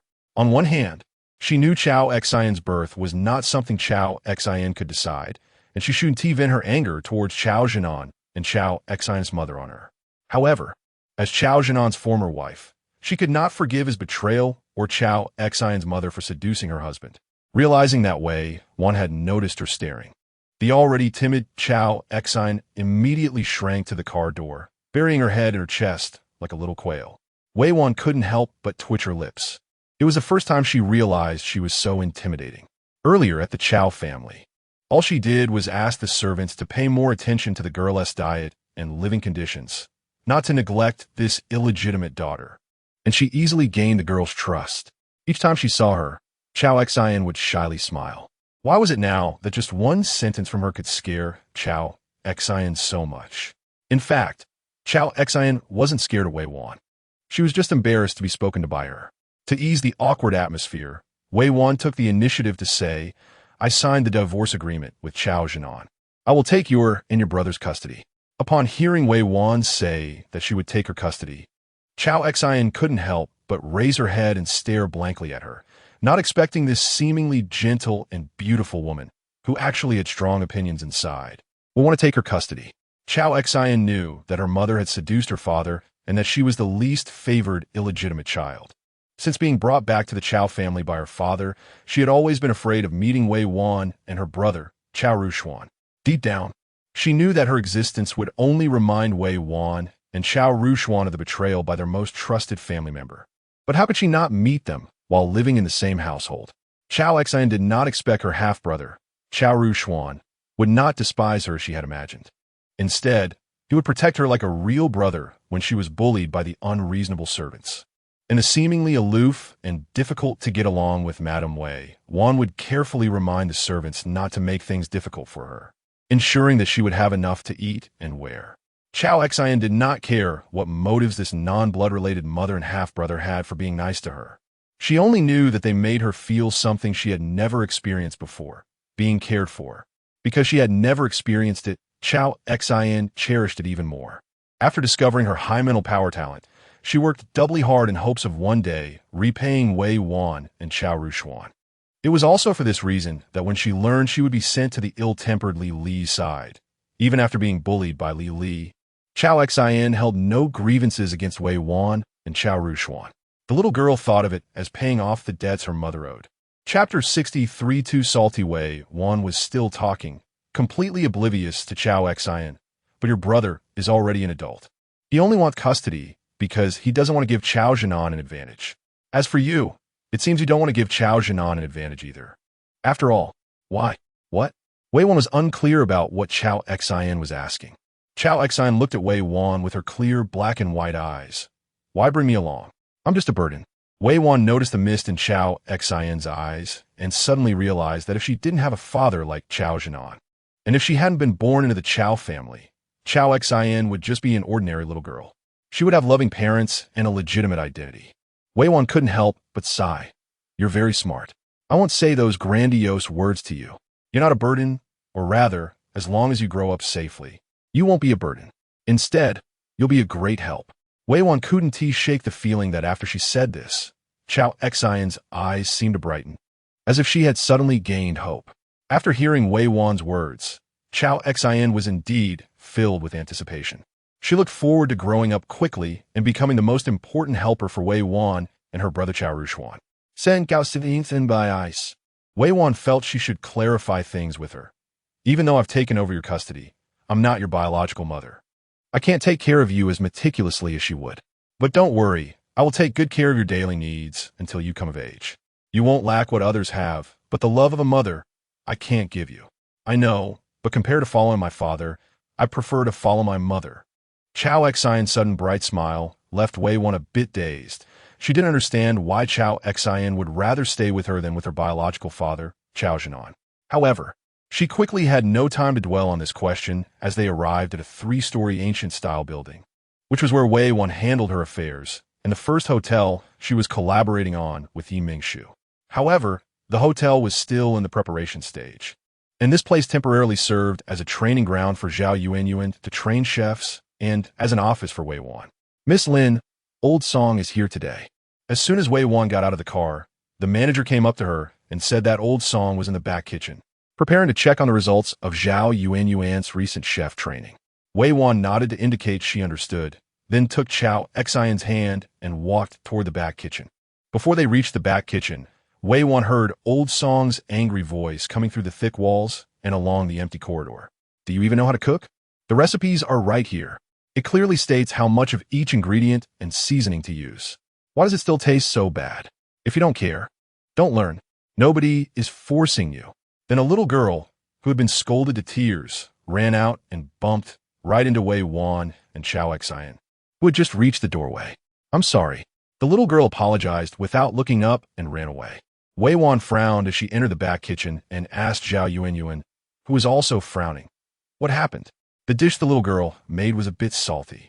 Old Song asked her if she used too much salt, but she wouldn't admit it. Old Song thinks she's not careful enough and has a bad attitude. After hearing this, Wei Wan didn't know what to say. That little girl often practiced at the hotel until very late before returning home, and sometimes when she was dealing with documents late, she would run into her. By all accounts, she didn't seem to have the bad attitude Old Song described. This little girl is very hardworking. She's always the last to leave among this group of trainees. I think there must be some misunderstanding. Zhao Yuanyuan didn't want such a diligent person to lose her passion for ancient cuisine over this incident, so she planned to get to the bottom of it. I think so too, but it's hard to tell if too much salt was used unless there is surveillance footage showing exactly how much salt she added. Wei Wan didn't intend to let this slide. Zhao Yuanyuan clapped her hands and suggested, then let us quickly go check the surveillance room. Sounds good. With Old Song around, the remaining trainees would be even more serious, so Zhao Yuanyuan could feel at ease going to check the surveillance. What do you think? Was it too much or too little? Wei Wan didn't know the recipe and had no experience in cooking, so after watching the surveillance video, she could only ask the experienced Zhao Yuanyuan. Zhao Yuanyuan frowned. In the video, she did follow the recipe's standards. She neither added too much nor too little. But why did the dish still turn out too salty? Wei Wan couldn't make sense of this answer either. Why did the dish taste bad despite following the recipe standards? Wei Wan looked at Zhao Yuanyuan. Could there be a problem with other steps?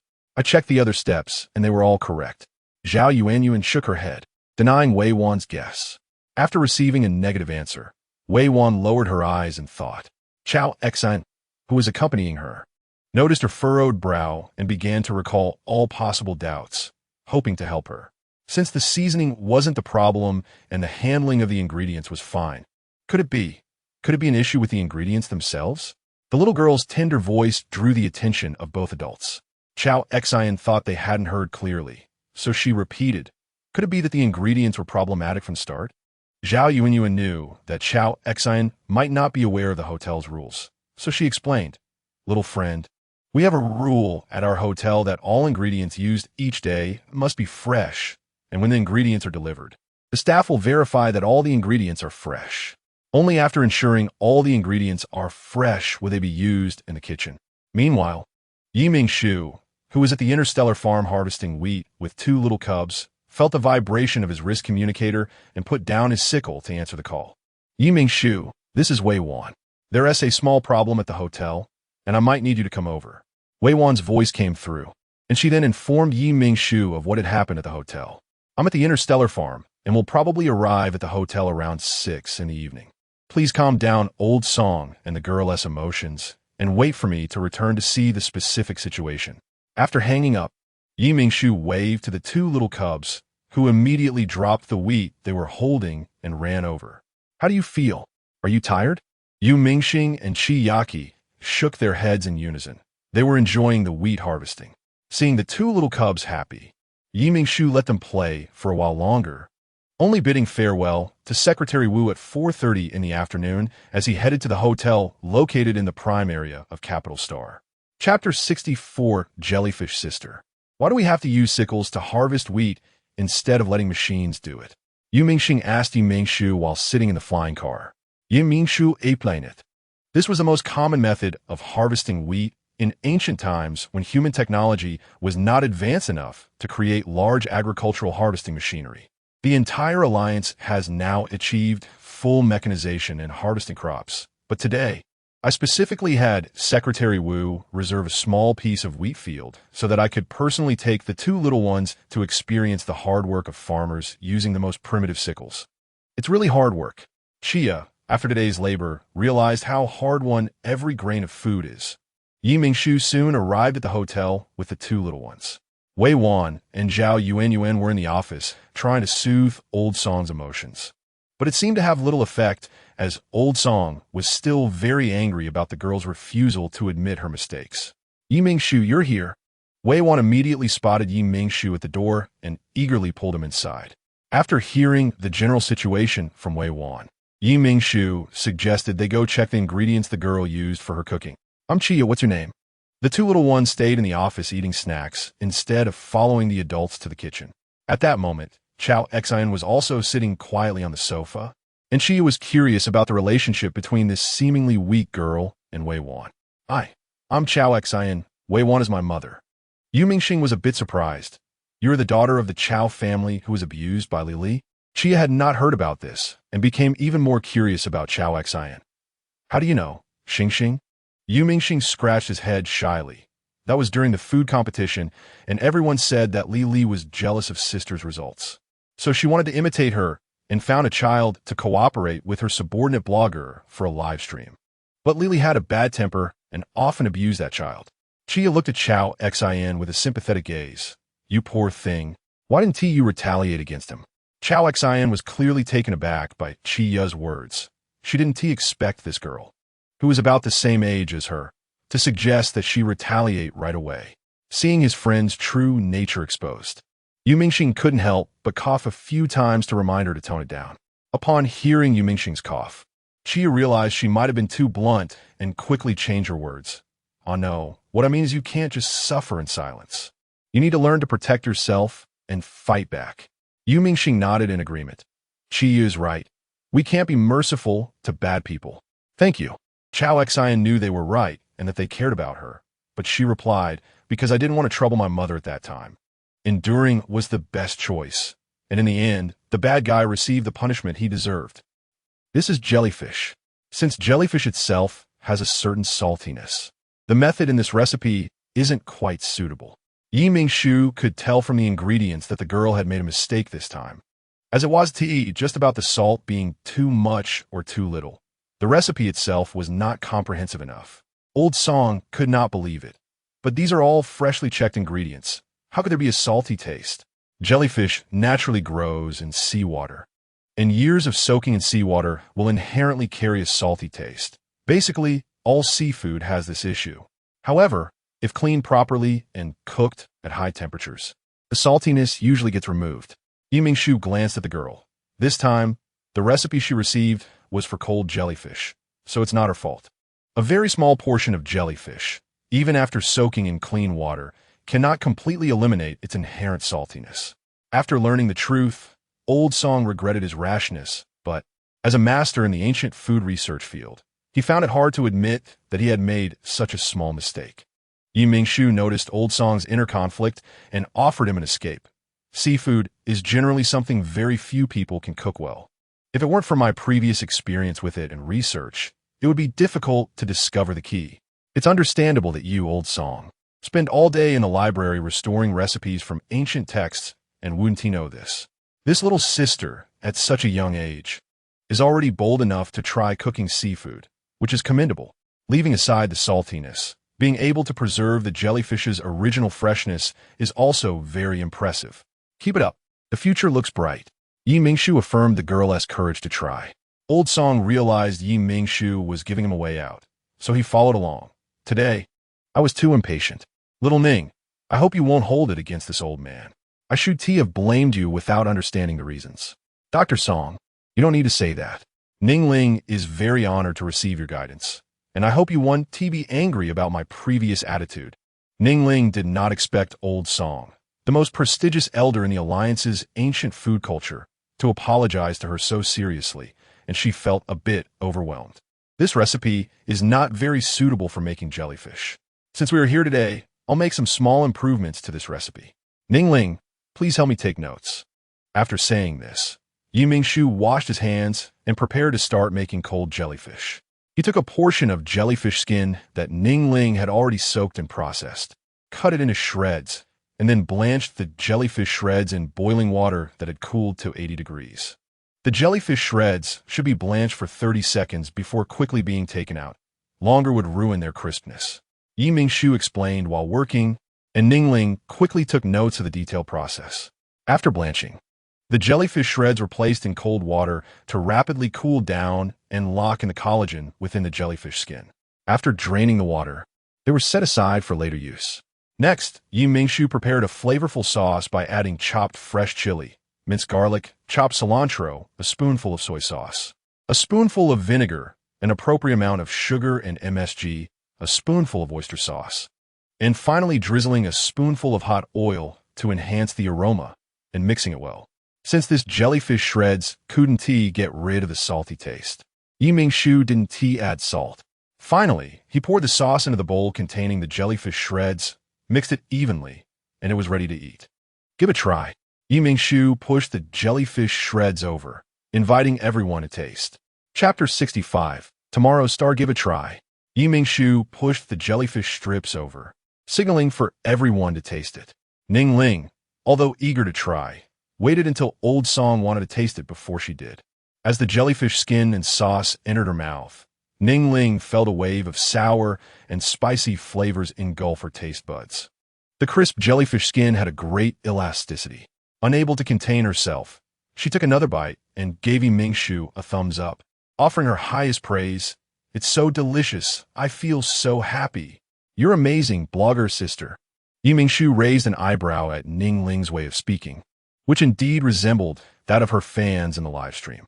But thinking about the significant age difference between them, she realized that it was not wrong for Ning Ling to call her blogger sister. She might not necessarily be her fan. Perhaps she was overthinking it. The next moment, Ning Ling's words proved that she wasn't overthinking it at all. Blogger sister, actually, I'm your fan. I came here to learn cooking partly because I love ancient food culture, and partly because I wanted to get a little closer to you. Mingshu was stunned. She never expected that her fan would choose to undergo Zhao Yuanyuan's rigorous training just to be closer to her. You're really amazing. I heard that Zhao Yuanyuan is very strict in class, and it's impressive that you can stick with it. Mingshu raised both her thumbs and praised Ning Ling enthusiastically. Ning Ling felt shy from the praise and blushed, speaking in a very soft voice. It's all thanks to teacher Zhao Yuanyuan. Her classes are really interesting, and I've learned a lot. Very good. This feels just like an employee being praised by their boss in a past life. Mingshu suddenly thought of the past for some reason. Clearing her throat, she said, since Zhao Yuanyuan also said you study very diligently, and dinner time is approaching, how about you take charge of cooking a delicious dinner tonight? Old Song, Zhao Yuanyuan, Wei Wan, and the three little ones from the office will be the judges to evaluate the results of your studies. Me? I've only learned a few dishes. Mingshu didn't give her a chance to refuse, pushing the still dazed Zhao Yuanyuan and Old Song, quickly leaving the kitchen and returning to Wei Wan's office. She wasn't going to let a chance to slack off slip by. Sister, you're back. Mingxing, who was watching two girls play games, immediately ran to Mingshu's side. He was quite bored and wanted to hear his sister explain what was going on. Little clever one. Want to hear a story? Seeing Mingxing's eyes practically sparkling, Mingshu knew he wanted to hear about what had just happened. Mingxing nodded obediently. Mingshu looked at his fair face and couldn't help but gently pinch it. Then give your sister a kiss and I'll tell you. Mingshu glanced around, noticing that everyone, including his little friends, was watching him. He instantly blushed and felt shy about following Mingshu's words, until he saw Chiya looking at him eagerly. He then closed his eyes and gave Mingshu a quick peck on the cheek.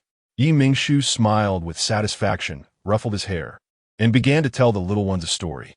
After finishing the story, Mingshu played with the kids for a while. It wasn't long before Mingly pushed the food cart up.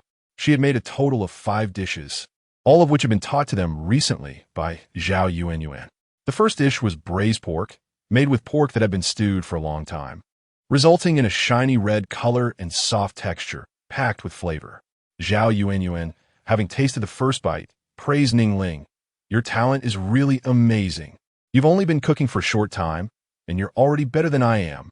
Old Song also smiled and praised Mingly, admitting that he had been too reckless earlier, dismissing a person's efforts based on just one dish. The second dish was garlic butter shrimp. Fresh river shrimp were shelled and split, filled with garlic, steamed at high temperatures, and then drizzled with hot oil to enhance the garlic's aroma, making it very appetizing. The kids loved this dish, finishing off the plate in just a few bites. The third dish was soy sauce stir-fried cabbage, originally Zhao Yuanyuan's specialty. Mingshu had loved it the first time she tried it, later acquiring it for the hotel's menu using a 5-share of the hotel. Although the ingredients were simple, requiring only cabbage, soy sauce, and salt, common materials, the simplicity of the ingredients demanded a chef's precise control over cooking. In this regard, as a beginner, Mingly performed quite well. While the cabbage was slightly overcooked, it was still acceptable, and the seasoning was balanced, making the overall flavor very good. The fourth dish was a cold dish of lemon chicken shreds, something Mingshu had made in her livestream before. To Mingshu's surprise, Mingly chose to use thigh meat from a hen instead of the commonly used chicken breast. Just this choice alone was enough to astonish Mingshu, as she had never mentioned using thigh meat as a substitute before. This was a bold innovation for chefs in the Interstellar Alliance. How did you think of using thigh meat instead? Mingly hesitated, asking, is it not tasty? No, of course not. On the contrary, this dish is very delicious. It's even better than when I made it with chicken breast. Mingshu said happily. That's good to hear. I thought it wouldn't taste good. Mingly sighed in relief. Last time, my mom made chicken soup, and I found the thigh meat very tender. Today, the kitchen just happened to have fresh thighs, so I thought I'd try it. Maybe making lemon chicken shreds would taste better. Old Song was very pleased with Mingly's innovation and praised her generously. The ancient food culture needs young people like you who can boldly innovate. If you make a mistake, don't be afraid to start over. He placed down his bowl and chopsticks, speaking earnestly.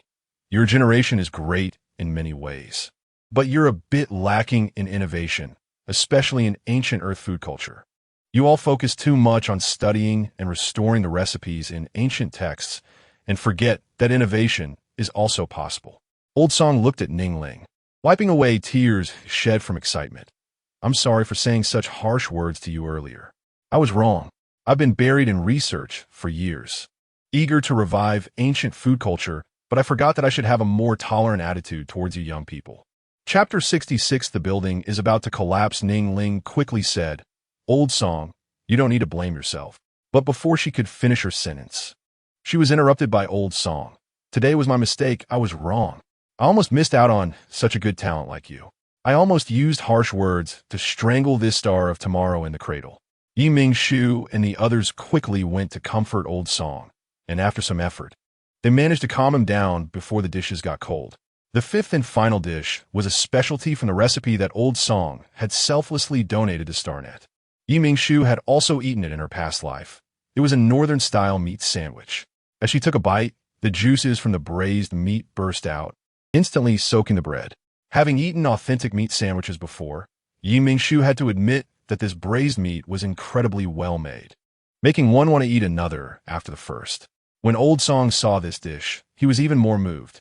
He knew that Mingly was apologizing to him in such a subtle way for her attitude earlier in the morning. You're a good child, Mingly smiletsidi. Knowing that Old Song understood her intention, the 3 little friends who had been eating heartily had now filled their bellies and were looking at Mingly, The amazing big sister blogger, praising her, which made her blush. Wei Wan smiled as she watched Chao Xian, who was praising Mingling along with Yu Mingxing and Qia. She felt that the little girl seemed to be becoming more cheerful. For the sake of the little girl's mental health, perhaps she should occasionally send her to the Qi family to spend time with Yi Mingshu. At this moment, Yi Mingshu was still unaware that in the near future, she would become a nanny to the 3 children. She was just watching the 3 little kids and the blushing Ningling, grinning happily. When Yi Mingshu returned to the Qi family after taking the 2 little ones for a walk, Qi Wenshuan had already come back. His study was lit, clearly indicating he was handling official business. Yi Mingshu didn't want to disturb him. Instead, she first bathed the 2 little ones and coaxed them to sleep before heading to Qi Wenshuan's study. Come. Qi Wenshuan's voice called out, just as Yi Mingshu pushed the door open. There was more than just Qi Wenshuan in the study. Lan Yin and Zhang Chun were also present, indicating they had important matters to discuss. Should I leave? Yi Mingshu asked.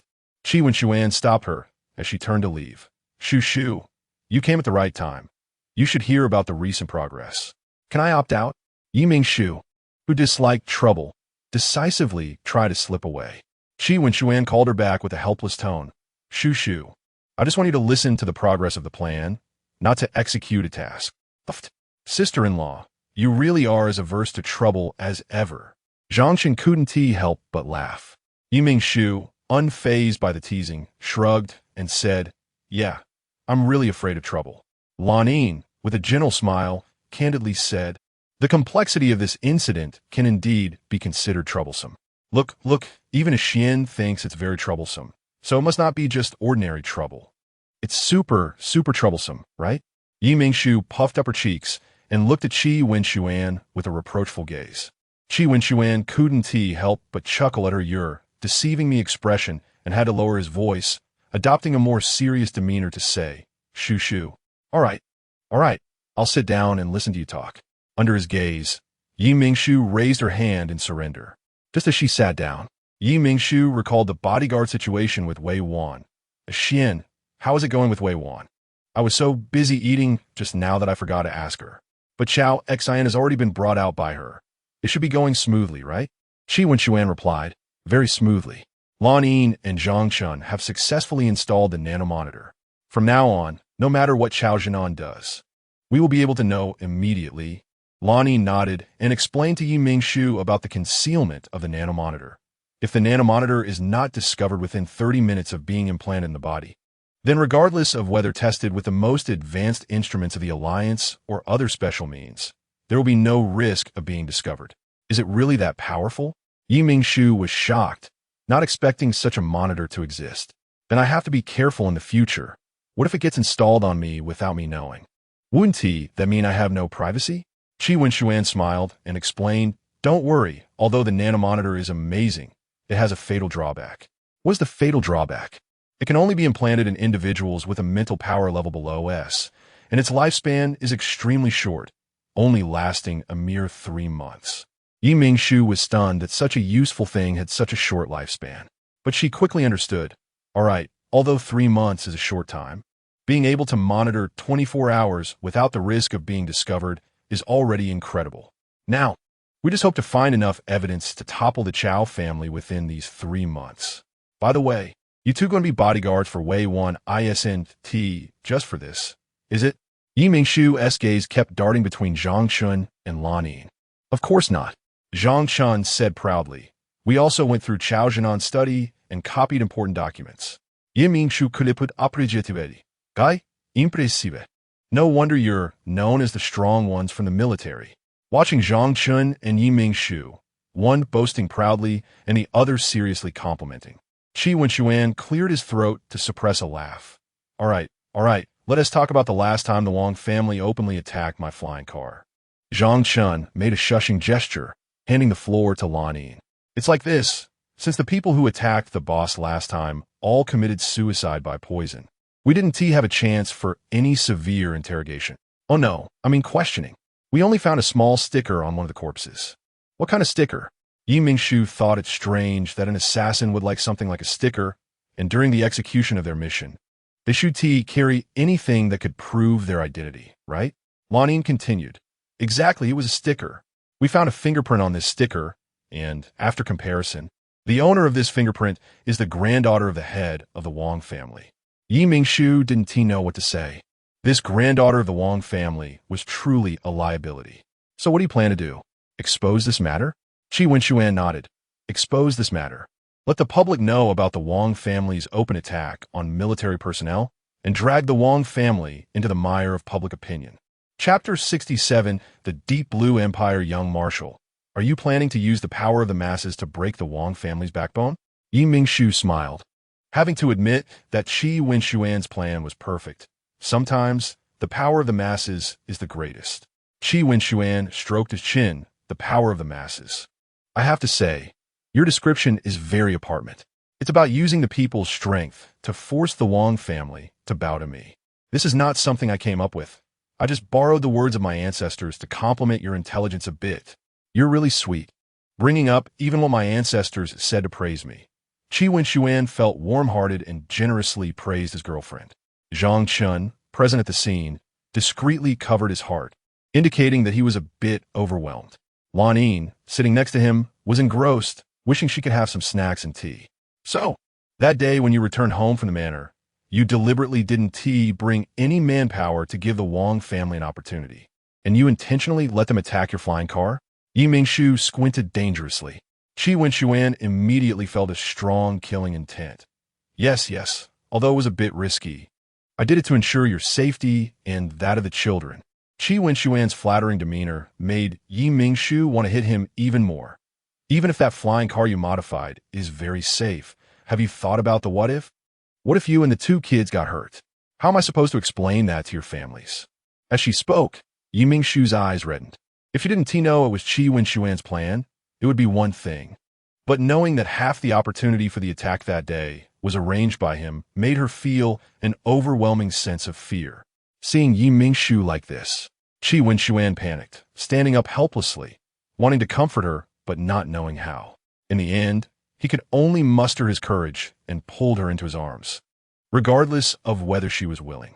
Zhang Chun had already dragged the engrossed Lan Yin away beforehand, fearing that the boss would come looking for him and Lan Yin to settle the score the next day.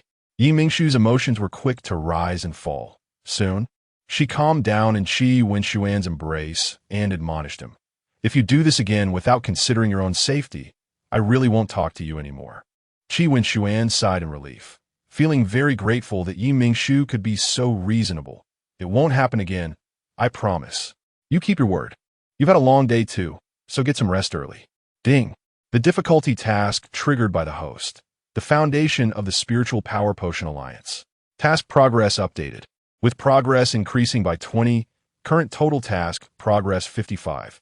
Please continue to work hard, and you can receive generous rewards upon task completion. After Mingshu returned to her room from Wenxuan's study, she had just lain down when a long silent system finally spoke again, reminding her that the task of bringing down the Chao family had updated progress. I clearly feel like I haven't done anything yet. How did the task progress suddenly reach 55? Thinking of Wenxuan, who had been coming home late and leaving early recently, Mingshu sighed and said, Indeed, having a divine teammate is great. Just helping him take care of the kids and make some food, and the task is nearing completion without me even noticing. What should I do? I'm liking this divine teammate more and more. On the remote B-16 planet, the Alliance prison was suddenly attacked, resulting in nearly 2/3 of the prison's personnel casualties, with 80 of the casualties being deceased inmates. Early the next morning, as Mingshu got up to prepare breakfast, she heard the news reporting the attack on the B-16 Star Alliance prison in the living room. 2/3 of the prison's personnel are casualties. Mingshu looked at Wenxuan, who was drinking tea. That's terrible. Do you know who did it? Wenxuan, being the pillar of the Qi family, was well informed. According to the clues left at the scene, it was a group of roaming interstellar pirates. This operation was to take revenge on the Alliance military and rescue their imprisoned accomplices. Did they manage to rescue anyone? Wenxuan shook his head. No. The Alliance generally places a special type of shackles on such vicious interstellar pirates. If an inmate leaves the prison's range by more than 10 meters during their sentence, the The shackles will activate self-destruct mode, injecting a neurotoxin that causes death within 3 seconds. At least they didn't succeed. But the others serving time in the prison are just too unfortunate. Qi Wenshuan glanced at her, and, after a long pause, he said, the champion of the last Alliance food competition also died in this attack. The champion of the last food competition. The blogger who was sentenced for cheating? Yes. Yi Mingshu raised her eyebrows. Isn't the B-16 Star Alliance prison only for interstellar pirates and such vicious criminals? How would you be locked up with them? Yi Mingshu recalled that the blogger's most severe punishment was for malicious competition, which, while serious, shouldn't have warranted being imprisoned with interstellar pirates, who are known for their brutal crimes. The prison holding that blogger was recently under maintenance, so the Alliance dispersed the inmates to various prisons. So that's the reason? She's really quite unfortunate, Yi Mingshu complained. While Yi Mingshu was still feeling sorry for the blogger's death, on the other side, a spaceship traveling to the other end of the universe was performing a jump, with a silver-blue emblem symbolizing the Empire printed on it. The previously declared deceased champion of the last food competition, Xian Minjia, now appeared on the spaceship bearing the Empire's emblem. After an unknown amount of time, Xian Minjia slowly opened her tightly closed eyes. Once she adapted to the surrounding light, she realized she had moved from a cold, dark cell to a strange place, and immediately tensed up. Miss Xian Minjia, you're finally awake. We exerted a lot of effort to get you out of the B-16 prison. The speaker was dressed in black combat gear. One moment he was smiling, and the next he had a grim expression, fiercely saying to Xian Minjia, with your current state, do you think you deserve the sacrifices we made to rescue you? Xian Minjia's curled-up body shook violently, and she stammered, I don't know you, and I didn't ask you to save me. Seeing Xian Minjia tremble, the person smiled maliciously, as if he had seen something amusing. Oh, I'm really sorry to have scared you, Miss Xian Minjia. Your pitiful, frightened appearance is truly adorable, just like a little mouse that encountered a cat. At that moment, Xian Minjia only felt that the person in front of her was a pervert. Unable to comprehend where the cuteness in being compared to a mouse meeting a cat lay, it was clearly a case of the prey encountering its predator. Chapter 68. The Imperial Princess. Yes, that's it. That's exactly how it is. That person saw the more terrified look on Xian Minjia's face and immediately laughed loudly, clapping his hands. Miss Xian Minjia, you are just too suitable to play a little mouse. If my brother, who has already gone to heaven, saw you, he would definitely catch you and lock you in a cage. All right, don't scare Miss Xian Minjia. After all, she's a distinguished guest invited by His Majesty the King. A man, also dressed in military attire, walked over and blocked the gaze of the previous person who was still looking at Xian Minjia. The man who had just arrived politely bowed to Xian Minjia and then naturally began to introduce himself and the identity of the previous person. Most esteemed Miss Xian Minjia, please forgive Gu Yang's rudeness just now. As a most trusted knight of His Majesty the King, I, Cologne, apologize on his behalf. After hearing the man's words, Xian Minjia was no longer afraid. Instead, she gathered her courage to question, you are people of the Empire. Aren't you afraid of provoking a war between our two countries by openly abducting a citizen of the Alliance? Knight Cologne still maintained his gentle demeanor and politely said, Miss Xian Minjia, you need not worry. The war between the Alliance and the Empire has never ceased. Besides, you are no longer considered a citizen of the Alliance. The news broadcast has already informed the people of the Alliance that the outstanding food broadcaster from the ancient culinary culture of the Alliance, Xian Minjia, has unfortunately died in an accident on B-16. Cologne performed a noble bow to Xian Minjia. From now on, your identity is that of His Majesty the King's lost bloodline, the esteemed princess of the Empire. Please use your exceptional culinary talent to alleviate the suffering caused by the psychic turmoil for the people of the Empire. What lost bloodline? What Empire princess? Do you think anyone would believe such a lowly excuse? With this face, can the people of the Alliance not recognize me? It's truly ridiculous. Xian Minjia felt frightened by Cologne's attitude. She did not believe that, given the long-standing grievances between the Empire and the Alliance, an ordinary person from the Alliance like her would have a good outcome after being cast into the Empire. Did the people of the Empire go to great lengths to attack B-16 prison just to save her? Little mouse, don't be scared. At that time, we will change your face. I don't believe anyone will be able to recognize you.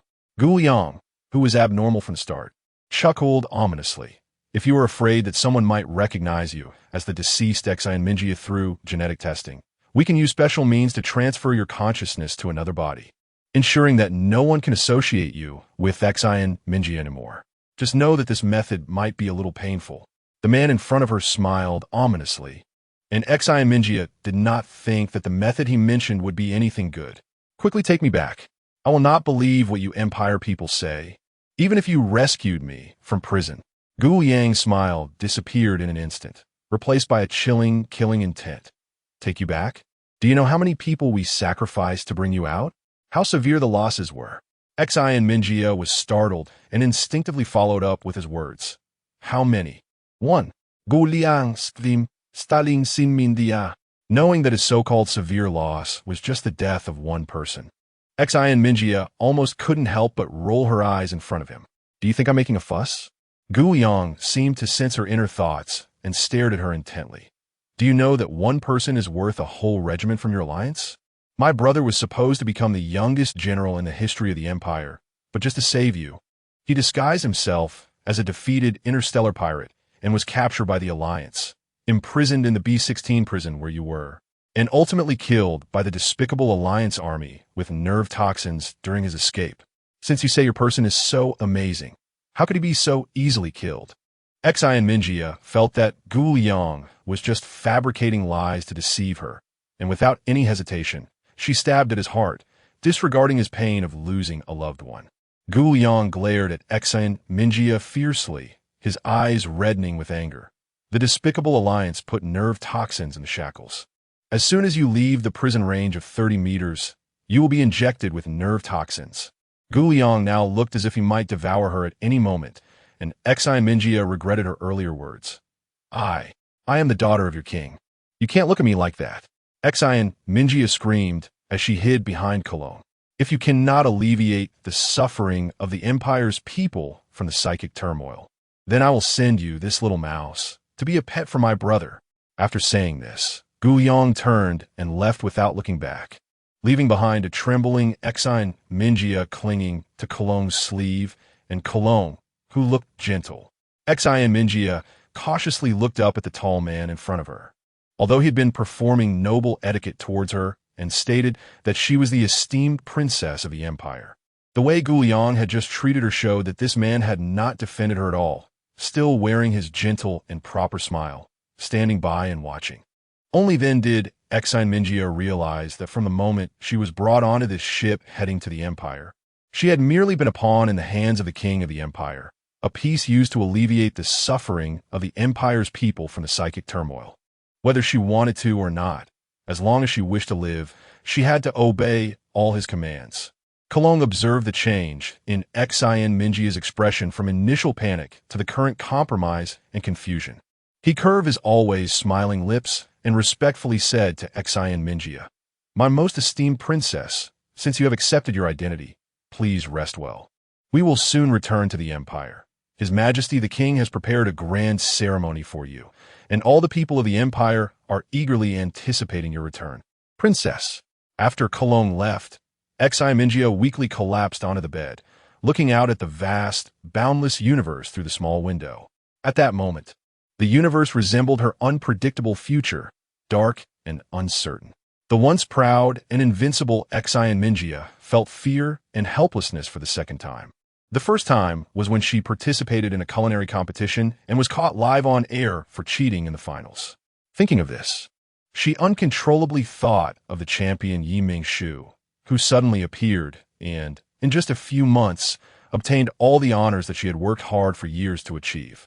She was unwilling to accept that the achievement she had obtained through years of effort could one day be easily acquired by someone else. She wanted to live well.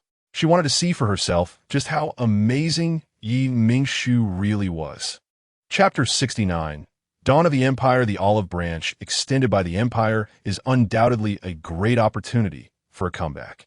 I must make the king of the Empire take notice of me, and then use the empire to trample Mingshu underfoot until he begs for mercy. In the year 887 of the empire, the king welcomed back the bloodline lost outside the empire with great honor. The returning princess was granted the title Dawn, as the king hoped her return could lead the empire out of the pain of psychic disturbances, while also breaking the monopoly of the Interstellar alliance on psychic medicine that had constrained the empire's economic development. Princess Dawn? Mingshu looked at Wei Wan with some confusion. How did a princess suddenly appear in the empire? If she remembered correctly, the king's children were all princes. Wei Wan continued to write the plan while saying, "I'm not sure either." The news this morning said that she was a child lost during the war many years ago and was recently found in a no-man's land near the front lines of the Alliance and the Empire. Didn't the Alliance and the Empire sign a ceasefire agreement after the war 8 years ago? How can you still refer to the border as the front line? Although Mingshu inherited the original owner's memories, she still struggled to understand the Alliance's hostility towards the Empire. Wei Wan didn't lift her head and scoffed lightly. This isn't the first ceasefire agreement signed. Counting all the minor and major agreements, they have been signed almost 10 times. And each time the Empire unilaterally tore them up for various reasons, leaving the Alliance to hastily respond. Isn't that infuriating? Truly shameless. Who says otherwise? If it weren't for the border residents, the Alliance wouldn't agree to sign the ceasefire agreements every time. Wei Wan finished the last word of the plan and handed it to the robot butler waiting nearby, instructing it to scan the electronic version and send it to the Commercial Management Bureau. Mingshu curiously leaned over to look if this plan is approved. Does that mean the hotel can open? Not yet. Even if the Commercial Management Bureau approves it, we still have to wait for the Food Supervision Administration to inspect the hotel environment. We can only open when the hotel environment meets the standards, Wei Wan said, rubbing her shoulder, which was sore from writing too much. She glanced at her. You should also find some time to help Zhao Yuan. It's tough for her to manage so many apprentices alone. Mingshu akardi tachit hernose. As the owner of the hotel, she seemed a bit too idle. Got it. I'll go when I have time. Wei Wan rolled her eyes internally. After spending the last few months together, she realized that Mingshu was someone who avoided trouble. She liked to zone out, and she never expected Mingshu would actually help Zhao Yuan. She just couldn't stand seeing her so idle, and said it on purpose. Seeing the look on her face that seemed to say, "I can't believe you really think I'm that naive." Mingshu immediately became displeased. "I'm going to the kitchen right now." Wei Wan watched her leave with a helpless shake of her head and continued to handle her work. Who would have thought that the person who had previously used her intelligence to manage the hotel would have such a childish side? Leader, what is the Empire playing at? Are they planning to unilaterally tear up the ceasefire agreement again? The Secretary of the Alliance leader looked worriedly at the news about Princess Dawn. Hearing this, Yuan also looked at the young man deep in thought behind the desk. The leader of the Alliance appeared to be only in his 30s, with outstanding features and handsome looks. Anyone would be surprised to learn that he was the current leader of the Interstellar Alliance, and that such a young man was leading the Alliance's development and growth. After pondering for a long time, the young man finally spoke. He first inquired about the current head of the Mo family, and then asked Yuan, "Xian, what do you think?" Yuan's opinion was the same as the head of the Mo family. They both believed this was merely a celebration of the Empire for finding a long-lost princess. Nothing significant. After all, the king of the Empire had 3 children, all princes. So it was only natural for the king and queen to be happy about finding one child who happened to be a princess. However, upon hearing their answers, the young man did not relax but instead furrowed his handsome brows in deeper thought. It wasn't until nearly half an hour later that he spoke again. "Secretary Zhang, was your first thought after seeing the news the same as that of the head of the Mo family and Xian?" Secretary Zhang did not understand the intention behind his question, but still honestly shared his thoughts. "Yes, my thoughts are the same as the two of you." What a coincidence. My thoughts align with everyone present. Upon hearing this, the young man suddenly realized, and the tightly furrowed brows also relaxed. There must be something fishy going on. The Empire is trying to confuse us and hide critical information. Yuan and the head of the Mo family exchanged glances, both seeing confusion in each other's eyes. Everyone is in good spirits today.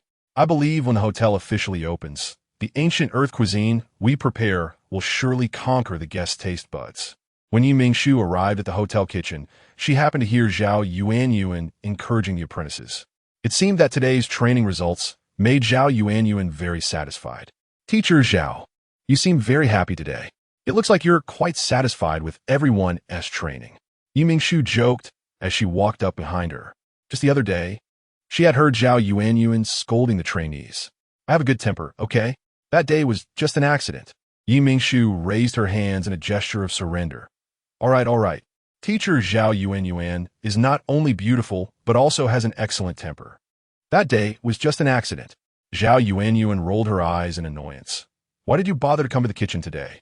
You didn't come when I invited you to guide the trainees before. It's surprising that you took the initiative to come today. Yi Mingshu awkwardly touched her nose. She knew Zhao Yuanyuan was teasing her about being the actual investor of the hotel and doing nothing but playing with the kids all day. Look at what you're saying. Taking care of kids is tiring too. If it's really too much, you can bring your Zhao Xinlan over, and I'll help watch her. Zhao Yuanyuan was just saying it casually. No need for that. Lanlan just started attending elementary school today. I also have to thank your young marshal. Without his help, Lanlan Wu and T have been able to get into the best elementary school in Capital Star. We are all friends. There is no need for such formalities. It looks like today's lesson is over. Zhao Yuanyuan glanced at her gratefully. Not yet. We have 2 dishes to learn every day, and today we've only learned 1. I haven't started teaching the second dish yet. Just in time for me to come. Why don't I teach it? You can take a break. Chapter 70 Bad Taste. Zhao Yuanyuan was not polite with her, handing her the recipe for the remaining dish. So, are you going to follow my recipe or teach yourself? I'll teach myself, right? You can keep this for tomorrow. That way you won't have to prepare as much. All right. Zhao Yuanyuan stepped aside to give Yi Mingshu room to operate. Yi Mingshu tied her hair back, put on an apron, and turned on the system live streaming device. Then began washing her hands while greeting the viewers in the live chat. Good afternoon, everyone. I am Overlord Flower. Today I'm going to teach you a super delicious dish. Deep-fried tempura, right before mealtime. Here it comes, the familiar opening line. Still the familiar opening line. We've received the notification that the broadcaster has started the stream. We already know you're the broadcaster Overlord Flower. I'm a new fan. I came here through the introduction of the blogger in the technology section next door. Is cooking live really that delicious that it can make a tech giant leave us fans behind and come and watch? What a coincidence. I really want to know which broadcaster the person upstairs is talking about. I saw you on the gifts leaderboard, Sky Brother. Don't hide. Great. It turns out that not only our History District as broadcasters will leave their fans to watch Yi Mingshu's stream. I feel balanced now. This is really funny. But don't worry, the stuff our broadcaster makes has never been bad. You can rest assured. Being chased to another broadcaster's live stream is quite an experience. And broadcaster Sky feels that the experience is not good at all. He just wants to play dead. Yi Mingshu noticed the conversation in the live chat and saw that broadcaster Sky's fans were him. But Sky had not responded.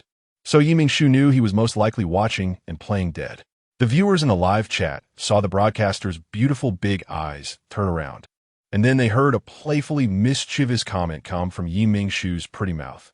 So the Sky Brother who has been sending me gifts is actually the well-known tech giant Sky himself. I thought it was just a name coincidence. Since that's the case, I'll send Sky a portion of today as tempura. Sky, remember to send me a private message. By the way, if anyone recognizes their own streamer friends who have come to watch my broadcast, you can also them in the comments. If they're willing, they can send me their address via private message. And I'll mail them a portion of the food made during today's live stream. However, I'm afraid there will be too many people, so I'll only send out 10 portions each day, first come, first served. If you miss out today, I'll carry it over to the next day. The event is permanently valid. The broadcaster is so good. I feel like the broadcaster has a bit of bad taste, but I like it. I also want to see how many big shots would abandon their fans just to taste the food. So exciting. I want to join the search for big shots. The broadcaster Sky, who had been lurking, could no longer sit still and quietly went to send Yi Mingshu a private message. Yi Mingshu quickly received his message and smiled happily. Oh, someone just messaged me. All right, enough chit-chat. Let us start today's lesson. Who is it? Who just messaged the broadcaster? Could be the big shot Sky. After all, He was the first to be addition. Oh, you. Peeking quietly and ignoring your fans. Husk guy. My heart is broken. Mingshu immediately got into the zone, explaining to the viewers in the live chat and the apprentices present. Tempura, strictly speaking, is actually deep-fried food coated in batter. It's not limited to a specific type of ingredient. Any ingredient can be made into tempura. The ingredients I'm using today were purchased by the hotel today. I have some silverfish, large prawns, okra, shiitake mushrooms, and bell peppers, along with 100 g of low-gluten flour and an egg. After introducing the ingredients, Mingshu began to prepare the batter. Into a bowl with 100 g of low-gluten flour, crack 1 egg, add 150 g of ice water, and mix well. The special tempura batter is ready. Mingshu reminded. The flour must be low-gluten flour because making tempura doesn't require a thick batter like when making fried, crispy foods. The batter is just needed to enhance the crispiness of the fried ingredients, so it shouldn't overpower the ingredients and must not be too thick. Thank goodness. If the broadcaster hadn't reminded me, I would have used regular flour. I thought it was the same as usual. I only have regular flour at home, so I'll just make do and learn the method first, then go buy low-gluten flour to make it. Now, let us fry a batter coating using the batter we just prepared. Mingshu scooped a spoonful of batter into hot oil, and the batter automatically solidified into small, thin pieces as it heated. This is the batter coating. When the batter turns into these small, thin, crispy pieces and changes to a light yellow color, it's ready to be taken out and set aside in a small bowl. Mingshu took out the lightly yellow batter coating. Next, we'll coat the ingredients with a layer of low-gluten flour, then a layer of batter, and for the meat, we'll add a final layer of the batter we just fried. Finally, we'll put the coated ingredients into the pot to fry. The meat must be fried until golden brown before taking it out. If taken out too early, the inside won't be cooked through, which is not healthy. After Mingshu finished frying the silverfish and large prawns, she prepared to fry the vegetables. For the vegetables, fry until the batter coating turns yellow. Mingshu placed a portion of the fried tempura in front of the camera and shared a portion with the apprentices. Everyone try this. I've turned on sensory sharing. I didn't see the 2 little ones today. Who is the broadcaster talking to? Yeah, I almost forgot to ask. Why just enter the live stream? I felt that this place is different from where the broadcaster usually streams. Has the broadcaster changed the streaming location? There are so many kitchen tools here, and the place is very spacious. Mingshu noticed everyone's curiosity, so she didn't keep them in suspense and directly said, "This is the hotel I invested in. I'm currently live streaming from the hotel kitchen. While I'm streaming, I'm also teaching future chefs of the hotel." Wait, does the broadcaster mean this hotel doesn't just provide accommodation, but also offers delicious food? Oh my God, where's this hotel? I must go. So, I finally have the chance to taste the food made by the broadcaster myself. The hotel used to provide 3 meals a day, but most of the ancient culinary recipes have been lost, which is why the hotel gradually turned into a place that only provides accommodation. Chapter 71. Reward the Answer Barrage was sent by a netizen with the ID Lu Yun. Mingshu initially thought that the account owner was knowledgeable, but later realized that Lu Yun was the big shot from the history section next door who often live-streamed halfway through to check out her cooking. Mingshu smiled and said, "Look who everyone has discovered. Our big shot Lu Yun. Don't forget to private message me your address later. I'll send you today as tempura." Lu Yun didn't quietly message the address like the sky, but instead generously thanked Mingshu in the livestream chat. "Thank you, host. I've sent you the address via private message. Looking forward to tasting such delicious tempura in person." How infuriating Big Shot Lu Yun is deliberately teasing us. I also suspect that the Big Shot is doing it on purpose. Host sister, when is your hotel opening? Where is it located? I want to book a spaceship ticket in advance. Or, I'm afraid I won't be able to get one. Me too. Facing everyone's enthusiasm, Mingshu looked apologetic. The hotel will be located on Berlick Street in Capital Star, but I'm really sorry. The hotel is still in the preparation stage, and I'm not sure about the exact opening date. However, once the opening date is confirmed, I'll tell everyone in the live stream right away, so don't worry. Also, if you're far away, don't worry about not being able to buy spaceship tickets. I will open branches of the hotel on other residential stars in the Alliance in the near future, so everyone will be able to enjoy delicious food right at their doorstep. My goodness, am I dreaming? The host sister promised to open hotel branches throughout the entire alliance. You heard it right, but it's obviously a business plan. Why does the host make it sound so exciting? I'm so happy. I hope that day comes soon. That's great. I'll definitely take my mom out to eat often. I heard that delicious food can cure mental disturbances. So my mom won't suffer from illness anymore. The person above is a filial child, but right now, the idea that food can cure mental disturbances is just speculation. It hasn't been proven to be effective. Even if it can't cure, at least it can alleviate symptoms. That's better than drinking mental potions every day, right?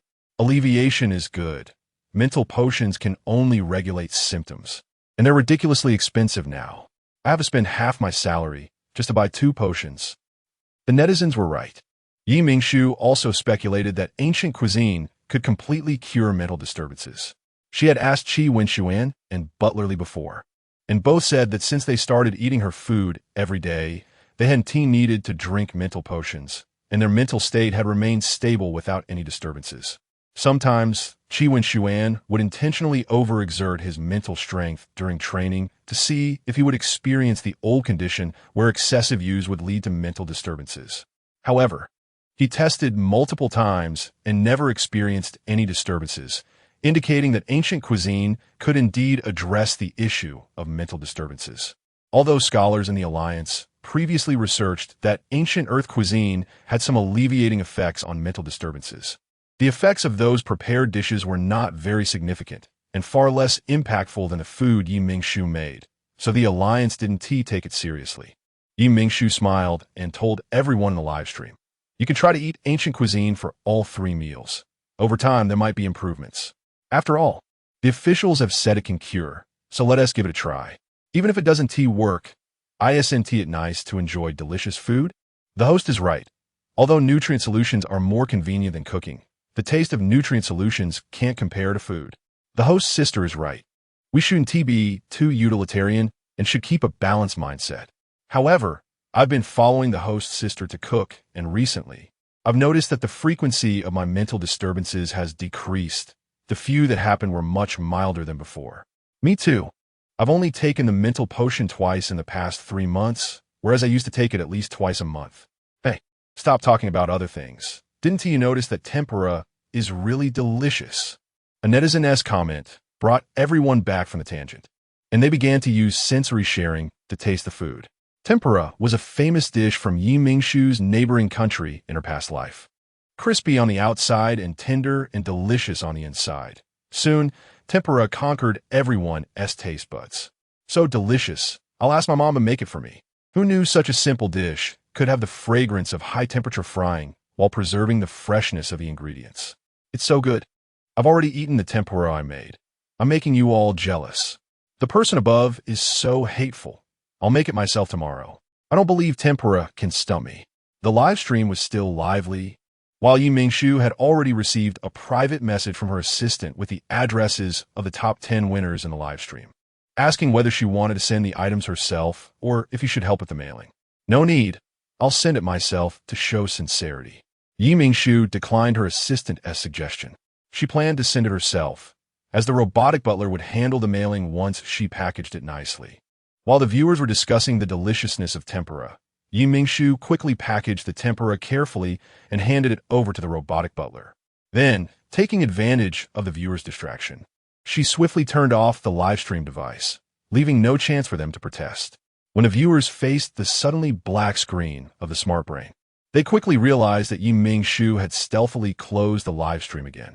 They wanted to wave their fingers and question her about her ruthless actions. But the livestream had already ended, and Mingshu hadn't opened her Star Network blog, so they couldn't find a place to voice their questions. What? You say you can still send Mingshu private messages on the livestream platform? Don't joke around. The livestream platform protects the mental health of streamers, and the private message function can only be used during the livestream.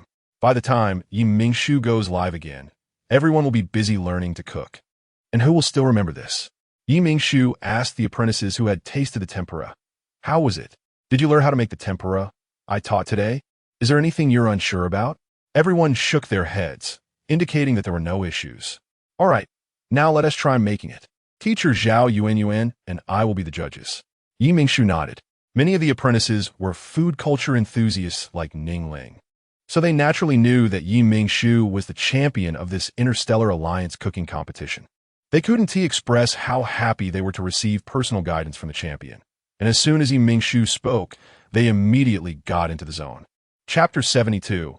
Maternal love. Seeing the students so enthusiastic, Zhao Yuanyuan quietly said to Yi Mingshu, I think you should come and guide them more often. Just look at how eager they are. No, I still have to take care of the kids at home. With you here, I'm at ease. Yi Mingshu quickly waved her hands to decline. Okay, but if I don't meet your expectations, don't blame me. I'm just third place after all, and I can't compare to your champion cooking skills. Zhao Yuanyuan knew that she was someone who disliked trouble. Otherwise, she wouldn't have hired someone like herself to teach her students instead of doing it herself. Yi Mingshu quickly massaged her shoulders. Not at all. Thank you, Teacher Zhao. You and Wei Wan are the pillars of our hotel. You are much better than me, the lazy investor. Your Highness, the king requests your presence. A maid respectfully bowed to the beautiful woman reading in the garden. Understood. The woman casually waved her hand and got up to go to the king's chamber after finishing the page she was on. This beautiful woman was none other than the deceased Xian Minjia, but she had now undergone plastic surgery and changed her appearance. Even her demeanor had become gentle, making her seem like a completely different person from her past. Her current identity was the Dawn Princess Xian Minjia of the Empire, the king's most beloved daughter and a beloved gourmet among the citizens. She alleviated the suffering caused by mental power turmoil for the people by using ancient culinary techniques. Among the economically disadvantaged commoners, she had the most supporters. The reason was simple. She taught the commoners how to use inexpensive ingredients to create delicious food through a weekly Brain Live broadcast, saving them the expense of purchasing mental power potions and allowing them to avoid living frugally just to afford these potions every month, greatly improving their quality of life. Xian Minjia respectfully bowed to the king seated on the throne. Your Majesty. The king smiled broadly and told her not to be so formal. My good daughter, why do you still call your father your Majesty? Xian Minjia obediently changed her address. Respected father, is there something you need from Minjia? The king nodded in satisfaction, smiling. The queen is very concerned about your experiences on the garbage planet over the years.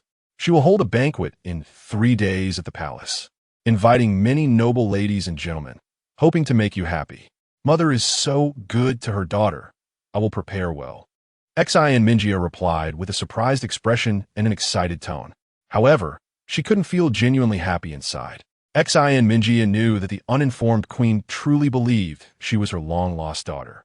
Ever since she faked her death to escape the alliance and return to the empire, the queen had wholeheartedly tried to make up for her absence, going to great lengths to find interesting things from the empire for her, providing her with the best in food, clothing, and daily necessities.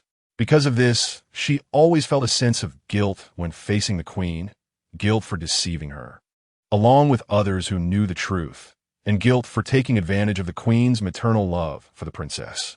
That was why she worked doubly hard to study ancient cuisine, aiming to repay the queen's love with her strengths.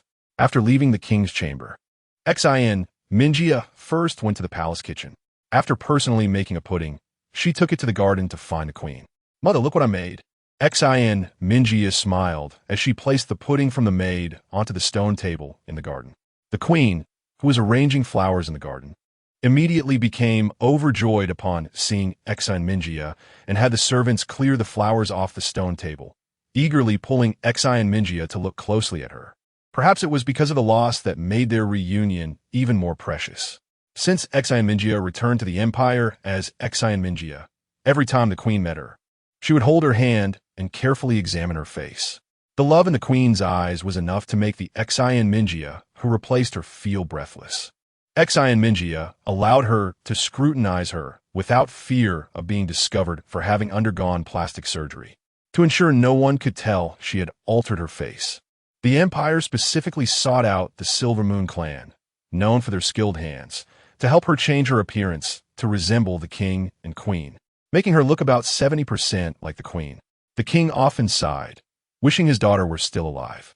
In fact, The real Princess Xi and Minjia had died shortly after birth. The king, fearing the queen would be heartbroken upon learning the truth, had all palace staff, except himself and Knight Kalong, who knew the princess had passed away, killed, and falsely claimed the princess was abducted by rebel forces that broke into the palace. This gave the queen the hope of finding her daughter, allowing her to recover her weakened body. Seeing the queen about to fall into memories again, Xi and Minjia quickly interrupted.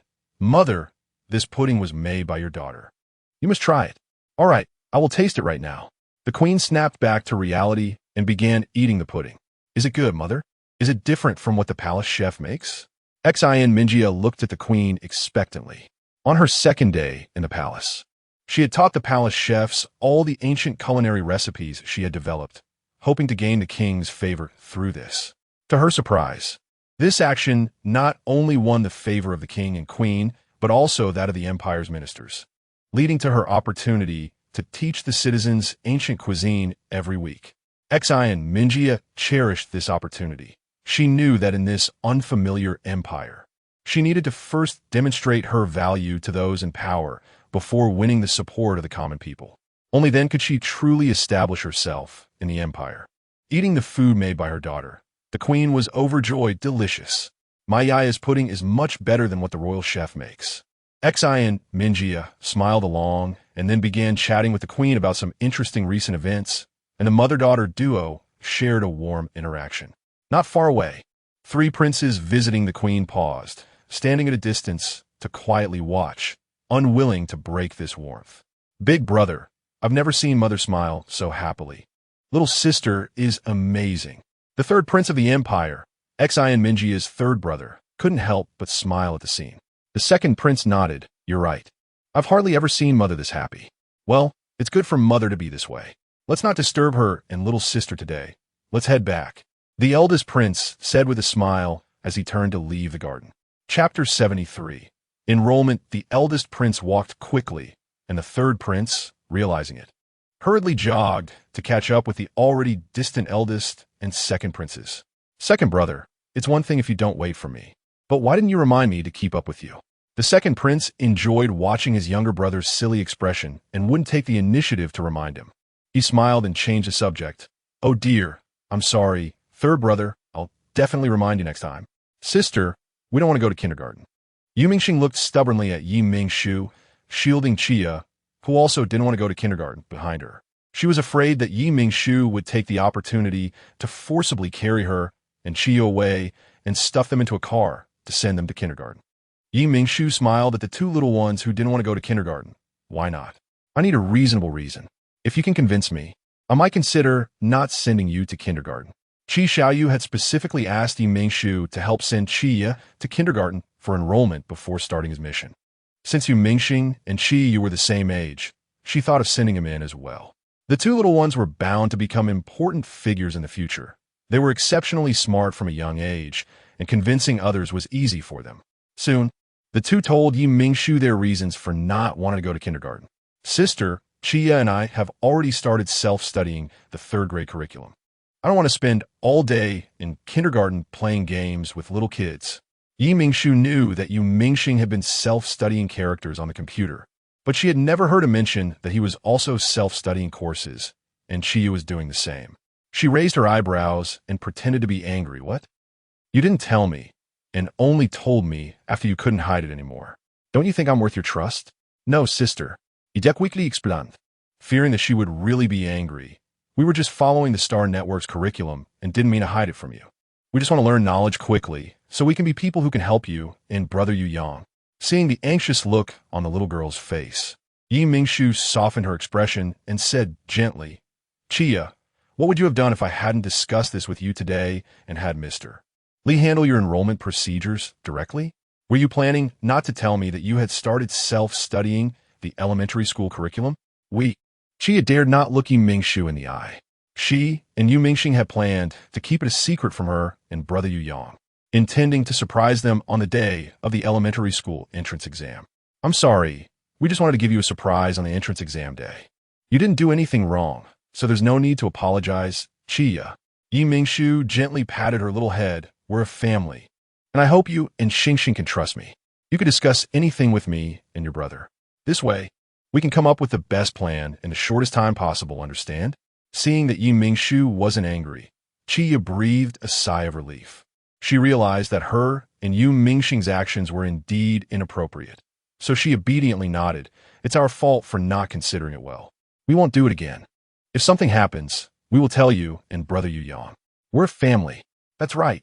Since you both have learned up to the 3rd grade curriculum, I won't force you to go to kindergarten. I'll talk to your brother Yu Yang, and if possible, I'll take you to participate in the elementary school entrance exam and then to classes. Mingshu's proposal made both little ones very happy.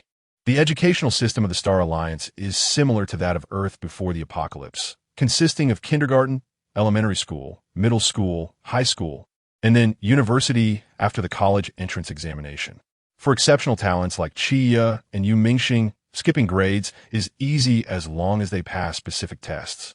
They don't have to wait until they reach the appropriate age to advance. Mingxing tugged at Mingshu's shirt, granting her access to his smart brain's virtual screen. Sister, look, this is...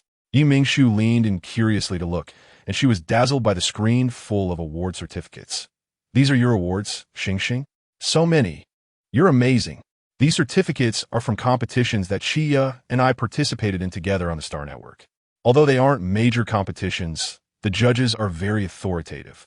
Mingxing pointed to the certificate for the elementary school mecha knowledge quiz and said, the judges for this competition are professors from the Capital Military Academy.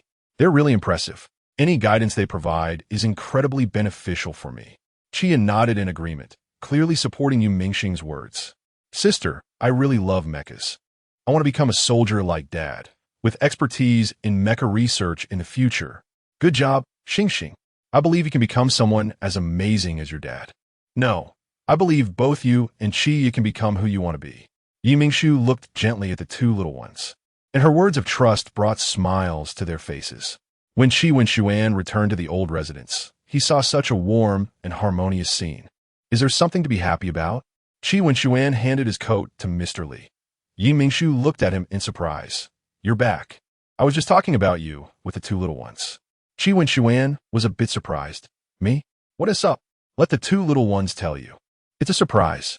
Mingshu winked at him playfully. I was just startled. Xuan raised his eyebrows, suddenly interested. Then I have to listen carefully to what could startle our chef Mingshu so much. I guarantee it will be enough to surprise our young marshal. Mingshu teased back. Now I'll go prepare dinner. You listen to the little ones. I'll help you. The story can wait until later. Xuan rolled up his sleeves and walked toward the kitchen. Mingshu was even happier and didn't refuse. All right, since you're back so early today, I'll make a few more of your favorite dishes as a reward. The 2 little ones exchanged glances, understanding, and followed the 2 adults into the kitchen. Do the little ones want help too? Mingshu bent down to ask, and seeing them nod, she happily said, great. You little ones can help wash the vegetables. And Xian and I will handle the rest. Mr. Li stood in the living room, watching the 4 busy in the kitchen, and felt as if he had returned to the days when Xuan and his sister-in-law were not missing. Those days were some of the few peaceful times for the Chi family. Little ones, hurry and wash your hands. It's time to eat. Mingshu placed the last dish on the table and urged the 2 little ones to wash their hands. Today, Mingshu made 5 dishes and 2 desserts. With Mr. Li, there were 5 people in total, making for a very sumptuous dinner. Chapter 74, The Collapse of the Building Quick. Try this sweet and sour fish and this braised abalone. Mingshu made a total of 2 meat dishes, 2 vegetarian dishes, and a soup. Besides the sweet and sour fish and braised abalone, there's also yam and pork rib soup, cold mixed eggplant, and stir-fried cabbage learned from Zhao Yuan. After finishing the meal, Xuan diligently cleaned up the bowls and chopsticks, while Mingshu and the 2 kids sat in the living room watching the news and eating dessert. Once everything was tidied up, Xuan came over to sit down and talk to Mingshu about the Chao family.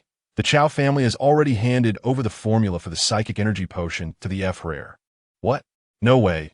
Why hasn't the system notified me that the task of taking down the Chao family has been completed? And I still haven't received the clues about the whereabouts of your brother and sister-in-law. Unfortunately, ever since the young man went into hibernation, Yi Mingshu could only communicate with the system unidirectionally.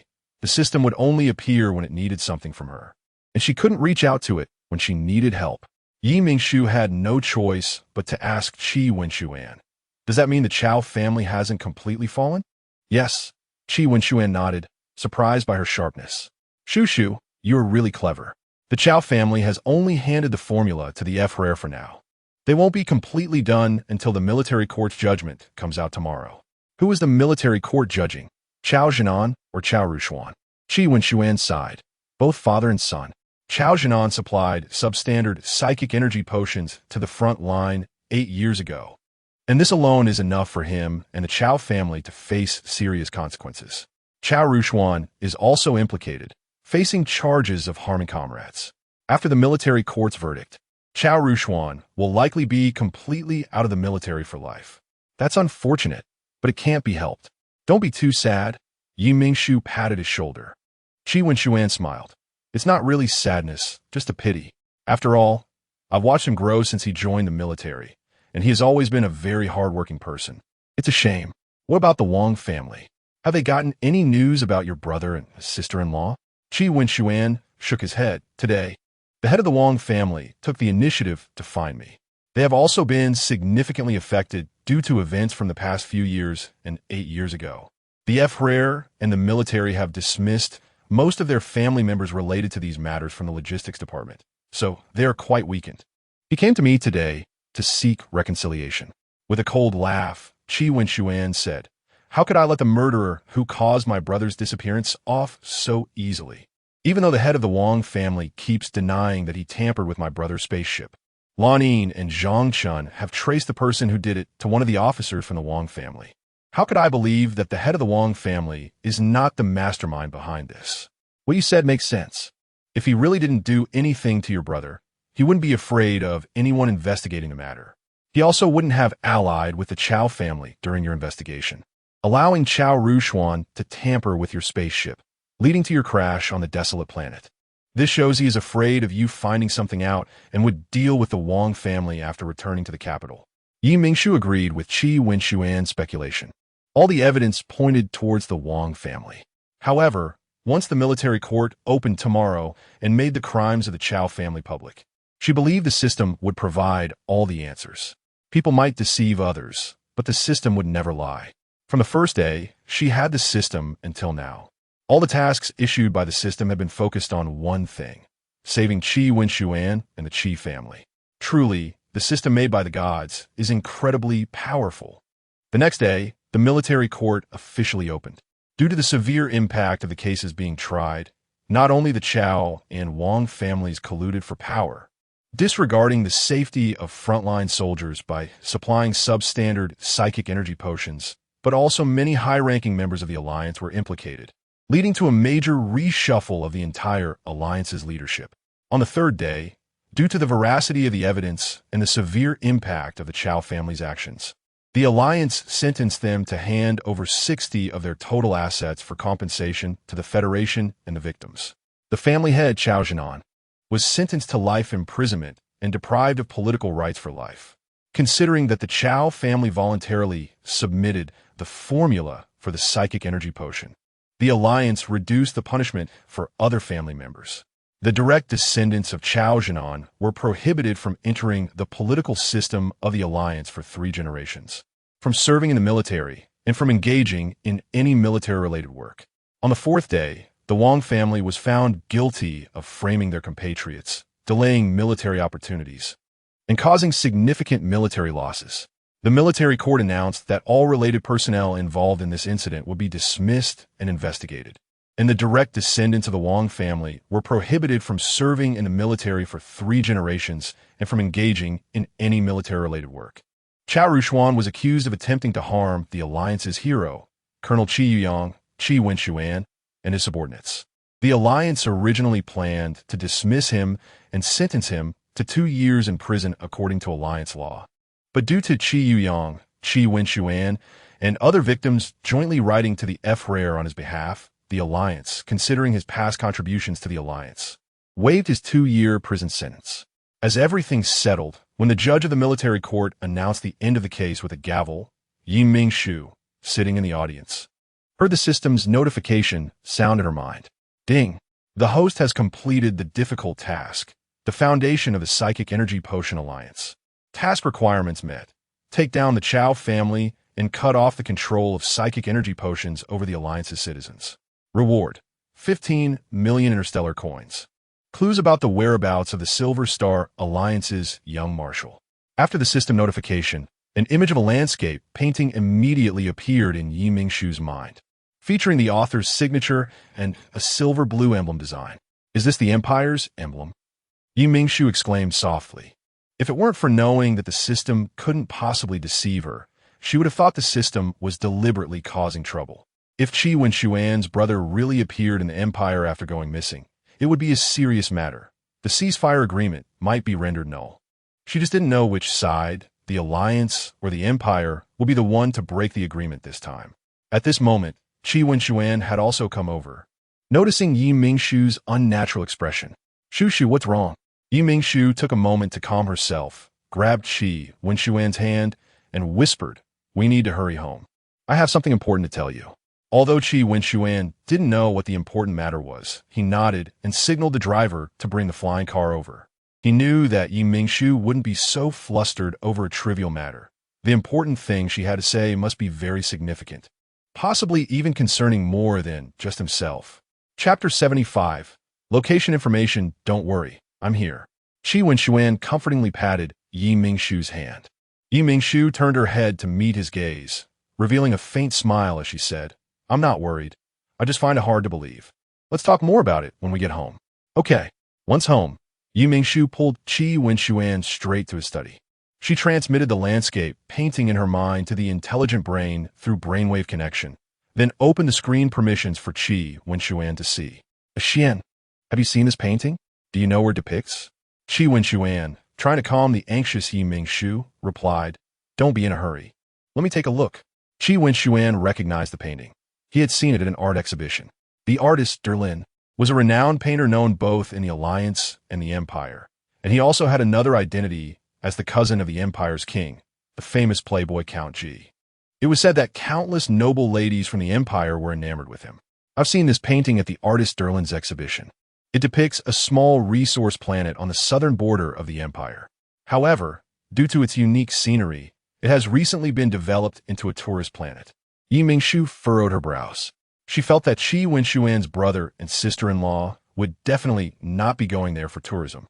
But since it had been developed into a tourist planet, there shouldn't be any possibility of them going missing. Why haven't they contacted Qi Wenxuan for so long? "Shushu, what's wrong with you? What important thing do you want to tell me?" Qi Wenxuan looked at Yi Mingshu, who was frowning again, in confusion. Yi Mingshu opened her mouth, but didn't know how to explain the source of her information to Qi Wenxuan. "Let me think about how to explain it to you better." The headmaid responsible for Xian Minjia's daily needs glanced at the clock and respectfully said to Xian Minjia, who was sitting at the vanity, allowing the maid to style her hair, "Princess, the banquet is about to begin." "Got it." Xian Minjia continued to read ancient texts without raising her head. She had recently gained a bit of new inspiration and believed she would soon be able to recreate an ancient delicacy.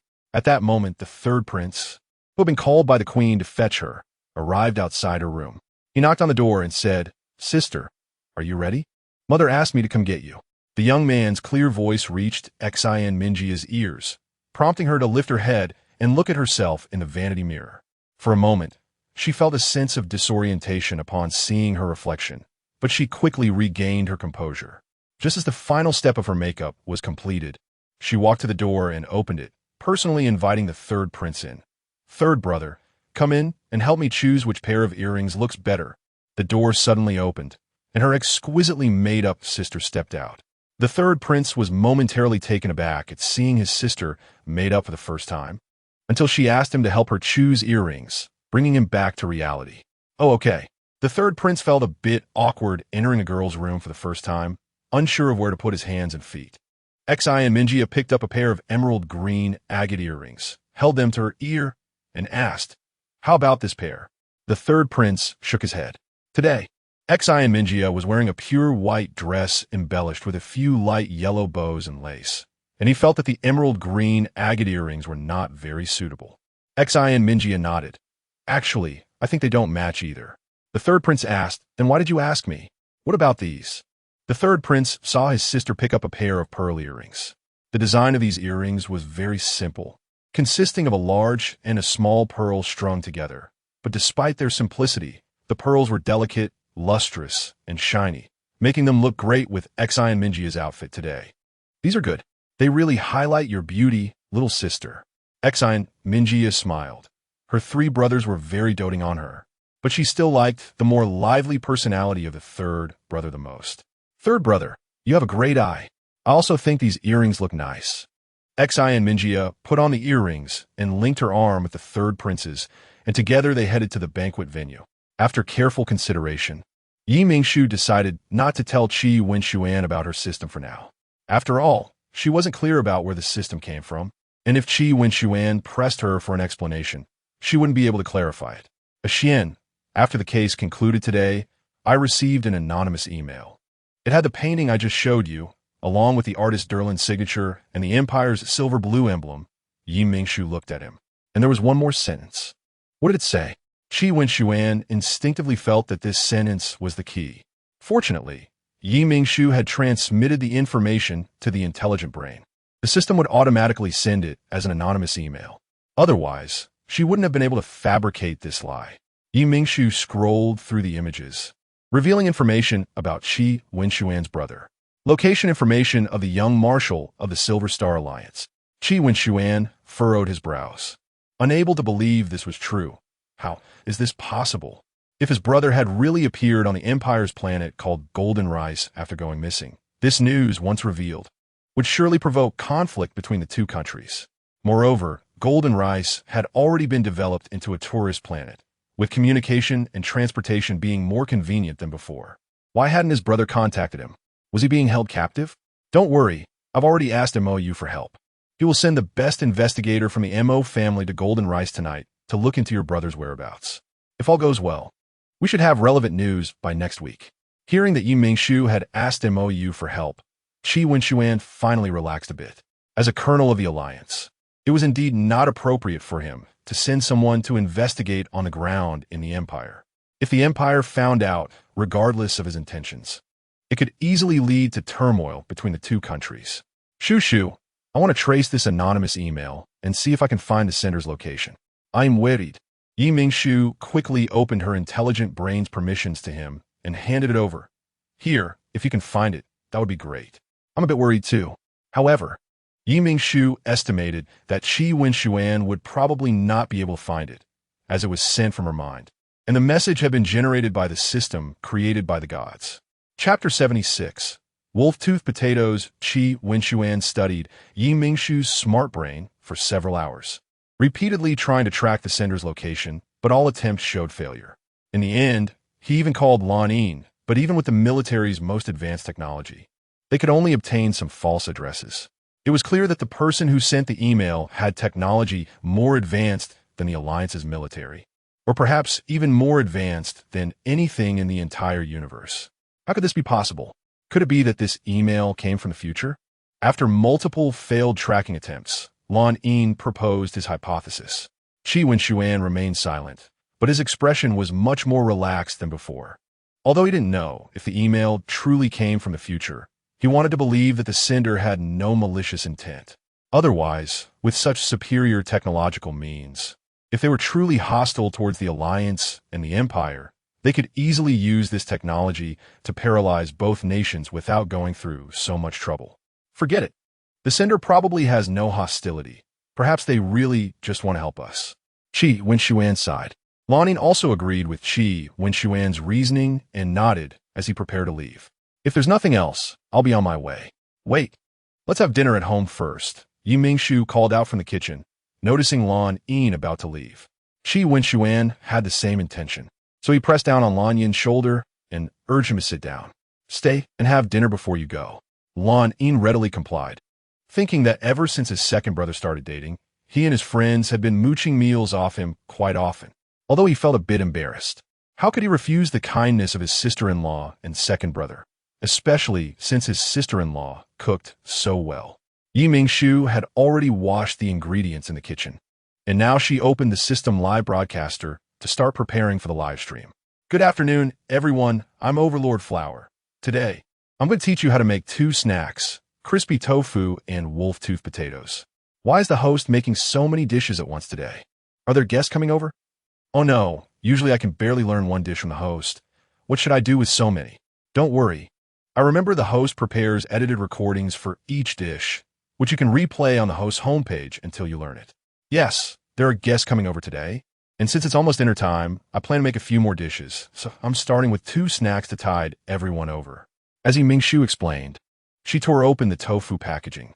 Cut this tofu into suitable sizes, then use kitchen paper to absorb the moisture on the surface. After that, wait until the oil is heated to about 70 before frying it. Once the tofu is golden brown on all sides, you can take it out. What is the temperature of 70 oil? The tofu just looks a bit crispy now. It doesn't seem very tasty, right? 70 oil temperature is when the surface of the oil is relatively calm with a lot of blue smoke rising. You can take a chopstick and place it in the oil. If bubbles quickly form around the chopstick, that indicates it's at 70 oil temperature. While frying the tofu, Mingshu continued, if you have a kitchen thermometer at home, it makes it even easier. Just wait until the temperature reaches 160 degrees to hit that 70 mark. Right now, we're only on the first step, and since the tofu hasn't been seasoned yet, you can only taste its original flavor. However, you can also give it a try. The original flavor of fried tofu is quite good. Mingshu took out a bowl. Now I'll teach you how to make a dipping sauce. I think the tofu tastes best with this sauce. She added 10 g of white sesame, 5 g of chili powder, half a spoon of cumin powder, half a spoon of sugar, 26 g of light soy sauce, 3 g of vinegar, chopped cilantro, and chopped green onions into the bowl, mixing everything until well combined. After setting the prepared tofu aside, she began to prepare the next snack. Next, let's make wolf-tooth potatoes. You'll need pre-cut potato strips. I used a wavy knife to cut the potatoes, which makes the strips look very nice, but of course you don't have to cut them into wavy shapes. In addition to potato strips, you'll also need cilantro, green onions, minced garlic, fresh chili, and various seasonings. Actually, the method for wolf-tooth potatoes is quite similar to the crispy tofu. First, fry the potatoes and then mix them with the seasonings. Mingshu reminded everyone, but remember, we add the potatoes to cold oil before frying. Rinse the potatoes with clean water to wash off the surface starch. Fry the potatoes until they become a bit soft, but not too soft, or they will break and be difficult to eat. Then, take a bowl and add minced fresh chili, minced garlic, chopped green onions, chopped cilantro, chili powder, white sesame, and finally pour hot oil over it. Then add 3 spoons of light soy sauce, 1 spoon of oyster sauce, 1 spoon of chicken essence, 1 spoon of sesame oil, half a spoon of vinegar, half a spoon of sugar, and 1 spoon of cumin powder. Mix well and pour it over the potatoes in the bowl, stirring until evenly coated, and a delicious serving of wolf-tooth potatoes is ready. Mingshu set aside a small bowl of each snack and placed them in front of the camera for viewers to experience the deliciousness of the snacks, while the rest were taken to the living room for everyone to taste. How is it? Does it suit your taste? Mingshu returned to the camera. So fragrant. Absolutely perfect. Every dish the host makes is delicious. Is this really a snack? It seems easier to learn than other gourmet dishes. Is there no little cutie for today's eating broadcast? I miss the little ones. I miss them too. The host hasn't streamed for almost 3 days, and I haven't seen the little cuties in that time. Mingshu smiled slightly. The little ones are in the living room. Let me call them over to say hello. The little ones arrived quickly, greeting the uncles, aunts, and the host in the live stream. Little ones, the host has missed you so much. So cute. The little ones are really well taken care of by the host. Their little faces are adorable. Come give Annie a kiss. You put that little one down quickly. Let me have a turn. Everyone move aside. The little one is mine. Chia quietly complained to Mingshu in their subconscious space. These uncles and aunts are so scary. Luckily, we are separated by a screen. Otherwise, they might touch our bald heads. Mingshu was amused by Chia's comment, and his fair little face couldn't hide a smile, which excited the viewers in the live stream. How can the little ones be so cute?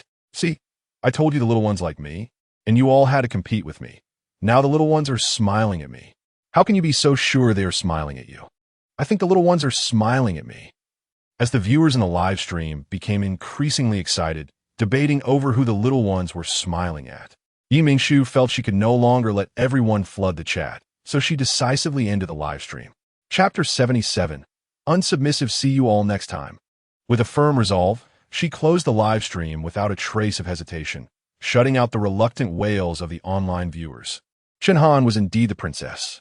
The girl named Chen-Han was dressed in a magnificent gown, holding a delicate lace fan that partially covered her face as she gazed at the person who was linked to the third prince's arm. The girl before her was exceptionally beautiful, almost identical to the Chen-Han she had seen in a live stream. No wonder she attracted the attention of many noble young men overnight. Thinking about how the person she liked also had feelings for this recently rediscovered princess, Chen-Han felt a bit resentful.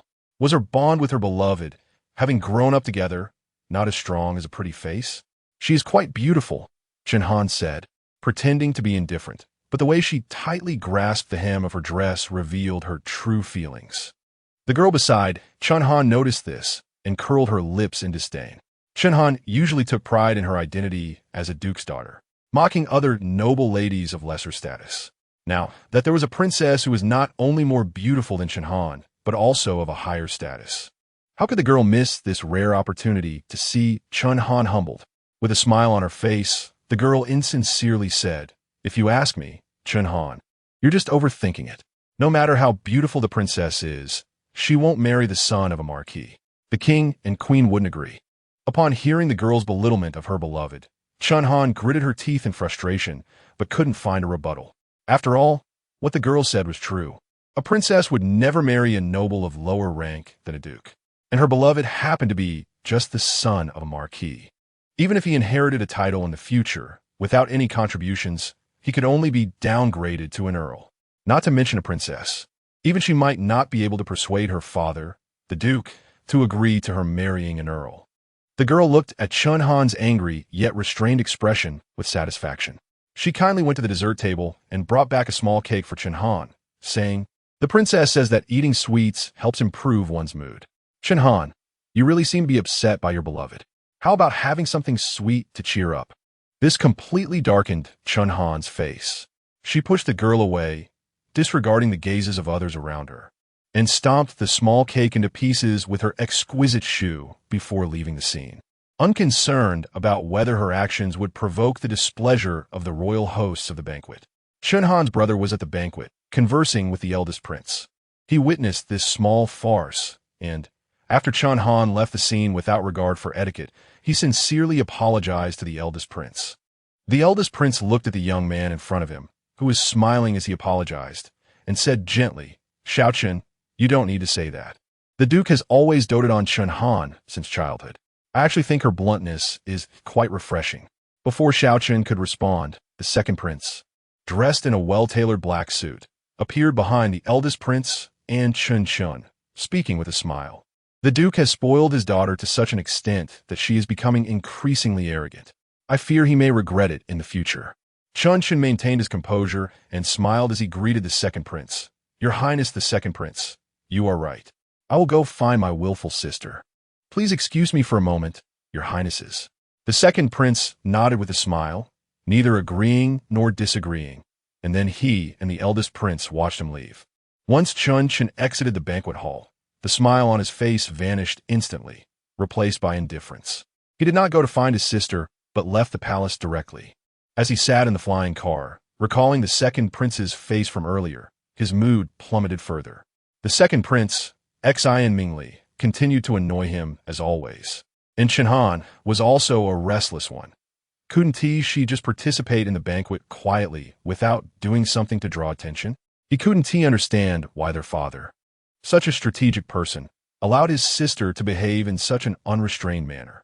Why did she have to like that marquis' son instead of someone more distinguished, and constantly get jealous of other noble ladies over that boy? The second prince's smile faded as he saw Chen-Chun leave, his voice turning cold. "I see the duke's son is becoming increasingly arrogant. If you ask me, father's really too lenient. Mingly, you can't casually comment about father.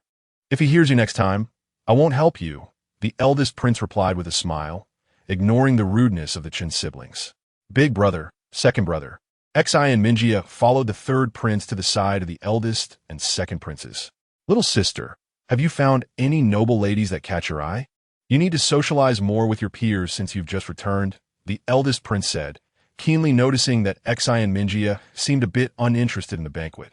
And he kindly handed her a glass of iced plum juice that she had enjoyed since coming to the Empire. Thank you, big brother.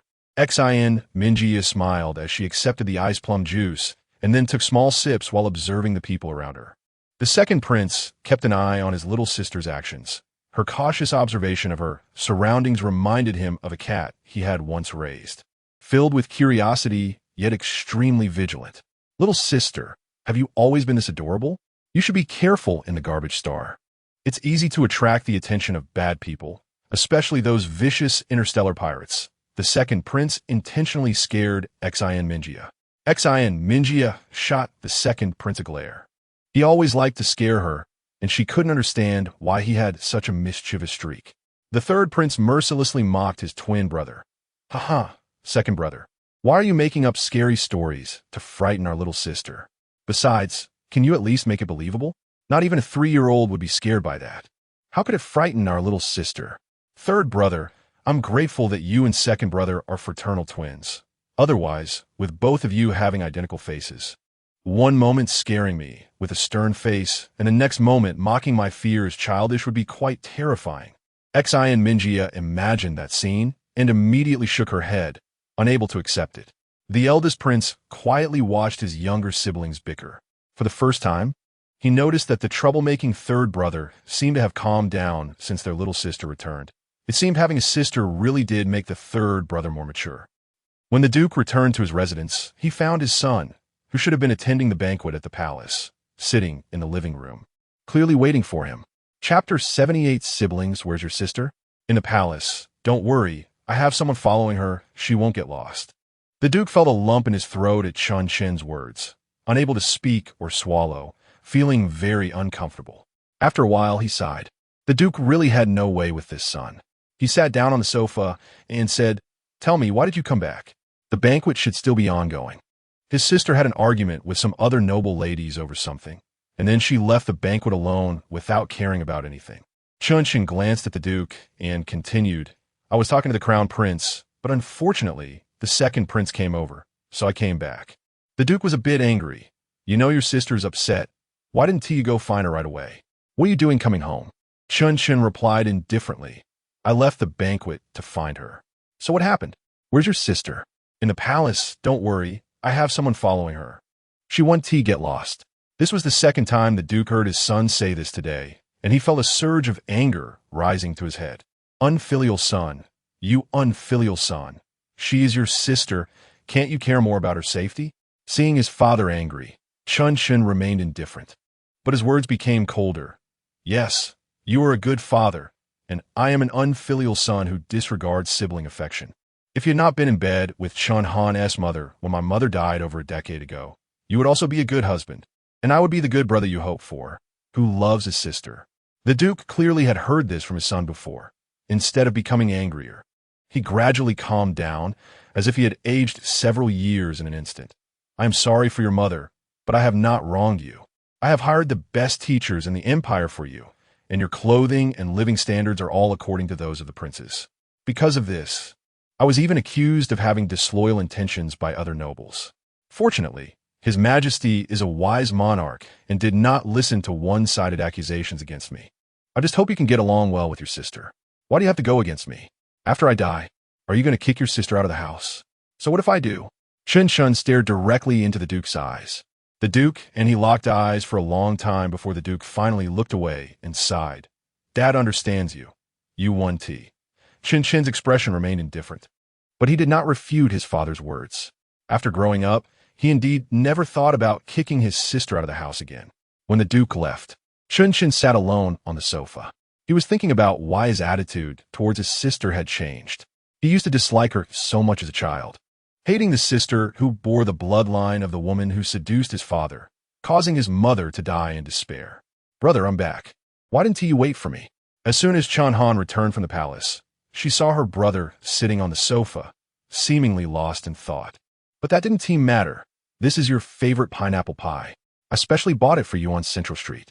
You have no idea how long I stood in line to get this. Pineapple pie is one of the few Earth delicacies still available in the Empire. The owner of the pineapple pie recipe had established a conglomerate just by selling this small pineapple pie. The company is called Pineapple Pie Group, which specializes in selling this pie, and there are branches of Pineapple Pie Group on all the inhabited planets in the Empire. Finally, a hint of a smile appeared on Chun Chen's previously expressionless face. Thanks for your hard work. Let us split it in half. Chen Han shook her head. No need. Brother, you eat it. I don't really like this. Chen Chun didn't say anything else. He just divided the pie into two halves and ate one of them. Chen Han happily picked up the remaining half of the pineapple pie. She understood her brother Chen Chun. She knew that once her brother made a decision, he wouldn't easily change it. If she didn't eat the remaining half, it would just end up in the trash, as her brother would never touch it. Although she wasn't as obsessed with pineapple pie as her brother, she wouldn't refuse his good intentions. Chen Chun took a bite of the sweet-smelling pineapple pie, and he really wanted to know why he had gradually stopped disliking Chen Han. The Duke's son liked pineapple pie. All the nobles in the Empire knew this. The little boy who lost his mother was immersed in grief every day. He learned that his father, who should have been mourning the loss of his wife, was actually seeking pleasure with another woman while his wife lay on her deathbed. From that moment on, the little boy hated his father and also hated the sister who bore the bloodline of the woman who caused his mother's demise. When his father brought home his 3-year-old sister, the little boy tried to force his father to send her away by refusing to eat. Unfortunately, he was too naive. Even though he starved himself, his father remained unmoved. Instead, he had people accompany him at all times, and when he refused to drink nutritional supplements, he was forced to take them. Later, the little boy realized that starving himself didn't work. So he began to binge eat and became obsessed with a new delicacy called pineapple pie that had just appeared in the Empire. The high-sugar, high-calorie pineapple pie made the little boy fall in love with it after just one taste. He began to indulge in eating pineapple pies without restraint. Eating too much high-sugar, high-calorie food caused the little boy to gradually become overweight. At school, other noble children started mocking him, calling him a useless, weak fat pig. As the son of a duke, the little boy had never endured such humiliation. He was filled with rage and punched the noble child who mocked him. Although the little boy was quite strong, he was alone, while the other side had a group of people. In the end, he was pinned to the ground and beaten up. For the next year, the little boy was constantly bullied and mocked by this group of noble children. Driven by his pride, he didn't choose to tell his father the Duke about this, instead opting to resist each time, but it often ended in failure for him.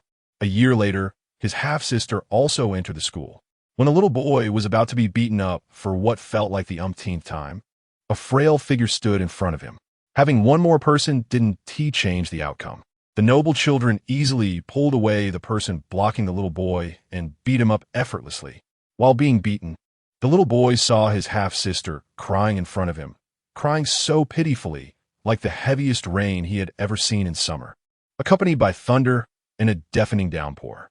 Chapter 79, Redemption. The little boy did not understand why she cried for him, her brother, who disliked her. He only knew that from that day on, he had a little tail following him, a tail that he could not shake off. She argued with every noble child who mocked him, saying that he was not a cowardly fat pig, but just a gentle chubby boy.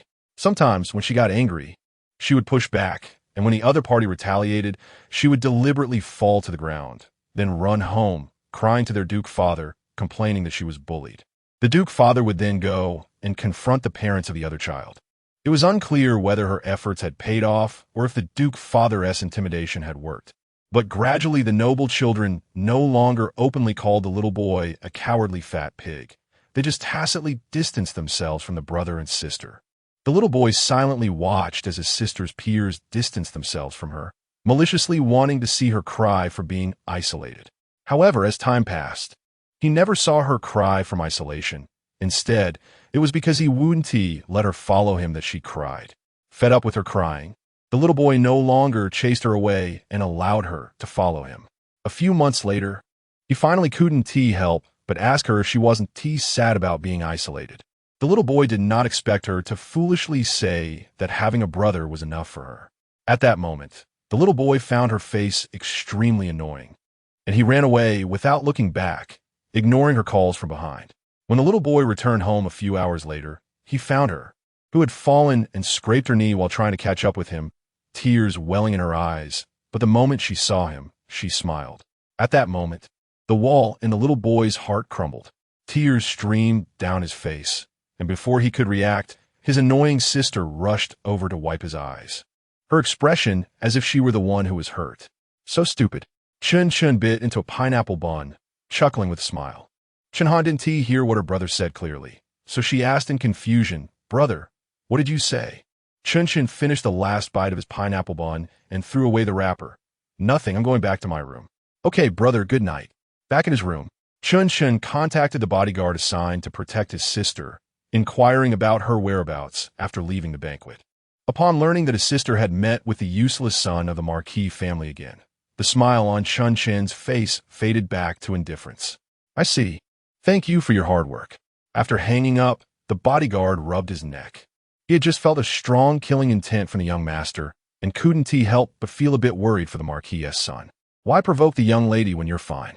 If you don't like her, just leave her alone. Why keep hanging around her? What a scumbag. Now look at this. The young master is angry. Your good days are over. The bodyguard understood what kind of person the Marquis's son was. But since the young lady was the daughter of his boss, he couldn't directly criticize her crush in front of her. He could only silently complain in his heart. The Marquis's useless son dared to toy with the Duke's daughter?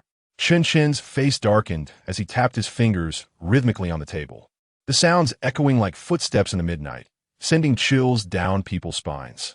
At that moment, Henry, the son of Marquis Kuma, who had captured Chun-Han's heart, was in an underground bathhouse, happily holding a stunning mermaid, completely unaware that he had already been targeted by Chun-Chun.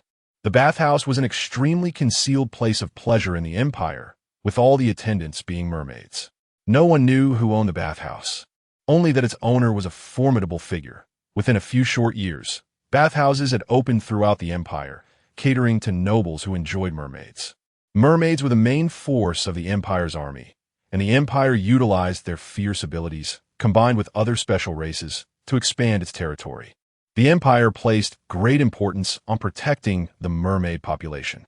Despite the Empire's protection, many nobles inevitably developed inappropriate thoughts about mermaids due to their natural beauty. Where there is demand, there is a market. Thus, the profession of poachers emerged, consisting of powerful interstellar pirates who specialized in stealing mermaid pups from their gathering areas and auctioning them off on their starships to nobles. Although the poacher organization, made up of interstellar pirates, could use their exceptional skills to infiltrate the Empire and steal mermaid pups, the Empire had also strengthened customs and port regulations, making it increasingly difficult for poachers to steal and transport mermaid pups from within the Empire. Just as the interstellar pirates had given up on auctioning mermaid pups, the bathhouse suddenly appeared. At first, the customers of the bathhouse were just those nobles with special preferences within the noble circle of the Empire's main star. Gradually, news spread secretly among nobles who liked mermaids that the bathhouse could provide mermaids for their pleasure, even among nobles from other residential stars who came seeking it. The bathhouse slowly opened branches in other residential stars of the Empire, thanks to these nobles.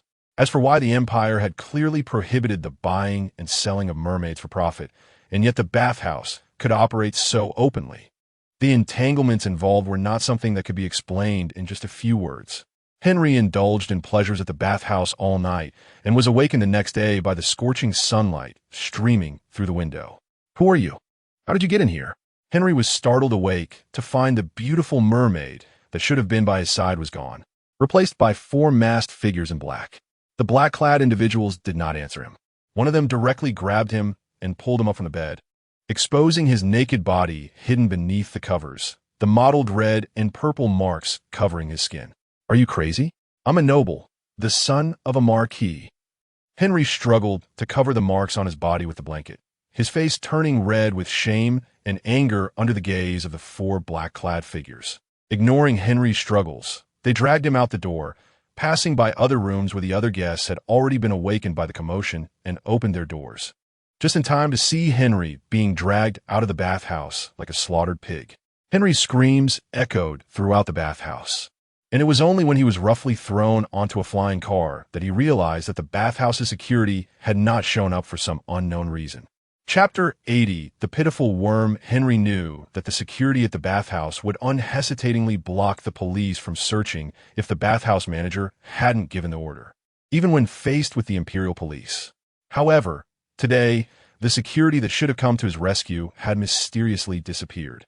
This indicated that the master behind these men in black was likely someone that even the bathhouse manager did not want to offend. Realizing this key point, Henry's face turned pale with fear. He understood he was in big trouble this time. Among all the people he had provoked throughout his life, the only one capable of making the bathhouse manager wary was probably Chun Han's father. Henry had grown up with Chun Han and knew her best. She liked him and would never say anything bad about him to her father. He had always maintained a refined demeanor in front of outsiders like the Duke, so they would never think he would come to a place like the bathhouse. Unless it was Chun Chun. Henry thought of Chun Han's half-brother. You were sent by Chun Chun, right? Unfortunately, no one answered his question. The men in black surrounded him on both sides as they got into the vehicle, while the remaining two sat in the driver and passenger seats. Until the flying car took off, the four men in black didn't spare Henry a glance. Their silence was tantamount to confirming Henry's suspicion, and his already trembling body shook even more from fear. The Duke's son was infamous for being ruthless among his peers in the noble circle. Chun Chun had become overweight in his childhood due to his obsession with pineapple pies, and as son of a marquis, often teamed up with other noble children to bully him, calling him a cowardly fat pig. Later, due to Chun Han, the Marquis's son and other noble children gradually restrained themselves and stopped mocking and bullying Chun Chun, but they only distanced themselves from the siblings. As everyone grew older, this incident was eventually forgotten. However, on the eve of Chun Chen's coming-of-age ceremony, the Marquis's son, who had led the mockery, was found dead in his family's estate pool. The Marquis publicly claimed that his son had accidentally drowned, but Henry and the other nobles knew that the boy had not drowned but had been killed by Chun Chun. An hour before being discovered dead, that boy had posted on the StarNet social platform, "I will repent for the sins of my childhood." In an instant, all the noble children who had participated in bullying Chun Chun were filled with dread, fearing they would be the next ones to repent for this matter. However, after a period of panic, they found that Chun Chun had no intention of continuing his revenge, and they cautiously returned to their usual routines. Henry kept a close eye on the flying car's route, fearing that Chun Chun had indeed found out. After all, he had secretly called him a fat pig before. Henry was terrified that the car was headed for the Duke's mansion. As the flying car entered an unfamiliar road, Henry let out a sigh of relief and slowly relaxed, leaning back against the seat and breathing heavily. He had almost been scared to death, perhaps due to the emotional ups and downs. Henry unknowingly fell asleep against the seat back, only to be awakened later by icy, bone-chilling water pouring over him. A person sat in a chair, looking down at him. The figure was backlit, and Henry couldn't see his face. The cold water flowing down into his eyes was extremely uncomfortable. He wanted to wipe his face, but found he couldn't move his hands. Not only could he not move his hands, but he also couldn't move at all. After struggling for a long time, Henry tragically realized that he was now naked and bound, kneeling in front of this person. He felt both ashamed and furious. Although he was livid and wanted to curse, he didn't dare to, fearing his words would provoke the other party. "Long time no see, Henry." The man's voice was very pleasant, but upon hearing it, Henry felt as if he had fallen into an ice cavern, his face paling in fear. He fixed his gaze on the person's face above. It was Chun Chen's voice. Had this devil discovered that he had secretly called him a cowardly fat pig? "See, Chun Chun, did you want something from me?" Henry stammered, scared and unable to speak smoothly. Chun Chun stood up from the chair and slowly walked down to Henry. In the dim light, Henry could finally see that the person in front of him was indeed Chun Chun. "Henry, with all these marks on your body, are you afraid the Marquis won't notice what you experienced last night?" Chun Chun glanced mockingly at Henry's groin, his words dripping with disdain. "It seems you know you cannot make others happy, so you simply went to the bathhouse to find a merman to satisfy you, right? You cowardly fat." Henry hated it most when people questioned his abilities in that regard. Blinded by rage, he blurted out an insult, but only managed to say half of it before feeling a sharp pain in his chest. Chun Chen's gaze instantly turned cold, and he kicked Henry hard, knocking him to the ground. Since you can't even be a man, you might as well be castrated and sent to the bathhouse to spend your life with mermen. The black-clad man, standing behind Chun Chen, moved, approaching Henry with a silver dagger. What are you going to do? Don't come any closer. Chun Chen, are you crazy? I'm the Marquis's son. If something happens to me, even the Duke can't save you. Chun Chen remained unfazed, calmly watching him as 3 men in black held Henry down, forcing him to lie on his back. Before the man with the dagger reached Henry, he was so scared that he lost control of his bladder, and the room filled with the smell of urine. Chun Chen frowned in disgust. What a useless thing. Take him away and clean him up. Yes. Henry was taken to a bathtub filled with ice water. Before he got close, he felt the biting cold, with ice cubes floating across the surface.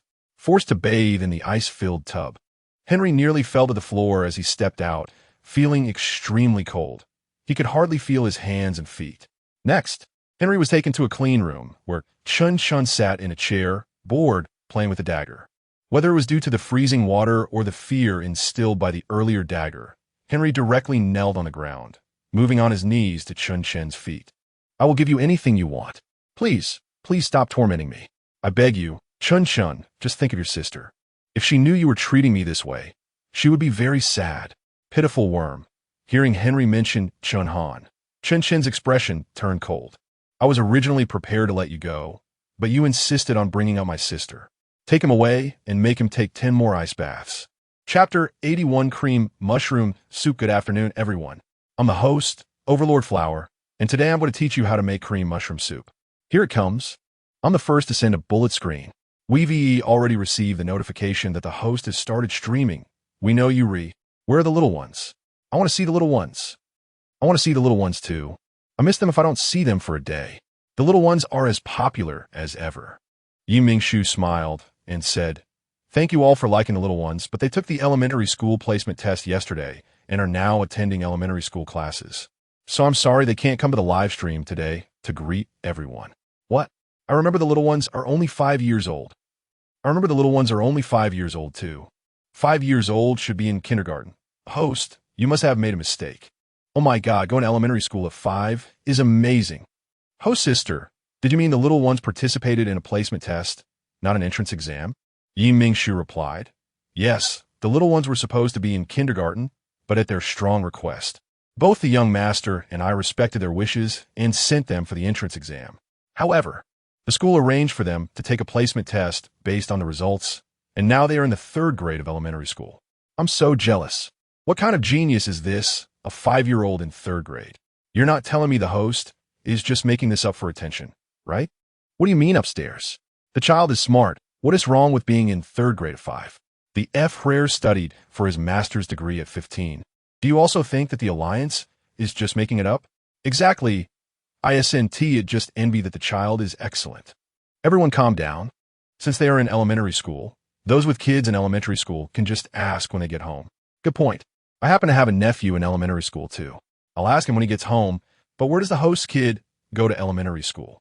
Mingshu didn't want the 2 kids to attract too much attention, so she only mentioned the school they attend and nothing else. They're in the 3rd grade at Capital Central Elementary School.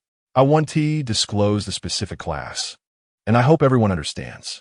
Understand. Everyone don't ask too detailed questions so as not to disturb the little ones from studying. What a coincidence. My brother is also at Capital Central Elementary School. My niece is too. I'll ask her when she gets out of school. Then everyone wait for news. We'll find out next live stream whether the host is telling the truth or not. I suddenly look forward to it. Oomph.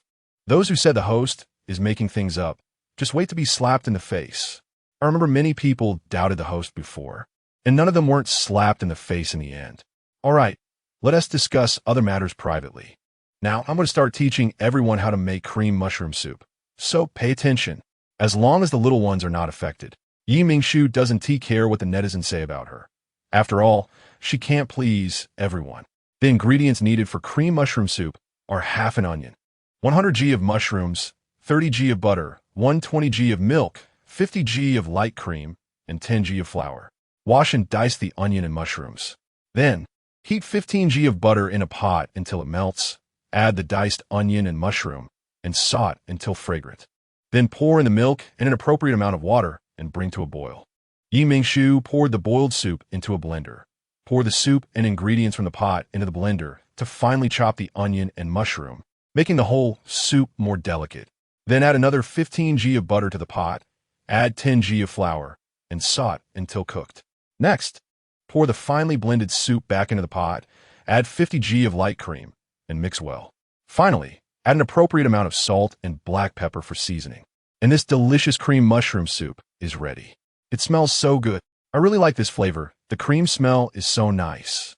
I thought the host would make dark cuisine today, but I didn't expect the cream soup to smell this good. Be careful upstairs. It might just smell good.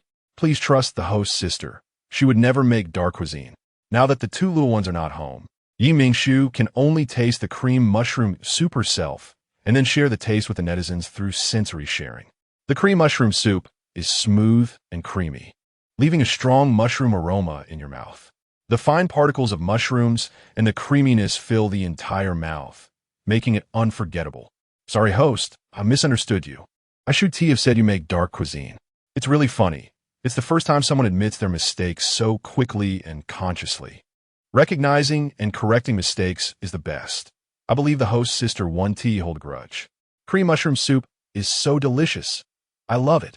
Mingshu noticed that the bullet screen was filled with compliments about the cream mushroom soup, and she smiled happily.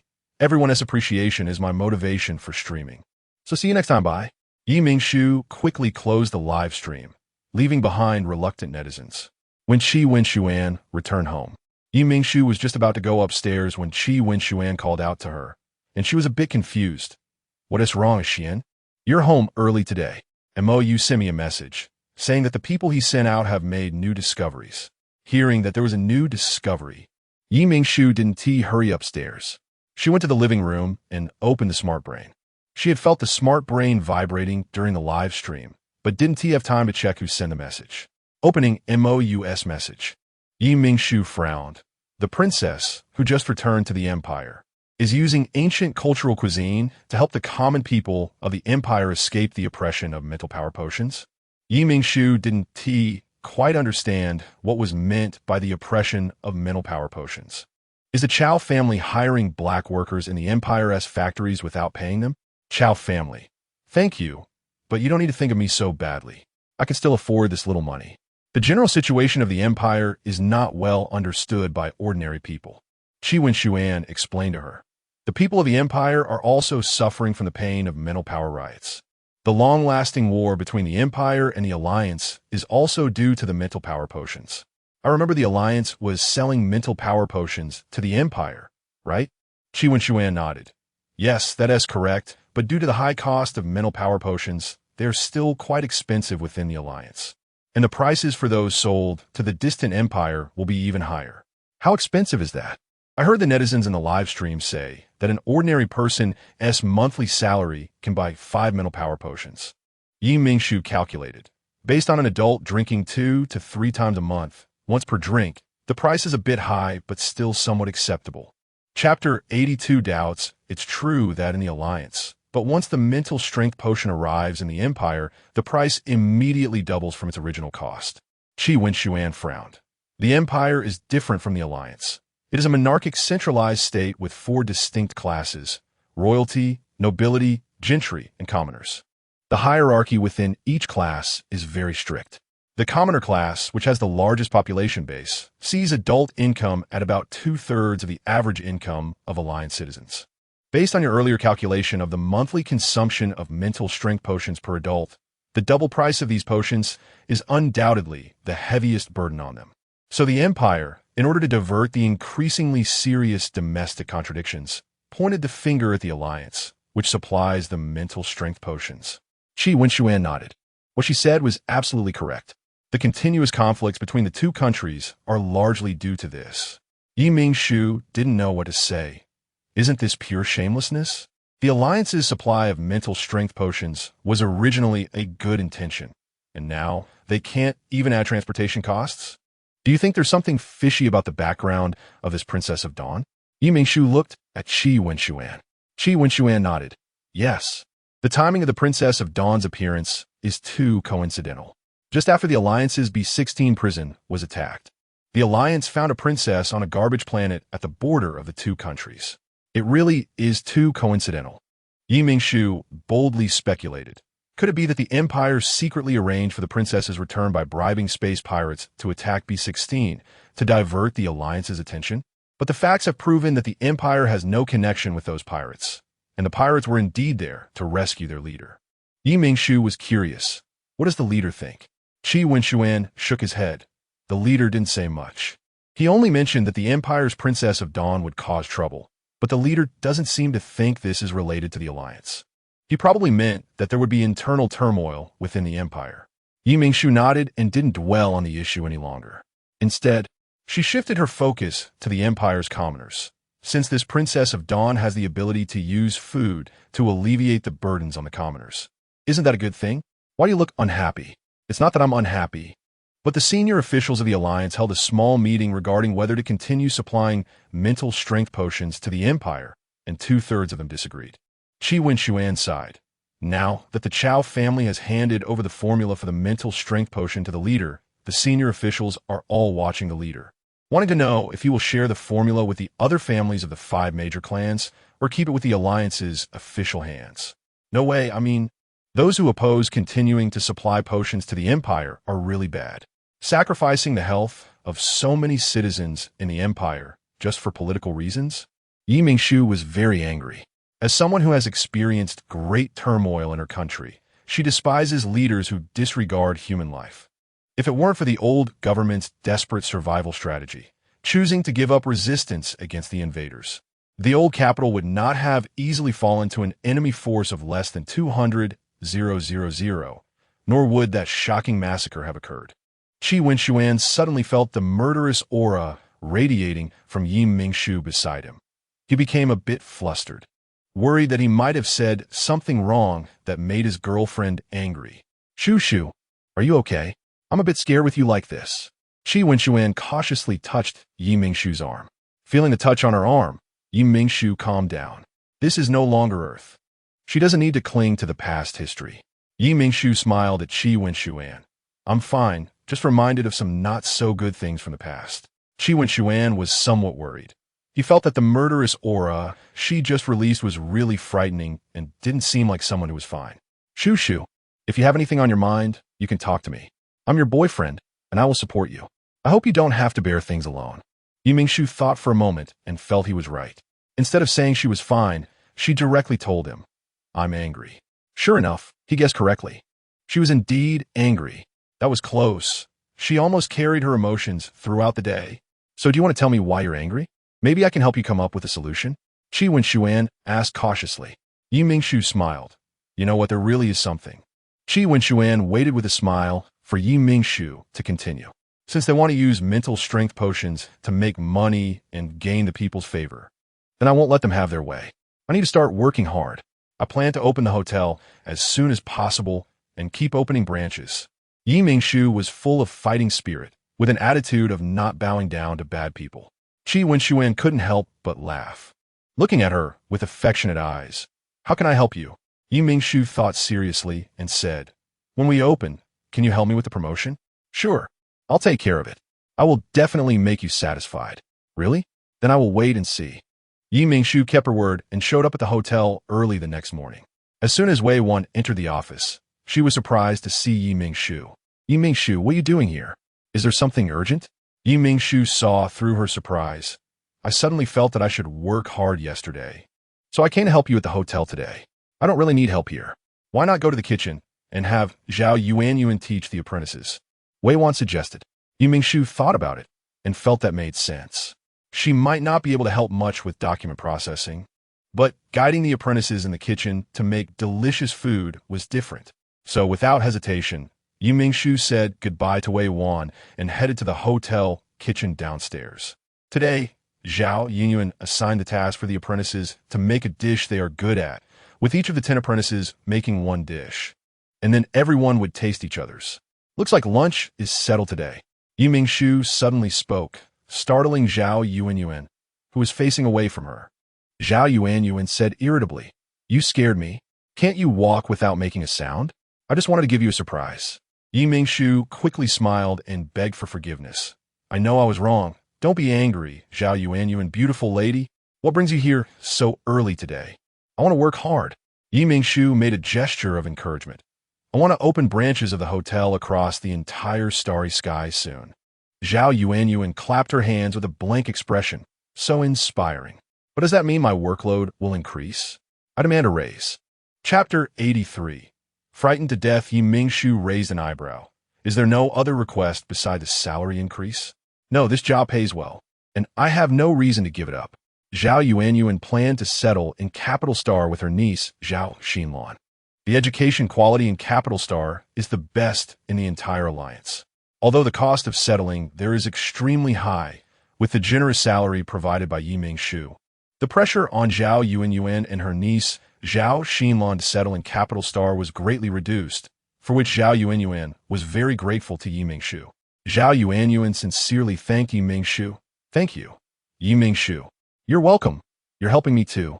We're just mutually assisting each other. Mingshu waved her hand. She didn't bring Zhao Yuanyuan in as a teacher to gain her gratitude. To her, Zhao Yuanyuan was an excellent researcher and chef of ancient cuisine. Being able to hire Zhao Yuanyuan at a high price to help her train future chefs for her hotel was simply her luck. Henry was forcibly held down by the men in black and subjected to 10 ice baths in a bathtub. Each ice bath had to wait until half of the ice had melted before it would end. Before the next ice bath, the men in black would fill the entire bathtub with fresh ice and ice water again. By the end of the 10 ice baths, Henry could no longer feel his limbs. He felt like he was dying. He desperately wished that he could truly die under this inhumane torture so that his father could personally confront the Duke for an explanation and then severely punish Chun Shun, the main culprit. However, the despicable Chun Shun actually had someone feed him a healing potion. This healing potion came from the special race of elves in the Empire, and each one was priceless and generally only used by the royal family. As the son of a marquis, Henry had never used such a potion, no matter how serious his injuries were in the past. He never expected to be fortunate enough to use a healing potion today. Chun Shun sat in a chair, coldly watching Henry, indifferently observing how the healing potion restored Henry, who had been tortured to the brink of death, like a dying stray dog. Once healed from his pain, Henry finally had the strength to speak. He immediately asked the torturer, Chun Shun, what do you want? I don't want anything. Just want to chat with my sister's beloved. Chun Shun replied. It's ironic that your sister defended you so fiercely when you were bullied, yet you treat her beloved this way. You really are as detestable as the rumors say, since you dislike her so much. Why did you accept her goodwill in the first place? Henry scoffed at Chun Shun, and his current demeanor resembled that of someone defending a childhood friend. Because I hate her. That's why I want to torture you. I can't wait to destroy everything she loves. Chun Shun laughed like a bloodthirsty wolf, his eyes gleaming with a cold light. How can you be so cruel? She's your half-sister. You share half the same blood. Although Henry didn't like his childhood friend, he was shocked that her brother harbored such terrifying thoughts. Henry couldn't help but feel that Chun Han was undeserving of this. For all these years, he had witnessed how much Chun Han defended her brother Chun Shun, and he and the other noble children thought Chun Shun was just a bit cold-hearted, perhaps even moved by Chun Han. He never expected that Chun Shun would be completely unmoved, instead wanting to destroy everything Chun Han cared about. Just because she shares half the same blood as me, I haven't laid a hand on her, only on the things she cares about. Chun Shun coldly stared at Henry. If you don't want to experience everything that happened today again, you should quickly transform into something she despises. That way, I won't think of you and invite you here again when my dear sister annoys me. Are you threatening me? Henry didn't want to give up on Chun Han. There weren't many girls like her, with a duke for a father, who could be easily deceived. Chun Shun saw through Henry's thoughts at a glance, and coldly said, whether it's a threat or not, you'll find out the next time you come here. Perhaps it won't be as simple as an ice bath next time. The mention of the ice bath filled Henry with a hint of fear, but it wasn't enough to make him completely abandon the thought of Chun Han. Chun Shun noticed his hesitation and casually said, I heard that before humans began to expand into the universe, ancient texts recorded a cruel punishment method. Want to hear it? Thanks, but I don't want to hear it. Henry knew it wouldn't be a pleasant story, so he decisively refused. Chun didn't care whether he wanted to listen. Put a person's hand in an extremely cold environment for a few minutes, then pour boiling water over it, and the frozen part of the arm will immediately separate from the bone. Isn't that amazing? Henry's gaze met Chen's, and he trembled at the coldness in Chen's eyes. You're such a devil. How dare you? I'm the son of a marquis. This time, I'm a bit afraid. But next time, who knows? Chun smiled happily, as if he were just playing a small prank. 3 days later, after returning from a tea party at the Duke's mansion, Chun Han received an invitation from her beloved Henry to have dinner at a beautiful estate. Since Princess had returned, she had taught the people how to make delicious food using inexpensive ingredients through Star Network live broadcasts. The Empire officially claimed that this ancient Earth cuisine could alleviate the pain of mental turmoil, and over time, eating it regularly could even cure mental breakdowns. In no time, the people of the Empire began to learn how to make ancient cultural cuisine, and even the nobles started to abandon the convenient nutritional liquids in favor of ancient Earth cuisine, to ensure that nobles could taste the most authentic ancient Earth cuisine. The Empire dispatched a group of royal chefs who already had some research on ancient Earth cuisine to study the recipes written by Princess Dawn. And in the name of the royal family, they opened an estate where these chefs would prepare meals for the nobles. The Royal Gourmet Estate became a huge success right after its opening, but due to limited staff, it only accepted 200 noble guests each day. Chun Han had long wanted to taste the most authentic ancient cultural cuisine, but due to various reasons, she had never been able to secure a spot. Now that her beloved Henry could invite her, she was extremely happy. As Chun Han had her maid change her clothes, she thought about the prowess of Princess Dawn. Although she had regarded the princess as a rival ever since hearing that Henry liked her, after tasting the ancient Earth cuisine made according to the princess's recipes at the tea party, Chun Han decided to no longer view the princess as a rival. Chapter 84. Heartbreak. The princess can make such delicious ancient Earth cuisine that can heal mental turmoil. Surely, His Majesty the King would not allow her to marry Henry. Although in Chun Han's heart, Henry is the most perfect, she still feels that the princess should marry a duke as powerful as her father. Only a duke is worthy of bringing welfare to the people of the empire alongside the princess. Since the manor opened, its slots have been snatched up every day. Many nobles who couldn't get a spot have gone to the official StarNet account to leave messages, hoping the royal family will open new gourmet manors or expand the current one to increase capacity. The manor manager, dressed in a sharp uniform, reported the business situation of the manor to Xian Minjia, who came to inspect. When mentioning the noble's request to expand the manor and open new ones, the manager's pride was unmistakable. Even though Xian Minjia had anticipated the popularity of the gourmet manor, she was still genuinely taken aback by the enthusiasm of the imperial nobles. It seems that the gourmet manor indeed needs to be expanded. However, for the expansion, there must be enough chefs to prepare the food. Initially, it was because there were too few chefs that Xian Minjia chose this relatively small manor as the site for the gourmet manor. Now, it appears she needs to discuss training new chefs with her father. I understand. I will discuss it with my father. Thank you for your hard work. The manager, flattered, quickly replied, Your Highness, it is our fortune to serve the royal family. If you have work to do, you can go ahead. I can stroll around by myself. Xian Minjia said thoughtfully. The manager realized the princess wanted to be alone and respectfully took his leave. After he left, Xian Minjia walked along the stone path. Not far along, she heard muffled sobs. Wanting to avoid trouble, she initially intended to walk away. However, as she tried to leave, she unexpectedly found herself in front of the person crying. Your Highness? Chun Han, who had been crying on a bench, was deeply engrossed in her sorrow. The sound of high heels on the stones was too penetrating for her to ignore. When she looked up, she was surprised to see the princess had arrived. Chun Han hurriedly stood up to bow, but Xian Minjia stopped her. There's no need for formalities. There's no one else here. Xian Minjia already felt awkward for accidentally stumbling upon someone crying and certainly didn't want Chun Han about her. It felt like bullying to even think about it. Chun Han still followed the etiquette and bowed to Xian Minjia. After that, she didn't know what to do.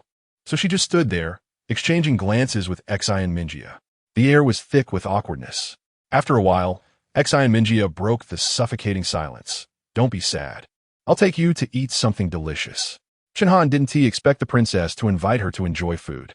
It took her a moment to respond, and she hurriedly replied, "Thank you, Your Highness." Xi and Minjia nodded for her to follow. Chenhan lifted her skirt and jogged to catch up, but she didn't dare walk alongside Xi and Minjia and had to stay a step behind her according to etiquette. Don't be sad when you encounter unhappy things. Eating something good will improve your mood a lot. Xi and Minjia had never felt this path to be so long before, and since remaining silent wasn't a solution, she chose to break the silence. Chenhan didn't expect the princess to initiate a conversation. Yes. Although she verbally affirmed, she couldn't help but recall Henriette's words. I don't like you. Your affection has become a burden to me. Henriette said this coldly from across the dining table. Chenhan felt very sad. She didn't know what she had done wrong to make Henry, who had always been gentle in front of her, express such a cold demeanor to reject her. Even to say that her feelings for him only brought him burdens was painful to hear. What did I do wrong? Just tell me. You didn't need to say such heartless things to express your dissatisfaction with me. I'm so sad, Henry. With tears in her eyes, Chenhan appeared pitiful. Despite Henry not having feelings for her, they had grown up together, and he almost couldn't resist comforting her. Gathering his resolve, Henry gave a reason that would surely break Chenhan's heart. I don't like women. I like men. My kindness to you all this time was merely because you're my childhood friend. I'm sorry to have led you to misunderstand, so please stop liking me.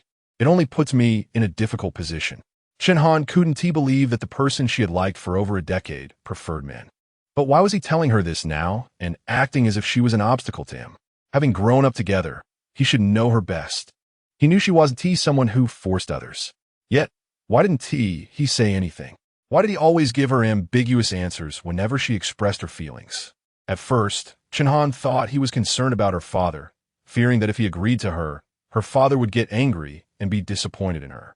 Today, she finally understood that his ambiguous answers were merely to satisfy his own ridiculous vanity, using her status as a duke's daughter to demonstrate how exceptional he was, being pursued by a noble duke's daughter for over a decade. Chenhan felt heartbroken, as if her heart had been torn apart, causing her immense pain. Tears filled her eyes uncontrollably. To prevent Henry from seeing her in distress, she hurriedly left the dining table and hid alone in a corner of the small garden to cry secretly. Chenhan didn't expect that this secluded corner would have someone else, and that person would be the esteemed princess of the empire. She was even more surprised that the princess would gently comfort her, urging her not to be sad and inviting her to enjoy delicious ancient earth cuisine. At this moment, Xi and Minjia had no idea that she would appear so gentle in Chenhan's eyes. She was merely trying to ease the awkwardness by finding a safe topic to comfort her. As for inviting Chenhan to eat, it was simply because Xi and Minjia had accidentally seen her crying and wanted to make amends by treating her to a meal. Neither of them anticipated that this awkward encounter would lead to a genuine friendship in the long years that followed. Chapter 85. Hotel opening. After Mingshu was determined to open hotels across the entire starry sky as soon as possible. She came to the hotel every day to help Wei Wan and Zhao Yuanyuan. Although she often felt like she wasn't able to help much, she truly experienced the hard work of the two, and as the boss, she generously raised the salaries of Wei Wan, Zhao Yuanyuan, and other employees. In no time, employees, including apprentices, praised her as a boss and were grateful to have someone as generous as Mingshu. Finally, a month later, Wei Wan returned to the hotel with good news from the regulatory department. The hotel could open tomorrow. Mingshu, who was lounging on the sofa board while watching the Smart Brain, jumped up upon hearing the news, startling Wei Wan. Wei Wan patted her chest and said, "What are you doing? You scared me. If you jump any higher, you'll break the ceiling. I'm just so excited. We're finally opening." Mingshu quickly helped Wei Wan sit down and began to massage her shoulders. Wei Wan didn't hold back and let her boss give her a shoulder massage while sitting on the sofa. Now I can relax a lot. The waitstaff, chefs, and managers are all ready to start work immediately, so I can finally take a good rest. Take a good rest. I'm giving you a month off with pay. Zhao Yuanyuan had just arrived at the office door when she heard Mingshu was giving Wei Wan time off, and she immediately spoke up. "What about me? I want time off too." Mingshu smiled and said, "You're just in time. I've already contacted Li Yuan and Zhao Qua, the second-place winner of the culinary competition. And they've agreed to work at the hotel. They'll train chefs as new cooking teachers for my soon-to-open branch, and the three of you can take turns resting. As for the specific schedule, you could discuss it among yourselves without needing to report to me. Zhao Yuan was stunned. She didn't expect Mingshu would spend a lot of money to invite Li Yuan and Zhao Kuo just to allow her to rest. She knew that Li Yuan, as a well-established food streamer, had a huge following and made considerable income just from live streaming. Zhao Kuo was even more renowned as a researcher of ancient culinary culture in the Alliance, earning even more than Li Yuan. Zhao Yunya knew very well how high the commission must be to invite both of them to the hotel as teaching apprentices. Mingshu knew that Zhao Yunyuan was sensitive and might be overthinking things, so to prevent her from feeling burdened, she interrupted her thoughts. What are you dawdling for? Aren't you happy? Smile. Zhao Yuanyuan, beautiful lady. Wei Wan had been working with Zhao Yuanyuan for several months and had a good understanding of her personality. She also chimed in, you've been working hard these days.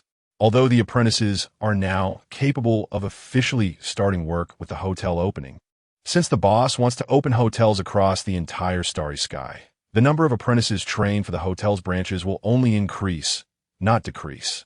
To ensure the health of the teachers while increasing their workload, we discussed and decided to hire 2 more people who have expertise in food for teaching. Wei Wan was right. After the hotel's reputation spreads, I will also contact other interested streamers or researchers of ancient culinary culture to train chefs for the hotel. Don't overthink it. I'm considering the development of the hotel, not spending money recklessly. Since arriving at Capital Star, Zhao Yuanyuan had been living frugally and had felt pained more than once at Yi Mingshu's extravagant spending. She had repeatedly reminded Yi Mingshu to plan her finances, which is why Yi Mingshu hurried to explain that she wasn't spending recklessly. I know, but I really feel lucky to meet you all.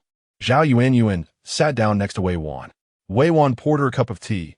If you feel lucky, then hold on to that luck. Wei Wan was right. She should not always put pressure on herself. Now, she was my subordinate, and as the boss, I should provide some reasonable help to my employees. Just consider this as a benefit I prepared for you. Yi Mingshu patted her shoulder to reassure her. On the day of the hotel opening, Qi Wenshuan kept his word and spent a lot of money to invite the largest television station in Capital Star, using 10 flying airships to pull a giant banner to promote the hotel. For the following week, the trending topic Alliance Young Marshal Splurges for a Beautiful Smile remained in the top 3 on the trending list, and the hotel's business became even more booming. Wei Wan also organized a grand opening promotional event just before the opening. Anyone who spent at the hotel and posted a photo check-in on their StarNet social account would receive a free breakfast voucher once the post accumulated 200 likes. Those who held the breakfast voucher could enjoy a free breakfast at the hotel on any day within the following month during breakfast hours. This event would only last for a week, with a limited quota of 10,000 vouchers, awarded to those who filled up the likes first. In no time, many citizens of the Interstellar Alliance were posting about enjoying the hotel's delicacies and checking in on their social circles, further boosting the hotel's popularity due to this event. Qin Shui was among the first to collect enough likes. Today was the weekend, and with school out, he specifically brought Chiya and Yu Mingxing over to the hotel for breakfast. Qin Shui, come quickly. Chiya jumped off the flying car and ran into the hotel restaurant, waving at Qin Shui outside. Seeing Chiya's smiling face, Qin Shui said, "You're being so impolite. You should call me uncle." "No, you should call me brother," Yu Mingxing spoke up once Qin Shui got closer. Qin Shui felt a pang in his heart. Normally, it was fine when his comrades teased him about his baby face. But how could these 2 little ones not call him uncle? Chiya was delighted to see Qin Shui's frozen smile. Previously, he often bantered with her at the Chi family, and now that he was at a loss, she was over the moon. Shifting away from this topic that made him feel unusually young, Qin Shui asked, "Do you know what the hotel's breakfast is?" Yu Mingxing understood his intention to change the subject and replied, "Sister said it's bridge rice noodles." Qin Shui nodded. His mother had watched Yi Mingshu's live stream from the farm and learned how to make bridge rice noodles, so they often had it at home. Then let's hurry up. The hotel's bridge rice noodles today came with a 5 side dish set. For 3 people, Qin Shui only paid 219 star coins after using his free voucher. Chapter 86. Distress Signal, it's quite a bargain. Qin Shuai placed 3 servings of bridge rice noodles on the dining table and said, "Try it quickly. I want to see how authentic Mom's cooking really is." Ever since Qin Shuai's mother learned a lot of ancient cultural cuisine from Mingshu, she often brought up how her son couldn't cook, claiming that if he couldn't learn to make ancient cultural dishes, he might not have a girlfriend in the future. This left him feeling frustrated but unable to express it, so he silently endured his mother's lectures. As he took a sip of the rich and flavorful hot soup, Qin Shuai immediately felt enveloped by warmth, and a strange sense of satisfaction spread from his stomach. Next, a bite of the soft and chewy, crispy texture filled his mouth, and he instantly recalled what his mother often said: "Crispy is the soul of the bridge rice noodle side dishes." He couldn't help but feel it was incredibly delicious. Unfortunately, Xiao Shuai had gone to the border on a mission. If he knew he had missed such a delicious breakfast, he would probably feel very regretful. Qin Shuai. He couldn't help but think of Qi Wenxuan, who was out on a mission. At this moment, he must be struggling to drink nutrient solution. Since Qi, who was unaware of the truth, was present, he referred to Qi Wenxuan as Xiao Shuai when talking to Yu Mingxing. "I miss Brother Yiyang. Didn't he spend much time with me before he left?" Qi sighed, feeling that the food had lost its flavor. Seeing Qi sad, Yu Mingxing put down his rice noodles and quickly comforted her. "I'm here with you. Xiao Shuai will be back after completing his mission. Didn't he say he would take a good rest at home for a while after this task? Just wait for him to come back, and he can accompany you well." Qi was comforted by her friend and nodded. "I understand. Thank you, Xingxing, for always being with me. I'm very happy to have you." Yu Mingxing shyly scratched the back of his head. "Report, Commander. All potential dangers in the vicinity have been eliminated." Qi Wenxuan, wearing his combat uniform, was discussing the return arrangements with Lan Yin. Hearing the soldier's report, he raised his head and said, "Thank you all for your hard work.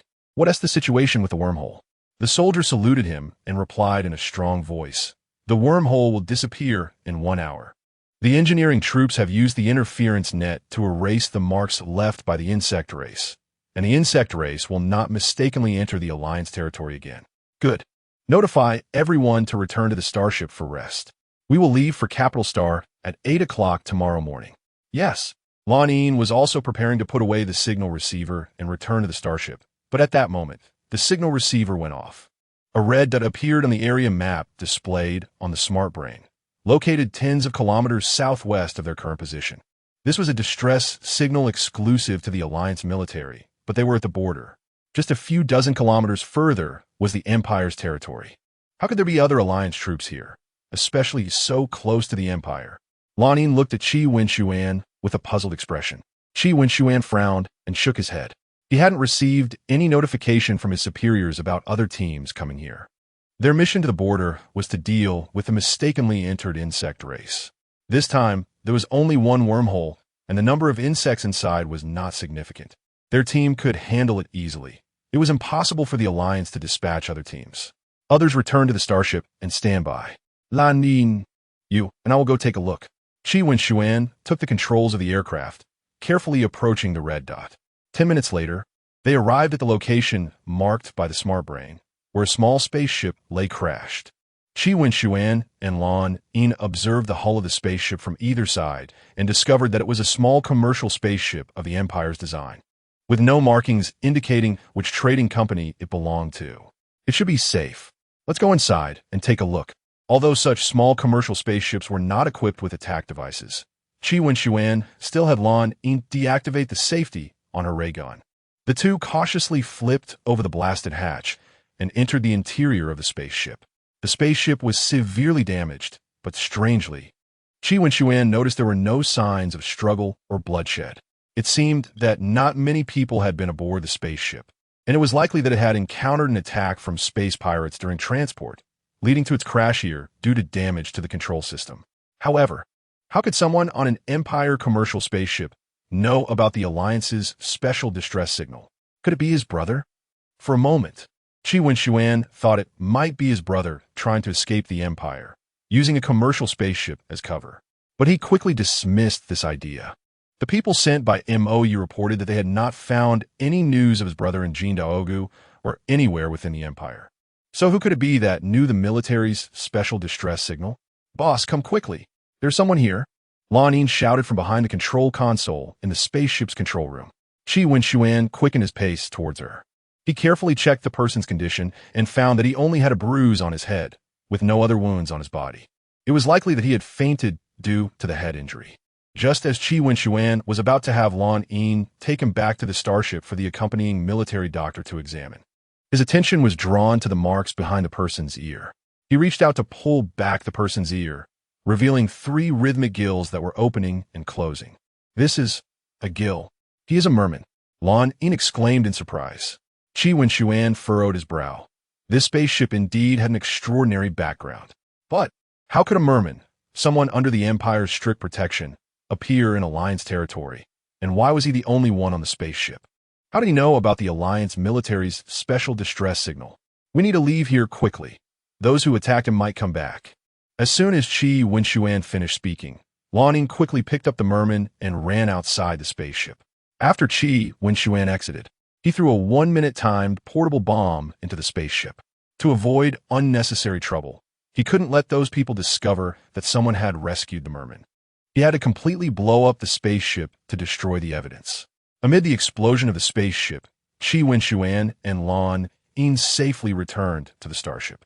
After the merman was brought back to the starship, he attracted the attention of everyone on board. If it weren't for the military doctor quickly ushering people away, some would have wanted to pour water on the merman's feet to see if he would really transform back into a fishtail upon contact with water. Just like in the books. A bunch of troublemakers. Can they just try anything in his current state? The military doctor closed the infirmary door. Qi Wenxuan furrowed his brow. Feeling concerned, is he in very bad condition? He has no other external injuries. It shouldn't be this serious just from a head injury. Chapter 87 Mermaid. The mermaid was in very poor condition. Although he was not seriously injured, he had been on the run for a long time without coming into contact with seawater, leaving his body in an extremely dehydrated state. Additionally, he had suffered great psychological shock during the attack, resulting in significant physical and mental harm. To wake him up, he would need to be quickly sent back to Capital Star for treatment. The military doctor monitored the mermaid's vital signs, hoping he could hold on. Qi Wenxuan stood up with a serious expression and walked out of the medical room. Send the order down, everyone immediately set off back to Capital Star. He absolutely could not let the mermaid die. He had not yet unraveled the mysteries surrounding the mermaid. And the fact that the mermaid knew about the Alliance military's special distress signal indicated that the mystery likely had a significant connection to the Alliance. What's going on? Didn't you go deal with the wormhole? How did you manage to catch such a big fish? Mingshu arrived at the Capital Star Military Hospital carrying an insulated container. Lan Yin, standing next to Qi Wenxuan, immediately took the insulated container from Mingshu's hands and placed it on the bedside table. Shu, don't joke around. Qi Wenxuan was amused by her remark. After the doctor treated the mermaid, he advised Qi Wenxuan to prepare some light ancient earth cuisine for the mermaid, so he contacted Mingshu. Believe it or not, I specially prepared seafood porridge for him. I wonder if he will like it, Mingshu said, looking at the pale and fragile mermaid on the bed.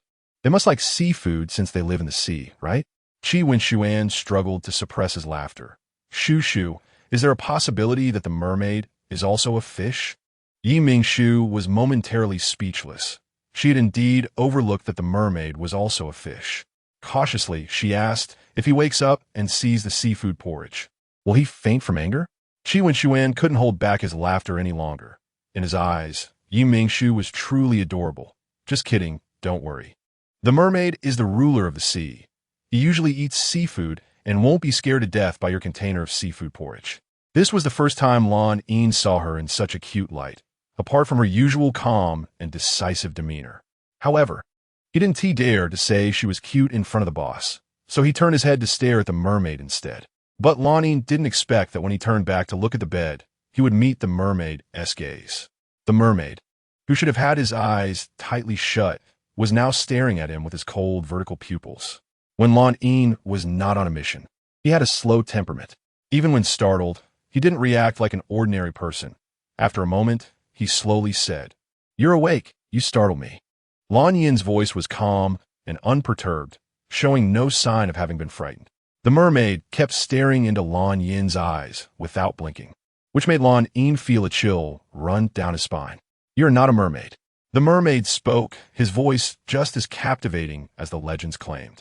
Mingshu and Qi Wenxuan exchanged glances, both tacitly refraining from interrupting the conversation between the mermaid and Lan Yin. "I am indeed not a mermaid." Lan Yin nodded at the mermaid, giving him an affirmative answer. The mermaid still did not blink, staring at Lan Yin and asking, "Then why do you smell like my kind?" Lan Yin looked towards Qi Wenxuan, unsure if he could answer the mermaid's question, considering the mermaid was merely the imperial slave they had rescued. Seeing Lan Yin turn his head towards Qi Wenxuan, the mermaid followed suit and shifted his gaze to Qi Wenxuan. After staring at Qi Wenxuan for a while, the mermaid said, "I recognize you. You and he rescued me." Although the mermaid did not explicitly say who he was, the three people present understood that he was referring to Lan Yin. The mermaid's sense of smell was extremely sharp. Even in a coma, he could remember the scents of those who approached him. Qi Wenxuan nodded. "It was I and Lan Yin who discovered you. As for why he has the scent of a mermaid, that is something Lan Yin will have to explain to you himself. But before that, you should first tell us how, as an imperial slave, you know about the Alliance military's distress signal." "Slave?" Mingshu knew that the mermaids were the backbone of the imperial army, and the empire utilized their formidable combat power to conquer territories, resulting in the vast lands they now possessed. However, she never realized that there was a slave class within the empire, and that such a powerful being as the mermaid could be a slave, existing at the bottom tier of the empire. The mermaid turned his gaze to Mingshu and calmly told her, "We are too strong. They are afraid." Mingshu did not expect the mermaid to answer her question. She looked into his eyes, trying to discern any resentment that a slave should possess. Unfortunately, there was not a trace of discontent or anger in the mermaid's silver-white eyes.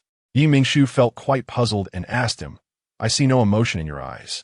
As the rulers of the ocean, how can you be so calm when the empire treats you as a war machine and relegates you to the lowest slave class? Don't you have any resentment or anger at all?" The mermaid shook his head no. Mingshu became even more curious about the mermaid and turned to look at Qi Wenxuan, hoping to find an answer from him. Qi Wenxuan began to explain, "It's the empire. The empire uses potions made by the elf race to turn most of the mermaid clan into beings devoid of hatred." "I see. The elf race is quite remarkable." Just like in the Western mythological stories from her past life, Mingshu became even more interested in the empire's special race. Qi Wenxuan sat down in another chair next to the mermaid's bed. "I hope you can tell me why the small commercial spacecraft you were on was attacked, why it fell within the Alliance's territory, and how you know about the Alliance military's special distress signal. If I tell you these, will you let him tell me why he has the scent of a mermaid?" The mermaid raised a hand and pointed a finger at Lan Yin, who was also seated in front of the bed. As the mermaid gestured, Mingshu noticed his palm. There was a very thin layer of membrane between the 5 fingers, semi-transparent, and connecting the gaps between the fingers. "This must be webbing. It's a pale blue and looks quite nice." As Mingshu observed the membranes, her thoughts wandered to the duck feet she often ate in her past life. Chapter 88. The young marshal is really in the empire. Qi Wenxuan did not know that Mingshu had already begun to think divergently, going from the mermaid's claws to the braised duck claws. He promised the mermaid, "In exchange, Lan Yin will tell you." The mermaid received Qi Wenxuan's promise, but did not respond immediately. Instead, he stared at him for a while before finally nodding.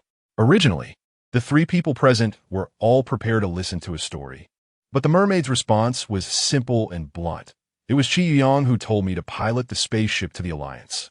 He also taught me the signal, telling me to send it as soon as I entered the Alliance territory, and that someone would come to pick me up. I just didn't expect the commercial spaceship to be so inflexible and to be hit before entering the Alliance." "What did you say? Who told you to come to the Alliance? Say it again." Qi Wenxuan's tone was agitated, mixed with disbelief. The mermaid was startled by his reaction, and his cold silver eyes showed a pleading look towards Mingshu, not knowing why he chose to seek help from Mingshu instead of Lan Yin, who had a similar aura. Mingshu was also shocked when he heard the name Qi Yuyang. The people sent by the Mo family to the Empire clearly said they had not found any trace of Qi Yuyang in the Empire. But now, Who was the one who called this mermaid to the alliance? It couldn't possibly be a coincidence with the same name, could it? Lanning also felt it was too coincidental. The same surname Qi and also a soldier of the alliance. It would make sense if they weren't the same person. Xian, calm down first. Yi Mingshu patted Qi Wenshuan's shoulder, reminding him to calm down. Qi Wenshuan realized he had overreacted and quickly suppressed his inner excitement. Asking the mermaid, "You said the person who taught you to send this signal is Qi Yuyang. Where did you meet?" "On Golden Rice Star." Although the mermaid did not understand what was going on with Qi Wenshuan, he still answered Qi Wenshuan's question. Yi Mingshu raised an eyebrow. Indeed, the system would not lie. The young Marshal Qi Yuyang was really on Golden Rice Star. How could this be? Clearly, the people sent by the MO family had not found any trace of my brother. Lanning also frowned. He knew that the MO family was helping the second brother find the eldest brother's whereabouts in the Empire. The Mo family was responsible for all intelligence networks in the Alliance except for the military. And the information that even the experienced MO family could not find had come from the mermaid they casually rescued. This was too unbelievable. The mermaid clearly sensed that. Except for Yi Mingshu, the other two did not believe his words. He was unhappy. Qi Wenshuan and Lan Yin's doubts about the truth of this matter made the mermaid feel that his integrity was insulted. The mermaid's voice turned cold again. "If you do not trust me, why do you ask me?" Mermaids never disdain to lie. "It's not that I don't trust you. I'm just a bit shocked." Qi Wenshuan looked into the mermaid's eyes. "If nothing unexpected, the person you mentioned is my long-lost brother. I have been searching for his whereabouts, and the information I received, whether true or false, has been too much. However, every time I follow a lead to investigate, hope always falls short. I don't doubt you. I'm just afraid my hopes will be dashed again." Sorry. The mermaid did not speak, but turned his gaze to Lan Yin, waiting for Lan Yin to give a reasonable explanation like Qi Wenshuan. Lan Yin immediately explained, "I'm very sorry. Previously, the Alliance sent people to Golden Rice Star to secretly collect information about Qi Yuyang, but the messages returned indicated that there were no findings at all. So I was a bit hesitant to easily confirm the truth of this information. I did not mean to doubt you." Yi Mingshu was focused on listening to their conversation, but unexpectedly, after receiving Qi Wenshuan and Lan Yin's explanations, the mermaid turned to look at her. The mermaid still had that cold expression. "Their explanations are reasonable. What about you? Why are you different from them? Why do you choose to believe me?" Yi Mingshu was surprised by the mermaid's sensitivity to emotions, her tone carrying some astonishment. "How do you know I believe you?" Not receiving an answer, but instead being questioned, the mermaid frowned slightly, feeling a bit unhappy. "The scent emitted by different emotions is also different. You still haven't answered my question." Yi Mingshu smiled at her, "Because I have always believed that Qi Yuyang is on Golden Rice Star. Although the personnel sent to investigate returned with information saying Qi Yuyang was not on Golden Rice Star, I still believe he is there, so I choose to believe you." The woman before the mermaid felt very different. She truly believed his words, but he always felt that her trust in him did not solely stem from his words, but seemed to come from somewhere else. The mermaid nodded and then turned to Qi Wenshuan, saying, "I remember now. Qi Yuyang said he has a brother who is an excellent soldier in the Alliance." Qi Wenshuan was currently dressed in military uniform, and the mermaid glanced at the epaulets on Qi Wenshuan's shoulder. Qi Yuyang said his brother should now be dressed as the young marshal of the Alliance. "You are his brother." Hearing the mermaid use a definitive statement, Qi Wenshuan smiled. He was now certain that it was his brother who guided the mermaid to the Alliance. "It's me. Thank you for bringing news of my brother. You should rest well first.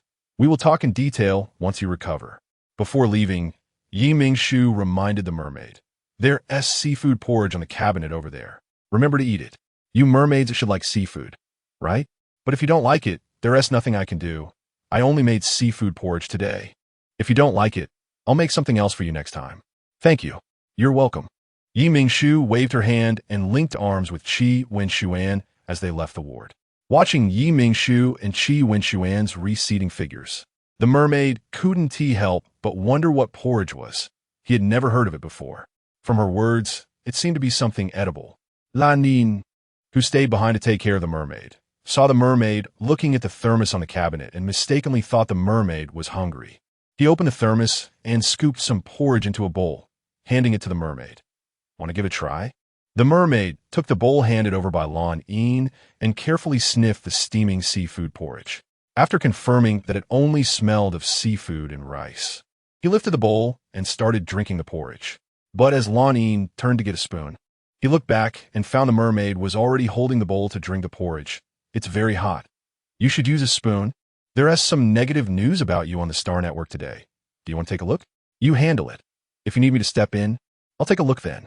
At this moment, Mingshu was accompanying the two little ones with their homework. She had long been accustomed to the negative comments about her online and didn't pay much attention to them. Chapter 89 New Task. The assistant quickly replied to her. I'm afraid you'll need to take a look for yourself. Mingshu, hearing the assistant say this in the video, raised her head and seriously looked at the link to the post the assistant had just sent her. The title of the post was the first food streamer of the Alliance Overlord Flower.Versus. The Princess of the Empire Dawn, whose ancient cuisine is superior. Mingshu clicked into the post and saw that the poster had compared the dishes made by the two individuals one by one. The earlier parts were fine, but when it came to the dessert section, Mingshu's ginger milk pudding and the pudding that Princess Dawn had recently demonstrated in her live stream had been pointed out by many netizens as being plagiarized. Of course, the netizens were not accusing Princess Dawn of plagiarism, but rather Mingshu. How could the ginger milk pudding and pudding be said to be plagiarized? The ingredients for these two desserts are completely different. The assistant noticed the surprise in Mingshu's tone and realized that she was unaware of the significant role pudding played in the Imperial family. The assistant began to explain. Pudding is one of the few ancient Earth cultural delicacies preserved by the Imperial family. Before Princess Dawn returned to the Empire, it could only be consumed by the royal family, and the recipe could only be known by royal chefs. In that case, isn't it ridiculous for them to say I plagiarized? As a food streamer from the Alliance, so far from the Empire, how could I possibly steal the well-preserved pudding recipe from the royal family? And do I even have the ability to plagiarize? Mingshu really found it absurd that these netizens accused her of plagiarism. The assistant expressed understanding of Mingshu's current feelings, but still had to remind her. Do you know how the Imperial family lost Princess Dawn? More than a decade ago, when the queen was about to give birth, a group of rebels attacked the palace under the cover of night. And it was during that time that Princess Dawn was taken by the rebels. At the same time, the rebels also took advantage of the chaos to steal many precious ancient texts, and the pudding recipe happened to be among them. Because the pudding recipe was lost, some people suspect that I know the pudding recipe and then modified the method myself, right?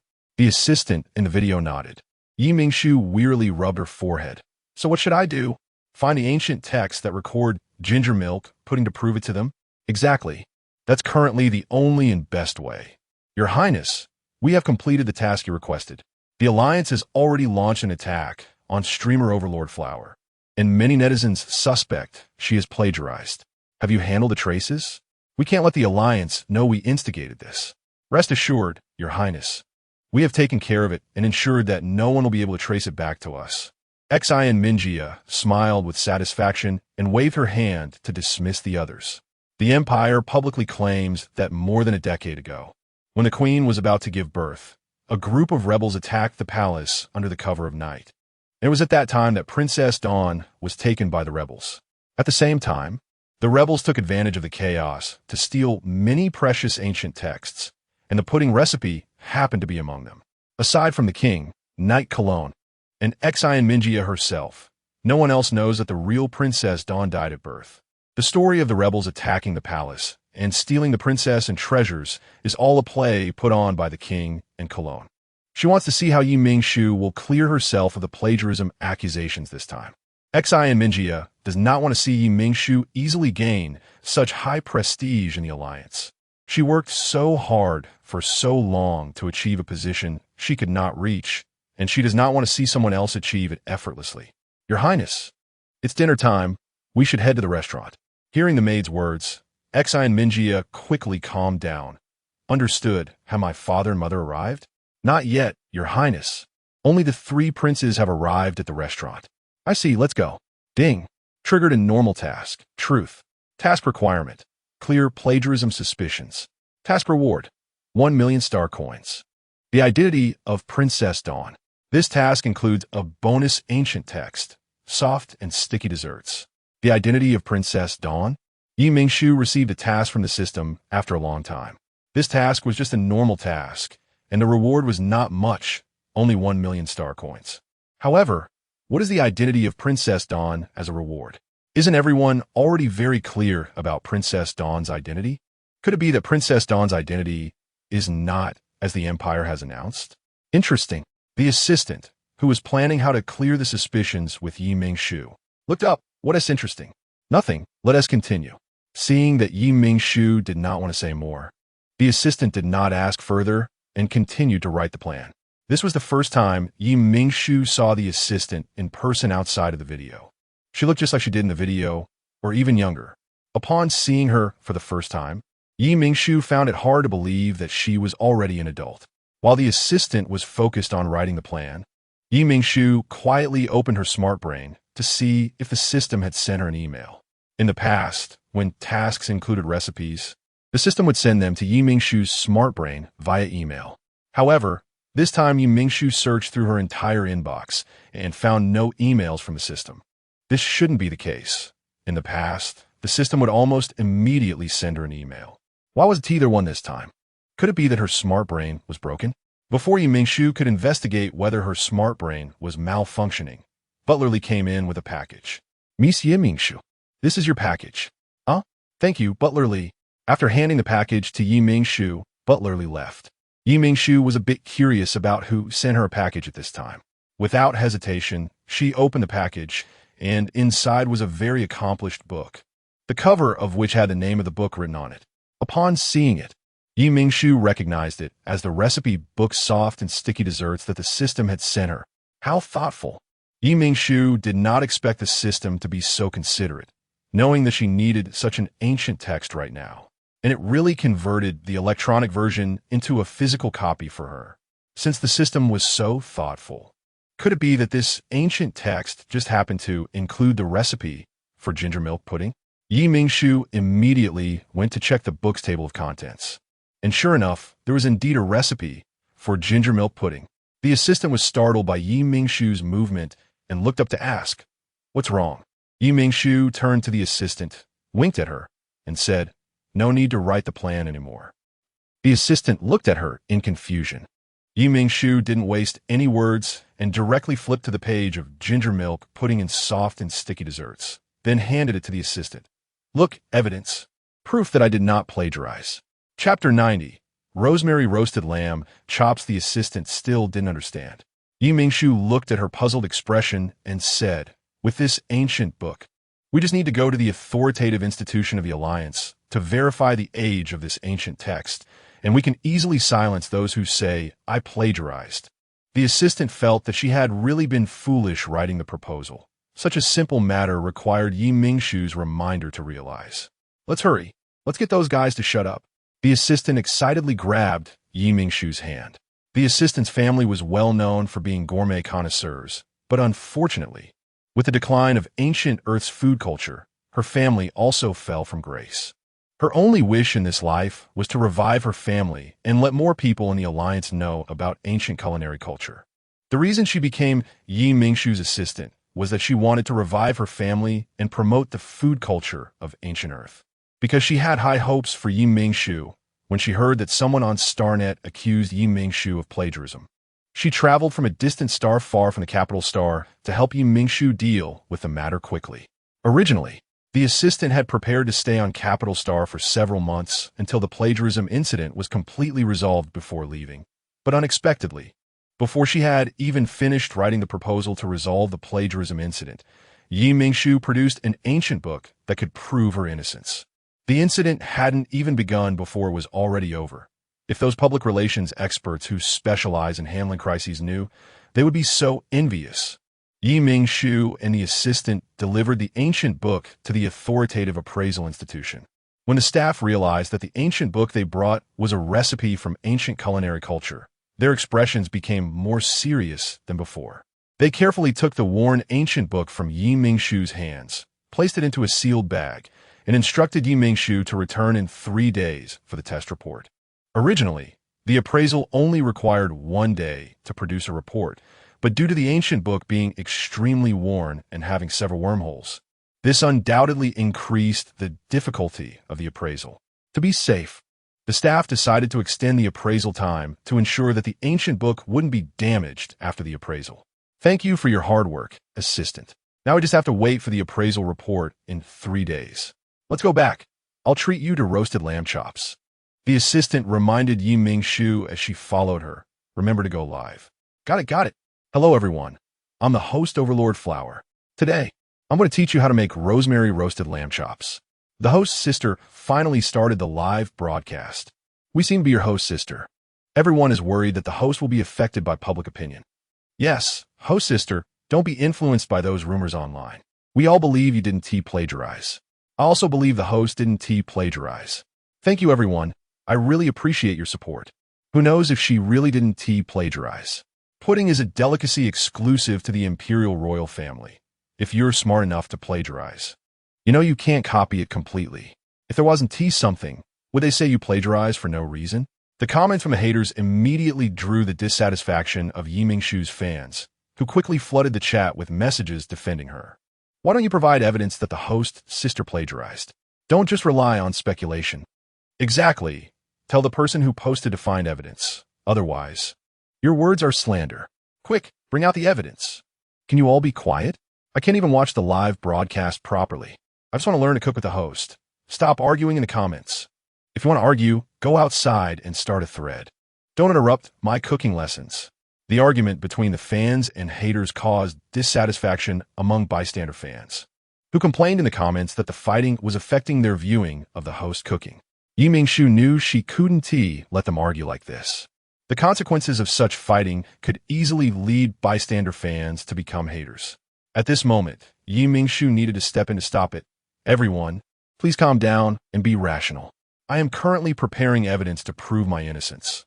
The evidence is still undergoing official appraisal and will have results in 3 days. Whether or not I really plagiarized will be known in 3 days, and what everyone needs to do now is wait.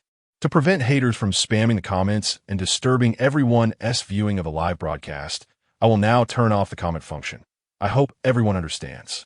After Mingshu bowed to express her apology, she immediately instructed her assistant to close the comment function.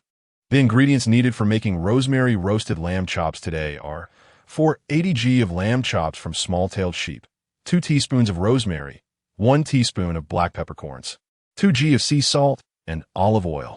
Mingshu placed the rosemary, black peppercorns, and sea salt on the lamb chops. After everyone arranged these seasonings, they could start massaging the lamb chops, ensuring the seasonings were evenly spread and allowing the lamb to absorb the flavors before marinating for an hour. Once the lamb chops were marinated, Mingshu began heating the pan. Once the lamb chops were marinated, everyone could heat the pan over medium-low heat. When the pan was hot, add an appropriate amount of olive oil, and then place the lamb chops in the pan to sear for 3 minutes. After 3 minutes, flip them over and sear for another 3 minutes, and they're ready to be served. Mingshu placed the seared lamb chops on a plate, garnished with some rosemary for presentation, and then brought it into the camera view. This portion is for everyone. Thank you all for your support over time. I'm very happy to connect with everyone through food. Don't worry, I won't be knocked down by this little setback. On the contrary, I will improve myself even more and bring you more delicious food. Mingshu cut a small piece of the roasted lamb chop with a knife and fork and took a bite. The viewers in the live broadcast immediately experienced the deliciousness of the lamb chops. The lamb chops, after marinating, absorbed the fragrance of rosemary and black pepper, eliminating the gamey taste while retaining the tender and juicy texture. At this moment, Mingshu took a sip of the prepared red wine. The sweet and fragrant red wine, combined with the crispy aroma of the lamb chops, instantly captivated the viewers, who were all immersed in the delicious experience. Because mermaids have a powerful self-healing ability, their recovery speed was very fast, and it only took 2 days for all of the mermaids' bodily functions to return to their peak state. My name is Oliphant. Thank you for your seafood porridge. I really like it. The mermaid Oliphant had been discharged from the hospital and was now sitting in the main hall of the Chi family ancestral home. Chapter 91. The rebels Qi Wenxuan and Yi Mingshu discussed that, for safety's sake, they planned to let Oliphant stay at the Qi family temporarily.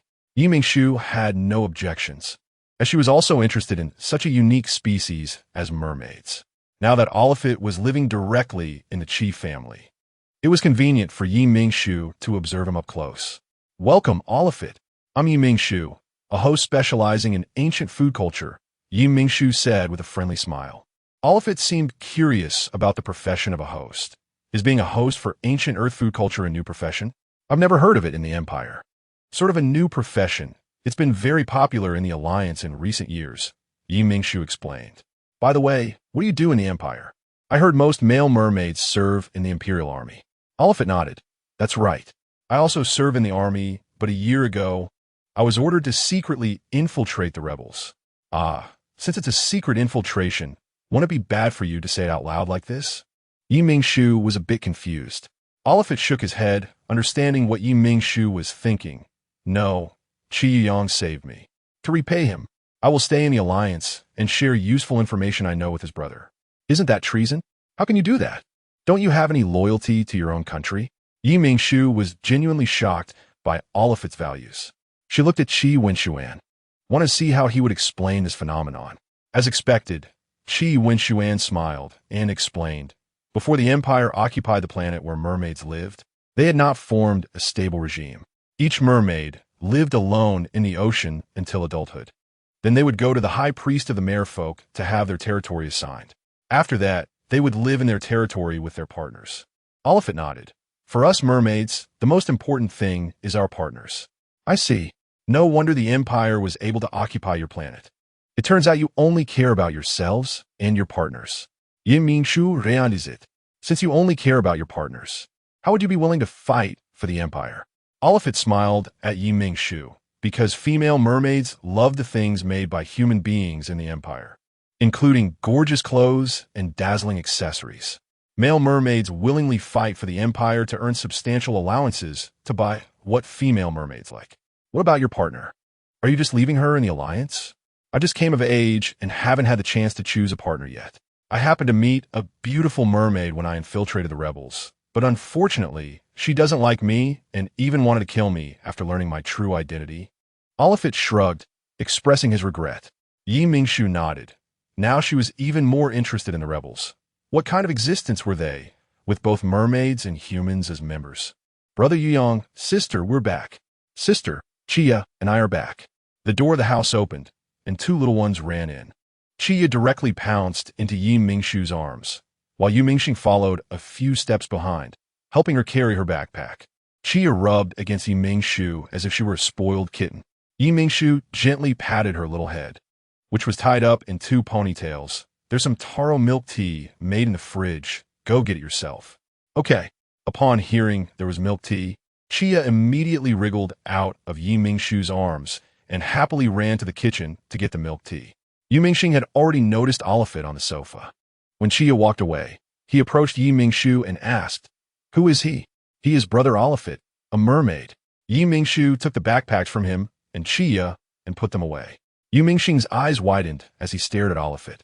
He knew from his elementary school history textbook that mermaids were a minority group in the Empire, possessing formidable powers. He couldn't believe that a mermaid had come to their home in the capital star. "Are you sure that the undercover agent sent by the Empire is dead? My subordinate saw the small commercial spaceship driven by the undercover agent explode. The explosion site was engulfed in flames, which lasted for more than 10 minutes before the Alliance army arrived to extinguish it. That mermaid was kept in a room without seawater before escaping. He couldn't possibly have the strength to escape from a spaceship turned into a sea of fire." A soldier of the rebels, dressed in combat uniform, respectfully lowered his head. "Are you sure there was no one else on the spaceship?" The soldier's tone was firm. "My subordinate is certain, and after the spaceship crashed in the Alliance territory, I kept an eye on it. From the time the spaceship crashed to the explosion, no one approached the spaceship." The person at the top said nothing, just stared at the soldier who called himself a subordinate, and that oppressive gaze made him sweat profusely. "Leave?" "Yes." The soldier immediately felt as if he had been granted amnesty and quickly walked out of the office. It wasn't until the soldier was far away that he dared to think to himself, "The leader is really as frightening as the rumors say. The leader is clearly only a half-mermaid, yet he can make a purebred mermaid like him break out in a cold sweat just with a glance. Lieutenant Crit, what happened to you? What person scared you like this? Chi Yuyong had seen Crit come out of the leader's office from the shadows, but he waited until Crit was about to go downstairs before casually calling out to him. It's you, Kevin. Don't laugh at me. You know the leader's authority even generals can't bear. How can a small lieutenant like me withstand it? Crit whispered to Chi Yuyong. So it's the leader. That makes sense.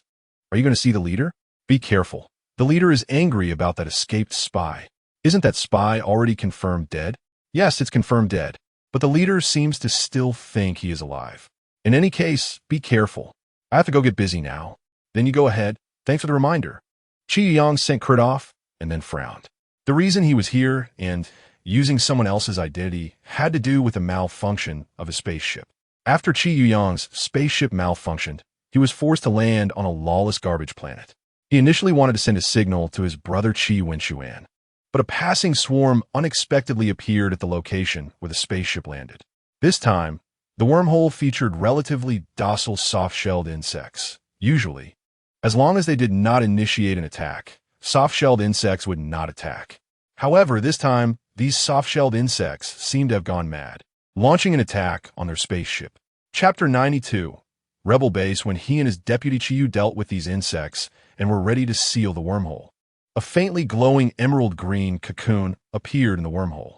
In an instant, Chiyu, and the others, along with their massive spaceship, were sucked into the wormhole by a tremendous force. After being pulled into the wormhole, Chiyu and the others stayed in the wormhole, accompanied by the glowing emerald green cocoon. Chiyu was unsure if their being sucked into the wormhole was the work of this cocoon. He dared not take the risk of moving the hatching cocoon and could only hope that they would be transported out of the wormhole once the cocoon hatched. Fortunately, the spaceship had also been pulled into the empty wormhole, and thanks to the nutrients aboard the ship, they managed to hold on until the cocoon hatched. Without those nutrients, they would have starved to death in the wormhole. When the cocoon finally hatched, they were transported out of the wormhole in a blinding flash of light. Once Chiyu adjusted to the external light, he found himself in an underground camp, with only the unconscious Chiyu and a green-haired boy beside him. The others were nowhere to be found, and he didn't know if they were left inside the wormhole or randomly transported to other locations. Chiyu picked up the unconscious Chiyu and placed her in a concealed corner, using a stealth ball he carried to hide her traces. The green-haired boy remained seated, quietly watching him with his equally green eyes. After settling Chiyu, Chiyu finally had time to speak to the boy. Insectoid, what is your name? How do you know? The boy tilted his head, curiosity shining in his clear eyes. Chiyu began to assess the surrounding environment, and after confirming it was safe, he said, Your cocoon is green, and so are you. Every 1,000 years, various species of insectoids would have exceptionally gifted larvae that would cocoon after entering their teenage years.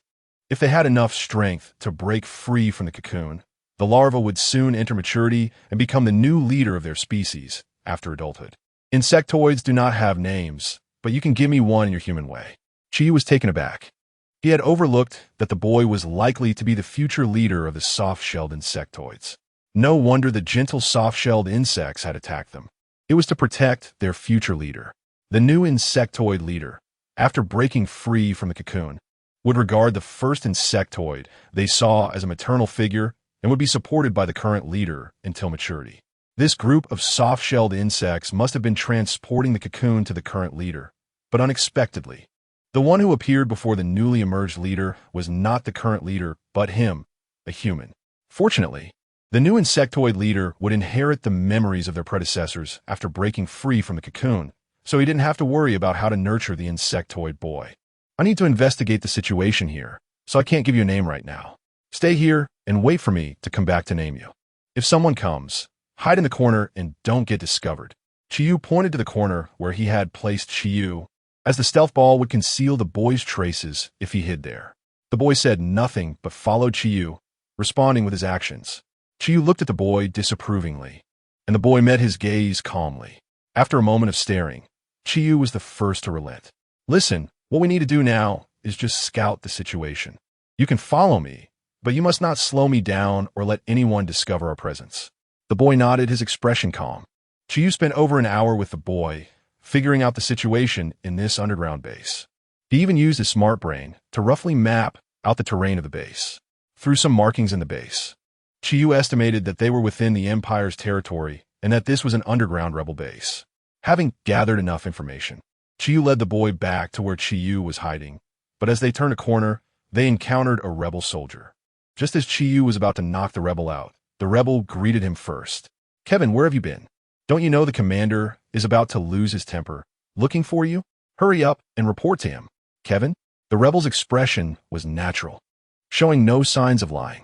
Chiyu himself had not brought anything to deceive the rebel, so there was only one possibility. He turned to look at the boy and saw the green-eyed boy had a glimmer in his eyes, clearly using the insectoid's innate ability. Seeing Chiyu turn around, the rebel followed his gaze, only to find nothing behind him. "Kevin, what are you looking at?" Chiyu knew that the rebel couldn't see the boy because of the insectoid's innate ability, so he immediately changed his attitude, gratefully thanking the rebel and stating that he would report soon. The rebel then left. "Thanks to you, or we would be in big trouble." "Thank you." Chiyu sighed in relief. The boy smiled for the first time in response to Chiyu's gratitude. "It's no trouble at all. No need to be polite." Chiyu successfully returned with the boy to where Chiyu was hiding. When he deactivated the stealth ball, his deputy Chiyu had already woken up and, upon seeing Chiyu, rushed into his arms. Chiyu's deputy Chiyu, an instructor at the Alliance Military Academy with an S-level mental strength, had completely changed from her usual serious demeanor. Her eyes filled with tears as she looked at him with concern. "I thought you were in danger, leaving me alone in the barrier to evade the pursuers." Chiyu gently stroked Chiyu's cheek, comforting her. "Don't be silly. I'm very capable. How could I leave you behind?" Chiyu and Chiyu had liked each other for a long time, and he was waiting for his father to help him propose to Chiyu's parents. After finally calming Chiyu's frightened emotions, Chiyu turned and found her looking at the insectoid boy with curiosity. Chiyu introduced him. "This is the one who brought us into the black hole. You are that emerald green cocoon?" Chiyu exclaimed in surprise. "You are not a newborn larva, but a future leader about to break free from the cocoon and enter maturity?" With the boy's help, Chiyu successfully remained within the rebel army under the identity of Kevin. Using his exceptional mental strength and intelligence, he quickly gained the trust of the rebel leader. Through Kevin's identity, Chiyu finally figured out the true reason the rebels wanted to overthrow the Empire. Chapter 93.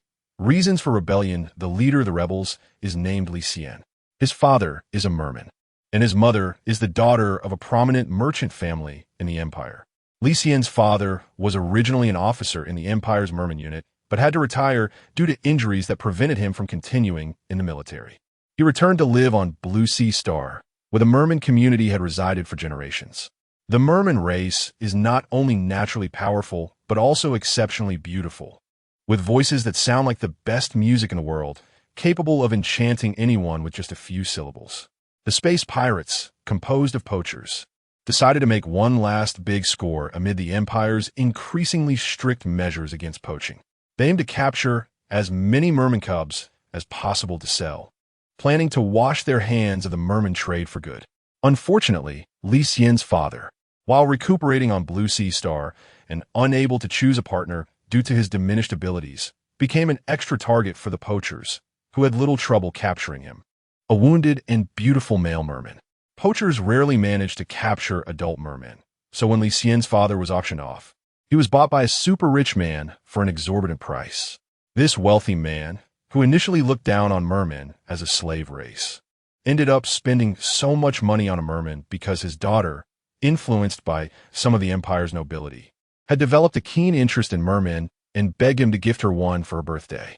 The wealthy man attended the auction on the space pirate ship with the intention of buying a merman cub for his daughter, but upon discovering an adult male merman, he decided to abandon his original plan and bid an astronomical amount for the male merman, intending to use a loyalty potion crafted by the elves to make this merman his daughter's most loyal bodyguard. On his daughter's birthday, the wealthy man gifted the merman, who had consumed the loyalty potion, to her. The beautiful and powerful merman inevitably won the affection of the wealthy man's daughter. Of course, due to the Empire's strict prohibition against privately keeping mermen, no one else knew about the wealthy man's purchase. Outsiders only knew that he had spent a fortune hiring a skilled bodyguard for his daughter. Since acquiring her merman bodyguard, Li Xian's mother took the merman with her everywhere. Over time, she fell deeply in love with him and tried every possible way to please him. Li Xian's mother understood that once a merman fell in love, they would love their partner for a lifetime. Having seen the chaotic personal lives of most noblemen, she yearned for a love that was devoted to one person only. Mermen indeed only develop feelings for those they love, and once they fall in love, it lasts a lifetime. Unfortunately, she forgot why mermen were forced to leave their homeland and how poachers used brutal means to capture them. Now, the relationship between Li Xian's mother and the merman was not just that of bodyguard and employer, but also that of victim and perpetrator. Even though she was not the one who captured the merman, it was precisely because of buyers like her that mermen were caught by poachers. Victims do not fall in love with their perpetrators unless the merman develops Stockholm Syndrome. When love goes unrequited, people can act out in extreme and crazy ways. Li Xian's mother, having grown up as a pampered rich girl, had always gotten what she wanted. She spent a fortune on the black market to buy a potion that would make someone temporarily fall in love with her.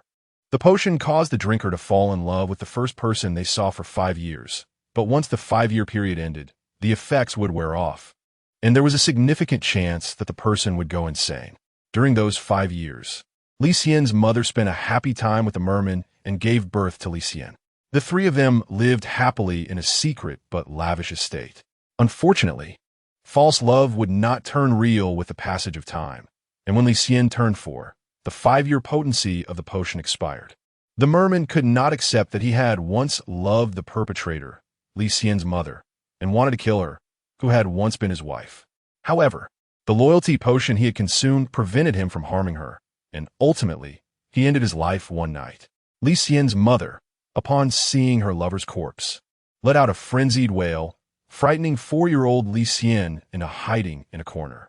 Since that day, Li Xian's life underwent a dramatic change. There were no national grievances or family feuds. Simply because he was a half-breed of human and merman, Li Xian suffered bullying in his youth, even facing harsh words from his mother. This led him to deeply hate the empire for exploiting mermen to expand its territory while reducing them to the lowest class of slaves.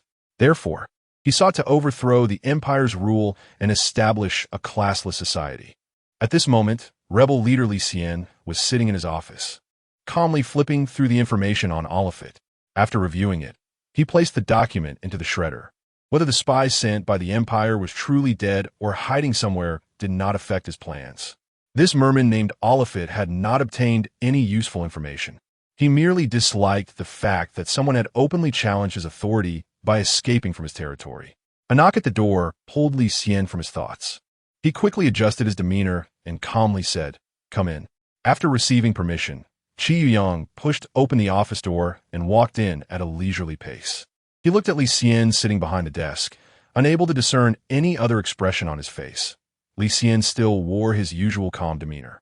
It seemed that the escape of an imperial military spy did not pose a threat to him. Qi Yuyang thought to himself that this was a good thing, as it meant Oliphant had not obtained any threatening information about the rebels, relieving him of the worry that Li Xian would continue to investigate further and discover Oliphant's presence in the alliance.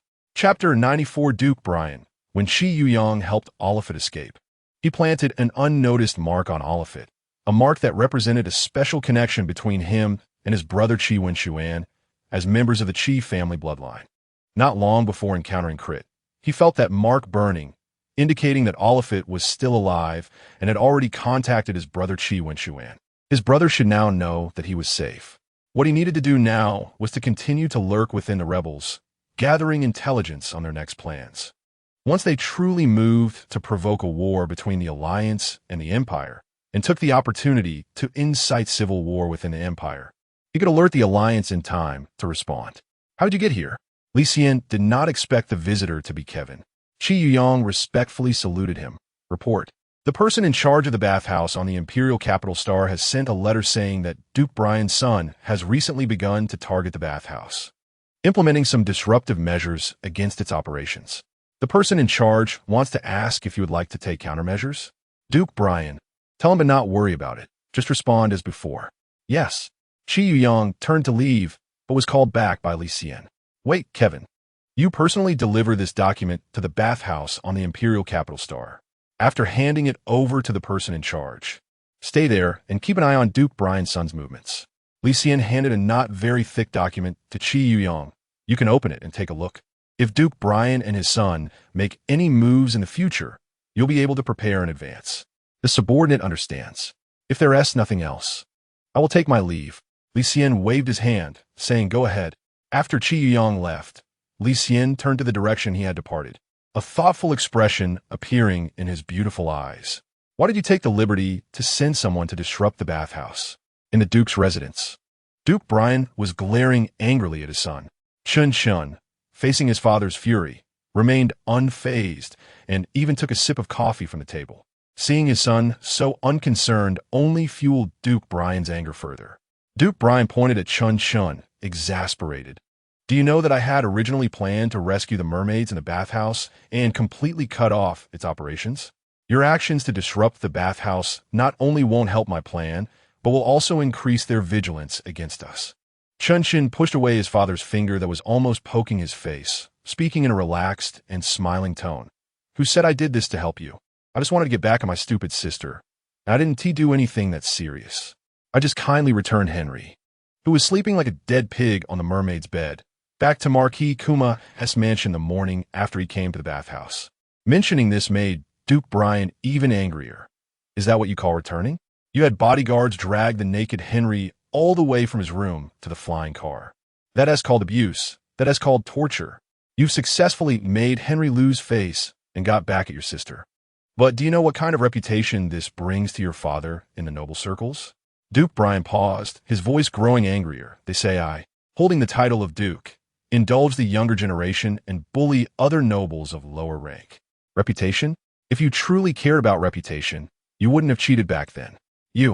Duke Brian was infuriated by Chun Chin's indifferent attitude, but forced himself to calm down. Yes, I indeed don't care about reputation. But you know that Marquis Kuma is on my side, just like me, detesting the bathhouse for exploiting mermaids and trampling on the Empire's authority. Our Duke's residence and the Marca residence have been family friends for generations. Your aunt married Henry's great-grandfather, knowing his father was about to bring up their past family ties. Chun Chin interrupted him unhappily. So what? Aunt has been dead for many years. Why bring up past matters? Do you really intend for my sister to marry Henry? Don't forget that when Aunt married over, her husband was a duke, not a marquis like Kuma, and certainly not a count like Henry. A declining nobility like this can only be described as stagnant. I am not. The duke certainly could not let his beloved daughter marry Henry, a worthless fellow who hung around the bathhouse without ambition. Since you don't want that, why do you keep indulging your sister's interactions with Henry? Chun Chin's expression turned cold as he forcefully placed the coffee cup down on the table. Chun Chin understood his father very well, knowing that he only wanted his sister Chun Han to maintain relations between the two families, facilitating his own continued courting of the influential Marquis Kuma to implement plans against the bathhouse. After all, most of the nobles residing on the Imperial Capital Star were frequent visitors to the bathhouse, and only a small number of nobles, like Kuma, firmly opposed its operations. Among them, those who held significant power and had relatively high titles were even rarer. Chun Chin calmed down. Don't worry, Henry has thoroughly hurt my sister's feelings. They won't have any contact in the future. Likewise, I won't target Henry anymore and won't complicate your plans. After saying what he wanted, Chun Chin left the room without looking back, not caring about Duke Brian's mood, nor the cracked cup. Chun Han had just returned from outside and was about to go upstairs to her room when she saw Chun Chun coming out of their father's study. His expression somewhat cold. Brother? The moment Chun Chun saw his sister, a warm smile appeared on his face. Did you have a good day today? Chun Chin noticed that his sister seemed genuinely happy today, as if she hadn't taken Henry's hurtful words to heart at all. He felt a bit worried that his sister was caught up in her infatuation, as no matter how harsh Henry's words were, they wouldn't shake her feelings. Chun Han didn't think much about why Henry had said those harsh words to her, attributing it to her brother's concern for her. Yes, although I was a bit unhappy a few days ago, I'm very happy now. I've decided to follow Her Highness the Princess and start a career. Start a career? If he remembered correctly, His sister had previously seen Her Highness the Princess as a rival because of Henry. So how had she suddenly become so close to Her Highness and decided to start a career with her? Chapter 95. Chun Han's career, however. Chun Shan thought for a moment. His sister had been deeply hurt by Henry, and it wasn't impossible for her to get closer to the princess, whom she had once regarded as a rival. Yes, come here, brother. Let me tell you in detail. Seeing that Chun Shan was clearly interested in her career, Chun Han immediately stopped thinking about going back to her room and pulled Chun Shan's hand to sit down in the living room. Chun Han cleared her throat. It was like this.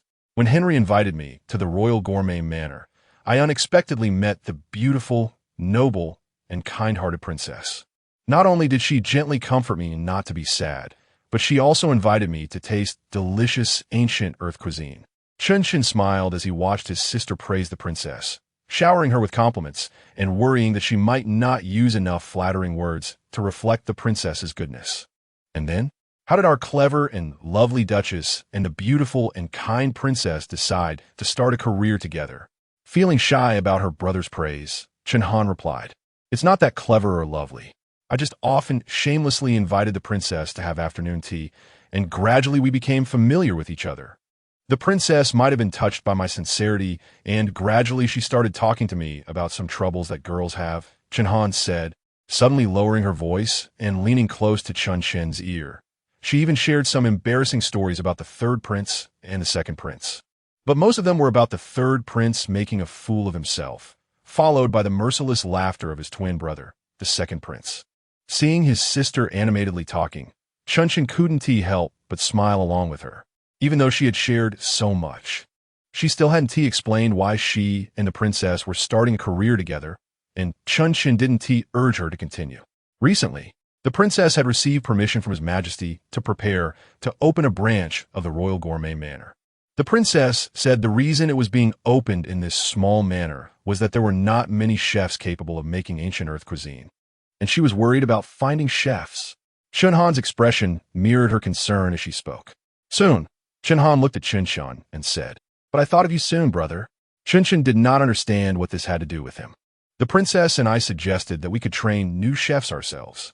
Although it's difficult, as long as someone is willing to work hard and learn, persistence will yield results. Chun Han looked at him with hope. If the princess agrees with my idea, then all that's left is to find enough people willing to learn how to make ancient cultural cuisine. Brother, you understand what I mean, right? Chun understood. How could he not understand what his sister, who grew up with him, was thinking? She was eyeing the dozens of talented guards he had in his hand, hoping he would let them learn how to make ancient earth cuisine. However, these guards were trained by him personally to specifically protect him and Chun Han's safety. They were much stronger than the guards under their father. If they went to learn how to make ancient cultural cuisine, who would protect him and Chun Han's safety? No way. Chun Shan immediately rejected her proposal without a second thought. But then he changed his tone. They personally cannot go, but their families can.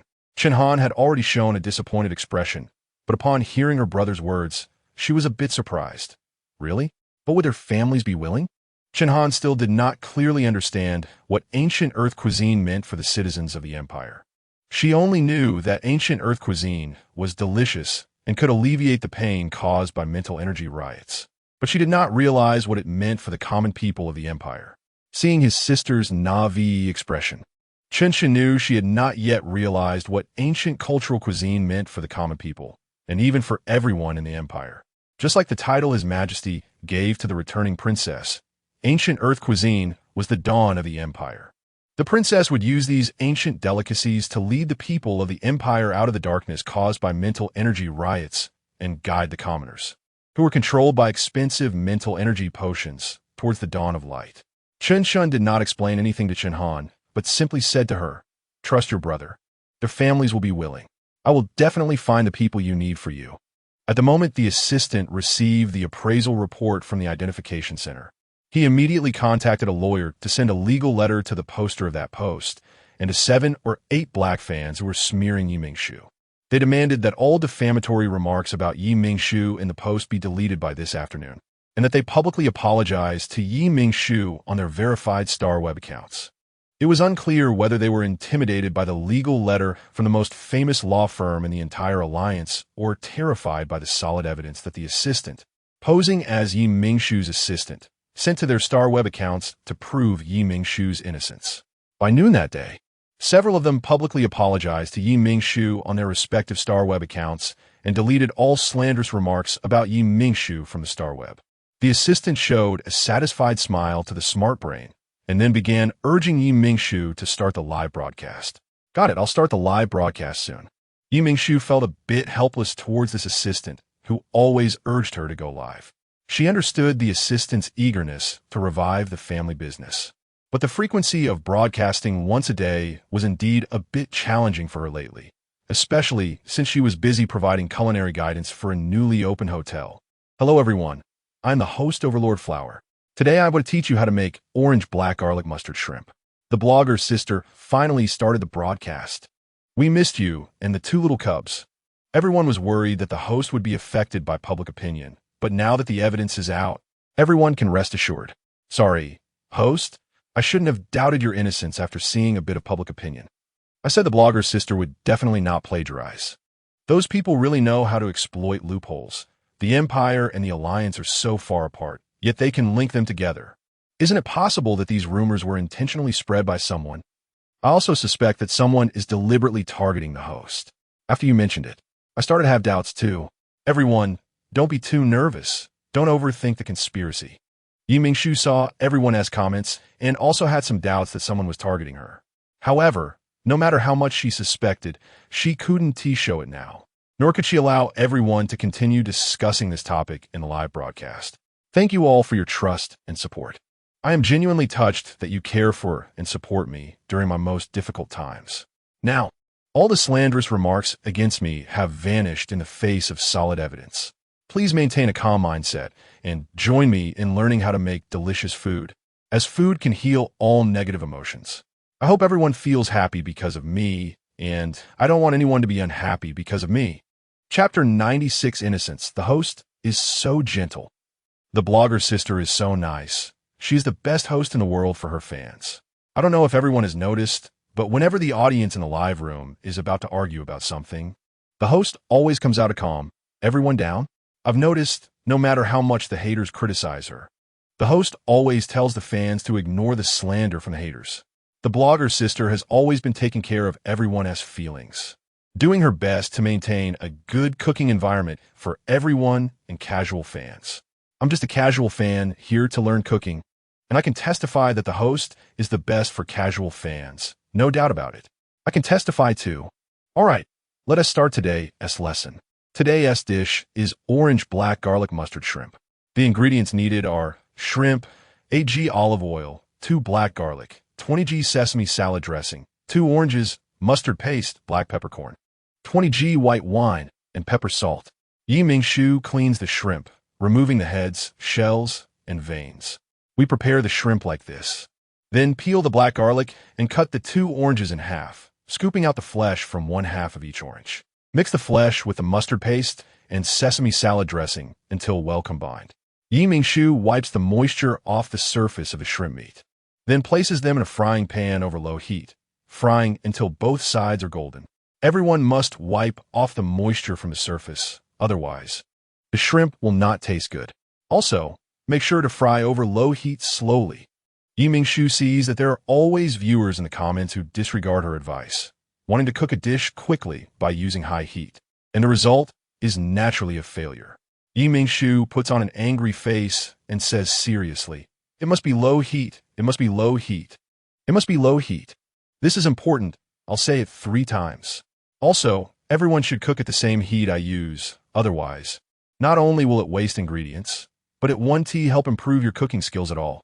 Let me see who made the blogger's sister so angry. Oh, it turns out to be me. I was too rebellious. I should just follow the blogger's sister, honestly. Me too. I should have changed the heat for the sake of speed. Now everyone knows how important heat control is, right? Got it. Yi Mingshu smiled gently at the viewers who admitted their mistakes. It's good that everyone can correct their mistakes. Let us continue to the next step. After frying the shrimp until both sides are golden, Yi Mingshu pours in 20g of white wine, black peppercorn, and a little pepper salt. then continues to stir-fry until the shrimp is evenly coated with these seasonings. Mingshu then adds the previously prepared orange flesh sauce, continuing to stir-fry over low heat to ensure the sauce evenly coats the shrimp. Finally, slice the remaining oranges thinly, place the cooked shrimp on top of the slices, and grate a bit of orange zest on top. This dish of orange black garlic mustard shrimp is now complete. Today, the two little ones are still at school, so Chi Wen-Xuan, who happens to be resting at home, acts as the taste tester. The young master and the host standing together is really a feast for the eyes. Can we just get them married on the spot? No way. The blogger's sister is ours. We can't let others take her away. Although I don't want the blogger's sister to be taken away, the young master and the blogger's sister really match well. I ship this CP so hard. Everyone calm down for a moment. I have to say this orange black garlic mustard shrimp is really delicious.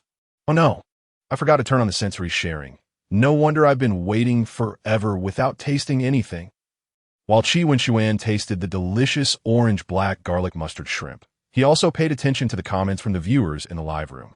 Upon seeing that viewers were debating whether to let him take Mingshu for themselves, he couldn't help but smile slyly at the corner of his mouth.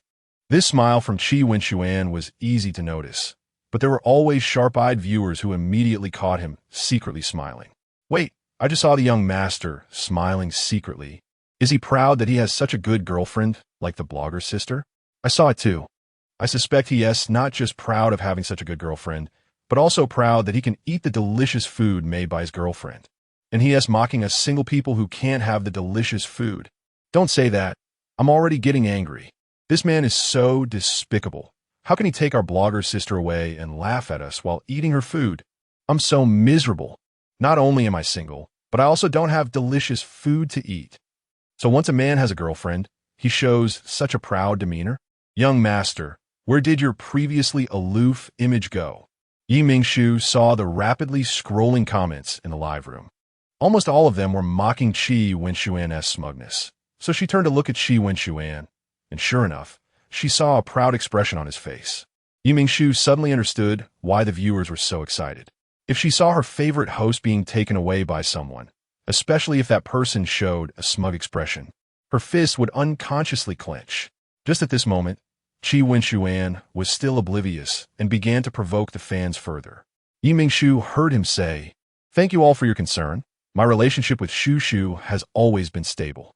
I believe that with my efforts in the future, Shushu will definitely agree to marry me." After saying this, Chi Wen-Xuan flashed a bright smile at the camera, looking like an inexperienced high school student in love. Originally, when the viewers in the live room heard Chi Wen-Xuan's words, their fingers had already started dancing on the keyboard, ready to retaliate. But when they saw Chi Wen-Xuan's youthful smile, they all instinctively deleted the messages they had typed. Seeing Chi Wen-Xuan, who is known for his sunny and cheerful demeanor, showing such a youthful smile, everyone couldn't help but be reminded of their own innocent first loves. The assistant took advantage of the viewers being lost in memories and not reacting to the comments to frantically signal Mingshu to end the live stream. Mingshu received the assistant's hint and immediately said to the camera, "See you next time, everyone." After that, Mingshu quickly closed the live stream, not giving the viewers any time to react. Far away in the Empire, Xian Minjia was furious after learning that Mingshu not only didn't damage her reputation because of the post, but instead gained a lot of new fans by proving her innocence. She smashed several vases before finally calming down. Once she collected herself, she felt a bit ridiculous for her earlier actions. It was her who hired someone to slander Mingshu for plagiarism, and since Mingshu didn't plagiarize, how could she possibly fall from grace because of this slander? Chapter 97, Letting Go of Hostility. It seems that as long as one does not commit any wrongdoing, there is no need to fear that bad things will happen. Even if they do, one can face them calmly. Unlike her past self, who would become paranoid and anxious at the slightest negative remarks, fearing that past deeds would be exposed and lead to devastating consequences. "Your Highness, should we continue to target Mingshu?" A subordinate cautiously asked Xian Minjia. Sin Min Diasai, realizing that since Mingshu was far away in the Alliance and she was now in the Empire, the two would no longer intersect in the future. so she decided to temporarily let go of this hostility. Managing the present was the most important thing. No need. Go and collect your reward. Thank you, Your Highness. Xi and Mingjia watched as the person happily left the room to receive their reward and began to think about the future development of the Royal Gourmet Manor. She wondered how Chen Han was doing with gathering the staff. Perhaps Chen Han sensed Xi and Mingjia's thoughts. In the afternoon, while Xi and Mingjia was enjoying her afternoon tea, a maid came to inform her that a young lady from the Duke of Brian's residence had arrived. Xi and Mingjia immediately instructed the maid to invite Chen Han into her room and asked straightforwardly, Chen Han, are you here now because you have gathered enough staff? Chen Han felt her urgency and, without saying much, smiled brightly and replied, Yes, Your Highness, I have recruited enough staff, a total of 65, all willing to work hard. That's great. Take them to the new manor tomorrow. For the next 2 months, I will be there with the chief imperial chef to teach them. After realizing how much the princess's use of ancient earth cuisine would benefit the common people, Chen Han became the princess's most loyal fan, unconditionally obeying her wishes. After personally seeing off the great contributor Chen Han, Xi and Mingjia secretly prayed in her heart, hoping that heaven would favor her once, allowing her royal gourmet manor to operate smoothly, letting it flourish in every city of the empire, so that the common people could enjoy the benefits of ancient earth cuisine anytime and anywhere, helping them break free from a life constantly overwhelmed by mental strength potions.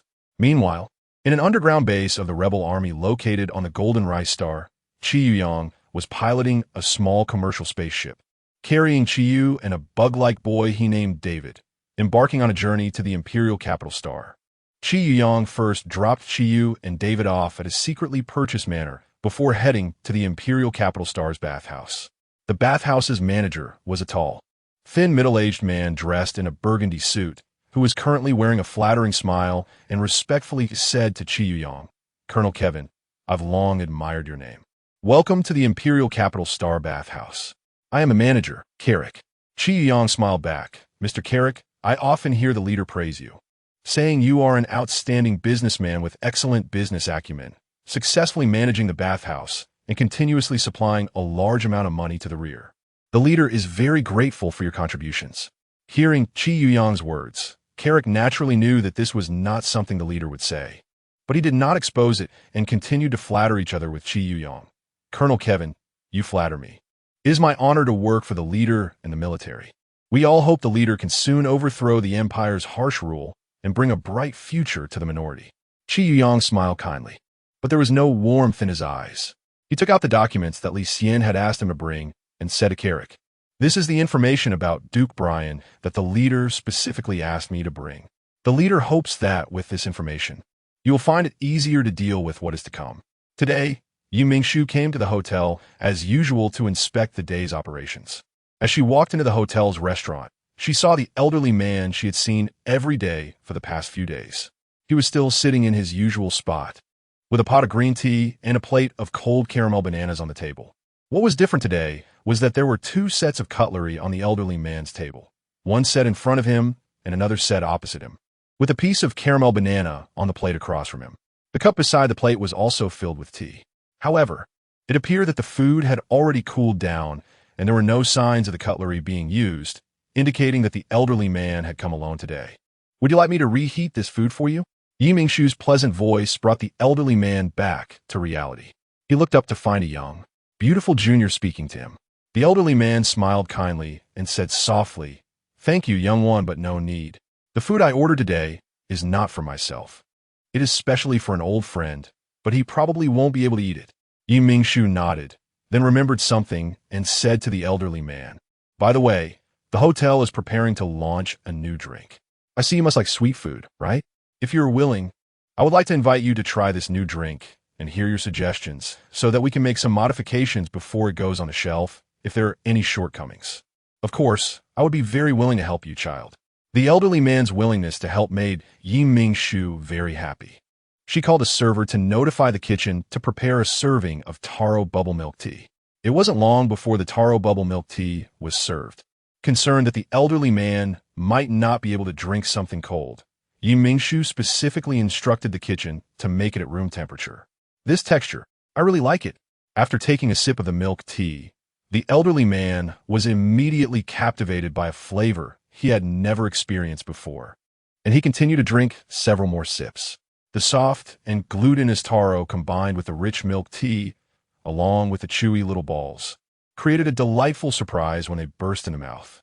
These three elements combined were simply an excellent match. Seeing that the taro bubble milk tea had won the elderly man's favor, Mingshu also felt happy. As a chef, she enjoyed having her food appreciated by others. The elderly man savored the milk tea's stunning flavor and after a while remarked, if he were still alive, he would definitely love this. Mingshu did not know who the elderly man referred to was or what experiences they had shared, so she could only say, he will definitely like it. Thank you, child. I see you come to the hotel often.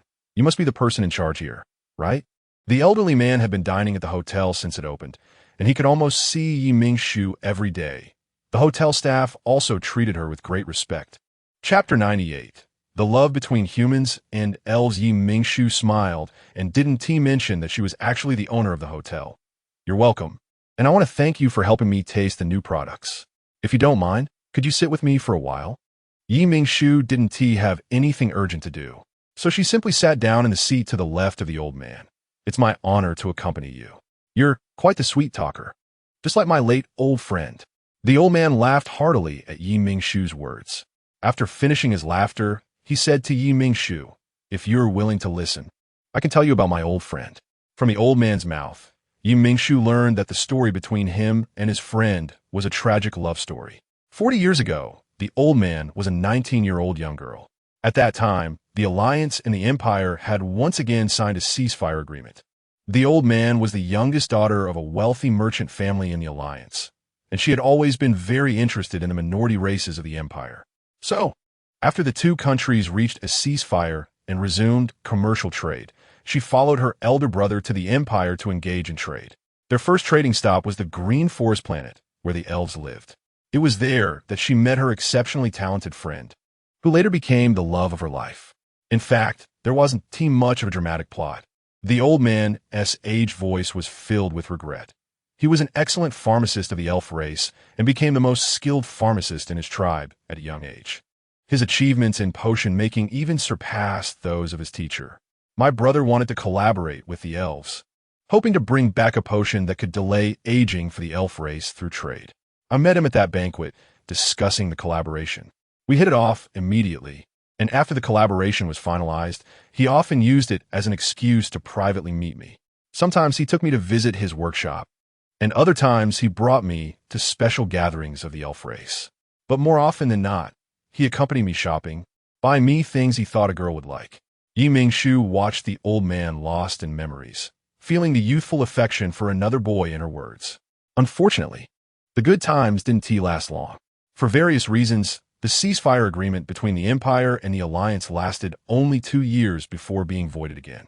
In order to ensure the safety of Alliance citizens in the Empire, the Alliance urgently recalled all its citizens from the Empire. My brother and I also had to suspend our cooperation with the elves and hurriedly boarded the starship sent by the Alliance to bring back citizens. Hearing this, Mingshu couldn't help but feel regret for her. War really caused too many unavoidable separations. After the ceasefire between the Empire and the Alliance, didn't you go back to the Green Forest planet to find him? Mingshu was eager to know the ending. The old man's smile faded, and the regret and helplessness in his tone could no longer be hidden. I did look for him, but I only found a cold grave. Mingshu was stunned. She originally thought the other party would fall in love with someone else or reject the old man due to the antagonistic relationship between the two countries, but she never expected it to end in death. I'm sorry. The old man smiled and said, no need to feel sorry. Actually, it's better this way. He remains in my memory as the most beautiful version of himself. After the old man left, the elf race received a summons from the Empire's military, which required them to produce 100,000 loyalty potions for the merfolk before the war began. The entire elf race quickly entered a tense state of potion production. When the potions were completed and reported to the clan leader, the old man's lover decided to leave the Empire and go to the Alliance to find his beloved.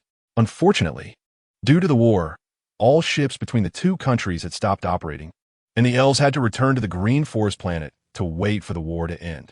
Perhaps heaven did not favor this pair of lovers. During the return journey to the green forest planet, war suddenly broke out. All planets of the Empire entered a state of war readiness, and the small ship driven by the elf was shot down by a patrolling warship, mistaking it for a spy ship. The elf would forever remain at the age when he loved her the most. Tears filled the old man's eyes as he choked up and finished the story. This story. Are you Professor Lumu? Mingly, who was supposed to be resting today, appeared in the hotel at some point. After greeting Mingshu, she quietly stood behind her, listening to the reminiscing old man tell his story. Yes, little girl, do you know me? The old man looked at the little girl who had appeared without him noticing. Hearing the old man's affirmative answer, Mingling immediately became happier. I was fortunate to attend your class when I was in school. You let me know that literary stories can be so interesting. I'm very happy that my class can be appreciated by you younger generations. The old man seemed much happier after learning that Mingling had attended his class, and the sorrowful atmosphere around him faded considerably. Then the old man remembered that he hadn't introduced himself to Mingshu. So he said gently, "Sorry for not introducing myself earlier.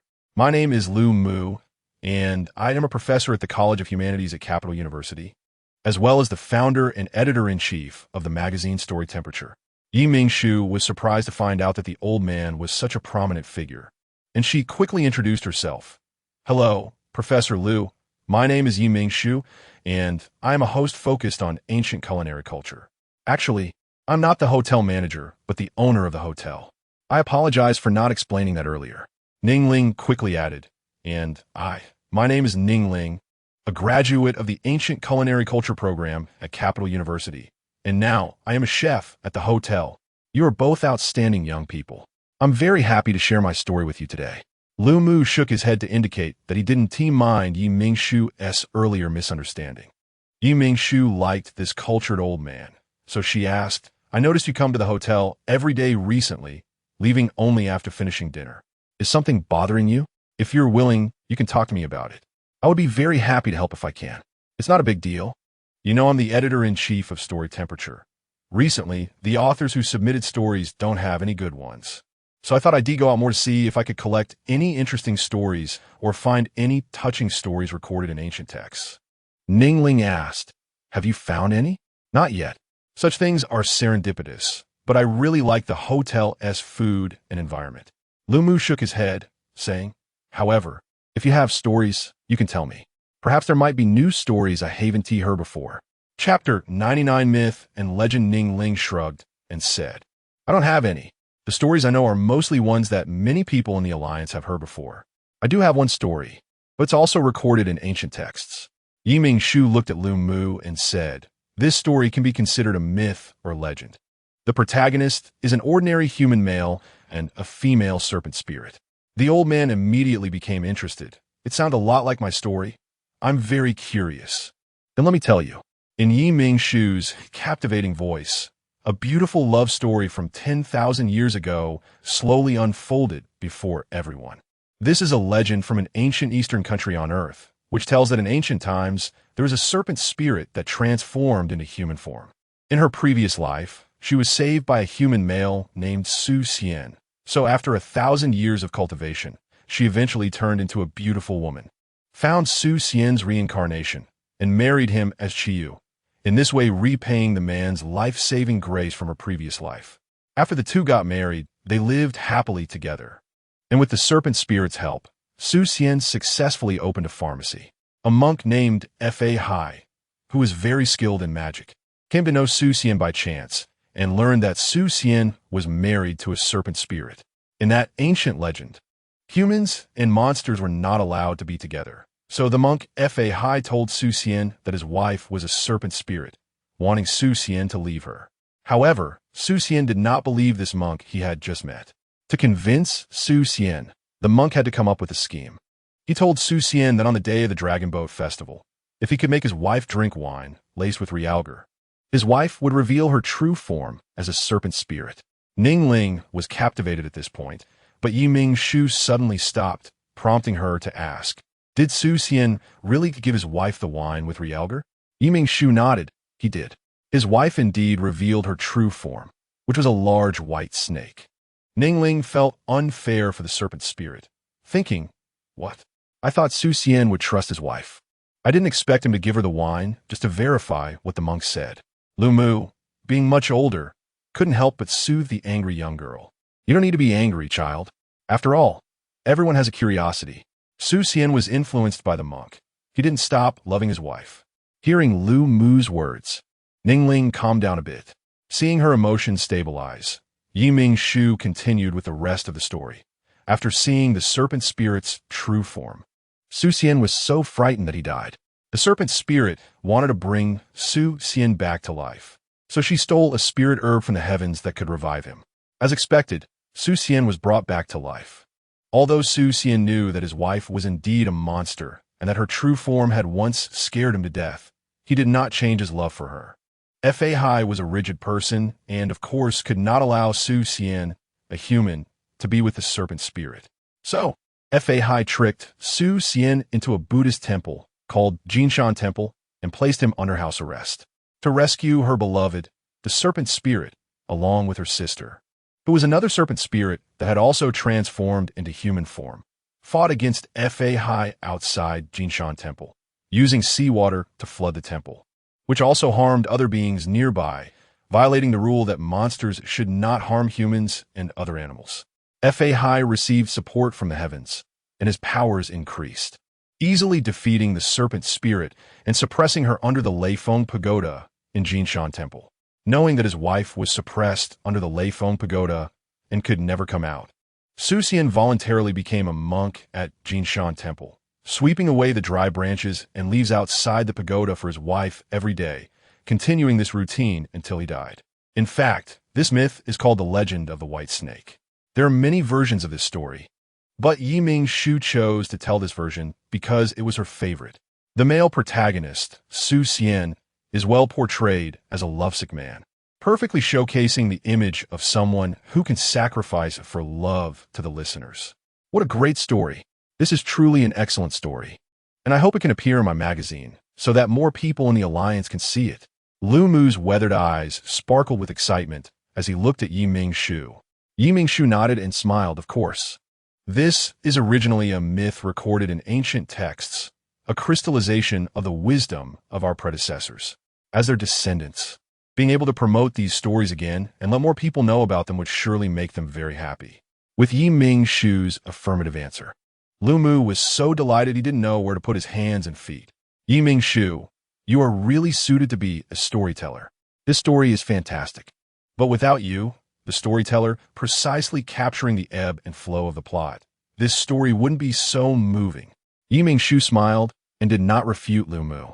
After all, in the country where she lived in her past life, there was an occupation called storyteller, where they could rely on their precise grasp of the audience's emotions to turn an ordinary story into an extraordinary one, making each story unforgettable. Once this article is published in the magazine, it will need a signature.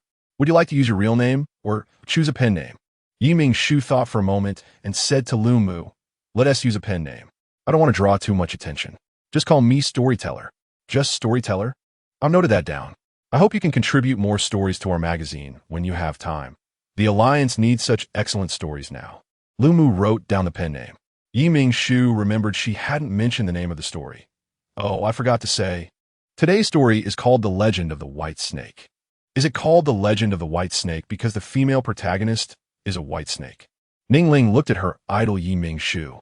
Mingshu nodded yes. All right, today's trip was fruitful. I won't stay at the hotel for dinner. I need to hurry back and organize this story, striving to get it published in the magazine next month. Lu Mu bid farewell to Mingshu and Ningling. You two excellent children. See you next time. Professor Lu, are you leaving? I was hoping to let you try the food I made. Ningling felt a bit regretful. Lu Mu laughed happily. Next time, I will definitely try your cooking. Chapter 100. Orange Duck Breast. Ningling was thrilled to receive this promise and immediately smiled brightly. Great. Goodbye, Professor Lu. Senior Lu Mu, take care. Mingshu respectfully saw Lu Mu off, and then followed Ningling to the hotel's kitchen to check on everyone's work status. Recently, the hotel had many guests, and she was concerned that everyone was working too hard without saying anything. As the boss, she needed to pay more attention to her employees' health. It was crucial not to focus solely on the hotel's operations, as this would be more beneficial for the hotel's long-term development. After a round in the kitchen, Mingshu noticed that everyone was happily working, without any signs of the busy, irritable emotions she feared. She felt relieved, as it was almost time for her two little ones to finish school. Mingshu left the hotel to pick them up. Sister. The two children came out of school early today. As soon as they exited the school gate, they started looking for Butler Li, but unexpectedly spotted Mingshu outside the gate. They immediately ran towards her like two little cannonballs, full of joy. Recently, Xuan and Mingshu had been too busy to pick up the children after school, so they had to ask Butler Li to take them back and forth. Let me see if you two have been eating well at school. Mingshu gently pinched the cheeks of the two little ones. After confirming that they had been eating the bento she made, she said, not bad, getting whiter and cuter. Of course, we have sisters loving bento, Chia said proudly. Mingshu also looked proud. Other kids envy Chia and me.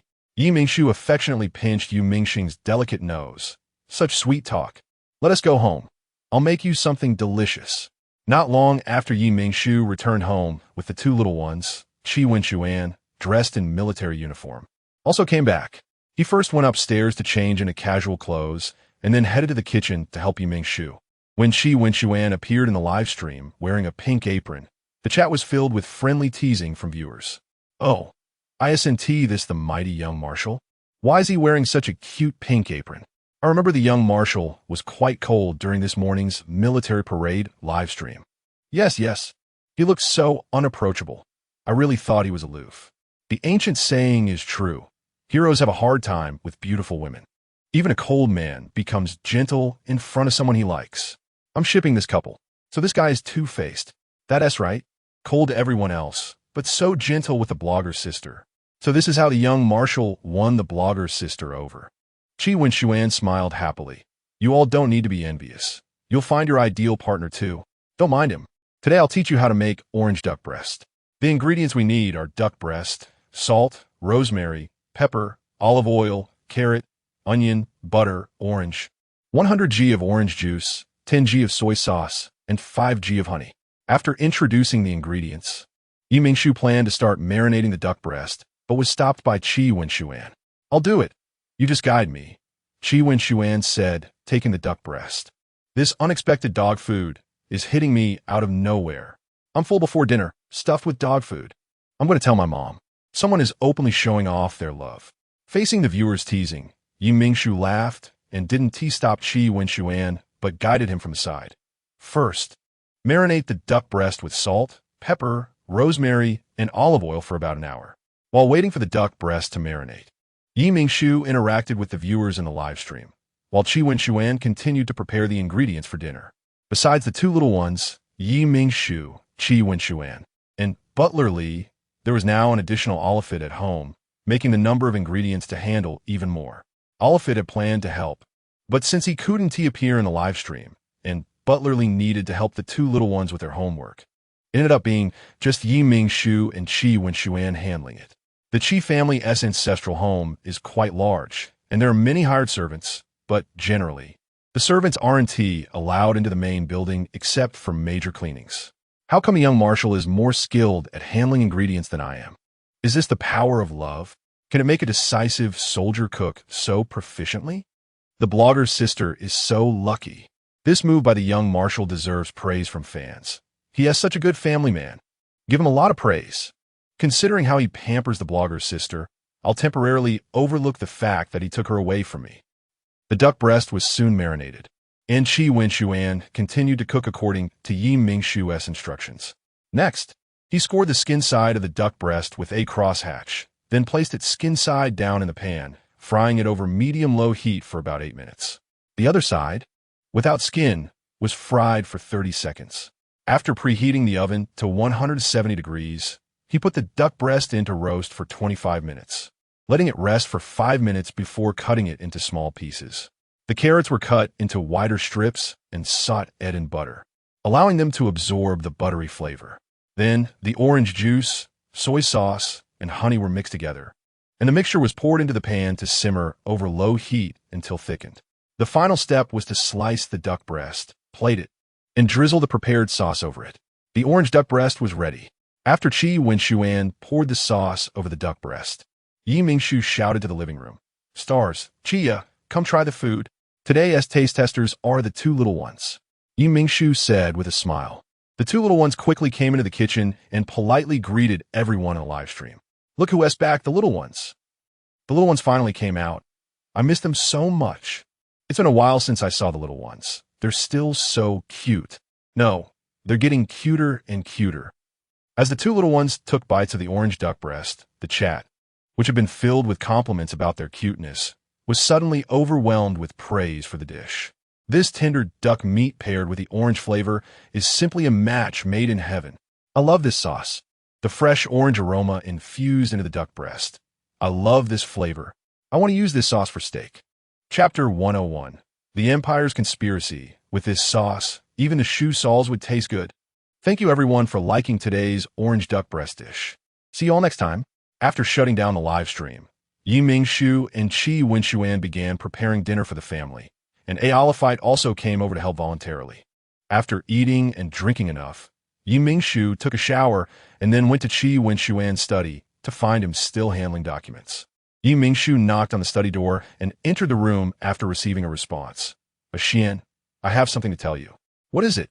Qi Wenshuan immediately put down the documents he was reviewing and looked at her seriously. "It's about someone slandering me for plagiarism not long ago. Although those people eventually apologized to me, I found some doubts in it. Following these doubts, with MOU's help, I discovered that Xian Minjia might not have actually died." Qi Wenshuan's expression changed. "How is that possible?" The official death list released by the Alliance after the B-16 prison incident clearly included Xian Minjia, and each deceased person's identity was verified through strict DNA comparisons. It shouldn't be possible for a body swap to have occurred. Yi Mingshu handed a file bag she brought to Qi Wenshuan and said, "This is the clue MOU found. Various signs indicate that the Empire's Princess of Dawn is very likely to be Xian Minjia, who has already been confirmed dead by the Alliance." This clue was not given to Yi Mingshu by MOU, but was sent to her by the system after she proved her innocence. The reason she claimed it was from MOU was simply to avoid raising other suspicions. Qi Wenshuan took the file and carefully examined it. Many of the inferences in the document were logical and well supported, making it hard not to connect Xian Minjia with the Princess of Dawn. The most important clue was that the DNA of the leader the space pirates were trying to rescue did not match the DNA recorded in the Alliance's records, but did match the DNA recorded after he was captured and imprisoned. It was highly likely that this so-called space pirate leader was not the one they were supposed to capture. He had been impersonated, and it was very likely that the Empire planned this to rescue Xian Minjia. But why would the Empire go to such great lengths to rescue a mere food streamer? Could it be that Xian Minjia is truly the lost princess of the Empire? Qi Wenshuan looked at Yi Mingshu.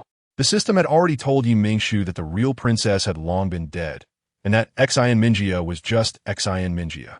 The Empire's rescue of Xian Minjia was merely to use her to save the Empire's commoners for the control of the mental power potion with ancient Earth cuisine. However, Yi Mingshu couldn't say this directly to Qi Wenshuan because she had no evidence. Yi Mingshu subtly hinted to Qi Wenshuan, "I think not. Perhaps we can shift our focus back to Xian Minjia's profession." Qi Wenshuan frowned. Xian Minjia is an ancient Earth food streamer and the champion of the last food competition. Ancient Earth cuisine, food competition champion, streamer. After thinking for a while, Qi Wenshuan shook his head. He really couldn't figure out what made these things worth the Empire's effort to rescue Xian Minjia. Yi Mingshu was not surprised that Qi Wenshuan couldn't understand, because if it were her, without the system, she also wouldn't be able to figure out the reason behind the Empire's actions. So she patiently provided Qi Wenshuan with another hint. "Do you remember the mental power potion? The Chancellor has now decided to hand over the formula for the mental power potion to the Alliance government, allowing them to produce the potion and reduce costs to lower the sales price, so that the citizens of the Alliance no longer have to worry about the increasingly high prices of the mental power potion." "That's right." Qi Wenshuan nodded, waiting for Yi Mingshu to continue. "You mentioned before that once the mental power potion reaches the Empire, The price will immediately be doubled from the original price for the Empire citizens. Since the Empire is a monarchic centralized state with 4 social classes, the classification of each class is very strict. The largest population is the commoners, whose adult income is about 2/3 of the average income of Alliance citizens. Based on the monthly usage of the mental power potion for adults, this doubled price is undoubtedly the heaviest burden on them. After talking about the mental power potion, Mingshu shifted the topic to the role of ancient Earth cuisine. Do you remember that the Alliance immediately announced to all citizens on the Star Net about the effects of ancient Earth cuisine after confirming its benefits, detailing its effects, including its healing properties for mental power chaos? After Mingshu's hint, Qi Wenxuan understood the key point. He frowned. Are you saying that regardless of whether ancient Earth cuisine can completely cure mental power chaos, the Empire is taking risks to attack the B-16 prison to create chaos and abduct Xianminjia in order to relieve the immense living pressure the mental power potion imposes on the commoners? Mingshu nodded, her expression serious. Exactly. After a long silence, Qi Wenxuan tiredly rubbed his forehead. Shu, what you're telling me today is that you don't want me to inform the Chancellor, right? I'm sorry. Mingshu nodded, her eyes filled with complex emotions. Qi Wenxuan sighed. You don't need to apologize. I know that you are telling me this because you trust me. Otherwise, you wouldn't have to tell me these things. I should thank you. Thank you for your trust in me. It's not just because I trust you. It's also my duty as a citizen of the Alliance to inform the authorities about matters concerning the interests of the Alliance. And coincidentally, I trust you, who is influential enough to speak to the authorities. Mingshu said this without a hint of embarrassment, subtly complimenting Qi Wenxuan from head to toe. Qi Wenxuan looked at his girlfriend, who was so serious in praising him. Given his understanding of Mingshu, he knew she was being intentional, but he still felt very happy. Shu, I can temporarily keep this secret for you, but I am, after all, a soldier of the Alliance. I can't keep this from the Chancellor forever. So when the Princess of Dawn spreads ancient Earth cuisine throughout the Empire and the people no longer rely on the mental power potion, I will inform the Chancellor that the Princess of Dawn, Xianminjia, is actually the streamer Xianminjia. Chapter 102. Abandoning the psionic drug, Mingshu looked at him with concern. You don't have to do this. When the time comes, I will personally seek an audience with the Chancellor and explain everything, including the fact that I concealed Xianminjia's identity as the Princess of Dawn. You could just act as if you were unaware. Qi Wenxuan shook his head. I don't agree. I won't let you bear this alone when I already know the situation. Shu, Qi Wenxuan's expression softened. I know you're doing this because you have a kind and gentle heart, and I understand that you're not a blind person. Indeed, I'm not the kind of person who disregards the bigger picture for the sake of kindness. Mingshu smiled warmly. Isn't there someone deciding to stop supplying psionic drugs to the Empire? Moreover, nearly 2/3 of the senior leadership of the Alliance agreed. If it weren't for the Chancellor bearing the pressure to veto this, the Alliance would probably be at war with the enraged Empire by now. Mingshu said disdainfully. I wonder what those who propose stopping the supply of psionic drugs to the Empire are really thinking. Compared to that, my helping Xianminjia cover her identity and promoting ancient Earth cuisine in the Empire isn't much at all. After all, the Empire doesn't have institutions like the Interstellar Farm and the Interstellar Alliance Research Institute that can cultivate large areas of food ingredients. Even if ancient culinary culture becomes popular in the Empire, they will still have to import ingredients from the Alliance or seek cooperation with farms and research institutes. Qi Wenxuan nodded. That's right. Although psionic drugs may become unsellable in the Empire in the future, ancient Earth cuisine as a substitute could become a new trade industry between the Alliance and the Empire. Compared to psionic drugs that only need to be consumed 3 times a month, ancient Earth cuisine needs to be consumed daily, which will lead to significant ingredient consumption. Moreover, people are gradually using delicious ancient cuisine to replace bland nutritional supplements. The monthly sales of ingredients from farms and research institutes have already doubled compared to the previous year's sales. Once ancient culinary culture becomes mainstream, I can guarantee that the revenue from these ingredients will only increase for the Alliance. Mingshu was very confident that ancient culinary culture could drive economic growth in the Alliance. Qi Wenxuan didn't expect Mingshu to have thought so far ahead. even considering how the developing industrial chain of ancient culinary culture could bring revenue to the alliance. It seems that allowing Xi and Mingia to promote ancient culinary culture in the Empire under the name of the Princess of Dawn is indeed a more sustainable approach than directly selling psionic drugs to the Empire. At least these primary agricultural products won't cause dissatisfaction due to exorbitant prices, Qi Wenxuan suggested, since this approach is more beneficial than harmful for the alliance. Why don't we directly tell the Chancellor our plan? It will save us the trouble of explaining it to him later. Yi Mingshu hesitated. Is that feasible? What I just said was only a hypothesis. The Chancellor may not necessarily support it. Moreover, if this plan conflicts with the Chancellor's ideas, and he insists on holding the Empire accountable for abducting Alliance criminals and demands the Empire return Xi and Mingia, wouldn't the civilians of the Empire still have to bear the burden of the psionic drugs? Qi Yuyang has grown up alongside the Chancellor, and Qi Wenxuan often stays close to Qi Yuyang. He believes he knows the Chancellor quite well. Although the Chancellor is a decisive leader, he also has a compassionate heart and would never disregard the lives of Empire civilians just because of a minor issue like Xi and Mingia. Don't worry, Qi Wenxuan said. The Chancellor once privately told me that he wants to do everything he can to reduce the export cost of psionic drugs, not seeking to profit from them for the Alliance, but hoping that all the people of the Alliance and the Empire can suffer less from the pain caused by psionic riots. Qi Wenxuan closed the file, not giving Yi Mingshu a chance to refute. It's settled then. Tomorrow, you and I will go meet the Chancellor together. I believe once the Chancellor hears your plan, he will be very willing to adopt it. Yi Mingshu opened her mouth but didn't have a chance to say anything before Qi Wenxuan pushed her out of the room.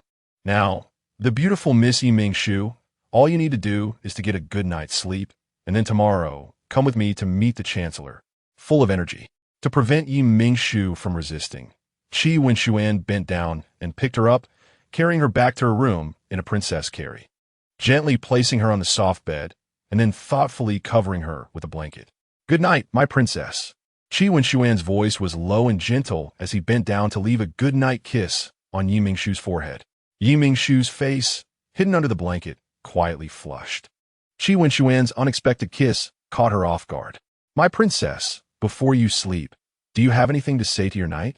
Qi Wenxuan turned back at the door, looking at Yi Mingshu, who was peeking at him from under the blanket. Yi Mingshu understood what he meant and replied, Good night, my knight. After closing the door to Yi Mingshu's room, Qi Wenxuan stood outside, recalling his girlfriend's shy appearance, unable to help but smile. Shushu's shy look is really adorable. Uncle Qi Wenxuan, what are you smiling about?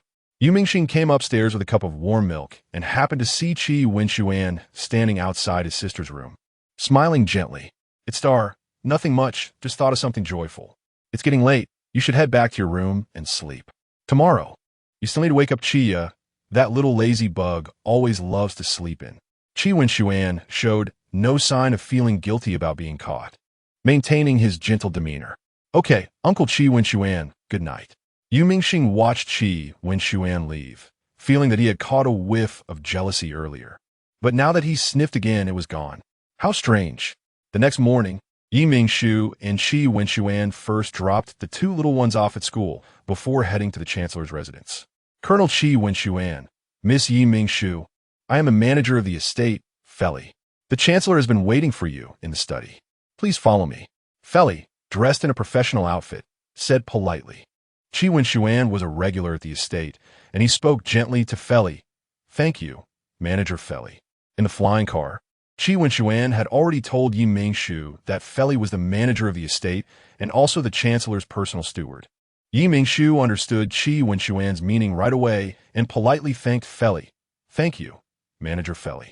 Chapter 103. The F-Rare's Decision when Feli saw Yi Mingshu's polite demeanor. Her smile widened as she led the two of them. You both are too polite, please follow me. The F-Rare's study was on the third floor of the main building of the estate. Yi Mingshu and Qi Wenxuan followed Feli through the small garden of the estate, reached the main building, and then climbed 3 more flights of stairs to arrive at the F-Rare's study. Please come in. Feli knocked on the door first, and after receiving the F-Rare's permission, she turned to the two and said, Please. Once Yi Mingshu and Qi Wenxuan entered the room, Feli went to retrieve the tea and snacks that the servants had prepared in advance, thoughtfully pouring tea for both of them before exiting the room. The Frere waited until the two had finished their tea before speaking. Miss Liao, I have long admired your reputation. Yesterday, Xian mentioned that you have something important to discuss with me in person.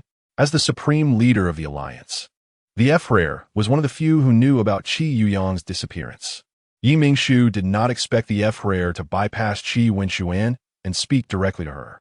Yes, I do have an important matter to discuss with you. The Frere patiently listened to what Mingshu and Qi Wenxuan had discussed yesterday, and then looked at Qi Wenxuan. Xian, let me see that document. Qi Wenxuan immediately handed him the document bag containing the materials. The more the Frere looked at the documents, the more relaxed his expression became. By the time he finished reading, a clear smile had appeared on his face. So that's how it is. The Frere looked at Mingshu with surprise and gratitude. Thanks to this information from Miss Yi, I have always suspected that the appearance of Princess Dawn was connected to the attack on B-16 prison, but I never had any leads. Now that I've seen this information, I finally understand the relationship between the two. Frere, you have always suspected that the attack on B-16 prison was orchestrated by the Empire? Qi Wenxuan's eyes widened. He had always known that the Frere was one of the few geniuses in the Alliance. But he did not expect him to connect the attack on B-16 prison to the Empire just based on a returning princess. The Frere smiled and said, actually, as long as you understand the situation within the Empire, Xian, you could have thought of this too. You mustn't be modest. I'm just an ordinary soldier. How could I think of such things? Qi Wenxuan chuckled along with him. All right, let's not indulge in pleasantries. Since the Empire wants to utilize Xian Mingji's abilities and rely on ancient Earth cuisine to help the lower classes break free from the control of psychic drug dependence, then let's lend them a hand.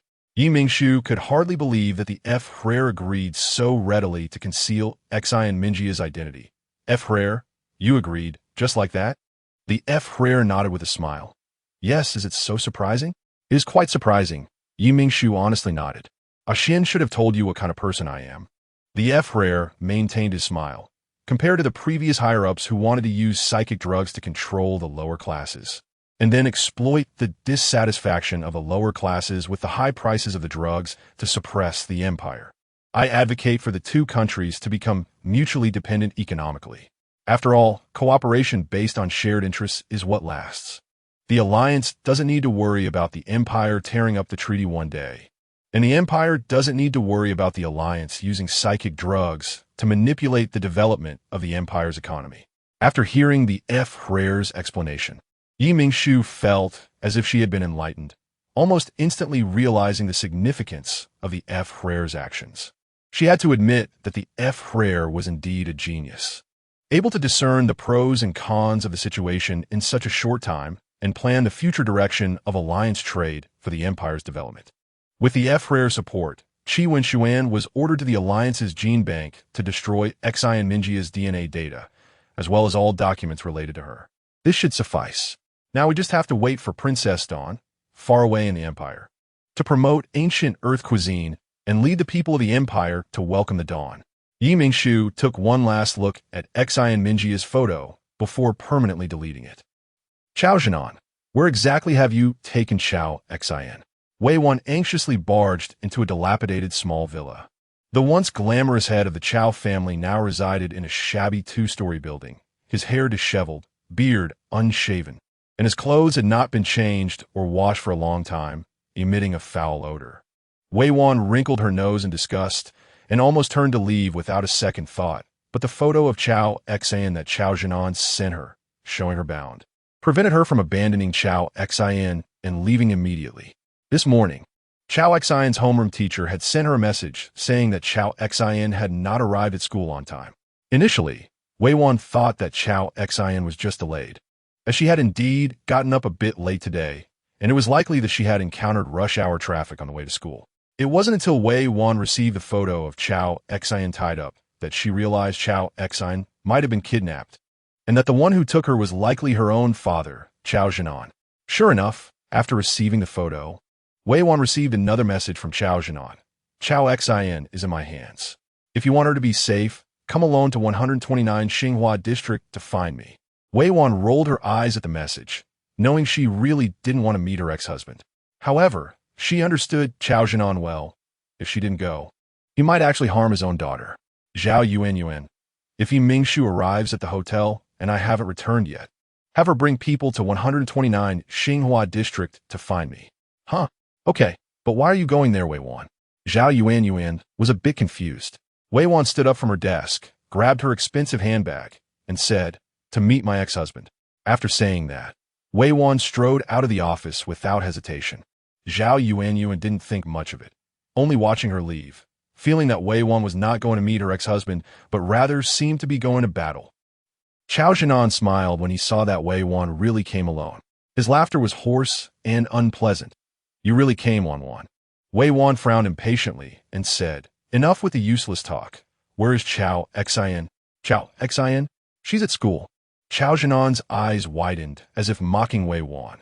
"Did you not send a message to the teacher before coming?" Wei Wan indeed hadn't confirmed with the teacher whether Chao Xin was at school. Seeing Wei Wan silent, Chao Jinan became even happier. Wan, it seems you really do regard Chao Xin as your own daughter. You rushed over here just from seeing a photo. If this were before, you probably wouldn't have done that, coming alone to such a place for a child you consider an illegitimate daughter. Chapter 10, for I'm very fierce, don't waste time. Quickly hand over Chao Xin. I don't have time to waste with you. Didn't I tell you? Chao Xin isn't here. She is at school. Why are you being so fierce with me? Chao Jinan put on a wronged expression. Wei Wan almost vomited when she saw Chao Jinan like this. This was the exact expression he used to make when he was trying to coax her during their youth. Back then, Jinan was still a handsome boy, and making this expression would naturally soften people's hearts.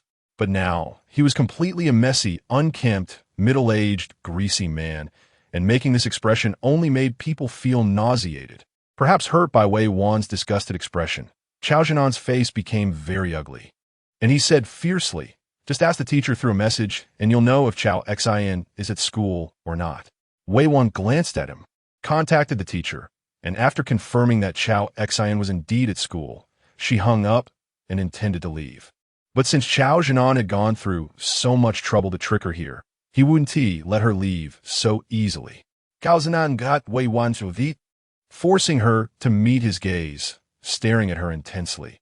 "Are you really this heartless? Not even willing to stay with me for a little longer?" Wei Wan struggled, using her other hand to slap the hand that was gripping her wrist. "Let go of me. I want to let go."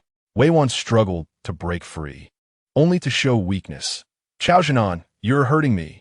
Upon hearing this, Chao Jinan was clearly taken aback, and his grip instinctively loosened. Wei Wan seized the opportunity to shake off his hand and ran towards the door. But she forgot that she was just an ordinary person with D-level mental strength. How could she outrun Chao Jinan, whose mental strength was at A level and had trained in the military when he was young? Once Chao Jinan reacted, he stood in place and released his mental pressure, causing Wei Wan to instantly lose her ability to move, standing stiffly in place. Chao Jinan effortlessly controlled her. Wan, why are you running? I want to hurt you. I just miss you too much and want to see you." As he said this, Chao Jinan leaned in to kiss Wei Wan. Now, under the pressure of his mental strength, Wei Wan couldn't move and could only watch as Chao Jinan kissed her. He easily pried open her tightly shut lips, and after entangling with her stiff tongue for a moment, Chao Jinan complained, Wan, why are you not responding to me like a wooden block? I just remembered it's my fault. I shouldn't have released my mental pressure. I'm sorry." Chao Jinan withdrew his mental pressure, and Wei Wan immediately felt lighter. The oppressive feeling from the A-level mental strength disappeared, and she quickly turned her head to avoid Chao Jinan's kiss. Wei Wan's expression was calm, and her tone was icy. "We are already divorced, Mr. Wei. Please show some self-respect." "Divorced? Who said we are divorced?" Upon hearing the word divorced, Chao Jinan's expression turned obsessive. "I am the head of the Chao family, and you are the wife of the head of the Chao family. Who dares to spread rumors that we are divorced? Wan, why do you refuse to let me kiss you? Clearly, I am your husband, and I am just fulfilling my duty as a husband. Don't look at me with that unhappy expression. I will make you happy right now." Chao Jinan started to undress Wei Wan, who was desperately resisting. However, there is a significant disparity in strength between men and women. Chao Jinan quickly removed Wei Wan's outer garment, and just as he was about to tear her shirt and unhook her bra, the front door of the house was kicked open from the outside. and a huge inertia caused the door to slam against the wall with a loud bang. Both Chao Zhanan and Wei Wan turned to look at the door. As soon as Wei Wan saw the figure standing against the light, she immediately burst into tears. She knew she was saved. Because of the backlight, Chao Zhanan did not know who had come. When he discerned that it was a frail woman, he laughed. Wan, what a pity. The person who came is a woman. She probably can't save you. Since Chao Zhanan didn't sense any mental pressure from the newcomer, he concluded that the person was of a lower mental strength level than him. Oh, is that so? Mingshu raised an eyebrow, wondering if it was because she rarely showed her fighting side that not many people noticed her as a food streamer who had just knocked down a licensed mercenary from a mercenary association not long ago. Chao Zhanan's words made Mingshu very unhappy and stirred the combative nerves within her that had been dormant for a long time. In an unexpectedly swift motion, Mingshu closed the distance to Chao Zhanan, and in a shocked gaze, she dislocated the arm he had just used to grab Wei Wan. The pain of the dislocated arm surged, and Chao Zhanan's surprise turned into anger as he swung his other intact arm fiercely at Mingshu. With all his strength, Chao Zhanan's strike was incredibly fast, and Wei Wan couldn't help but exclaim, "Be careful." Seeing Wei Wan's panicked expression, a smug look appeared on Chao Zhanan's face. But the next second his smile froze. To Wei Wan, Chao Zhanan's attack was incredibly quick, so fast that she thought Mingshu wouldn't be able to defend against it. But to Mingshu, Chao Zhanan's speed was like watching slow motion. She merely angled her body slightly to dodge his attack. After evading Chao Zhanan's strike, Mingshu took advantage of his moment of distraction to dislocate his other arm as well. Enduring the immense pain of both his arms being dislocated, Chao Zhanan gritted his teeth and asked, "Who are you?" "Me?" Mingshu tilted her head playfully and smiled at him. "I'm someone who can't stand others saying I'm no good, and I'm also super fierce." Chao Zhanan, with both arms dislocated and unable to resist, was not willing to give up and released an A-level mental attack against Mingshu, hoping to make her beg for mercy. But reality struck him hard once again. Mingshu not only didn't beg for mercy as he had imagined, but he suddenly felt a sharp pain in his head, as if countless needles were stabbing into his brain, making him wish he could die. By the time Chao Zhanan recovered from the headache, he found himself tightly bound by Mingshu, and he realized that this person in front of him was not a rookie with lower mental strength, but a powerful figure with much higher mental strength.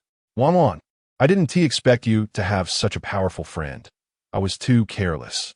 Wei Wan put on the jacket that Mingshu handed her. Looking calm as she gazed at her, "It's you who are too useless." Chao Zhanan did not expect Wei Wan to say such a thing. He stared blankly at this person he had shared a bed with for over 20 years. Chapter 105. Late affection is worse than grass. When he saw her still youthful face, he suddenly realized in an instant that she had always been well. Instead, he had gradually become unworthy, becoming overweight and greasy like most rich young masters. After consulting with Wei Wan, Mingshu decisively called the police, and they arrived at the scene quickly, with Qi Wenxuan almost arriving at the same time. Seeing Mingshu sitting beside Wei Wan, unharmed and comforting her, Qi Wenxuan finally let out a breath of relief. "Aishian." Mingshu waved at Qi Wenxuan cheerfully upon seeing him. Qi Wenxuan approached with a cold expression, ready to scold Mingshu for being reckless. But before he could say anything, Mingshu had already grabbed the corner of his sleeve, shaking it playfully and admitting her mistake. "I know I was wrong. I shouldn't have come here alone without waiting for you. I promise there won't be a next time." Mingshu blinked her big eyes at him appealingly.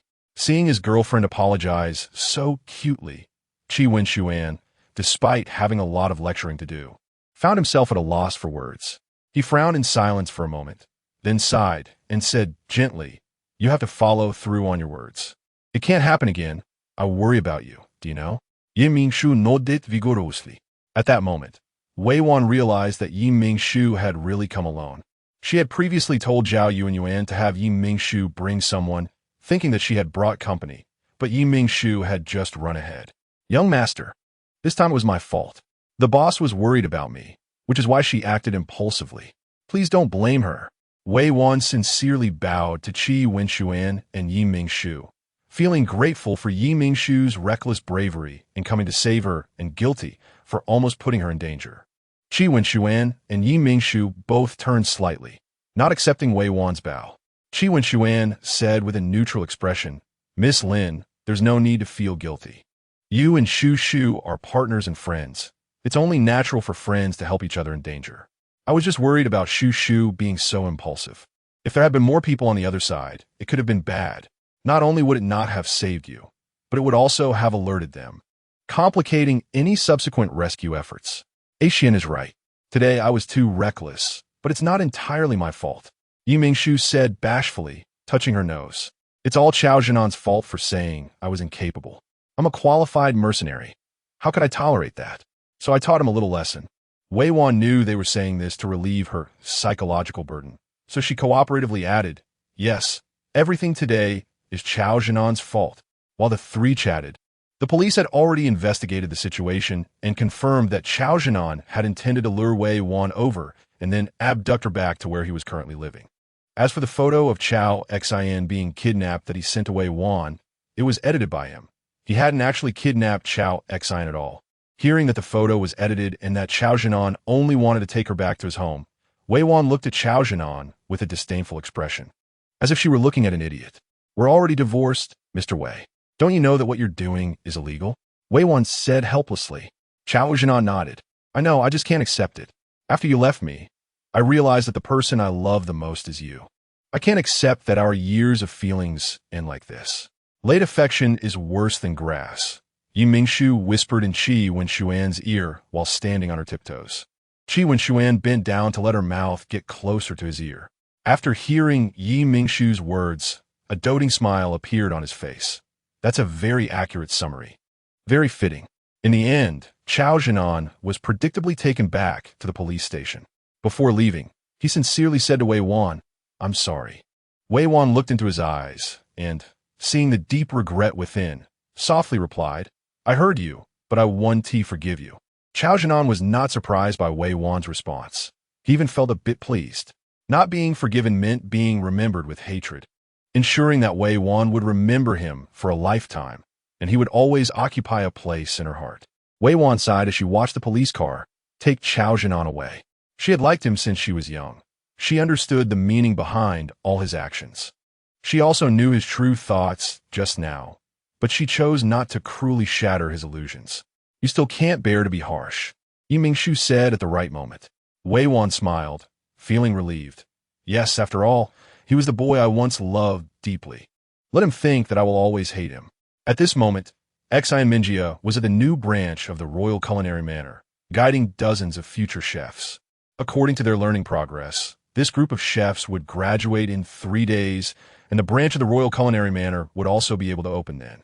"Your Highness, I have already contacted reporters to cover the manor 3 days later, and major media outlets in the capital will also report on the opening day," Chen Han said, writing in a notebook.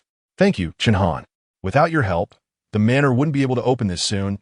Xian Minjia smiled at Chen Han, sincerely grateful for her assistance.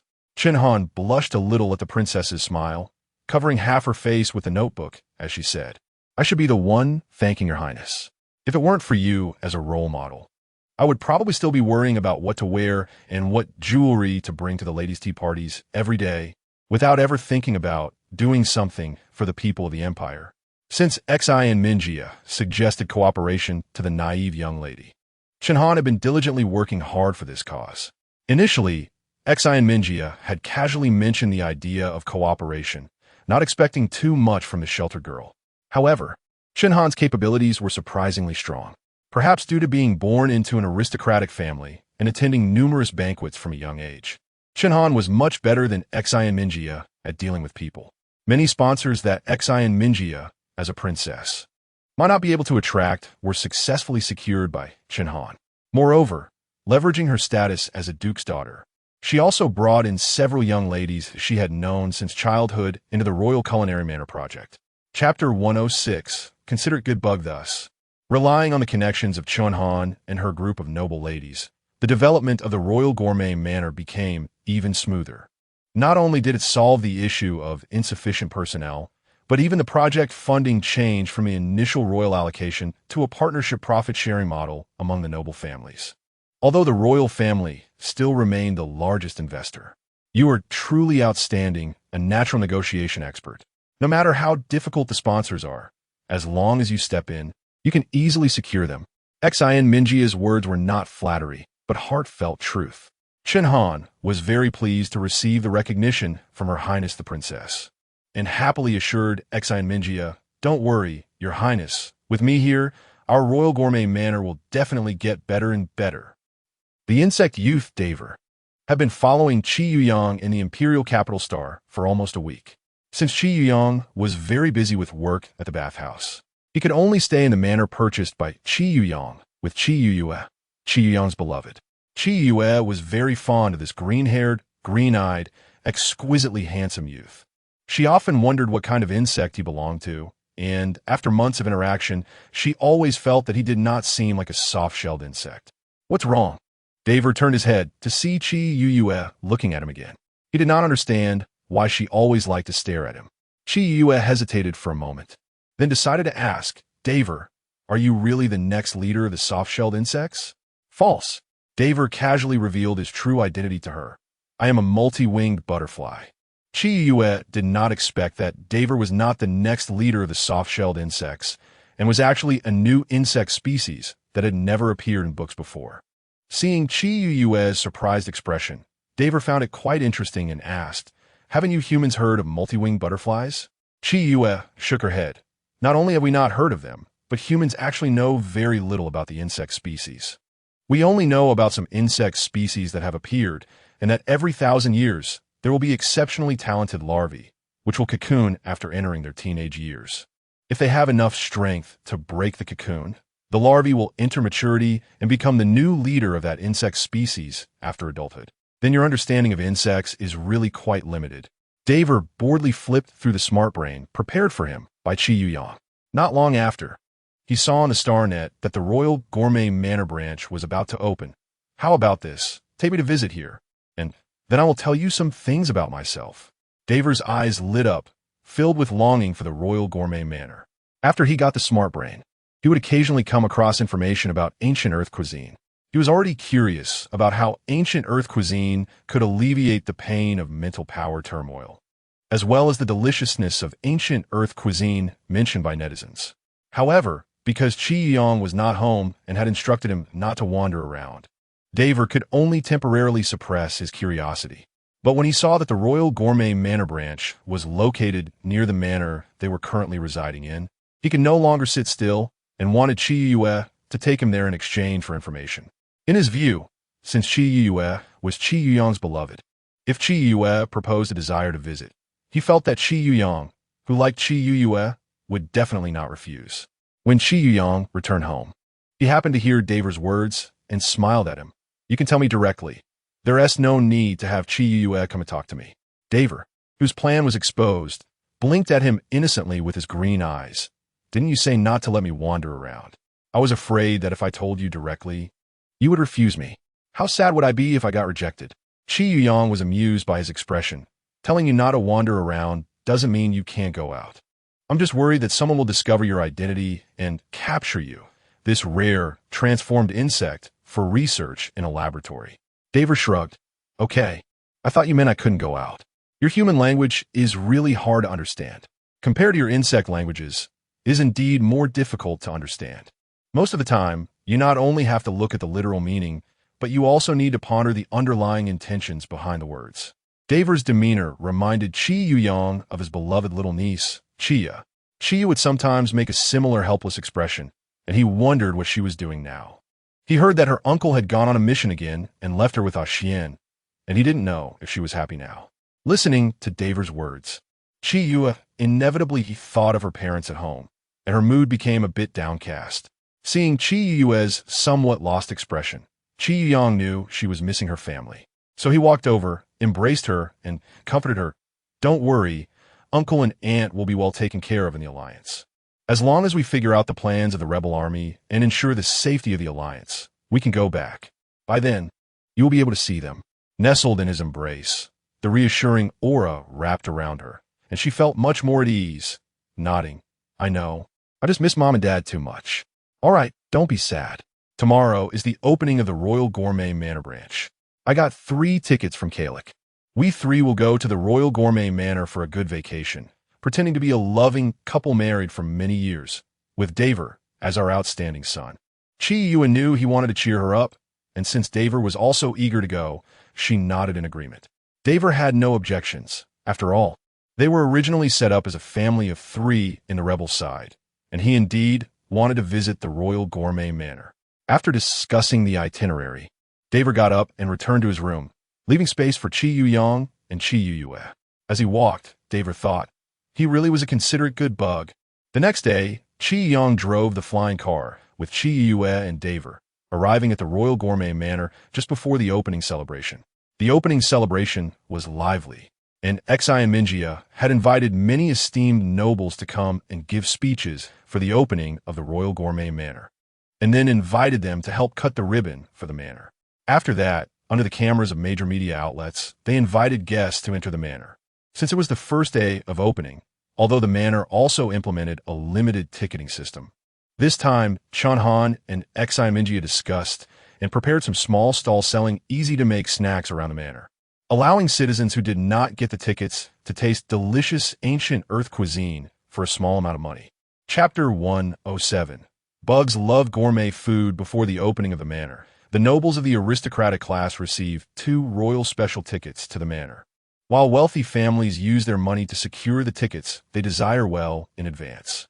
Thus, only a small number of commoners can rely on luck to grab a ticket to the Royal Gourmet Manor during the ticket sales on the Star Network. This move by the division of the manor immediately garnered a lot of goodwill from citizens, and many citizens of the Empire on the Star Network began to praise Princess Dawn, Mingly, as a good princess who considers commoners. Of course, these netizens still came from the heavily pressured commoner class. Although David inherited the ancestral memories, this was the first time he had seen such a beautiful manor. His eyes darted around, as if he wanted to engrave every scene in his mind, despite having thousands of years of inherited memories in his head. None of them recorded the gourmet food of ancient Earth, nor had they ever mentioned that the scenery of your human manners could be so beautiful. The boy leaned closer to Chi-Yue and Chi-Yue, speaking in a low voice to them. However, despite his quiet tone, both Chi-Yue and Chi-Yue could sense his excitement. If you like it, take your time to explore. It's still early before lunch, Chi-Yue said, looking at the boy's happy expression, which unconsciously reminded him of his younger brother, Chi Wenshuan. In the past, his brother would also share his joy with him the moment he saw something he liked. David nodded happily and continued to admire every detail of the manor. The larvae of the insect race that can transform are filled with extremely pure power. Each capable larva is both pure and beautiful, and once transformed into a human, they possess exceptionally attractive appearances. As a transformed insect, David naturally looked very beautiful, like the most favored doll in a noble lady's room, delicate and lovely. Therefore, while David was admiring the scenery, he had already become a part of the scenery in the eyes of many. Chi-Yue and Chi-Yue followed David quietly with gentle smiles, occasionally indulging him by explaining things he had never seen before. This warm atmosphere, in the eyes of others, clearly resembled a happy family of 3. It smells so good. David was in the garden admiring the blooming flowers when he suddenly caught a whiff of a sweet aroma that he absolutely loved, reminiscent of the berry scent he had eaten a long time ago in the insect galaxy. Without caring to greet Chi-Yue, he followed the direction of the fragrance. Chi-Yue and Chi-Yue exchanged glances and followed him. David arrived at a crowded area drawn by the scent, where people were gathered beneath a high platform. He sniffed and realized that the aroma was emanating from the platform. Looking up, he saw a giant screen displaying the process of chefs preparing gourmet food. The announcer on the platform held a microphone, explaining the cooking process and ingredients to the audience. Now, our manor chef will prepare a dish called Siar, Bre. The ingredients needed are 2 egg yolks, 130 g of cream, 20 g of condensed milk, 20 g of sugar, and 50 g of milk. Including David, everyone followed the announcer's explanation, identifying each ingredient displayed on the screen. First, our chef combines 50 g of milk, 130 g of cream, 20 g of sugar, and 20 g of condensed milk in a bowl and mixes them evenly. Then, these mixed ingredients are poured into a pot and heated on low until the sugar completely dissolves before turning off the heat. Next, the prepared egg yolks are beaten, and the yolks are mixed with the heated ingredients. After that, the mixture is passed through a fine sieve twice and poured into a baking dish to rest for 10 minutes. Finally, the oven is preheated to 170 degrees Celsius, and the baking dish is placed inside to bake for 25 minutes, and this delicious CRME will be ready. After the announcer finished explaining, a few minutes passed, and the oven emitted a ding sound. The chef then donned specialized heat-resistant gloves, opened the oven, and took out the baked CRME. As the oven opened, a rich, creamy scent wafted out, quickly filling the air with its strong aroma. It smells so good. I didn't expect ancient Earth gourmet food to smell this wonderful. No wonder I have been looking forward to this manor for so long. It's no wonder the nobles previously petitioned together, requesting the royal family to open a division of the royal gourmet manor. As an insect, David's hearing was naturally superior to that of humans, and amidst the crowd, he could clearly hear what people were saying over the noise, most of which were compliments about the royal gourmet manor. It really smells good, Qiyu remarked, inhaling the rich scent of cream in the air. Qiyu Yang nodded in agreement, realizing for the first time that the aroma of ancient Earth cuisine could be so delightful. The flavors of ancient Earth dishes he had tasted in the Alliance paled in comparison to the CRME today. Seeing that everyone present was captivated by the aroma of the CRME, the announcer appropriately said, "I'm sure everyone wants to taste the CRME for themselves. Don't worry. All the gourmet food prepared here today will be served during lunch and dinner." Upon hearing this, many people began to anticipate today's lunch and dinner. The announcer, seeing that his words had successfully raised the guests' expectations, cheerfully added, "In half an hour, the manor will serve lunch. Please head to the dining area in advance. Choose your preferred seating and inform the staff of the number of diners, so our staff can serve you. Let us go quickly." David eagerly pulled Qiyu Yang and Qiyu along, following the directional signs to the dining area. After selecting a spot and reporting the number of diners to the staff, it wasn't long before the staff pushed a food cart to their table to serve the dishes. Today's lunch consisted of 4 different dishes: garlic shrimp, lemon shredded chicken, red wine steak, and creamy mushroom soup. Each person at their table received a set of cutlery, with individual portions of red wine steak and creamy mushroom soup, while the other 2 dishes were served family style, requiring them to use their own utensils to serve themselves. As the dishes were served, David couldn't help but salivate at the enticing aroma wafting from the food.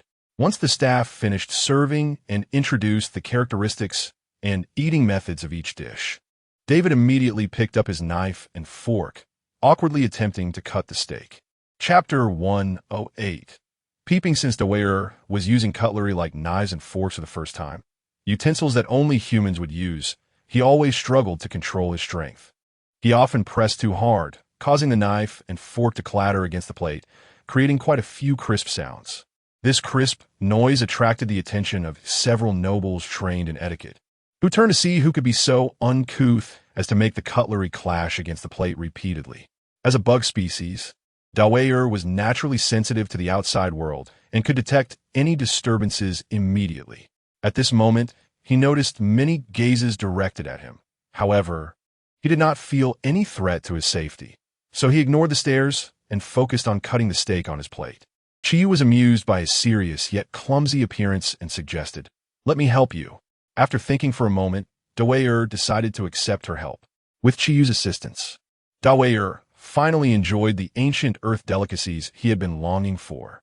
His green eyes, expressive like they could speak, narrowed with satisfaction, resembling a crescent moon in the sky, making his delicate face appear even more gentle and beautiful. "What a beautiful boy! He is even prettier than the mermaids I keep," said a relatively handsome nobleman, staring intently at Dwyer and speaking to another nobleman sitting across from him. The other noble also noticed Dwyer and nodded in agreement. Indeed, he is more beautiful than the mermaids.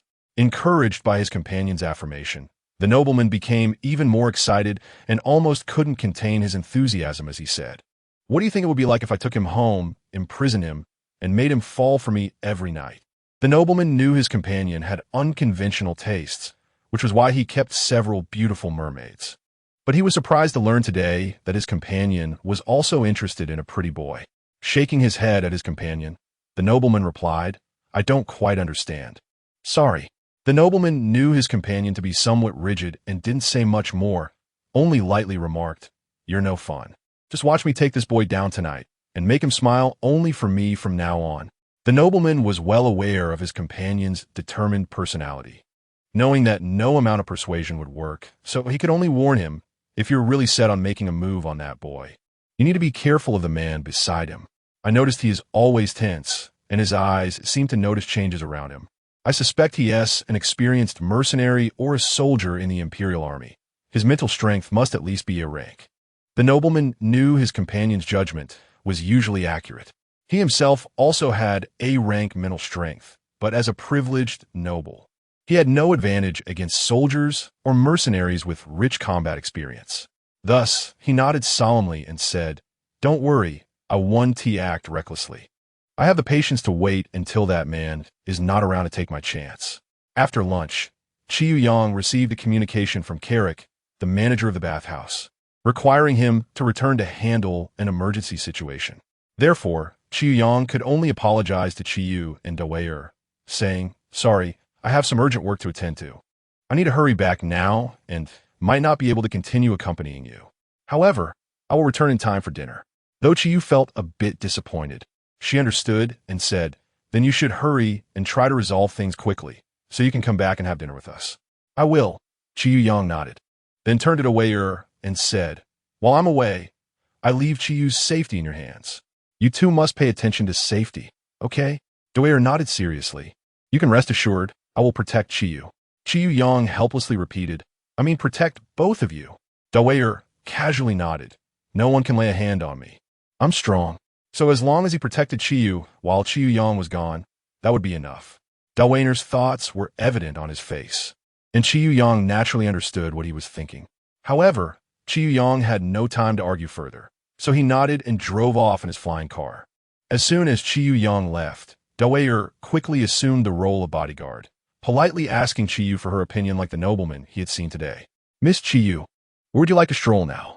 Qiu, fully cooperating with the handsome young gentleman before her, raised one hand and linked it through his arm, saying, "I want to take a walk in the garden first."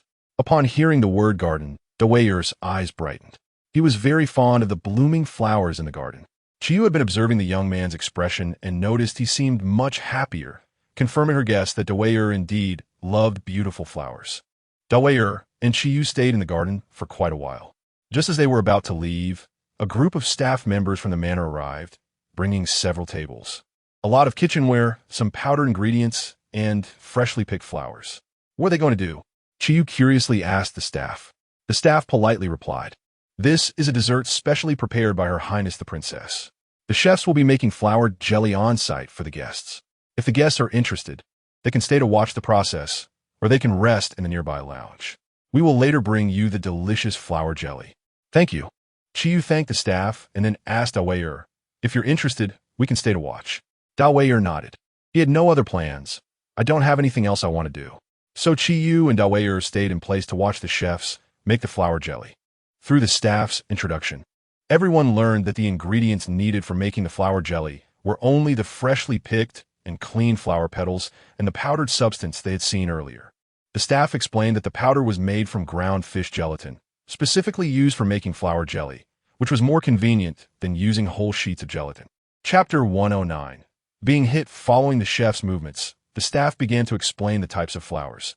This time, we picked osmanthus, roses, chrysanthemums, and jasmine. The flowers planted in the manor were imported from the Alliance and improved edible varieties from the Research Institute. These flowers are not only edible, but can also bloom in all seasons. The chef poured 400 g of water, 30 g of sugar, and 20 g of gelatin powder into the pot and mixed them well. Then, he added the flowers into the mixture and brought it to a boil. After boiling, he turned off the heat and poured the mixture into flower-shaped containers, then put them in the refrigerator to chill, completing the flower jelly. The chefs made 4 different flavors of flower jelly with the 4 types of flowers. The staff served the chilled flower jelly to everyone. Chiyu picked up a jasmine-flavored jelly to hand to David behind her, but when she turned around, she found he was gone. Chiyu immediately became anxious. She knew that David would never leave without greeting her in the absence of Chiyu Yang. Meanwhile, David, who had disappeared into the garden, was lying in the back seat of a flying car, next to a noble young man who was staring at him. The noble young man greedily gazed at David's face. Even with his eyes closed, David's beauty was hard to conceal. The flying car soon arrived at the noble young man's manor. As soon as the car stopped, the noble young man eagerly picked up the sleeping David and strode into the manor towards his residence. Once in the room, the noble young man placed David on his bed and then took out a syringe filled with pink liquid. He planned to inject this liquid into David, intending to turn him into a beautiful pet that would wag its tail and plead for affection. Just as the silver needle of the syringe was about to pierce David's skin, the boy, who should have been under the influence of the sedative and unconscious, suddenly opened his tightly closed eyes and grabbed the noble young man's hand that held the syringe. "You're not supposed to wake up under the sedative. How come you're awake now?" The noble young man was startled, his eyes wide open as he stared at the boy in front of him. David curled his lips in disdain and said, "The sedative is useless. I was just pretending." The noble young man's surprise lasted only a moment before a smile appeared on his face, and he gently said to David, "Oh, my dear little beauty, you may not yet understand the gap between us. I am a powerful A-level psychic. Your frail little body may not be able to withstand my anger." The noble young man's gaze towards David was like that of a predator eyeing a meek little lamb. "But if you enjoy playing this way, I will be happy to play along." Seeing the excited expression on his face, David suddenly felt that this person had lost his mind. Clearly, he was the one who was being controlled, yet he spoke so confidently about playing. "What is this?" David looked at the syringe in his hand. The noble young man, seeing the boy's exquisite face, revealed an excited smile. "It's a good thing that can make you experience ultimate pleasure." "I see," David smiled. "Such a good thing should naturally be used by you, a noble."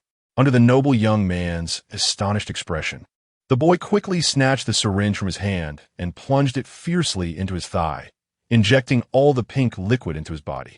This was a specially formulated stimulant for mermaids, capable of bringing them into an excited mating state within minutes while reducing their aggressiveness. Watching the liquid being injected into his body, the noble young man's expression twisted into a dark scowl, and his voice became hoarse and unpleasant. "How dare you inject this lowly toy's substance into my body? Do you want to die?" David raised his beautifully shaped eyebrows, looking at him innocently. "But you said this was a good thing. How come now you say this drug is for lowly toys?" "Stop playing word games with me. I really underestimated you before, thinking you were a well-behaved, beautiful little toy just because of your looks. I didn't expect you to be a little white rabbit that can bite."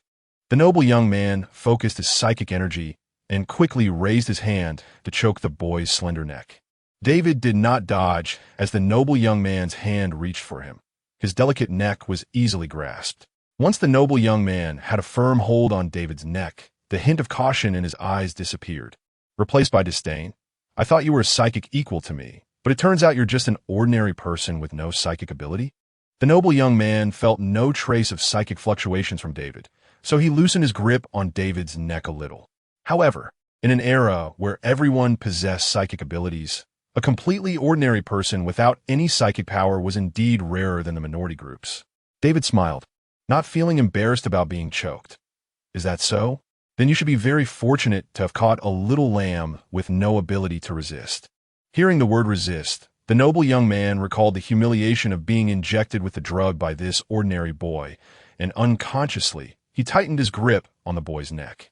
David immediately felt a bit of difficulty breathing, but that did not stop him from continuing to provoke the noble young man with his words. "Why are you angry with me? What you should do now is go find a mermaid to solve your problems. With you here, why would I need to find a mermaid? It's much more comfortable to sleep with a beautiful human like you than with a non-human species." It had been nearly 5 minutes since the drug was injected into him, and he was gradually feeling his breath quicken, wishing he could immediately pin the boy down and make him beg for mercy. David looked at the increasingly flushed face of the man, unabashedly glancing at his abdomen. and indeed saw a noticeable bulge where his previously flat stomach had been. Noticing the boy's gaze on his abdomen, the noble young man instinctively leaned closer to David and thrust his waist forward, whispering in a very suggestive tone in the boy's ear. "So, do you like it?" David maintained his smile, looking into his eyes. "I do, but do you know what happened to the last guy who begged me like this?" "What happened?" Chapter 110. Beaten into a pig's head, the noble young man suddenly felt a sharp pain in his lower abdomen, and then he saw the boy's emerald green eyes light up. Following that, the boy's fists fell upon him like raindrops, landing densely on his body. The noble young man, enduring the pain in his abdomen, hurriedly mobilized his mental energy to form a protective shield around himself, hoping to use it to block the boy's punches. Unfortunately, the protective shield formed from his proud, ill-level mental energy did not protect him at all. In fact, the moment the boy's fist struck, the shield broke open with a large gap. "The shield is broken. What should I do with you now? How about I beat you into a pig's head?" The truth is, the noble young man did not give Dawayer the chance to beat him into a pig's head. The instant the protective shield shattered, the immense pain from the mental energy backlash overwhelmed his brain, causing him to faint. "So boring, not tough at all." Dawayer grimaced, sitting on a soft bed and looking at the man who had passed out. After a while, he belatedly remembered that he had disappeared without saying goodbye to Chiyu, and that she must be worried sick by now. So he quickly contacted her with his smart brain. "Where have you been? Do you know that disappearing like this makes people anxious? Can you be a bit more reliable at your age?" As soon as the smart brain communication was connected, Chiyu's anxious roar came through. Dawayer felt guilty and honestly apologized to Chiyu. "I'm sorry, Miss Chiyu. I know I was wrong. I will handle things here and return to the manor right away." "Where are you now?" Dawayer directly interrupted her. "I am safe. Miss Chiyu, please don't worry about me. I will return to the manor before dinner." Dawayer decisively cut off the communication, not giving Chiyu a chance to speak further. "Why are you awake so soon? Or were you pretending to be unconscious just now?" When the noble young man woke up, Dawayer was talking to Chiyu. Seeing that the boy's attention was not on him, the noble young man endured the pain in his body and quietly began to crawl toward the door on the carpet. Unfortunately, he hadn't moved far before he was spotted by Dawayer, who had cut off the communication. Seeing the boy approaching him with a smile, the noble young man cried out in terror. "You, don't come any closer. Let me go. I'll give you anything you want." Dawayer ignored him and continued to approach. I am a marquis. If anything happens to me, you and that woman who was with you, as well as the man who left midway, will be punished by the Empire." Hearing the man mention Chiyu and Chiyu Yang, Dawayer finally stopped, maintaining his smile as he said, "All right, congratulations on successfully stopping me from committing violence against you." Seeing that the boy had really stopped, the noble young man's tense nerves relaxed, and he lay on the carpet, gasping for air. Dawayer did not rush him, waiting until a few minutes later when the man's breathing was not as labored before speaking. "You just said that as long as I let you go, you would be willing to give me everything you can get?" "Yes." The noble young man nodded immediately. He just wanted to get rid of this terrifying boy as soon as possible, afraid the boy wouldn't believe him. The noble young man emphasized again, "As long as I have it, or can get it, I will present it to you with both hands immediately if you want." "Let me think." Dawayer frowned, starting to consider what he should ask from the noble young man to demonstrate that he was not someone to be trifled with. The memories of the inheritance mentioned that humans would be heartbroken when their favorite things were taken away, and often the one who took them would leave a lifetime of psychological trauma for that human. Dawayer turned to assess the noble young man, who was completely disheveled on the ground. This guy could strictly be considered a very bad person, so it wouldn't be a problem for him to add a bit of psychological trauma, right? "What is your favorite thing?" The noble young man was momentarily taken aback, thinking the boy wanted his most valuable possession, the ancestral ruby sword of my family, which is said to have slain a dragon in ancient times. As the rarest of the insect race, the multi-winged butterfly, Dawayer possessed a special ability to sense lies. Upon hearing the man's words, he immediately knew the man was not lying. However, he also knew that the man was merely not lying, not honestly telling the truth, which made him frown in dissatisfaction. Seeing him frown, the noble young man was so frightened that his speech became disjointed, There's also a mermaid and an elf. Hearing the man mention his fondness for mermaids and elves, Dwyer tilted his head. He hadn't expected this cowardly man to be such a flirt. Was he not afraid that a mermaid would get angry and tear him apart? And elves were also not to be trifled with. A potion taken casually could kill him without a second thought. Dwyer completely forgot that both the mermaid and the elf were under the control of loyalty potions used by the man. I want both the mermaid and the elf, as well as the sword. The man was reluctant. This? Please at least leave one the mermaid and the elf for me? Dwyer stared at him. No. Please follow me. The man gritted his teeth and finally compromised. Dwyer followed the man from his luxurious residence to a 3-story small building that looked old on the outside. Dwyer had originally thought the interior of the small building would be as shabby as its exterior, but to his surprise, the interior was even better decorated than the place the man had just lived in. You're quite generous. Dwyer hadn't expected that the accommodations he had built for what he called his pets would be so much better than his own residence.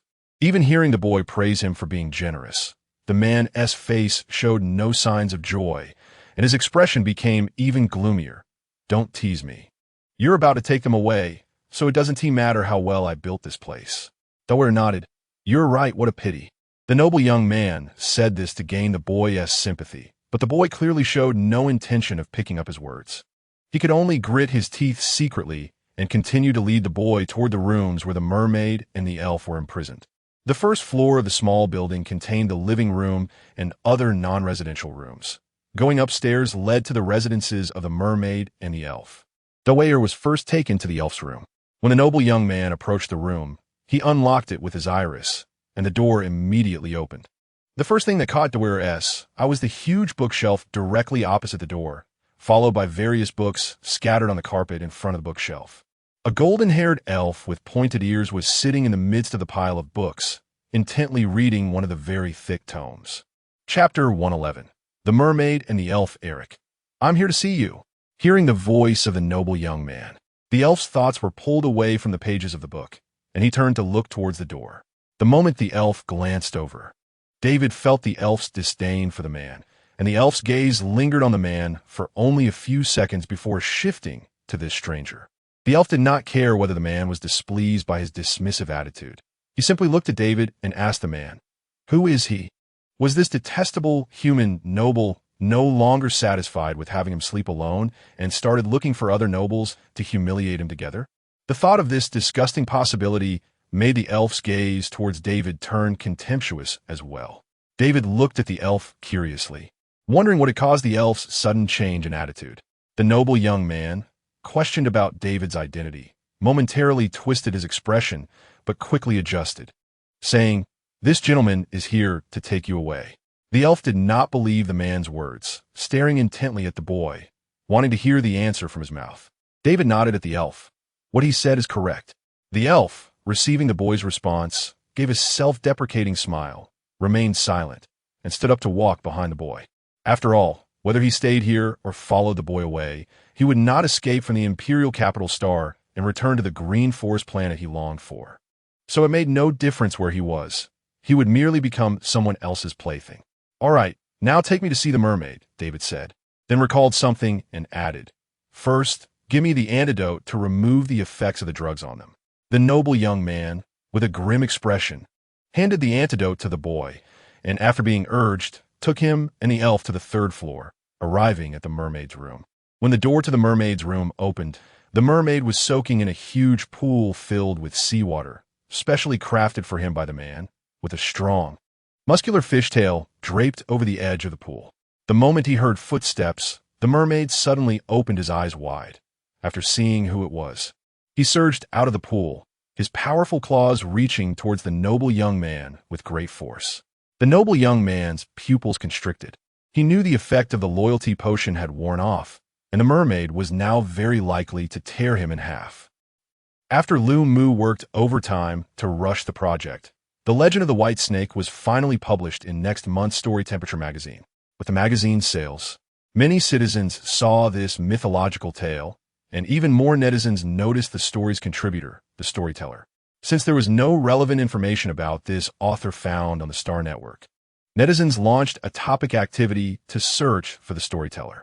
Just 3 days after this issue of the magazine hit the shelves, the legend of the white snake dominated the Star Network, and the story's contributor, the storyteller, became an idol for many magazine fans.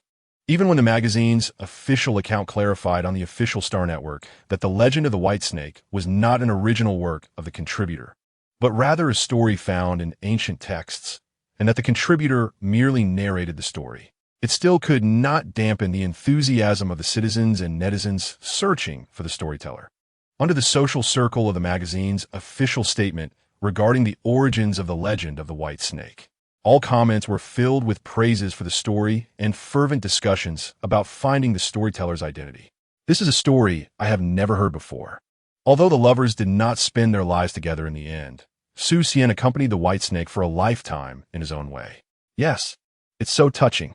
The legend of the white snake official explanation states that it is a myth from the eastern ancient country of Earth. But I think this story feels more like a love story that transcends races. I agree with the previous statement.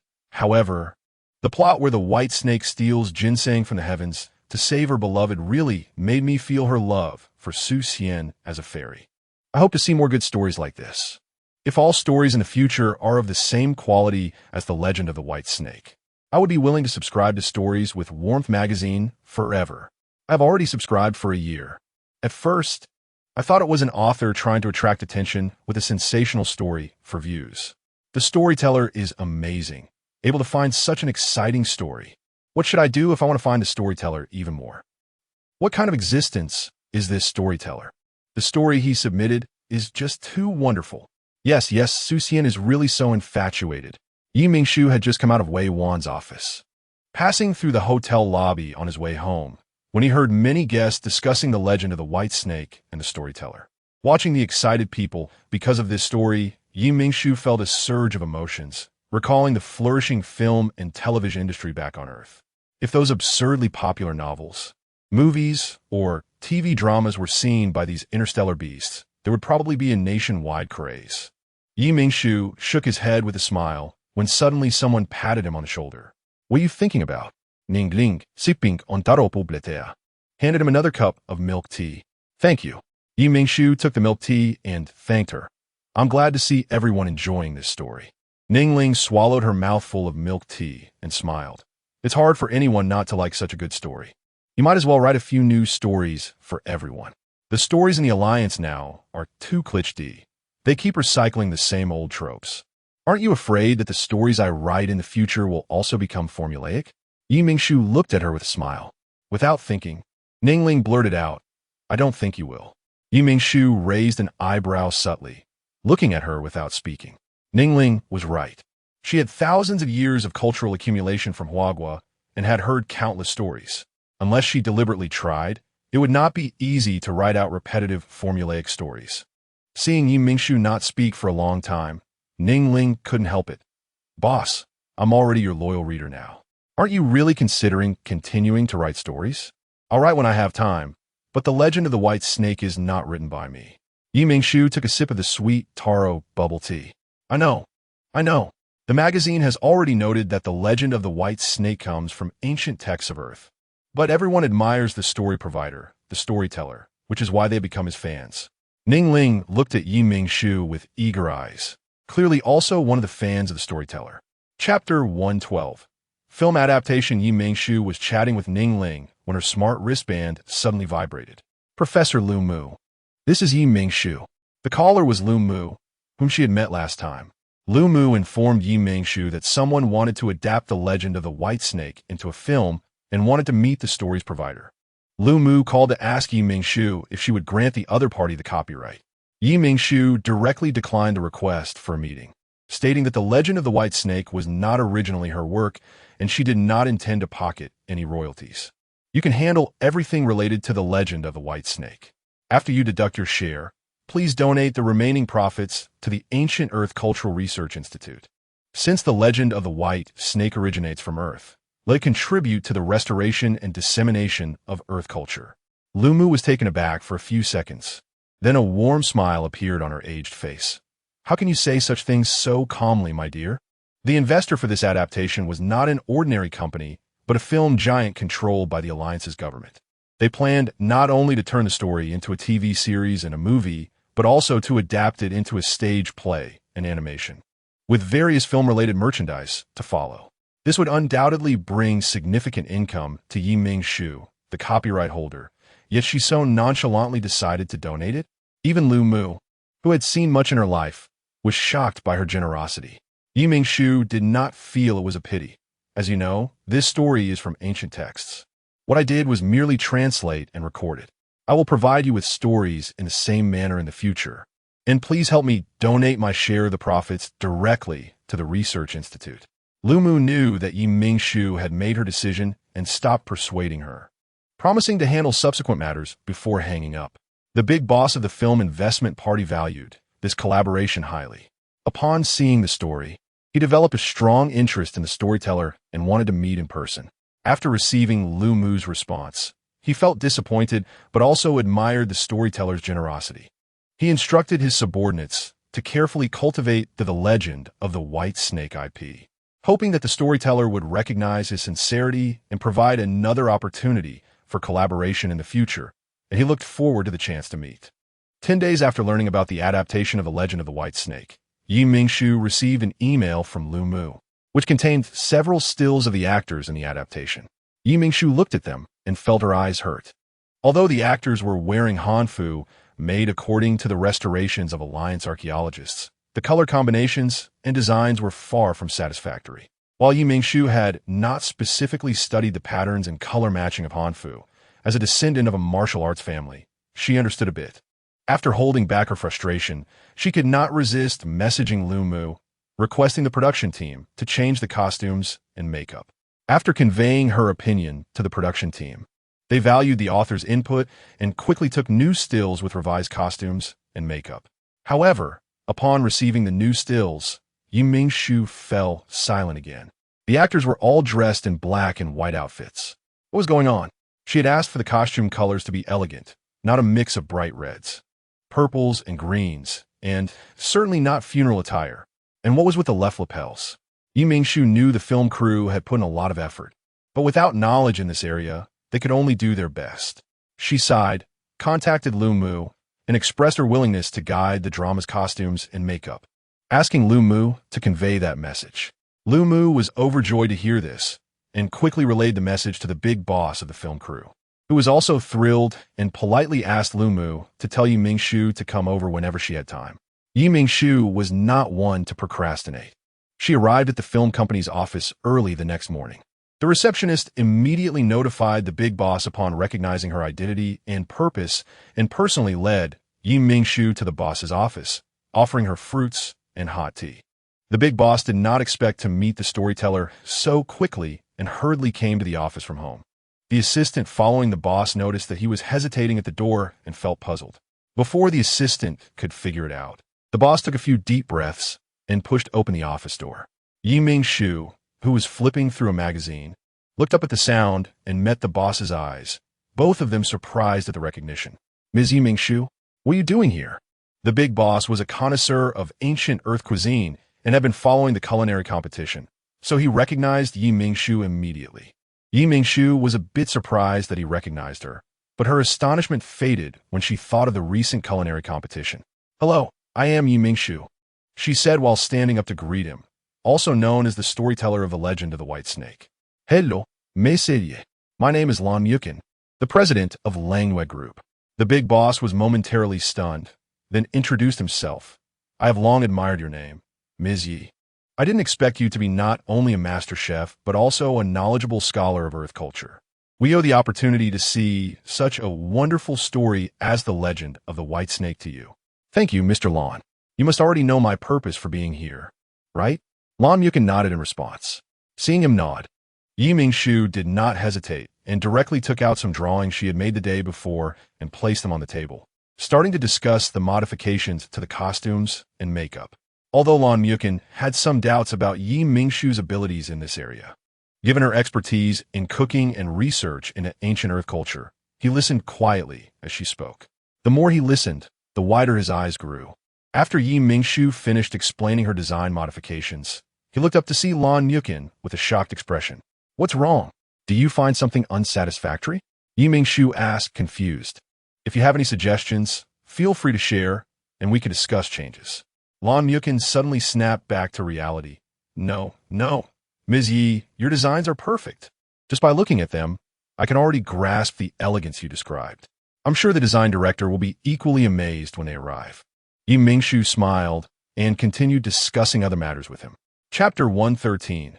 Co-branded milk tea shop. Not long after, the design director arrived at the office. After reviewing Mingshu's design, he excitedly jumped up from his chair and turned to Lan Muchen, saying that he wanted to replace all previous props and costumes with Mingshu's version. Lan Muchen was very fond of this design and immediately agreed. After the design director left, Mingshu also took her leave. When Mingshu arrived at the hotel, Wei Wan happened to be in the lobby. The moment she saw her, Mingshu's eyes lit up. Earlier, she had discussed with Lan Muchen how to promote the legend of the White Snake. Lan Muchen hoped to co-brand with her hotel to launch some related food packages, using the method of buying packages to receive merchandise related to the legend of the White Snake for promotion. After Mingshu shared her idea with Wei Wan sighed after a brief silence. Consider it something I owe you for my past life. Once I finish the matters with my branches, I'll help you plan the milk tea shop. For now, you can work with Zhao Yuan and the others to develop new milk tea. Mingshu was very satisfied with her response and promised to give her a break when the milk tea shop opened. She then went to the kitchen to find Zhao Yuan and a few other chefs, asking them to work with apprentices to develop new milk tea. If I'm not mistaken, Wei Wan's original words should be for you to work with us on developing new milk tea, right? After spending so much time together, Zhao Yuan was already familiar with Mingshu's aversion to trouble and unceremoniously requested overtime pay from her. For Mingshu at that moment, anything that could be solved with money was not an issue, and she generously agreed to Zhao Yuan's request. Work hard. The future of our hotel depends on all of you. After resolving the overtime pay issue, Mingshu noticed that everyone immediately perked up, so she encouraged them while the iron was hot, and then quickly slipped away. As soon as Mingshu exited the hotel door, she ran into Lan Yin, who was followed by Oliphant. Are you out shopping? Mingshu asked, somewhat puzzled. Wasn't it said that to avoid exposing Oliphant's mermaid identity, they should minimize his public appearances? Lan Yin explained with a gentle smile. The head of state already knows about Oliphant's existence. He specifically had someone make a disguise device for Oliphant. So as long as it's not a professional detection device, his mermaid identity won't be exposed. Missy, I like the seafood porridge you made last time, Lan Yin said, mentioning that they could eat here. Oliphant was staring directly at Mingshu, his eyes having changed from the original azure blue to pure black. Though his hair remained azure, blue hair and black eyes, he really resembles the most popular idol in the Alliance right now, Mingshu said with a smile. Oliphant knew who she was talking about. Since coming to the Alliance, he had relied on his strong memory to keep track of the Alliance's hot topics. At this moment, Oliphant unabashedly said, I'm better looking than him. Lan Yin couldn't help but laugh. This straightforward mermaid always managed to make him laugh unexpectedly. Mingshu compared their faces and then nodded seriously. Exactly. Lan Yin didn't expect his sister-in-law to be so flattering. He looked at the happy mermaid and chuckled, shaking his head. You rarely come here, so today I'll personally cook. Feel free to order whatever you want. It's on me. Mingshu dismissed the thought of leaving and welcomed Lan Yin and Oliphant into the hotel. Oliphant was indeed unreserved, ordering 4 dishes in one go. Besides his favorite seafood porridge, he also ordered saltwater chicken, couple's lung slices, and minced stir-fried beef, 3 dishes he hadn't tried before. Oliphant handed the menu to Lan Yin. Considering that the two of them couldn't eat that much, Lan Yin didn't order more, but instead ordered 2 cups of the new milk tea, taro bubble milk tea, recommended on the front page of the menu. Bubble? Oliphant unexpectedly leaned over and suddenly spoke, startling Lan Yin. Yes, Bubble. Lan Yin replied with a warm smile and a nod. Mingshu watched them exchange words about Bubble, unable to resist a smile herself. When Lan Yin looked over, she quickly composed her expression. Please wait a moment. Okay. Mingshu quickly headed to the kitchen, recalling the moment that almost made her blush earlier. And the more she thought about it, the more she felt that they made a great pair. With a smile, Mingshu quickly finished cooking the 4 dishes and, While pushing the cart to serve them, happened to see the mermaid excitedly talking to Lan Yin, who was looking at Oliphant with gentle eyes, nodding occasionally in response to the mermaid's gestures. Come, try this, Yi Mingshu said, placing the last dish on the table. Oliphant's eyes lit up as he asked, what is this bubble made of? It pops in your mouth. Made with tapioca flour and fish glue. Yi Mingshu was delighted that her homemade food was appreciated. Just as she was introducing the ingredients of the other 4 dishes to the 2 of them, her vibrating smart brain interrupted her. Shushu, where are you now? Qi Wenshuan's voice sounded somewhat anxious. Although Yi Mingshu was puzzled, she immediately informed him that she was at the hotel. Wait for me at the hotel. The head of state urgently wants to see you. After Qi Wenshuan finished speaking, he hung up the phone. Seeing Yi Mingshu's stunned expression, Lan Yin couldn't help but ask, what's wrong? Oliphant, who had been happily eating the seafood porridge, also looked at Yi Mingshu, sensing her worried emotions. Yi Mingshu thought for a moment and decided to tell them that the head of state was anxious to discuss her matters. Hearing this, Lan Yin frowned. Although I haven't interacted much with the head of state, the young marshal is the most trusted person by the head of state. I know a little about the head of state's affairs. If it weren't for something very urgent, the head of state wouldn't let second brother be so anxious to take you over. Oliphant had recently met the head of state as well. Relying on the characteristics of his mermaid race, he easily sensed the head of state's personality, and at this moment, he nodded in agreement with Lan Yin's words. Yi Mingshu couldn't help but frown, thinking for a long time without coming up with an answer. She decided not to think further and calmed herself, waiting for Qi Wenshuan to pick her up. It wasn't long before Qi Wenshuan drove the flying car at high speed to the hotel. When he entered the hotel restaurant and saw Lan Yin and Oliphant dining, he was clearly taken aback. Without saying a word, he took Oliphant away with him. Lan Yin, not at ease with Oliphant, originally wanted to follow them, but was sternly refused by Qi Wenshuan. Lan Yin knew that the head of state's residence was not a place that an ordinary officer like him could enter casually. Even if he was worried, he could only face a table of dishes he hadn't eaten much of alone. Chapter 114. The Conspiracy of the Rebels, What's the Rush? Yi Mingshu asked Qi Wenshuan, who was sitting in the passenger seat. Qi Wenshuan shook his head. He actually didn't know what was going on either. This time, the F-Rare personally sent him a communication, asking him to bring Yi Mingshu and Oliphant over, but he hadn't been told the specifics. Only that something had happened on the Empire's side. After Qi Wenshuan shook his head, Yi Mingshu didn't press further. However, when they stepped through the gates of the F-Rare's residence, the usually quiet Oliphant suddenly spoke up. There's the scent of a merfolk. Oliphant's gaze was fixed on a nearby building. Yi Mingshu followed his line of sight and realized he was looking at the F-Rare's residence, which she had visited last time with the butler Fit. Let us hurry over, Qi Wenshuan said, taking Yi Mingshu's hand, unable to suppress his worry. Logically, Oliphant should be the only merfolk within the alliance, but now he had detected the scent of his kin at the F-Rare's residence, indicating that something serious had indeed happened on the Empire's side. When they arrived at the small building where the F-Rare lived, the butler Fit was already waiting at the door. Upon seeing the 3, he didn't engage in much small talk and directly led them to the study. After bringing them in and serving tea, Fit left. The F-Rare's gaze kept shifting between Oliphant and the other merfolk. Oliphant, do you know him? The F-Rare's tone was calm. Oliphant nodded almost immediately. He had recognized the identity of the merfolk as soon as he entered. He is Silver Dust, a popular attendant from the bathhouse in the Empire's capital star. Upon hearing this, Yi Mingshu, who had been observing the F-Rare, noticed that his expression had relaxed considerably. Just as Yi Mingshu was about to ask something, she felt her palm being squeezed. She turned to look at Qi Wenshuan, who gently shook his head at her. Seeing this, Yi Mingshu decided against asking further questions and waited quietly to see what the F-Rare would do next. Yi Mingshu initially thought the F-Rare would continue asking questions related to the Empire's bathhouse, but unexpectedly, the F-Rare handed over the merfolk's Silver Dust to Oliphant and summoned Butler Fit, instructing her to take the 2 merfolk for a tour around the F-Rare's residence. Now let us discuss serious matters. Once Fit had taken Oliphant and Silver Dust away, the F-Rare put away his gentle smile and looked at Qi Wenshuan and Yi Mingshu with a serious expression. Xiaoyang has news. Yi Mingshu could feel the tension in Qi Wenshuan's body instantly tighten.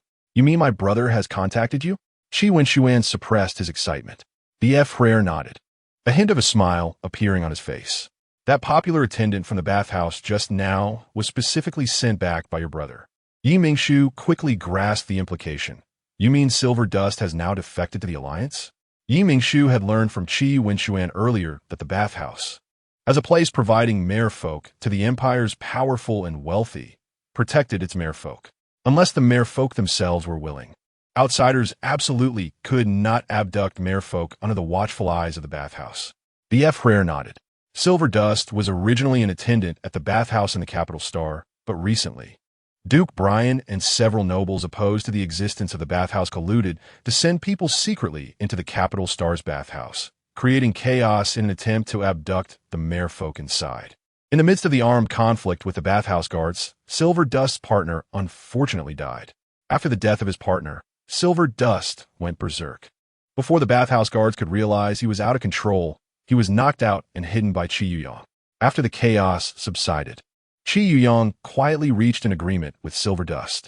Silver Dust helped him relay messages back to the Alliance, and in return, he would help Silver Dust take revenge on the murderer of his partner, Carrick. What kind of person is Carrick? Yi Mingshu asked. The frere replied. He is the head of the bathhouse in the capital star, and also an important member of the rebels. Yi Mingshu's eyes widened in surprise as she exchanged incredulous looks with Qi Wenshuan. So the bathhouse is actually backed by the rebels? How could my brother end up in a bathhouse? Qi Wenshuan quickly pressed on, realizing that the bathhouse was indeed a creation of the rebels. Xiaoyang is currently using the identity of Colonel Kevin from the rebels to infiltrate their ranks, and has been assigned by the rebel leader Li Xian to the bathhouse in the capital star to assist Carrick. The head there. The frere then turned his gaze to Yi Mingshu. I hope Miss Yi can use her title as the champion of the culinary competition to act as an envoy to the Empire and discuss cooperation regarding the supply of culinary raw materials. Although the frere didn't state it explicitly, the exceptionally clever Yi Mingshu and Qi Wenshuan understood. Before Yi Mingshu could express her opinion, Qi Wenshuan urgently made a negative decision for her. No, that is too dangerous. Qi Wenshuan retorted loudly. If you simply wanted Shu to serve as an envoy to the Empire, I could accept that. But if you want her to simultaneously investigate the rebels in secret, I absolutely disagree. Ashwan. Yi Mingshu patted his hand. If I go to the Empire, it would facilitate Shui in relaying information, enabling them to return to the Alliance sooner. Qi Wenshuan understood everything Yi Mingshu said. He just didn't want her to take risks. After all, the rebels were a group of madmen who would do anything to resist the Empire. If Yi Mingshu were to fall into their hands, they would surely torment her in every possible way.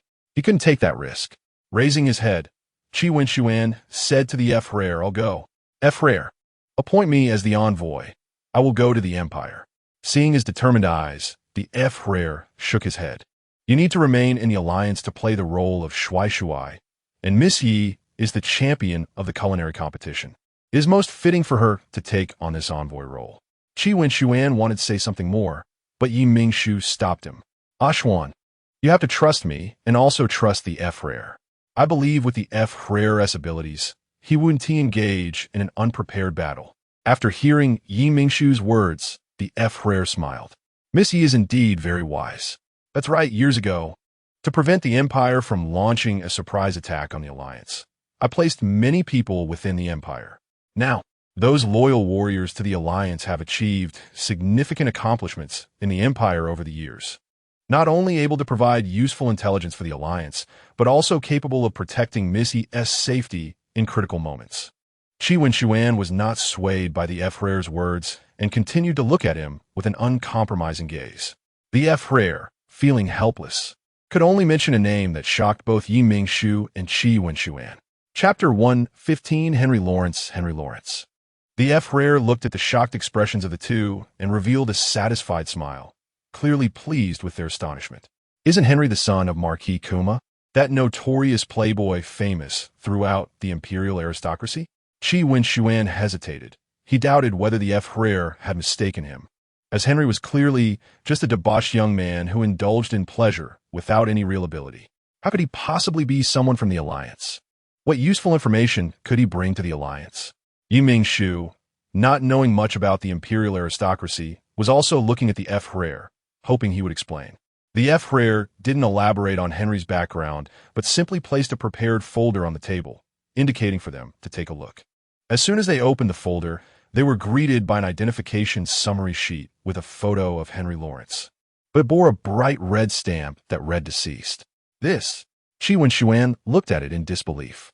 The F-Rare gestured for them to continue flipping to the next page. The next page contained Henry Lawrence's life story. And Mingshu found that his life was quite ordinary, almost identical to the lives of other noble youths she knew. The only difference seemed to be that Henry was a sexually impotent man who frequented bathhouses, indulging in pleasures with beautiful youths from merfolk and other minority groups. I remember it mentioned he had a childhood sweetheart. How could he be sexually impotent? Mingshu looked at the F-Rare. It's more accurate to say he had a pursuer. He didn't like the person, but was attracted to the benefits their identity could bring him. The F-Rare's smile was filled with irony. To be pursued by the most powerful Duke Brian's daughter is something to brag about for anyone. Mingshu nodded and continued to read the document until she and Qi Wenshuan finished it without finding any information related to the alliance. No matter how they looked at it, Henry Lawrence seemed just an ordinary, debauched young man of the Empire. Mingshu felt something was wrong. The F-Rare shouldn't have shown them irrelevant materials. She returned to the page about Henry's life, hoping to find a clue. After reading that page back and forth 3 times, she suddenly had a flash of insight and focused on a name in the text, Li Wei'er. This Li Wei'er was an elf who served in a bathhouse and had been sold there by his father for money years ago. Henry had been visiting Li Wei'er almost every week in the months leading up to his death. Mingshu pointed at Li Wei'er's name and looked at the F-Rare. Is Henry's death related to him? The F-Rare was impressed by Mingshu's sharpness and said in an appreciative tone, Miss Yi is indeed as sharp as Ashwan said. That's right. Henry Lawrence was killed by Li Wei'er. Wasn't he afraid of being discovered by the Empire? Henry's father is the Marquis Kuma, the most trusted person of Duke Brian. Qi Wenshuan's brows furrowed. Li Wei'er is an elf. Don't forget what the elf race is best at, the F-Rare said with a smile. Looking at Qi Wenshuan and Mingshu. Thinking of the incredible potions made by the elves, Mingshu and Qi Wenshuan exchanged a silent glance. Seeing this, the F-Rare continued. My people noticed him as soon as he was brought into the bathhouse. His hatred for the bathhouse and the imperial nobility was genuine. When he planned to kill Henry and escape, my people stopped him and secretly helped him dispose of Henry's body. So that's how Li Wei'er was helping the alliance? In response to Mingshu's speculation, the F-Rare shook his head. Not quite. He and I reached an agreement. He wants to change the situation of the Empire's minority groups and destroy forces like the bathhouse that profit from selling bodies and dignity. Zoli Vaya, knowing you have been investigating the rebels, wanted to use the Alliance's power to take down the bathhouse? Qi Wenshuan voiced his speculation. The F-Rare nodded in agreement. No matter his reasons, it benefits the Alliance, and he has already taken a loyalty potion in front of me. Missy can rest assured to accept his help in the Alliance. Despite this, Qi Wenshuan still disagreed with letting Mingshu take risks. Even mentioning his brother Qi Yuyang had no effect. My brother is very important to me, but you're also very important to me. You are the first person to teach me how to be myself, and I have resolved to spend the rest of my life guarding you. I don't want you to be in danger because of me. Moreover, you have no mental strength. It will be very dangerous if you encounter a mentalist. Qi Wenshuan tightly held Mingshu's hand. I'm sorry. Mingshu looked apologetically. Qi Wenshuan didn't understand why she was apologizing to him, and before he could ask, Mingshu's next words stunned him. F-Rare, I want to take a mental strength test. Although the F-Rare was surprised by Mingshu's request, he quickly had feet arranged for a mental strength testing device to be brought to the study. Once everything was set up, without saying a word, Mingshu placed her palm directly into the instrument slot. As she began to channel her mental strength into the device, the lights indicating levels started to illuminate sequentially. Under the astonished gaze of the F-Rare and Qi Wenshuan, the lights crossed the A-level line and stopped at the SS level line. Shushu, aren't you an incomplete beast man? How could you have mental strength? Qi Wenshuan had always known that Mingshu was excellent in physical techniques, but he never expected her to possess mental strength. The F-Rare remained silent, merely observing Yi Mingshu thoughtfully. Since Yi Mingshu was doing this, she must have had a plan. She took out a book titled Body Refinement Technique, a reward from the system long ago. This body refinement technique is an ancient book from Earth in my family. My father, fearing I would be bullied due to my identity as an incomplete beastman, specifically had me practice the techniques in it. The intention was to strengthen my body, but unexpectedly, after years of practice, it allowed me to possess mental strength. Yi Mingshu lied without a blush, attributing her recovery of mental strength to her deceased father and this body refinement technique. After explaining, Yi Mingshu handed the book to the silent F-Rare. F-Rare, I hope you can promote this body refinement technique so that the incomplete beastmen in the Alliance will no longer face injustice for lacking mental strength. The F-Rare took the old, yellowed book from Yi Mingshu's hand. The texture of the book was very rough, different from any paper in the current Interstellar era. It was likely made from much older paper. Although the F-Rare did not believe that merely relying on a body refinement technique could solve a problem that generations of scientists in the Alliance had been unable to crack, looking at Yi Mingshu's sincere eyes, he felt that perhaps he really could believe in this body refinement technique. After all, he had seen Yi Mingshu's file. She had indeed been classified as an incomplete beastman since birth. Chapter 116. Diplomatic mission to the Empire, perhaps due to Yi Mingshu's exceptionally strong mental power. After her heartfelt and rational persuasion, Qi Wenxuan ultimately agreed to let her serve as an envoy to the Empire. She would help her brother Qi Yuyang establish contact with the Alliance and assist the leader in implementing the plan to investigate the movements of the rebel forces. A month later, the leader appointed Yi Mingshu as the diplomatic ambassador through an official notice from the Alliance. 3 days later, under the gaze of the leader and numerous high-ranking officials of the Alliance, Yi Mingshu stepped onto a massive spaceship heading to the Empire. Amidst the reluctant gazes of Qi Wenxuan and Yu Mingxing, the enormous black ship, adorned with the Alliance's emblem, disappeared into the vast universe. After a week of continuous travel through the boundless cosmos, the Alliance's diplomatic mission, led by Yi Mingshu, docked at the starport of the Empire's capital. It's the first time I've seen the Empire welcome our Alliance's mission so grandly, remarked a diplomat beside Yi Mingshu with a tone full of admiration. This was Yi Mingshu's first visit to the Empire, and while she didn't know the treatment previous diplomats had received, she could guess from the diplomat's words that it hadn't been very favorable. As Yi Mingshu looked down from the spaceship, she saw the port bustling with enthusiastic citizens of the Empire. To maintain order, the Empire had dispatched numerous police officers. The people of the Empire were very warm. This moment reminded Yi Mingshu of her days back on Earth. Although there were still conflicts in certain regions, most people's lives were peaceful and stable.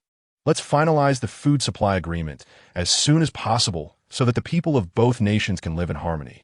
And the citizens of the Empire can soon be free from the pain of mental turmoil, Yi Mingshu said as she stepped down the stairs, with diplomats trailing a few steps behind her. As Yi Mingshu's feet touched the solid ground, 3 young men approached her.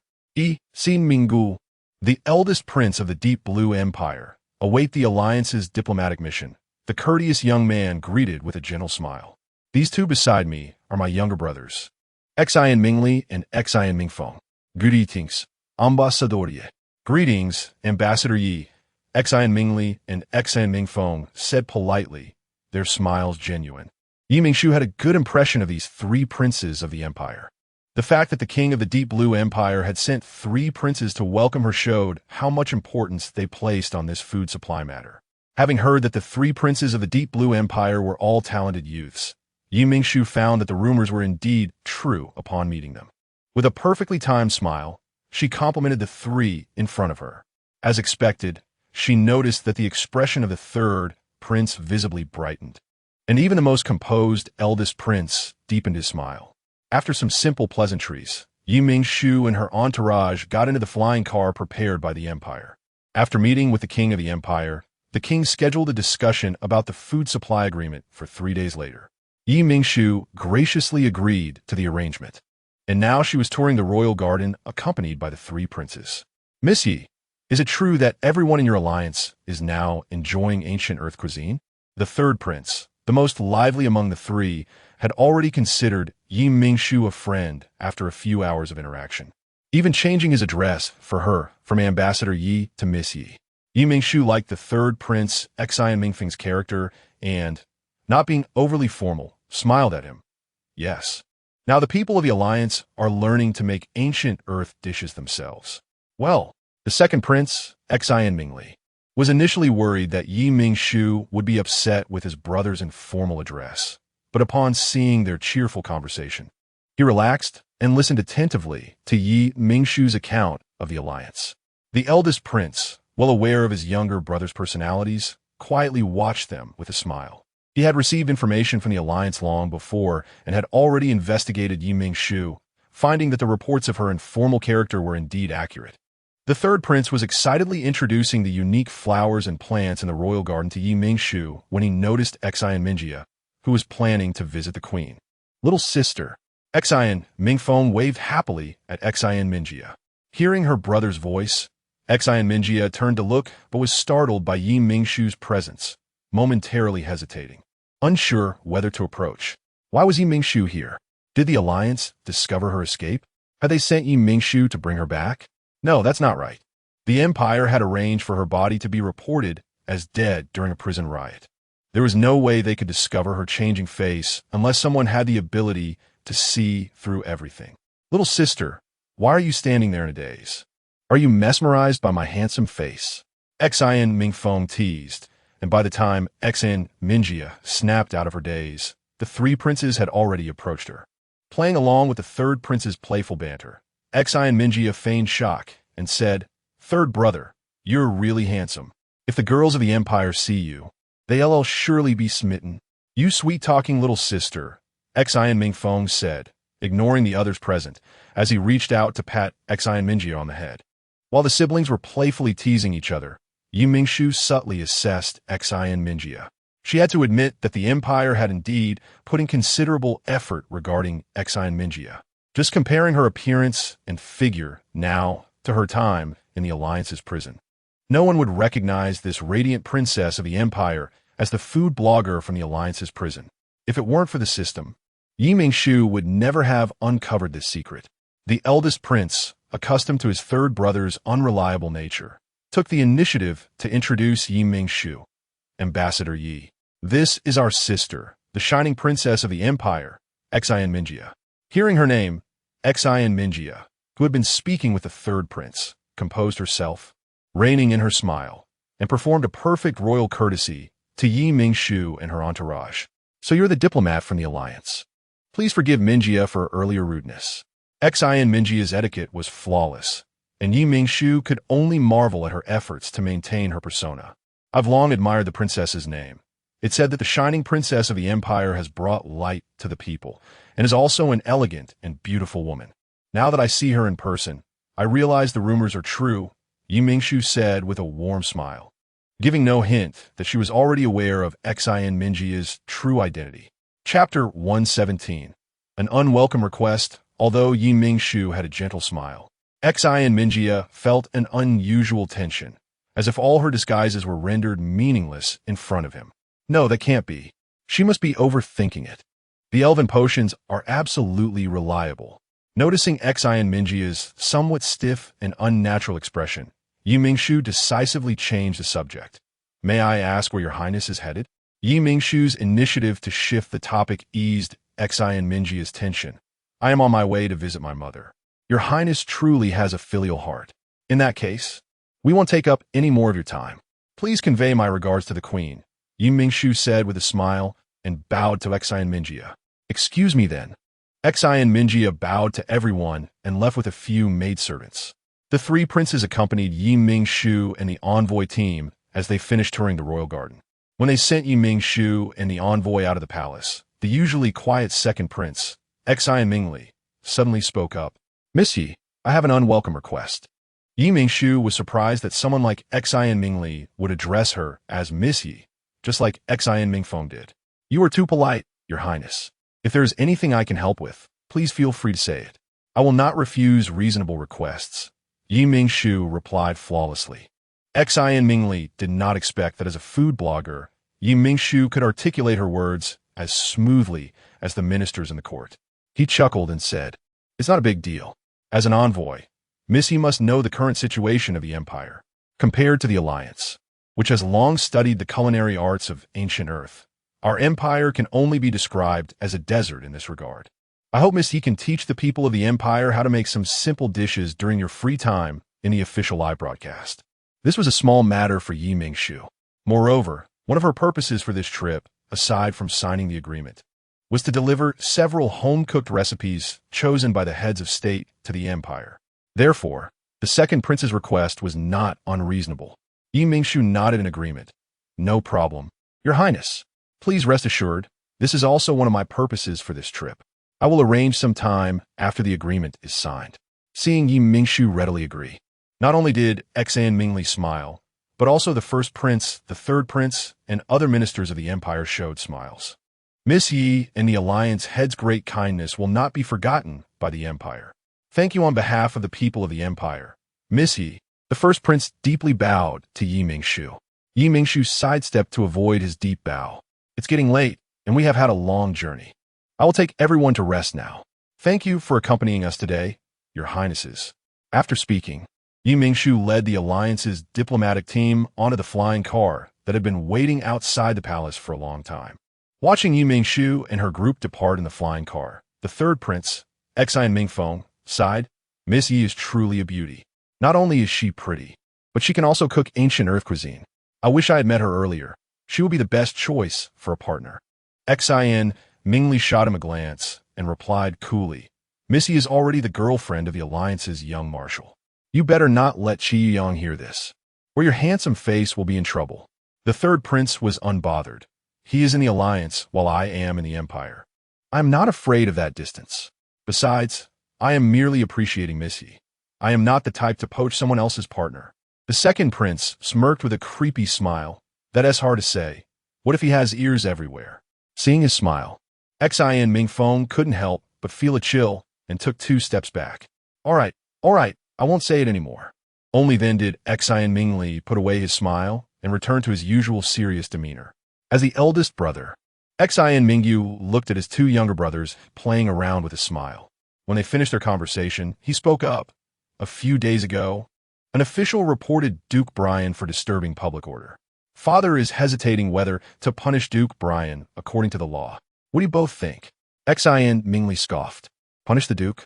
I think it should be those who reported him that need to be punished. In my opinion, places like bathhouses shouldn't even exist." Yes, Mingli is right. I also don't understand why Father would allow the existence of bathhouses. The third prince nodded in agreement. The first prince shook his head. "Mingli, do you really not understand the reasons behind this? Xiaofeng doesn't usually care about these matters. You shouldn't mislead him with such words." Xian Mingli glanced at his younger brother, and after receiving a bright smile in return, he fell silent. His elder brother was right. Xiaofeng was indeed too naive. "Eldest brother, what do you plan to do?" Xian Mingli looked at the first prince. Knowing his brother's character, he wouldn't ask such questions without having made a decision. Sure enough, the first prince replied a second later. "I plan to personally visit Duke Brian and see if there's anything I can help with. It might not be good if Father finds out." Xian Mingli was a bit worried. After all, the eldest brother was the crown prince and would definitely be the future ruler of the Empire. However, their father was still in his prime, and it might not be wise for the eldest brother to meet a noble privately like this. Even if their father trusted the eldest brother, the ministers might not think the same, especially those who secretly patronized the bathhouses. They might take this opportunity to report to the father, spreading rumors that the eldest brother had ulterior motives. I brought this up with Father a few days ago, although he didn't directly agree. He had someone bring me a few good items from the treasury.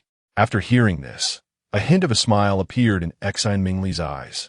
It seemed their father also supported the Duke's actions, but he didn't make it clear due to formalities. "Let us go. I really like that unique kid from Duke Brian's family. Every time I see him act as if others owe him millions, I find it amusing." The third prince didn't think too much and readily agreed. "Then it's settled. I've already had someone retrieve the good items Father gave me. Let us set off." The first prince smiled and walked towards an inconspicuous flying car by the roadside. The third prince and the second prince followed behind him. Seizing the opportunity, the third prince quietly observed his second brother. In fact, he had another thing he wanted to say, which was that he enjoyed watching his second brother bicker with Chun Chun. Not long ago, the second prince and Chun Chun were good friends, but he didn't know when they suddenly stopped interacting. Every time he saw Chun Chun, the second prince would act sarcastically. Chapter 1, 1850 Recipes. After arriving in the Empire, Mingshu spent most of her time in the hotel arranged by the embassy, having only met the king on her first day. It wasn't until 3 days later, on the day of the protocol discussions, that she made another public appearance. When Mingshu re-entered the imperial palace, she was once again surrounded by police and journalists. However, this time her destination was the council chamber, where, in addition to the king, members of the imperial cabinet were also present. Mingshu simulait satisfactority, her brows arching. The leader was right. The empire indeed placed great importance on the signing of this agreement. The discussions lasted a total of 3 hours. After seating herself, both sides exchanged brief pleasantries, and then the next 3 hours were spent in intense negotiations over the division of interests. While the imperial ministers and the alliance diplomats engaged in a battle of wits, unwilling to yield an inch for the sake of their respective nations' interests, Mingshu, who had remained silent until then, finally spoke up. What she said shocked not only the imperial ministers, but also the alliance diplomats who had been working with her for a month. Let's not ruin the atmosphere. Mingshu raised her hand to interrupt the quarrel. Although vegetable cultivation is not a difficult task, the scientists of the alliance put in a lot of effort to restore these vegetables.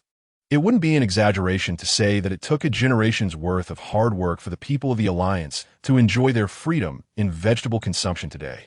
Don't you think these vegetables are worth such a prize for the people of both the Empire and the Alliance? The Alliance diplomats had already expressed similar sentiments. So one of the imperial ministers immediately countered, "Diplomat Yi, what you say is indeed correct, and the people of the Empire are very willing to purchase these gourmet ingredients. However, the premise is that the costs must be the same as those for the Alliance's people.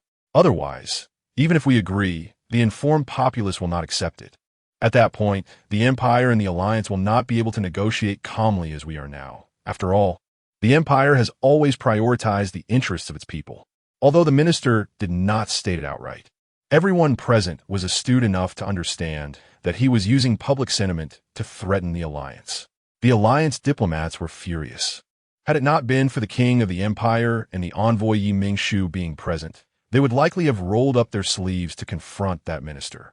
Mingshu was not angered by the minister's threat. Instead, she felt a bit of sympathy for the imperial ministers. After all, the Empire had been restricted in its economic development due to the psychic drugs issue, and the minister's reactions were already anticipated by the leader. The minister's reactions reminded Mingshu of her homeland, an ancient country with thousands of years of history, which had once faced a similar situation at the end of its feudal dynasty. The outflow of large amounts of silver left people of all classes in the country anxious, while creating a pervasive distrust of everything foreign among the nation's elite. Not to mention, it was the Alliance, the very country that had previously used psychic drugs to suppress the Empire's economy, that could now help the Empire escape its internal crisis. Mingshu produced a data disk given to her by the leader. "This is a gift that the leader specifically instructed me to bring to the Empire. It contains 50 recipes of ancient Earth cuisines restored by Professor Song He, a scholar of the Alliance. The leader hopes this gift can help the people of the Empire relieve the pain of psychic disturbances and foster mutual assistance between the Empire and the Alliance." The king of the Empire stared at the data disk Mingshu placed on the table, remaining silent for a long time, seemingly lost in thought. After the initial shock, the imperial officials exchanged glances, and finally, an elderly man with a dignified appearance spoke up. "Diplomat Yi, if what you say is true, then this agreement need not continue to be discussed and can be signed immediately." The old man then shifted his gaze sharply to Mingshu. "But I wonder how Miss Yi will prove the authenticity of the recipes within this disk?" Mingshu curled her lips. She had been waiting for this question. "Aside from being a diplomatic envoy, I believe everyone here already knows my other identity. As a chef, I can prepare any one of these 50 dishes under your supervision. You may choose one from these 50 dishes and I will make it for everyone to taste." The old man gave Mingshu a deep look before turning to the king seated at the head of the table. "Your Majesty, why not let you personally select a dish to verify the authenticity of this data?" The king, who had consumed the most ancient Earth cuisine, nodded and quickly chose a dish called lemon chicken feet. After inquiring about the ingredients Mingshu needed, the palace attendants quickly delivered the necessary items and set up a simple temporary kitchen in the side hall of the council chamber. The door to the side hall was closed, leaving Mingshu alone inside, while servants stood guard outside. The king and others remained in the council chamber, watching the live feed on the screen as 3 flying cameras projected real-time footage from the side hall into the council chamber. Mingshu's fluid movements were captivating, drawing the attention of everyone present. She first removed the outer hard skin from the fresh chicken feet, trimmed the nails, washed them clean, and then placed them in a pot with scallions, ginger slices, and cooking wine. 15 minutes later, she retrieved the chicken feet to bone them. As the spectators watched Mingshu skillfully remove the bones from the chicken feet, they all displayed expressions of astonishment. What technique is this? How can she bone them without leaving any meat attached? A single cut with a knife, a twist, and the bone is truly out. The speed of her boning was impressive. No wonder she was the champion of the Alliance's culinary competition. The Alliance diplomats perked up their ears, worried that the Imperial officials might be privately questioning Mingshu. Fortunately, after listening for a long time, they heard no disparaging remarks, only genuine exclamations of amazement. After boning the chicken feet, Mingshu began to prepare the sauce. She sliced the fragrant lemons, chopped the cilantro, and minced the small chili peppers, putting them in a bowl and drizzling hot oil over them. Then, she added 8 tablespoons of soy sauce, 3 tablespoons of aged vinegar, and 2 tablespoons of sugar, mixing it well. Finally, she placed the prepared chicken feet into the mixture, tossing the coat, and put it in the refrigerator to marinate for an hour. While waiting, Mingshu used some leftover ingredients to prepare a dipping sauce, just in case some people preferred stronger flavors. Chapter 119. First meeting with Qi Yuyang an hour later. The Imperial officials who had tasted the lemon phoenix claws looked at the data disk with shining eyes. Mingshu, with a bit of mischief, thought about shaking the data disk like a cat toy. The elder who had suggested Mingshu cook was the first to speak. "Ahem. Your Majesty, what do you think? This dish is delicious, on par with the dishes made by Minjia." The king smiled and said to the elder, "Duke Food, your suggestion has indeed delighted my palate." The elder named Food quickly expressed his modesty. The imperial officials present understood the king's meaning and immediately ordered someone to draft an agreement for signing. After the agreement was signed, Mingshu was surrounded by a group of cabinet ministers as she left the palace. The older ministers were so enthusiastic that they seemed to have already regarded Mingshu as their own younger generation. "I heard that the Princess of the Empire has opened a royal gourmet manor. I wonder if you gentlemen have been there?" Mingshu smiled and steered the conversation towards the royal gourmet manor. Rather than secretly gathering information, she preferred to ask directly and openly. "It turns out Miss Yi is also aware of this matter. I usually don't have much time and haven't been there.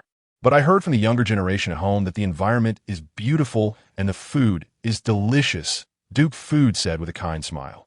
As the most respected official in the cabinet, Duke Food opened his mouth, and the other officials followed suit, introducing Mingshu to the royal gourmet manor.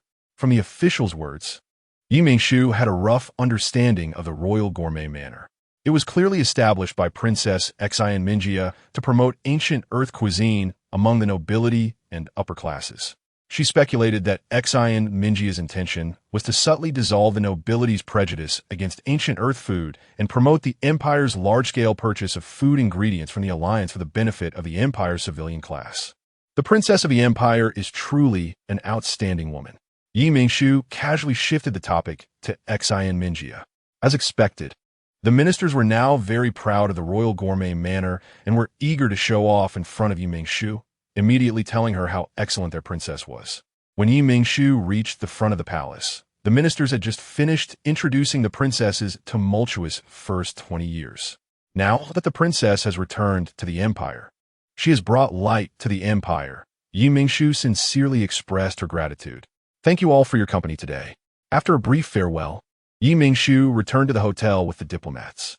Upon entering her hotel suite, Mingshu saw a green-haired, green-eyed young man, accompanied by a tall and handsome man.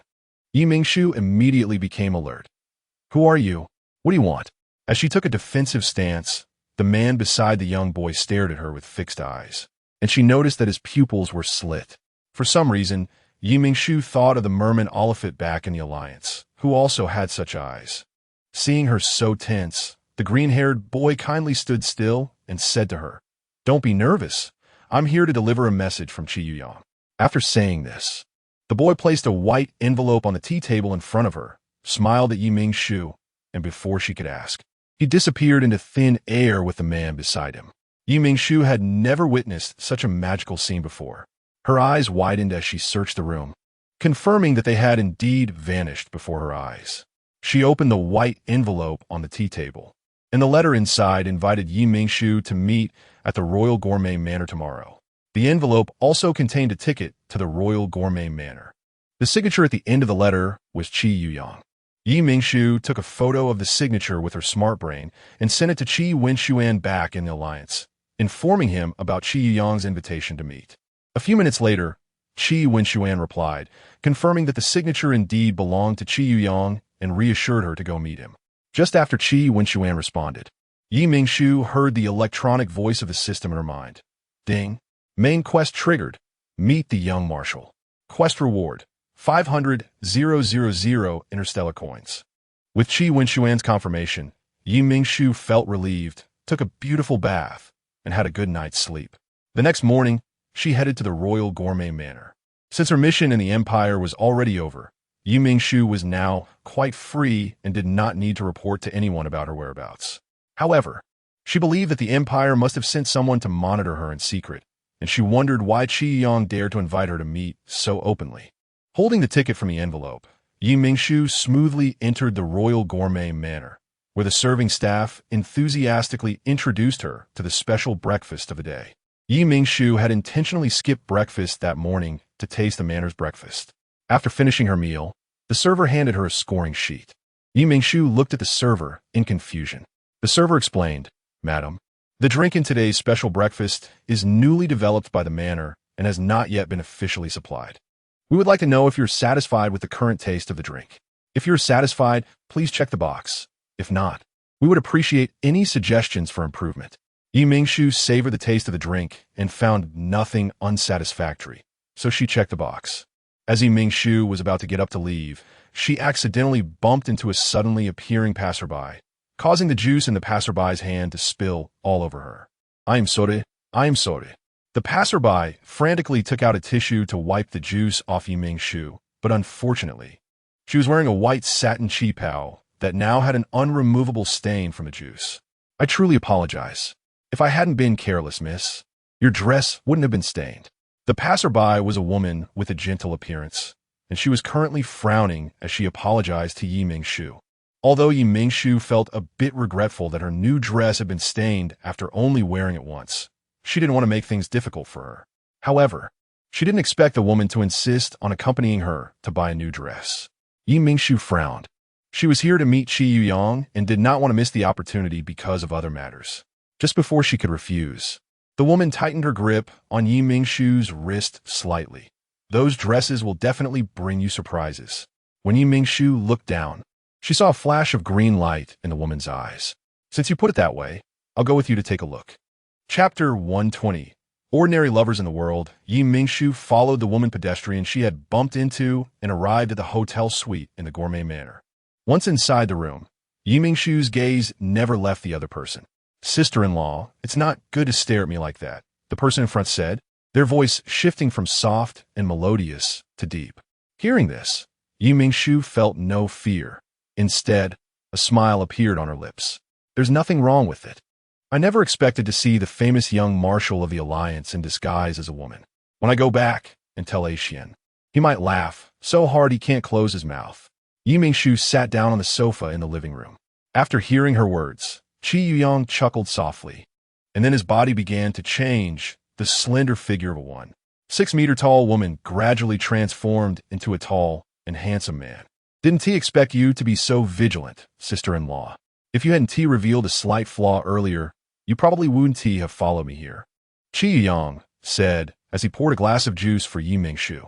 Mingshu picked up the juice from the coffee table and took a sip. The only other person I've seen with green light in their eyes is that boy I met last night. All right, my intention was to make you believe me. Qi Yang sat down beside Mingshu and said seriously, the rebels are likely to take action soon. I wonder what the leader has in mind. The message you sent through the mermaid silver dust has already been received by the leader, and they have started to arrange countermeasures. Mingshu nodded at him. The leader means to catch the thief, first catch the king. He wants you to take down the rebel leader. Qi Yang frowned and nodded. My plan is also to take down Li Xian first, but Li Xian is very suspicious and always has several powerful mermaid guards protecting him in the shadows. It may take some time to find an opportunity to act. Do you know the strength of those mermaid guards? Mingshu asked. Qi Yang thought for a moment and replied, converted, 3 of them should be at the level of an S-class psychic, and 1 of them is at the SS class level. Do you have subordinates with S-class strength who can handle those 3 S-classes? She remembered that when Qi Yang went missing, the entire spaceship had gone missing as well. So there should be many Alliance soldiers and logistical personnel on board. Qi Yang shook his head and truthfully stated, to be honest, the reason we lost contact with the Alliance was that we encountered a wormhole and were sucked into it. By the time we came out of the wormhole, I had already appeared at the rebel base on Jindega Star, and the other personnel were nowhere to be found. Now I only have my assistant with me, the boy from yesterday. In response to Mingshu's question, Qi Yang shook his head. It's not him. He is actually the insect race that sucked the spaceship into the wormhole. My assistant is Qi Yu, an S-class instructor from the Alliance Military Academy. Mingshu nodded. No wonder she felt the boy had an unusual aura. It turned out he wasn't a beast man, but an insect. Qi Yang sighed. I wonder if the other missing people are still alive. If something happened to them, how sad their families would be. Mingshu also worried for those missing personnel, but now was not the time to think about this. Their primary task was to complete the mission assigned by the leader. Remembering how Qi Wenshuan had cautioned her the day before she left to pay attention to her safety and not take risks, Mingshu felt a bit troubled. Currently, the only ones able to carry out the leader's mission were her, Qi Yang, and the yet-to-be-met S-class instructor Qi Yu. If she didn't participate in the operation, relying solely on Qi Yang and Qi Yu, they might not only fail to deal with the 4 guards around Li Xian, but also alert them, making it impossible to complete the task by the time she returned to the Alliance. If Aishin wouldn't be angry, I could help. As soon as Mingshu spoke, Qi Yang immediately negated her suggestion. No, that's too dangerous, and I haven't sensed any psychic fluctuations from you. Although Qi Yang didn't finish his sentence. Mingshu had already guessed what he meant. I do have psychic powers, but my psychic energy is undetectable by most people and instruments. Seeing his disbelieving expression, Mingshu began to release her psychic energy. Sensing a dangerous aura approaching, Qi Yang instantly went into a state of preparedness, and his powerful SS-class psychic energy retaliated in an instant. The psychic energies of the 2 SS-class psychics collided, shattering the glasses in the room. You really are a psychic, and you're an SS-class psychic? Qi Yang's eyes widened in surprise, but he quickly adjusted his state. With your joining, our task will become much easier. They were currently in the Empire and couldn't openly recruit personnel, and even if they did hire mercenaries, there was no guarantee that each one would be capable and resourceful. If they held them back, it would be counterproductive. But Aishin would worry about you taking such risks. Let us think of another way. After hesitating, Qi Yang still decided against letting Mingshu take the risk. Mingshu knew very well that Qi Wenshuan would be worried. But the success or failure of this matter was greatly related to the peace between the Empire and the Alliance. She didn't want to see the peace between the 2 countries destroyed and their people surrounded by war. Mingshu shook her head. There is an ancient saying on Earth. When a nation flourishes, the people suffer. When it falls, the people suffer. I just don't want to see the people suffer after the 2 countries go to war. The people refers to the citizens? Qi Yang didn't quite understand. Yes, the people means the citizens. Because there are many surnames in a country, more than 100 kinds. The term the people is used to refer to them. Interesting terminology. It seems that ancient Earth civilization is more profound than we currently know. Qi Yang smiled brightly. Qi Yang looked at Mingshu, then laughed and shook his head. If I disagree, will you secretly approach the rebels? Exactly, Mingshu boldly admitted without feeling embarrassed. Qi Yuyang chuckled. Miss Yi, in some ways, you really resemble Axian. Mingshu raised an eyebrow and didn't respond. Axian, our Qi family has wronged him. If I can return safely to the Alliance this time, I will do my best to persuade my father to let go and allow Axian and you to be a normal couple in the world. Then I thanked the young marshal. Mingshu felt no significant emotional impact. After all, the Qi family owed Qi Wenxuan much more than could be repaid in this way. Chapter 121. Confrontation after Mingshu and Qi Yuyang's persuasion, as well as witnessing the insectoid youth David's ability to tear through space for instant teleportation. Qi Wenxuan finally relented and agreed to let Mingshu and Qi Yuyang infiltrate the rebel base to capture the rebel leader Li Xian. You must be careful. I'll be waiting for you to return in the Alliance, Qi Wenxuan said, his eyes fixed on Mingshu as if he wanted to etch every frown and smile of hers into his memory. I will, she replied. Ever since her master on Earth passed away, she hadn't felt this kind of concern from someone for many years. The affectionate exchange between the two made Qi Yuyang feel like he was eating dog food. So he stepped in front of the camera to block Qi Wenxuan's view.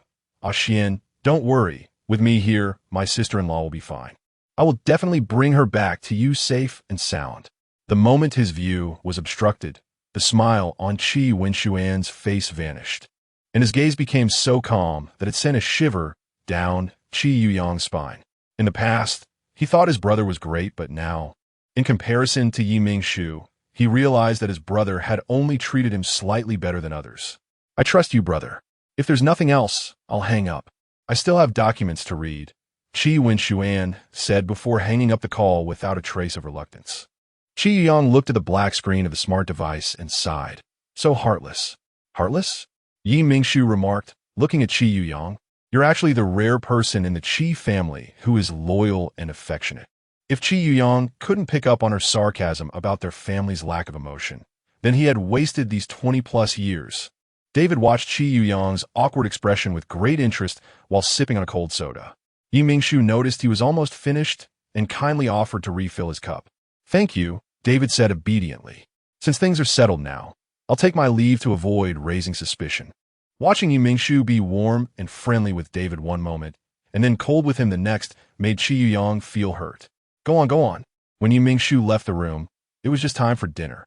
She originally planned to walk through the garden path to the dining hall. But before stepping onto the path, she encountered Xian Minjia, who was accompanied by a girl she had never seen before. Your Highness, what a coincidence to meet you here, Mingshu said, fully embracing local customs. Xian Minjia subtly furrowed her brow, and the girl beside her, Chen Han, clearly sensed her displeasure. Chen Han, who was currently a fan of Xian Minjia, naturally wouldn't hold back on criticizing anyone who made her idol unhappy. Just as she was about to pick apart Mingshu's etiquette, Xian Minjia stopped her. Xian Minjia shook her head at Chen Han and then said to Mingshu, Diplomat Yi, it is an honor for Minjia to meet you at the Royal Gourmet Manor. This is Miss Chen Han, daughter of Duke Brian. Hello, Diplomatie, Chen Han said, though reluctantly. She wouldn't defy Xian Minjia and performed a noble greeting. Xian Minjia's gaze was intense as she stared at Mingshu and asked the first question she had after establishing the Royal Gourmet Manor. What do you think of the manor's cuisine? I think it's very good, Mingshu replied with a warm smile, meeting her gaze. Chen Han, watching the two, inexplicably felt that their brief eye contact had already turned into a confrontation. Chapter 122. Taking off the vest, just as Mingshu was looking for an excuse to leave. The system's mechanical voice rang out. Ding. Triggered main quest. Invite Princess Xu Guang to lunch. Reward. The truth behind the pudding plagiarism scandal. Upon seeing the mission reward, Mingshu decisively changed her mind. Your Highness, may I invite you to lunch? Xian Minjia was unsure why Mingshu wanted to invite her to lunch, but as the champion of the culinary competition, she couldn't help but want to learn more about her. She was genuinely curious about what qualities allowed an unknown food blogger to win the culinary competition she had always dreamed of in such a short time. Xiao Han, please handle your tasks first. Xian Minjia's voice was firm, and Chun Han could only comply and leave. With Xin Minjia present, the person receiving Yi Mingshu this time was the manager of the estate, and the lunch prepared for the two of them was extremely luxurious. After they had eaten and drunk their fill, Xin Minjia dismissed everyone present, and, with only her and Yi Mingshu left, she straightforwardly asked, "Miss Yi, now that it's just the two of us, perhaps you can tell me what you need from me?" As soon as Xin Minjia finished speaking, the system's reward was issued. Ding! Completed the main quest to invite Princess Xu Guang to lunch. Received reward. The truth behind the pudding plagiarism scandal. The truth of the pudding plagiarism scandal is Xin Minjia was jealous of the host winning the culinary competition and ordered her subordinates to deliberately slander the host. Yi Mingshu's gaze towards Xin Minjia turned cold again, frightening Xin Minjia into a momentary pause, almost crying out for help. What's wrong? Xin Minjia forced herself to calm down. After a brief pause, Yi Mingshu came up with a plan. Reining in the coldness in her eyes and curling her lips, "It's nothing." Although Yi Mingshu had reined in the coldness in her eyes, Xin Minjia still felt a lingering fear from Yi Mingshu's earlier gaze and tried to find an excuse to leave. Now that lunch is over, "I won't take up Miss Ye's time." Xin Minjia. Xin Minjia's thoughts were interrupted by Yi Mingshu, and she instinctively replied, "What is it?" As soon as she spoke, Xin Minjia realized the change in how Yi Mingshu addressed her and broke out in a cold sweat. What did Yi Mingshu just call her? She is now the princess of the empire. How dare she be addressed by her name like this in the capacity of a diplomat? Did you not hear me? Then let me say it again. Yi Mingshu's smile remained unchanged as she waved her hand, using her mental power to set up a barrier so that the outside world could not hear their conversation. "Sister Minjia, may I have the honor of tasting your signature dish, bamboo shoot stewed with duck?" Xin Minjia's eyes widened. It was the first time she felt someone's smile could be so piercing. "Aren't you an incomplete beast man? How could you?" Yi Mingshu's smile broadened. "Don't think you can use this to threaten me. As long as I don't want to, the detection devices in this star system won't be able to find out that I have mental power." Caught off guard by her thoughts being exposed, Xin Minjia felt a bit embarrassed and fell silent, not knowing how to respond. After regaining her composure, she feigned confusion. "I don't understand what you mean, Miss Yi. I don't know how to make bamboo shoot stewed with duck, but if you want to eat it, I can research how to make this dish." If it weren't for the inappropriate occasion, Yi Mingshu would have directly awarded Xin Minjia an Oscar for her innocent appearance. On May 30th, 92587 in the star calendar, at 10:25 a.m., the B-16 planet prison of the Silver Star Alliance was attacked by interstellar pirates. At 1:18 p.m., the interstellar pirates retreated, and the B-16 planet prison began to tally casualties. As Yi Mingshu's voice continued, Xin Minjia felt her body growing colder. Food blogger Xin Minjia was also on the death list, and not long after, on June 10th, the Deep Blue Empire announced that they had found the lost princess. Yi Mingshu looked at her with a half-smile and said, "Isn't it a coincidence that the found princess can cook, and the king specially conferred the title Xu Guang upon her? Enough. Do you know that your behavior is slanderous? Slandering a royal member is a serious crime under imperial law, and I can have someone take you away right now." Xin Minjia shot a fierce look at Yi Mingshu. Yi Mingshu was never someone who would be threatened. She said nonchalantly, "If you want to see the two countries go to war, then go ahead and call someone to arrest me. At that time, the Alliance will cut off food supplies to the Empire, and all your hard work for the people of the Empire will go to waste." Yi Mingshu gently pressed down on Xin Minjia's finger that was pointing at her. "My princess, what you should be doing now is not threatening me, but thinking about how to prevent me from revealing this matter." Yi Mingshu had already reached a consensus with the leader and would not publicize this matter.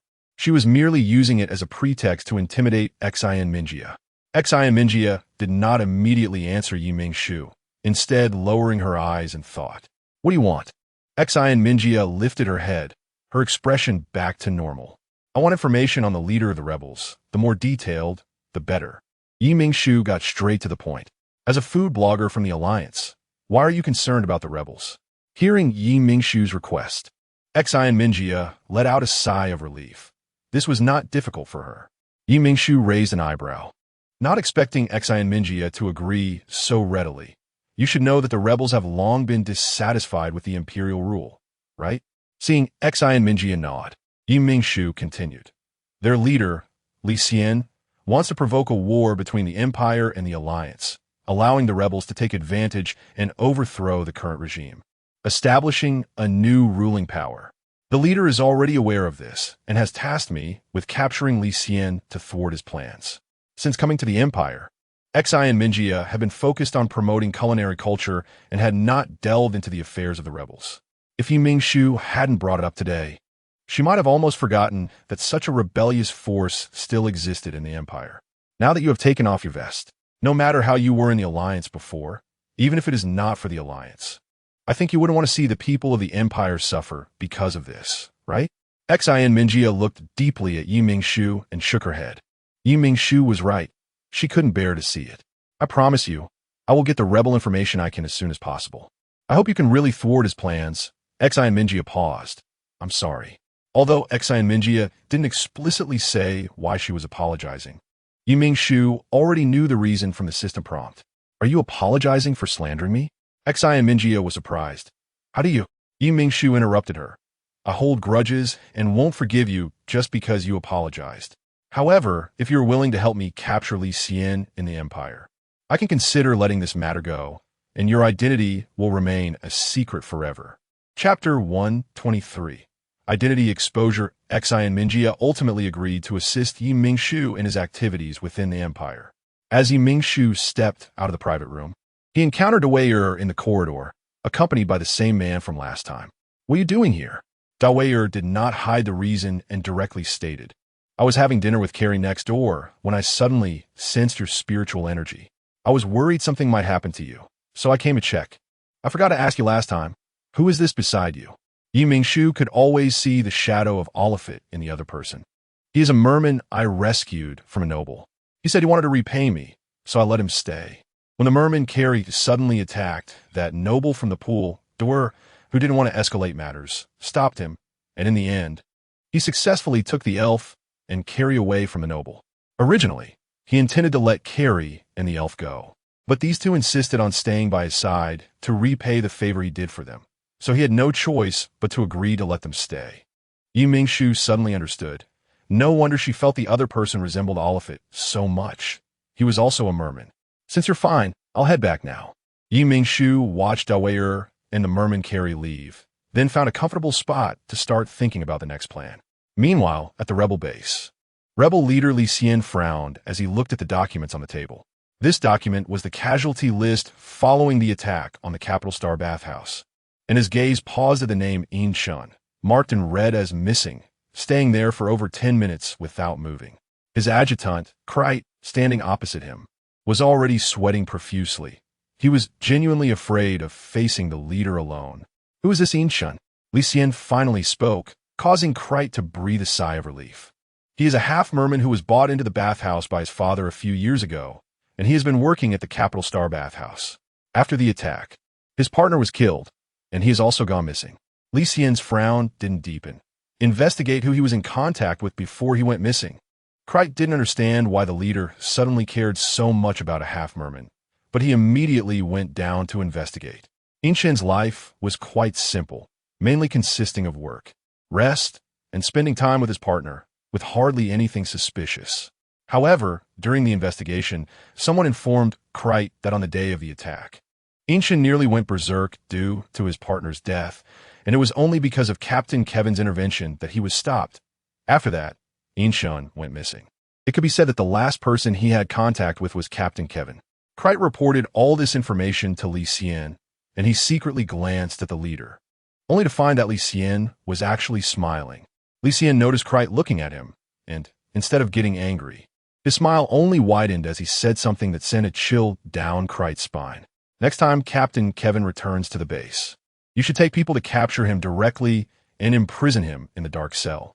Krite's heart tightened, and he almost immediately wanted to defend his good brother, but he lost the courage when he met Li Xian's gaze. Understood, I will do as you say. Watching Krite's retreating figure, Li Xian revealed a satisfied smile. He had long felt that Kevin was somewhat different, and it turned out he was indeed disguised by the outside pests. Chapter 124. Please enter the trap 3 days after Mingshu and Qi Yuyang met. Qi Yuyang had to return to the rebel base to report the situation of the Imperial Capital Star's bathhouse to Li Xian. Before leaving, he met Mingshu again to confirm the specifics of their upcoming actions. During their last meeting, Dawei Air had already set up a layer of disguise for her using the unique illusion techniques of the insect race, based on the information Qi Yuyang provided. For the next 3 months, no matter where she encountered members of the rebel army, they would believe she was one of them. If you had mentioned this earlier, I could have requested more manpower from the F-Rare. Dawei Air's abilities are truly extraordinary, Mingshu said with some regret. If that were the case, capturing Li Xian would be easy. Qi Yuyang wished it could be so, but Dawei Air had a unique identity as a rare chrysalis insect. And if the researchers got wind of this, she might end up being taken to a lab for experiments. Dawei Air helped him infiltrate the rebel army and gather intelligence beneficial to the alliance. He didn't want a moment of carelessness to push her into danger. Mingshu nodded in agreement, understanding Qi Yuyang's concerns. While most researchers might be kind and ethical, there were certainly some who were fanatical for the sake of research, capable of anything in their pursuit. After finalizing their plans, Qi Yuyang left Imperial Capital Star the next day and returned to the rebel base. Mingshu had agreed to contact him every 2 days, but on the designated day, she had not received any news from Qi Yuyang. At first, Mingshu thought Qi Yuyang might be delayed due to some important matter. She suppressed her worries and patiently waited until the next day, yet still received no contact from him. On the 4th day, Dawei Air, who had returned to the rebel base with Qi Yuyang, suddenly tore through space and appeared before her. The boy's green hair was a bit disheveled, beads of sweat hanging on his forehead, and he was holding a bloodied person in his arms. Mingshu initially thought the person in Dawei Air's arms was Qi Yuyang, but as she approached to tend to the wounds, she realized it was a woman. With a look of confusion, she heard Dawei Air urgently say, "You need to treat her wounds first. I'll go back and bring Qi Yuyang." Mingshu quickly grabbed his arm to stop him. "Don't go. If you could bring him back, you wouldn't just bring this woman. You're injured. Can you really manage to bring back a living Qi Yuyang?" Dawei Air fell silent at her words. She was right. In his current condition, it was impossible for him to bring Qi Yuyang back. Seeing that he had calmed down, Mingshu began to tend to the woman on the ground. The woman was severely injured, with a massive hole in her abdomen, and the carpet beneath her was already soaked with her blood. Besides the abdominal wound, a quarter of her scalp had been torn off, and her long hair, which should have been smooth, was cut close to her scalp. Mingshu was not a professional doctor and had no idea how to handle such a situation. However, she couldn't send the woman to a hospital either, as the rebel army would surely have the hospital under surveillance, making it the least safe option. "You stop the bleeding. I'll go call for help." Mingshu instructed Dawei Air before running outside. In a short while, she returned with a man in her arms. The man, still holding a book, didn't even glance at Mingshu when he saw the injured woman. He immediately took out a portable first aid kit from his space and began to treat her wounds. Dawei Air watched nervously as the man worked on the woman, feeling a chill run down his spine as he observed the man's actions, which had slowed from their previously smooth pace.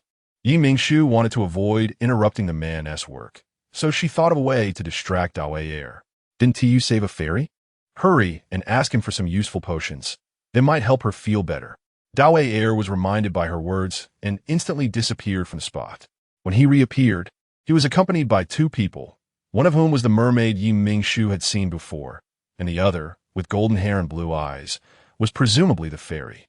With the potions brought by the fairy, the man worked more boldly on the woman's wounds, finishing the treatment in 2 hours. Mingshu thoughtfully changed the woman's clothes and carried her to bed to rest. When she stepped out, the mermaid was cleaning the carpet in the living room, while Dawei Air sat on the sofa, listening to the fairy and the man chatting. "Are you a doctor?" the fairy asked. The man shook his head and nodded at the same time, but remained silent. His behavior only made the fairy more curious. "Why don't you speak?" The man raised his hands to gesture in sign language, but none of the non-beastmen present could understand him. Mingshu walked over to answer for him. His name is Chunanian, a security personnel from the Alliance's diplomatic team. Before becoming security personnel, he was a doctor, but he lost his ability to speak due to an injury from an accident. Afterward, he became a security personnel because he achieved S-level mental strength. I see. The fairy nodded, then said, I have a few new potions. One of them was formulated for children who can't speak, and about 7 out of 10 have regained their ability to speak after using it. Do you want to give it a try? Shen Anian's eyes lit up, and he nodded eagerly. However, the fairy reminded him that since children are still developing, the potion might not work on adults. Shen Anian shook his head. Seeing this, the fairy took out a small bottle of blue potion and handed it to him. Take it in 3 doses. It will take effect in 2 days. If there is no change, it means it doesn't work. Good luck. Chapter 125. Fragrance. Yi Mingshu called Daver aside to inquire about the specific situation. Qi Yuyang, being an SS-level psychic and a young commander of the Alliance with extensive combat experience, should not have been easily captured. Li Xian said that waiting for Qi Yuyang to return to the base. He had long suspected him. Daver was very calm, completely devoid of the tension he had earlier. Yi Mingshu did not expect Li Xian to be so formidable, able to see through the insect race's illusions. As if perceiving Yi Mingshu's thoughts, Daver spoke. I followed Qi Yuyang invisibly when he was captured. As soon as he entered Li Xian's office, he was apprehended. Li Xian's reason was that he had released the mermaid Inshun without permission. Daver's green eyes stared unblinkingly at Yi Mingshu. His description was succinct, but the situation at the time was perilous. After returning to the rebel base, Qi Yuyang, as usual, settled his deputy Qi Yu before going to meet Li Xian. He also used the insect race's invisibility technique to go with Qi Yuyang. Daver initially thought it was just a regular meeting, but just as Qi Yuyang grasped the doorknob of Li Xian's office, Daver distinctly sensed the breath of the 6th person in the office, along with a fleeting hint of killing intent. Before he could remind Qi Yuyang opened the office door. In an instant, Qi Yuyang was firmly held down by 2 people, and at the moment they restrained him, they pierced his shoulder blade with sharp hooks, rendering him unable to resist. My first reaction was to sober Qi Yuyang up, but Li Xian immediately ordered his subordinates to search for Qi Yu in the family area. Under Qi Yuyang's insistence, I had no choice but to go and bring Qi Yu away first. Daver's tone remained calm. However, he was ultimately a step too late. By the time he tore through space and arrived, Qi had already been captured by Li Xian's men. When Daver revealed himself, he saw the rebels cruelly pulling at Qi Yu's long hair, mercilessly tearing off a large patch of her scalp. Qi Yu was rolling on the ground in pain, while the rebels stood together laughing wickedly. They grabbed what was left of Qi Yu's hair, intending to repeat their cruel act, but Daver quickly severed Qi Yu's long hair, cleanly cutting off the arms of all the rebels present, and tore through space to bring Qi Yu to Yi Mingshu's room. It turned out that Li Xian had long since planned this. Shortly after I left with Qi Yuyang, the rebels entered the family area, captured Qi Yu, and tortured her, hoping to use her suffering to force Qi Yuyang to comply. Speaking of Qi Yu's torment, a strong killing intent filled Daver's eyes. Yi Mingshu did not know what to say and could only pat his shoulder in comfort. Such inhumane torture of hostages reminded her of a certain well-off country's military. It was easy to capture Qi Yuyang. Can you sense what level of psychic powers those 2 individuals have? Yi Mingshu asked Daver with a frown. Daver immediately blurted out, both are S-level. Yi Mingshu looked at him incredulously. Are you mistaken? Qi Yuyang is SS level. How could 2 S-levels capture him so easily? Although S-level and SS level differ by just 1 rank, there is an insurmountable chasm in strength between the 2. I don't believe it either, but they really only have S-level strength. However, Daver paused. Don't breathe so heavily while speaking. Yi Mingshu couldn't help but retort. Those 2 have a special fragrance about them. I wonder if their ability to capture Qi Yuyang is related to this fragrance. Chapter 126. Night Raid on the Enemy Camp Fragrance. Yi Mingshu directed his gaze toward the elf in the living room. I remember there are quite a few elves among the rebels, right? Could it be that the elves have created some sort of potion to temporarily enhance their strength? David shook his head. I don't know. I just asked Mutal about it, and he said that there is no such potion in the elves' teachings. None? Then, could it be a forbidden knowledge that the elves are not allowed to learn? Noticing Yi Mingshu's gaze, the elf walked over and happened to overhear their conversation. The elf tribe does not have such a potion. Those that are harmful to the human body have long been destroyed, along with their formulas, by the clan members. Mutil's eyes were firm. The potion that David mentioned, which temporarily enhances strength, generally comes with huge side effects, ranging from mild mental confusion to being fatal. The elves would never allow such harmful potions to exist. Mingshu was taken aback, then said, "I apologize for my earlier remarks. Please don't take it to heart." Mutil shook his head. He didn't think Mingshu was intentionally slandering the elves, understanding their concerns at this moment. "I didn't have time to ask what kind of fragrance it was earlier. David, do you still remember?" The elf asked. David thought for a moment, and then said cautiously, "It smelled a bit like vanilla ice cream, but I felt that the fragrance was more like spilled vanilla extract, so strong that it could make someone faint after a few whiffs." "A strong vanilla scent," Mutil murmured. About 5 minutes later, he asked David to take him back to Green Forest Planet. He wanted to return to the clan's library to search ancient texts. Thinking about Qi Yuyang still being in Li Xian's hands, David hesitated. "You take him. If we can really find some clues, that would be great. However, I plan to visit the rebel base tonight. I don't know if you can make it back in time." Mingshu thought that more preparation would be good, so he intended to use David's disguise skills to gather information, facilitating the subsequent rescue of Qi Yuyang. "I haven't been to Green Forest Planet and haven't left any coordinates there, so I can't use spatial tearing. It will take some time for a round trip, but I will hurry back. You must wait for me to return before taking action." David changed the subject. "Without me, your unauthorized actions will alert the enemy." Mingshu agreed wholeheartedly, promising to wait for him to return before taking action. After seeing David and the elf leave, Mingshu didn't idle either. After instructing the mermaid to pay attention to Qi Yu's condition, she went to find Xian Mingjia. The first thing Mingshu said when she met Xian Mingjia was to ask for some equipment. "Xin min da thou wen," wanted to ask her the reason several times, but ultimately held back. Mingshu saw her encouragement and took the initiative to say, "Don't worry. I want to let anyone from your father's side see this equipment. I have something to do tonight. I will pretend to be sick and not attend the evening banquet. I hope you can help me cover for it." Upon hearing Mingshu's words, Xian Mingjia's expression turned serious. "You must not get caught in there. It will be troublesome if the leader asks for someone." Mingshu smirked. "Don't worry. I don't fight battles without confidence." After receiving the equipment prepared by Xian Mingjia, Mingshu returned to the hotel and began to patiently wait for David's return. David set off at 11 in the morning, and it wasn't until the midnight bell tolled that he tore through space and appeared in the hotel room. "Do you need a rest for a bit?" Mingshu asked kindly. David shook his head, signaling Mingshu to get ready. Mingshu had already put on the equipment she got from Xian Mingjia before he returned and handed him another set of equipment. Once David put on the gear, he took Mingshu's hand and led her to tear through space toward the rebel base. Chapter 127 Token. Today is another day of missing the Overlord flower. Ever since Sister Yi won the championship in the food competition, she seems to have gotten further and further away from us. It's not just a feeling. She has indeed become more distant, now serving as an envoy personally appointed by the Emperor, representing him in the Empire. "Come back soon and teach us how to cook. If you don't want to teach, then Mingshu, hurry up and open hotels throughout the entire alliance." At this moment, Mingshu was unaware of how much her fans missed her. She was cautiously searching for Qi Yuyang at the rebel base.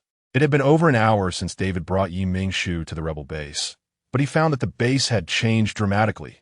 The overall layout had shifted, and he could no longer find the dungeon where prisoners were held. While he and Mingshu were wandering around like headless flies, the actions of a rebel leader caught Mingshu's attention. She saw the rebel leader walk to the end of the path they were on and press against the wall, which vanished right before her eyes. What was going on? As the leader lifted his foot to step inside, Mingshu quickly pulled David along to follow. But when they got there, the wall that had disappeared reappeared, mercilessly blocking their way.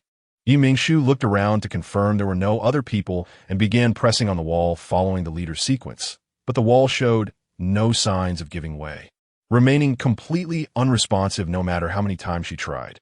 "Let me give it a try." David stepped forward, mimicking Mingshu's actions and pressing the wall in the same sequence. But the wall remained just as unyielding. Since they were still in a state of invisibility and couldn't open the wall, they decided to study it. After about 10 minutes, the wall opened again, and the leader walked out. Mingshu confidently noticed that when the leader stepped out, a token on him emitted a faint glow. The light was very weak, but because Mingshu was focused on the leader, she was able to spot it successfully. Who is it? The leader suddenly drew his gun and shot at Mingshu's position, leaving deep bullet holes in the wall. Fortunately, Mingshu dodged just a second before the leader fired. Otherwise, she would have likely been exposed. The leader's mental power level was clearly lower than hers, yet she didn't expect his perception to be so sharp, and his shooting speed was unusually fast. She was only staring at his token. How could he have detected her? If she had been looking at his face, she probably wouldn't have had time to react and would have been shot to pieces. No one. The leader looked at the wall with only bullet holes and no bloodstains, somewhat doubting whether he had imagined things. The rebel soldier responsible for guarding inside the wall, seeing him suddenly fire his gun at the entrance, nervously spoke up, "Commander, is something wrong?" The leader calmed his expression and instructed the soldier, "It's nothing, just keep a good watch. Don't let anyone without a token enter. If any intruders are found, be sure to sound the alarm and immediately execute the prisoners in the deepest cell." Yes. Once the leader left and the wall returned to normal, Mingshu and David went to a concealed spot to discuss. She believed that the prisoner in the deepest cell was likely Qi Yuyang. David nodded in agreement. "But now we don't have a token, nor do we know where to find one. That person just now had one. I saw the token light up. The reason we couldn't open the wall earlier should be that we didn't have a token on us." Mingshu suggested. "Instead of looking for another person with a token, why not just take it from that person? It would save us the time of finding someone new."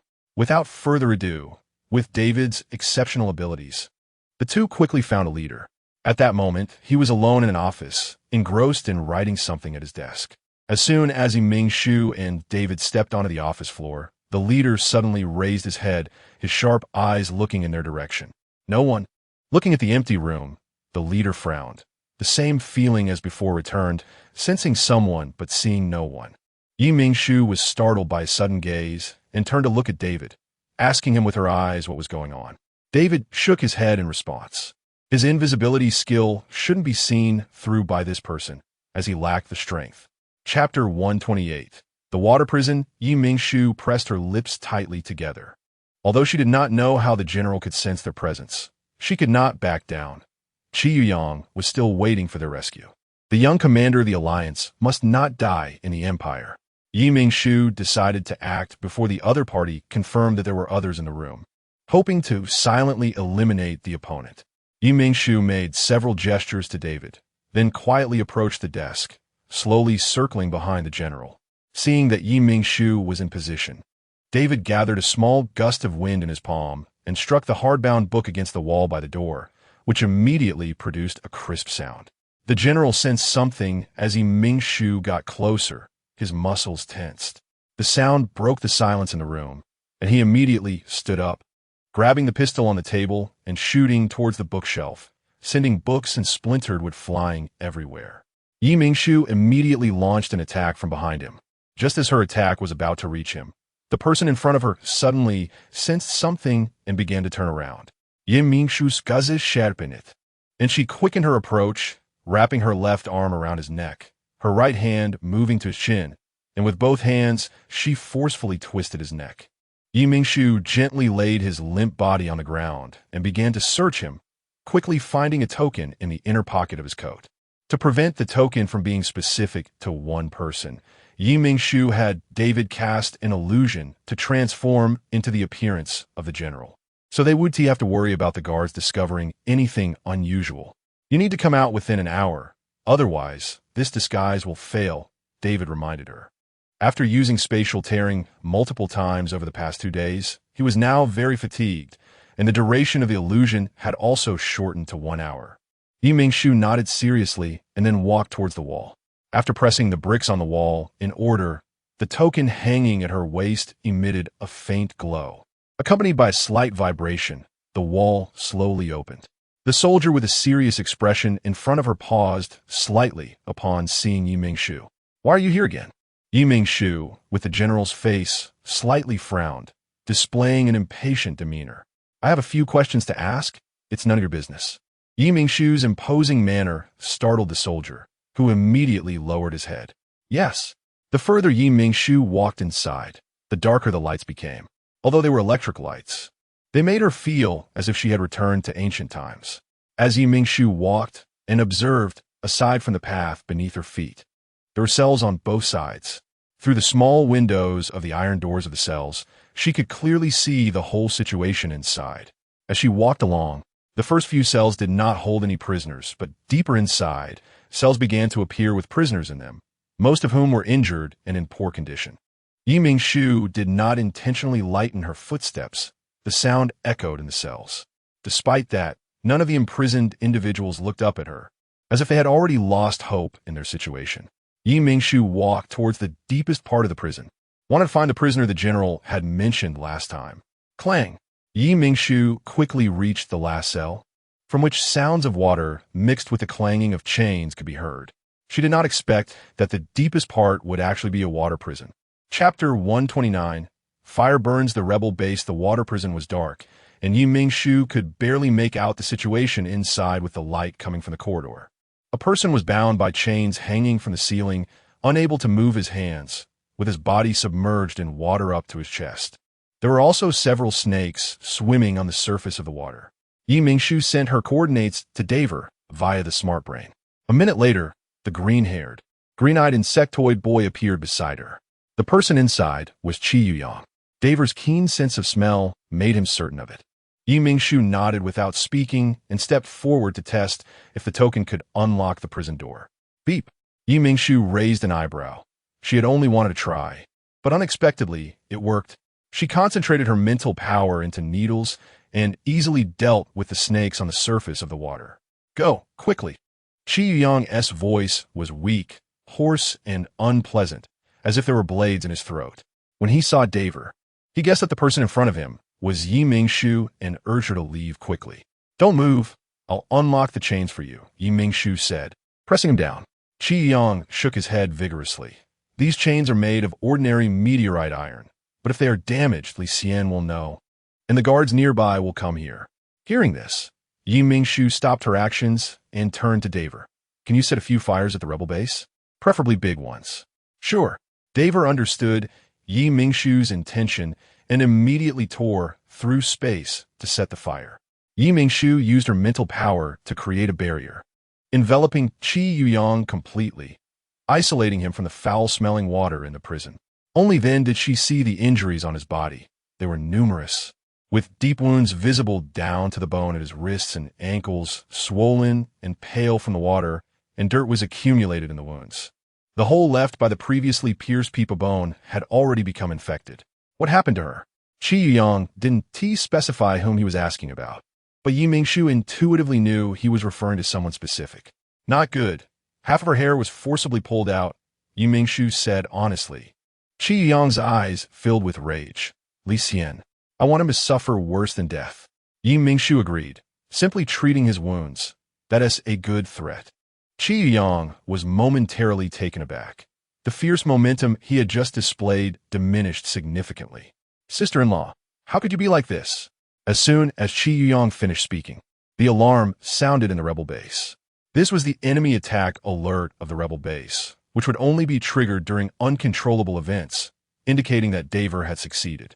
After hearing his explanation, Mingshu immediately concentrated her mental power into a sharp blade and easily cut through the chains that bound him. She then lifted him onto her back.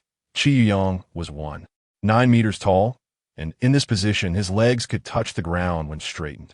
If we go out like this, we'll all get caught. Qiyuyang was a bit worried. Don't worry. Mingshu walked quickly, using her mental power to violently smash open the doors of the cells along the way. The prisoners inside saw this and ran out without hesitation, the fastest one almost reaching the exit. Seeing this, the rebel soldier at the exit hurriedly raised his gun. However, before he could fire, Mingshu used her mental blade to slice through his throat. Warm blood sprayed out, splattering the face of the fleeing prisoner. That prisoner turned back, looked at Mingshu with deep meaning in his eyes, and ran away without looking back. Chapter 130.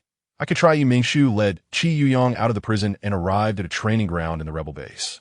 Due to the fire, the training ground was empty, as the rebel soldiers had gone to fight the flames. Where do you think you're going? You burned my base and still want to leave unscathed? Dream on. A frail man appeared behind Yi Mingshu and Qi Yuyong, accompanied by a group of soldiers. Yi Mingshu paused for a moment, but continued walking forward without looking back. Li Xian was both amused and enraged by her actions. It was the first time he had encountered such an arrogant enemy. This enemy not only rescued the high-profile criminal he was holding, but almost set the entire base on fire. If it hadn't been for the soldiers discovering Colonel Khan's body and reinforcing the guards, the base would have likely lost control due to the fire. One more step, and neither you nor the person on your back will survive. Li Xian's voice carried anger. Yi Mingshu remained unfazed. It was the first time Li Xian, who had built the rebel army for so long, was so blatantly ignored. Soon, the elite guards hidden among the soldiers launched an attack on Yi Mingshu. Several S-level psychics attempted to seize Qi Yuyong, while an SS-level psychic directly attacked Yi Mingshu.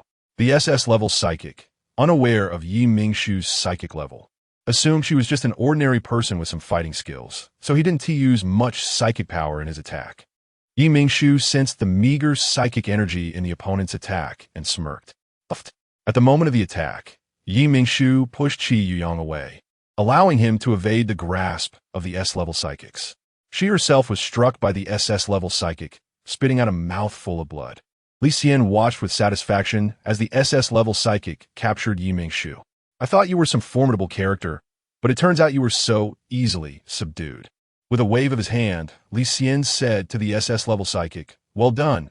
Here, a reward." The psychic laughed upon hearing this, confidently reporting, "Report, leader. This person is an ordinary person without psychic power." Oh, Li Xian's eyes filled with curiosity. It was rare to find someone without psychic power in the Empire, let alone someone bold enough to infiltrate a rebel base to rescue a prisoner. Bring her over here. I want to see. This was the first time Li Xian encountered an ordinary person, and he couldn't help but be curious. Yi Mingshu was grabbed by the psychic and brought before Li Xian. It was unclear whether it was because of his confidence or his underestimation of someone daring enough to infiltrate the enemy camp.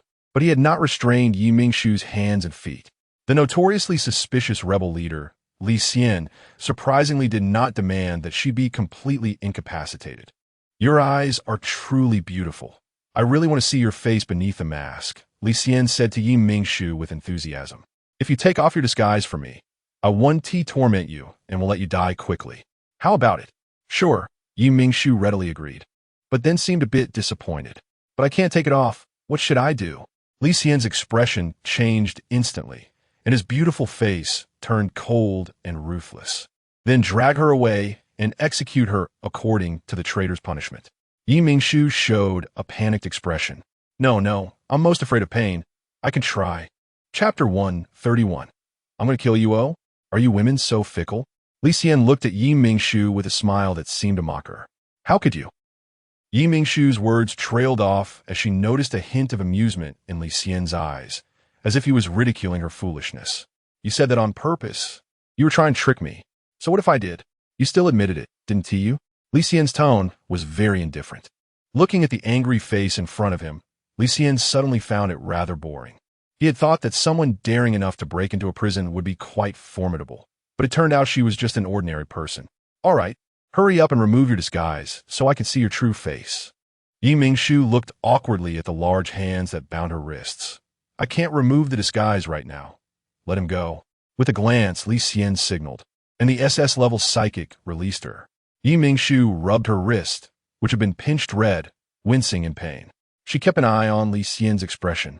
Noticing that when he saw the redness on her wrist, he relaxed a lot. A flicker of light flashed in Yi Mingshu's eyes, and just as Li Xian was about to speak again, she suddenly moved, swiftly grabbing Li Xian by the neck. "You!" Li Xian struggled to make her let go, but as a grade A psychic, he exerted all his strength yet couldn't budge the pale hand gripping his neck. "Chief!"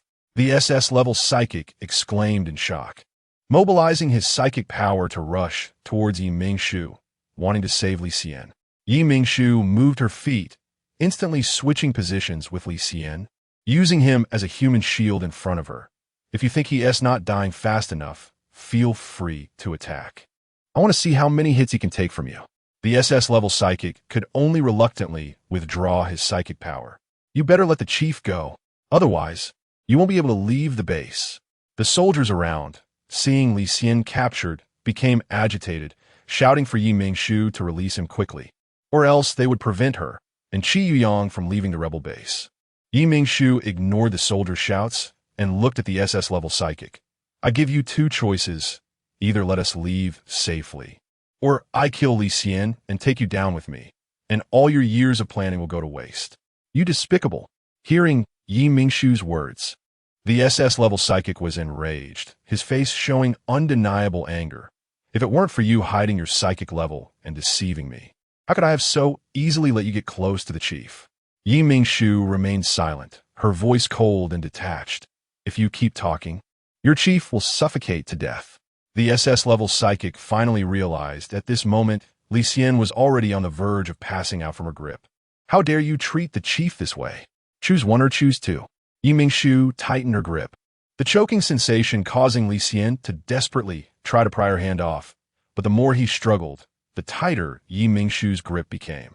Seeing Li Xian's face turning purple, his eyes rolling back, the SS-level psychic compromised. Option 1. Very well, you all stay where you are, and anyone who moves will die immediately. Yi Mingshu glanced around, and several grade S psychics who attempted to sneak attack were pinned in place by the psychic pressure she released. The SS-level psychic was stunned by the powerful psychic pressure released by Yi Mingshu and hurriedly ordered. She is an SS-level psychic. No one is allowed to move. Let them leave. General, you can let her go, General. The SS-level psychic, referred to as the General, swept his gaze, and the soldiers fell silent. Didn't you hear what she just said? Who will take responsibility if something happens to the chief? Yi Mingshu, holding Li Xian, moved away from the crowd, coming to Qi Yuyang's side. Just now, Qi Yuyang had taken the opportunity to evade the attack from the grade S psychic and reached a corner of the wall. At that moment, Dawei, who had finished creating a diversion, had also concealed his presence at the corner. As soon as Yi Mingshu stepped into his skill range, he immediately tore through space to take them away. Not good. By the time the SS-level psychic reacted, it was too late. All that was left for him was an empty corner. Immediately activate the search system to locate them. Dawei directly took Yi Mingshu and the others into the concealed spaceship, quickly piloting it away from the rebel base. They had barely flown a short distance from the rebel base when the rebel spaceship also followed them, and they had to expend some effort to shake it off. Dawei sighed in relief.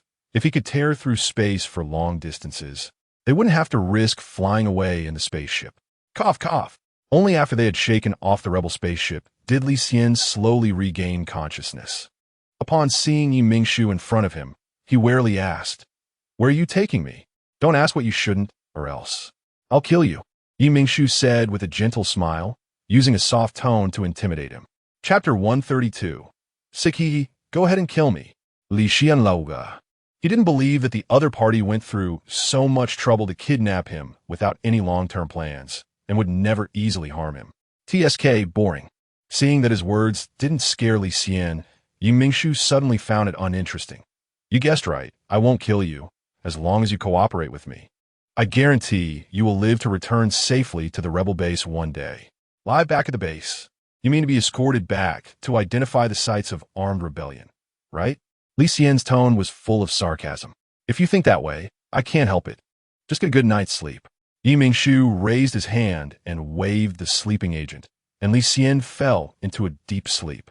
After dealing with Li Xian, Yi Mingshu picked up the medical box and went to Qi Yuyang's side. You won't die, right? Just a small injury.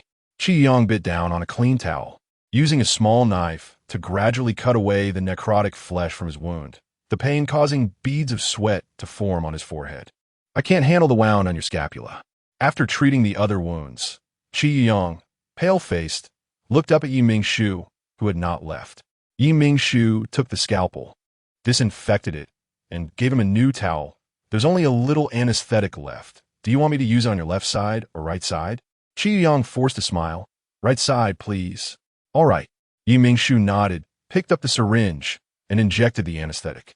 while treating the wound on the right side. Qi Yuyang relaxed a little, the sensation of the scalpel cutting through the necrotic flesh reminding him of his beloved. Ayu. She must be in so much pain, right? Yi Mingshu finished bandaging the right side, disinfected the scalpel again. Now it's your turn to feel pain. Ugh. The condition of the wound on the left side was much better than the right side, but the pain of digging into flesh was unbearable for most people. Don't move. Yi Mingshu glanced at him. David, help me hold him down. David set the spaceship to autopilot and came over to assist her. With David helping to prevent Qi Yuyang from moving around, Yi Mingshu was able to treat the wound much faster. By the time Yi Mingshu finished bandaging the wound, Qi Yuyang had already passed out from the pain, and David took him to the lounge. Yi Mingshu did not take Qi Yuyang back to the hotel, but directly had David tear through space to bring him to the embassy. When Qi Yuyang regained consciousness, he told her that the rebels hadn't extracted any useful information from him and had directly classified him as an Imperial soldier. Now the rebels must have sent someone to lie in ambush on the Imperial capital star. It was also not possible to take Qi Yuyang directly out of the Empire. A large interstellar port with a constant flow of traffic, it was hard to say whether the rebels would be mixed in among the countless travelers. After thinking it over, she decided that the safest place was the Alliance's embassy in the Empire, where everyone was loyal to the leader, and there was no fear of rebels mixing in. Their mission would conclude in 3 days, and at that time, it would be the most secure for Qi Yuyang to leave with her. After settling Qi Yuyang, Yi Mingshu returned to the hotel under the cover of night, quickly freshened up, and then lay in bed pretending to be sick, which was the excuse she had agreed upon with Xi and Mingjia. Not only that, but she also had the members of the delegation discreetly spread the word about her illness. That day, several groups of people came to visit her. Xi and Mingjia was among the first to come, along with the 3 princes. The 3 princes brought precious treasures, representing the king's concern for her. As they were leaving, Xi and Mingjia discreetly slipped her a pouch when no one was paying attention. Chapter 133. Investment. Xi and Mingjia handed Yi Mingshu a key to a commercial spaceship. This commercial spaceship was something Yi Mingshu had previously requested her help to prepare. It maintained the appearance of a commercial vessel, but had enhanced defenses inside and weapons added in discrete locations. It was specially prepared for Qi Yuyang. The most dangerous was also the safest, so she planned to have Qi Yuyang and his group disguise themselves as merchants heading to the Alliance for trade, leaving the Empire, a land of controversy, openly. Since everyone learned about her illness, she had been excused from many events that required her attendance, and an elder from the envoy group took her place. Yi Mingshu enjoyed her leisure time and simply moved into the Royal Gourmet Manor under the pretext of recuperating, where she would critique Xi and Mingjia's cooking every day. Yi Mingshu's presence made Xi and Mingjia extremely annoyed. If it weren't for the fact that Yi Mingshu held a secret over her, Xi and Mingjia would have had her guards throw her out long ago. Hey, don't go. I have good stuff for you. Today, Xi and Mingjia was inspecting the kitchen as usual when she happened to run into Yi Mingshu, who came looking for her. Without a word, she turned to leave, but was quickly stopped by Yi Mingshu. What's the matter? These dishes have already been modified according to your suggestions. What else do you want? Xi and Mingjia said with a bad tone, pulling her clothes away from Yi Mingshu's grip. I'm here today because I have something good for you. Unfazed by Xi and Mingjia's disdainful actions, Yi Mingshu handed her a small notebook. Xi and Mingjia took the notebook and flipped through it, her expression shifting from impatience to shock. What are you trying to do? The notebook contained recipes she had never seen before. What was Yi Mingshu giving it to her for? Let's make a deal. Yi Mingshu smiled. I want to invest in your Royal Gourmet Manor. If you agree, this notebook of recipes will be the investment fee. This morning, the system had reminded her to expedite her task progress, so that Earth could spread throughout the entire starry sea as soon as possible. Currently, several large habitable planets in the Alliance already had hotel branches, and other planets' hotels were also in preparation, with only the Empire left untouched.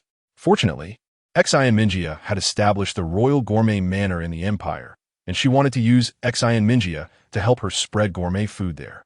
Investing was the best way, so she came to find Xi and Mingjia early in the morning.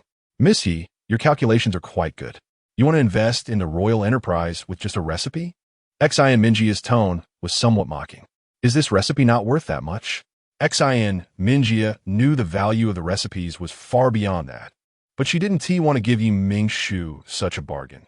The Royal Gourmet Manor is ultimately my father's property. I'm just managing it on his behalf, so I can't decide on the investment matter. Yi Mingshu curled her lips. We are all intelligent people. My sincerity is already laid out. Your Highness, it's not very polite to keep stalling me. Since you don't want me to invest, I'll just take this recipe and leave. Yi Mingshu's move was a blatant play of desire and restraint. Only a fool would not understand. Xin Mingya gritted her teeth.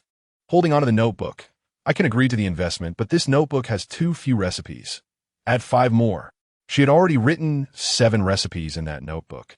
And with the recipes previously given to the Empire by the Chancellor, they were more than enough for the daily lives of the Empire's citizens. Xin Mingya was being unreasonable. Even considering the hardships of the Empire's people, she wouldn't agree. Your Highness, don't be too greedy. Yi Mingshu narrowed her eyes and said coldly, 3, or forget it. Xin Mingya understood that this was Yi Mingshu's bottom line. She nodded. Deal, but I want those 3 recipes to be drinks. I heard you opened a milk tea shop in the Alliance, and the drinks sold there are cheap and tasty. That's easy to say, but I suggest you directly franchise the milk tea shop, Yi Mingshu offered. Franchise? Xin Mingya didn't understand what she meant. You pay a little money to purchase the right to use my brand, and we provide the necessary equipment and ingredients.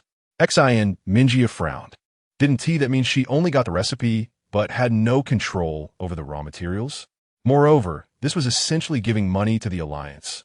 Yi Mingshu saw through her thoughts and calmly reminded her, don't think you're getting nothing. Even if I give you the recipe, separately, you want to be able to make the milk tea. What? Xin Mingya furrowed her brows tightly. The main raw material for milk tea is tea leaves. The Alliance does not allow large-scale exports of tea leaves, and the tea leaves that are allowed for export are all expensive premium teas. Milk tea made from those would be unaffordable for ordinary citizens. If you want to bring milk tea to the common people, you can only cooperate with me. Yi Mingshu wasn't lying. This was the result of her discussions with the Chancellor. Currently, she was the only one in the entire Alliance who could obtain a large quantity of affordable tea leaves. They wanted to help the Empire's citizens, but they also prioritized the interests of the Alliance. Ultimately, the 2 countries were still opposing forces, and if the Empire no longer relied on the Alliance for ingredients, the balance between the 2 countries could easily be disrupted. Fine, I'll franchise. I'll have someone transfer the franchise fee to you, but you have to give me those 3 recipes. Xin Mingya stood her ground. Deal.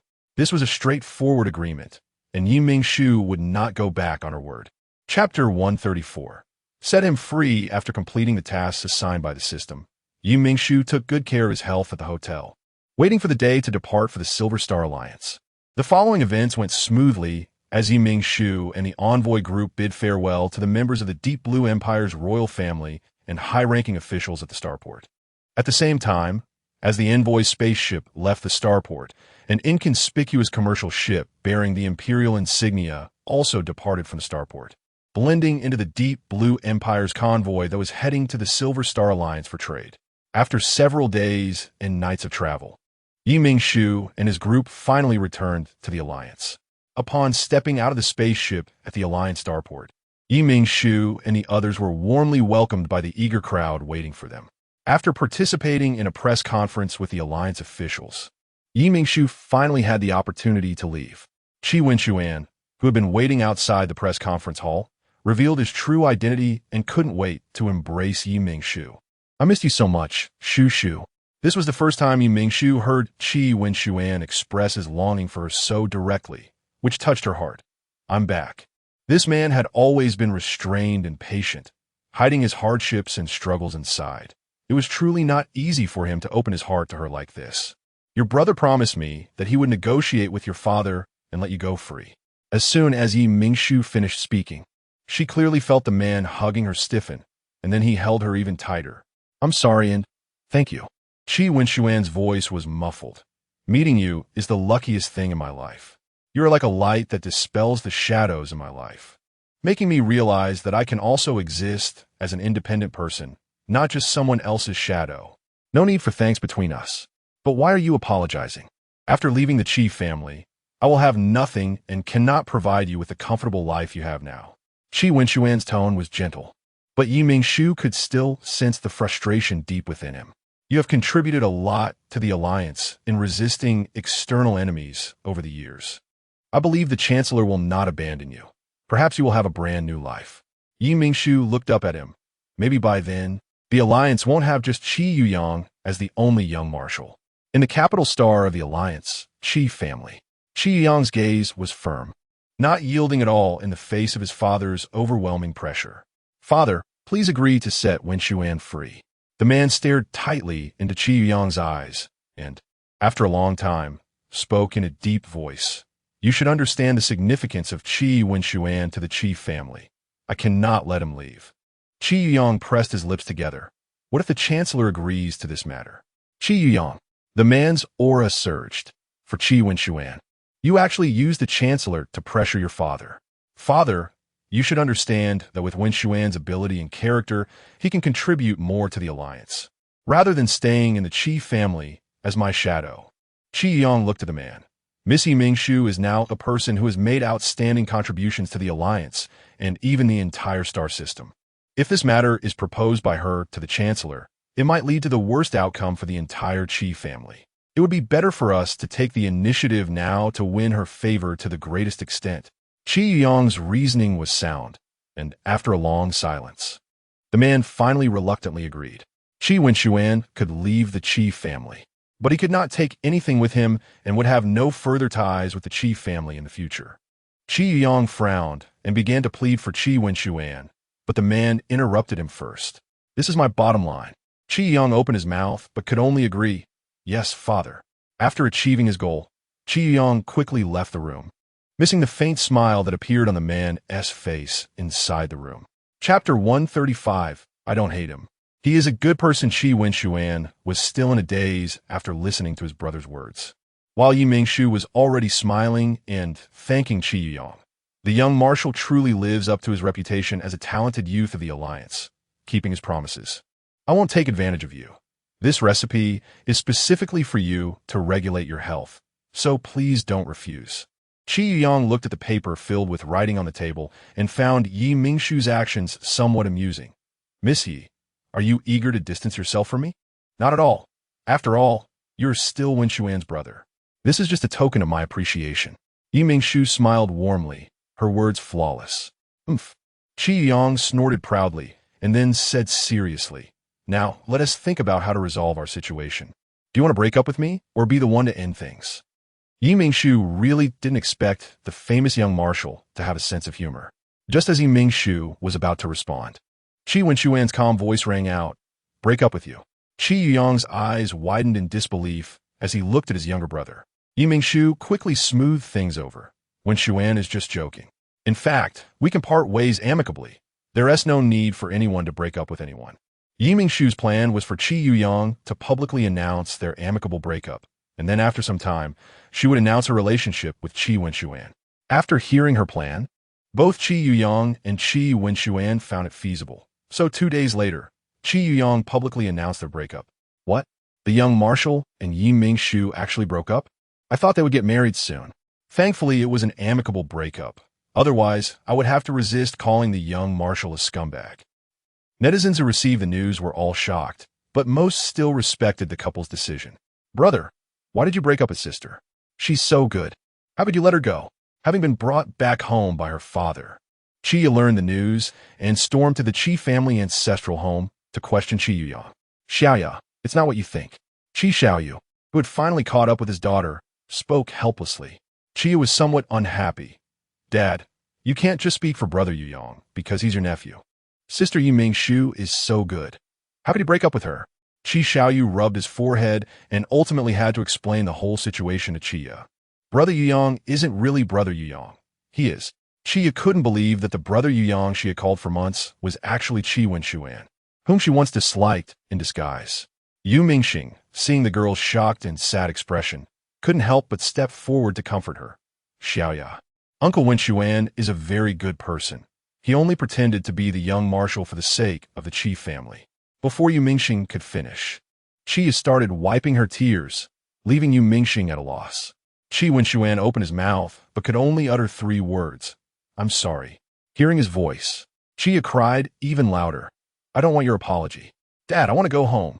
Unable to do anything, Qi Xiaoyu could only leave with Chia, his face full of regret.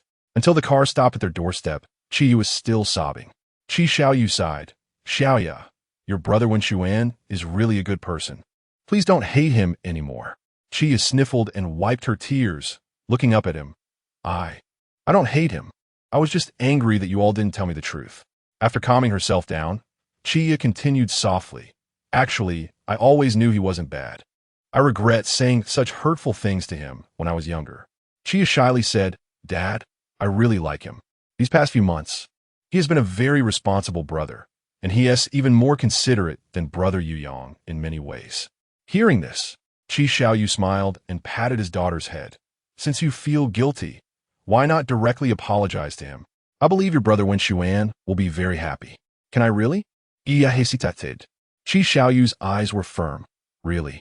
Receiving an affirmative response, Qi smiled. Then I'll go apologize to him tomorrow. Dad, what kind of gift do you think he likes? Qi Xiaoyu, holding his chattering daughter who wanted to prepare a gift, got out of the car. He had known all along that his brother planned to let Qi Wenxuan go free, and now seeing his daughter eliminate her prejudice against Qi Wenxuan, he genuinely felt happy for Qi Wenxuan. Chapter 136. Newly promoted Major General after Qi Wenxuan officially left the Qi family. The leader specially prepared a new identity for him and listed all his achievements for the alliance over the years. After Qi Wenxuan once again led the army to repel the insect race that insulted the alliance, the leader and the officials of the council unanimously decided to grant him the rank of Major General. On the day Qi Wenxuan was awarded his rank, he announced his relationship with Yi Mingshu in front of everyone at the awards ceremony, and under the gaze of the crowd, he proposed to her. No way, just lost a young marshal, and now we have a Major General? Sister belongs to us. Even if you are a Major General, you can't take her away. Indeed, excellent people never lack admirers. Whoa, the newly appointed male god actually has a girlfriend the next second, and his girlfriend is my favorite food blogger. Yi Mingshu didn't care about the reactions of the netizens.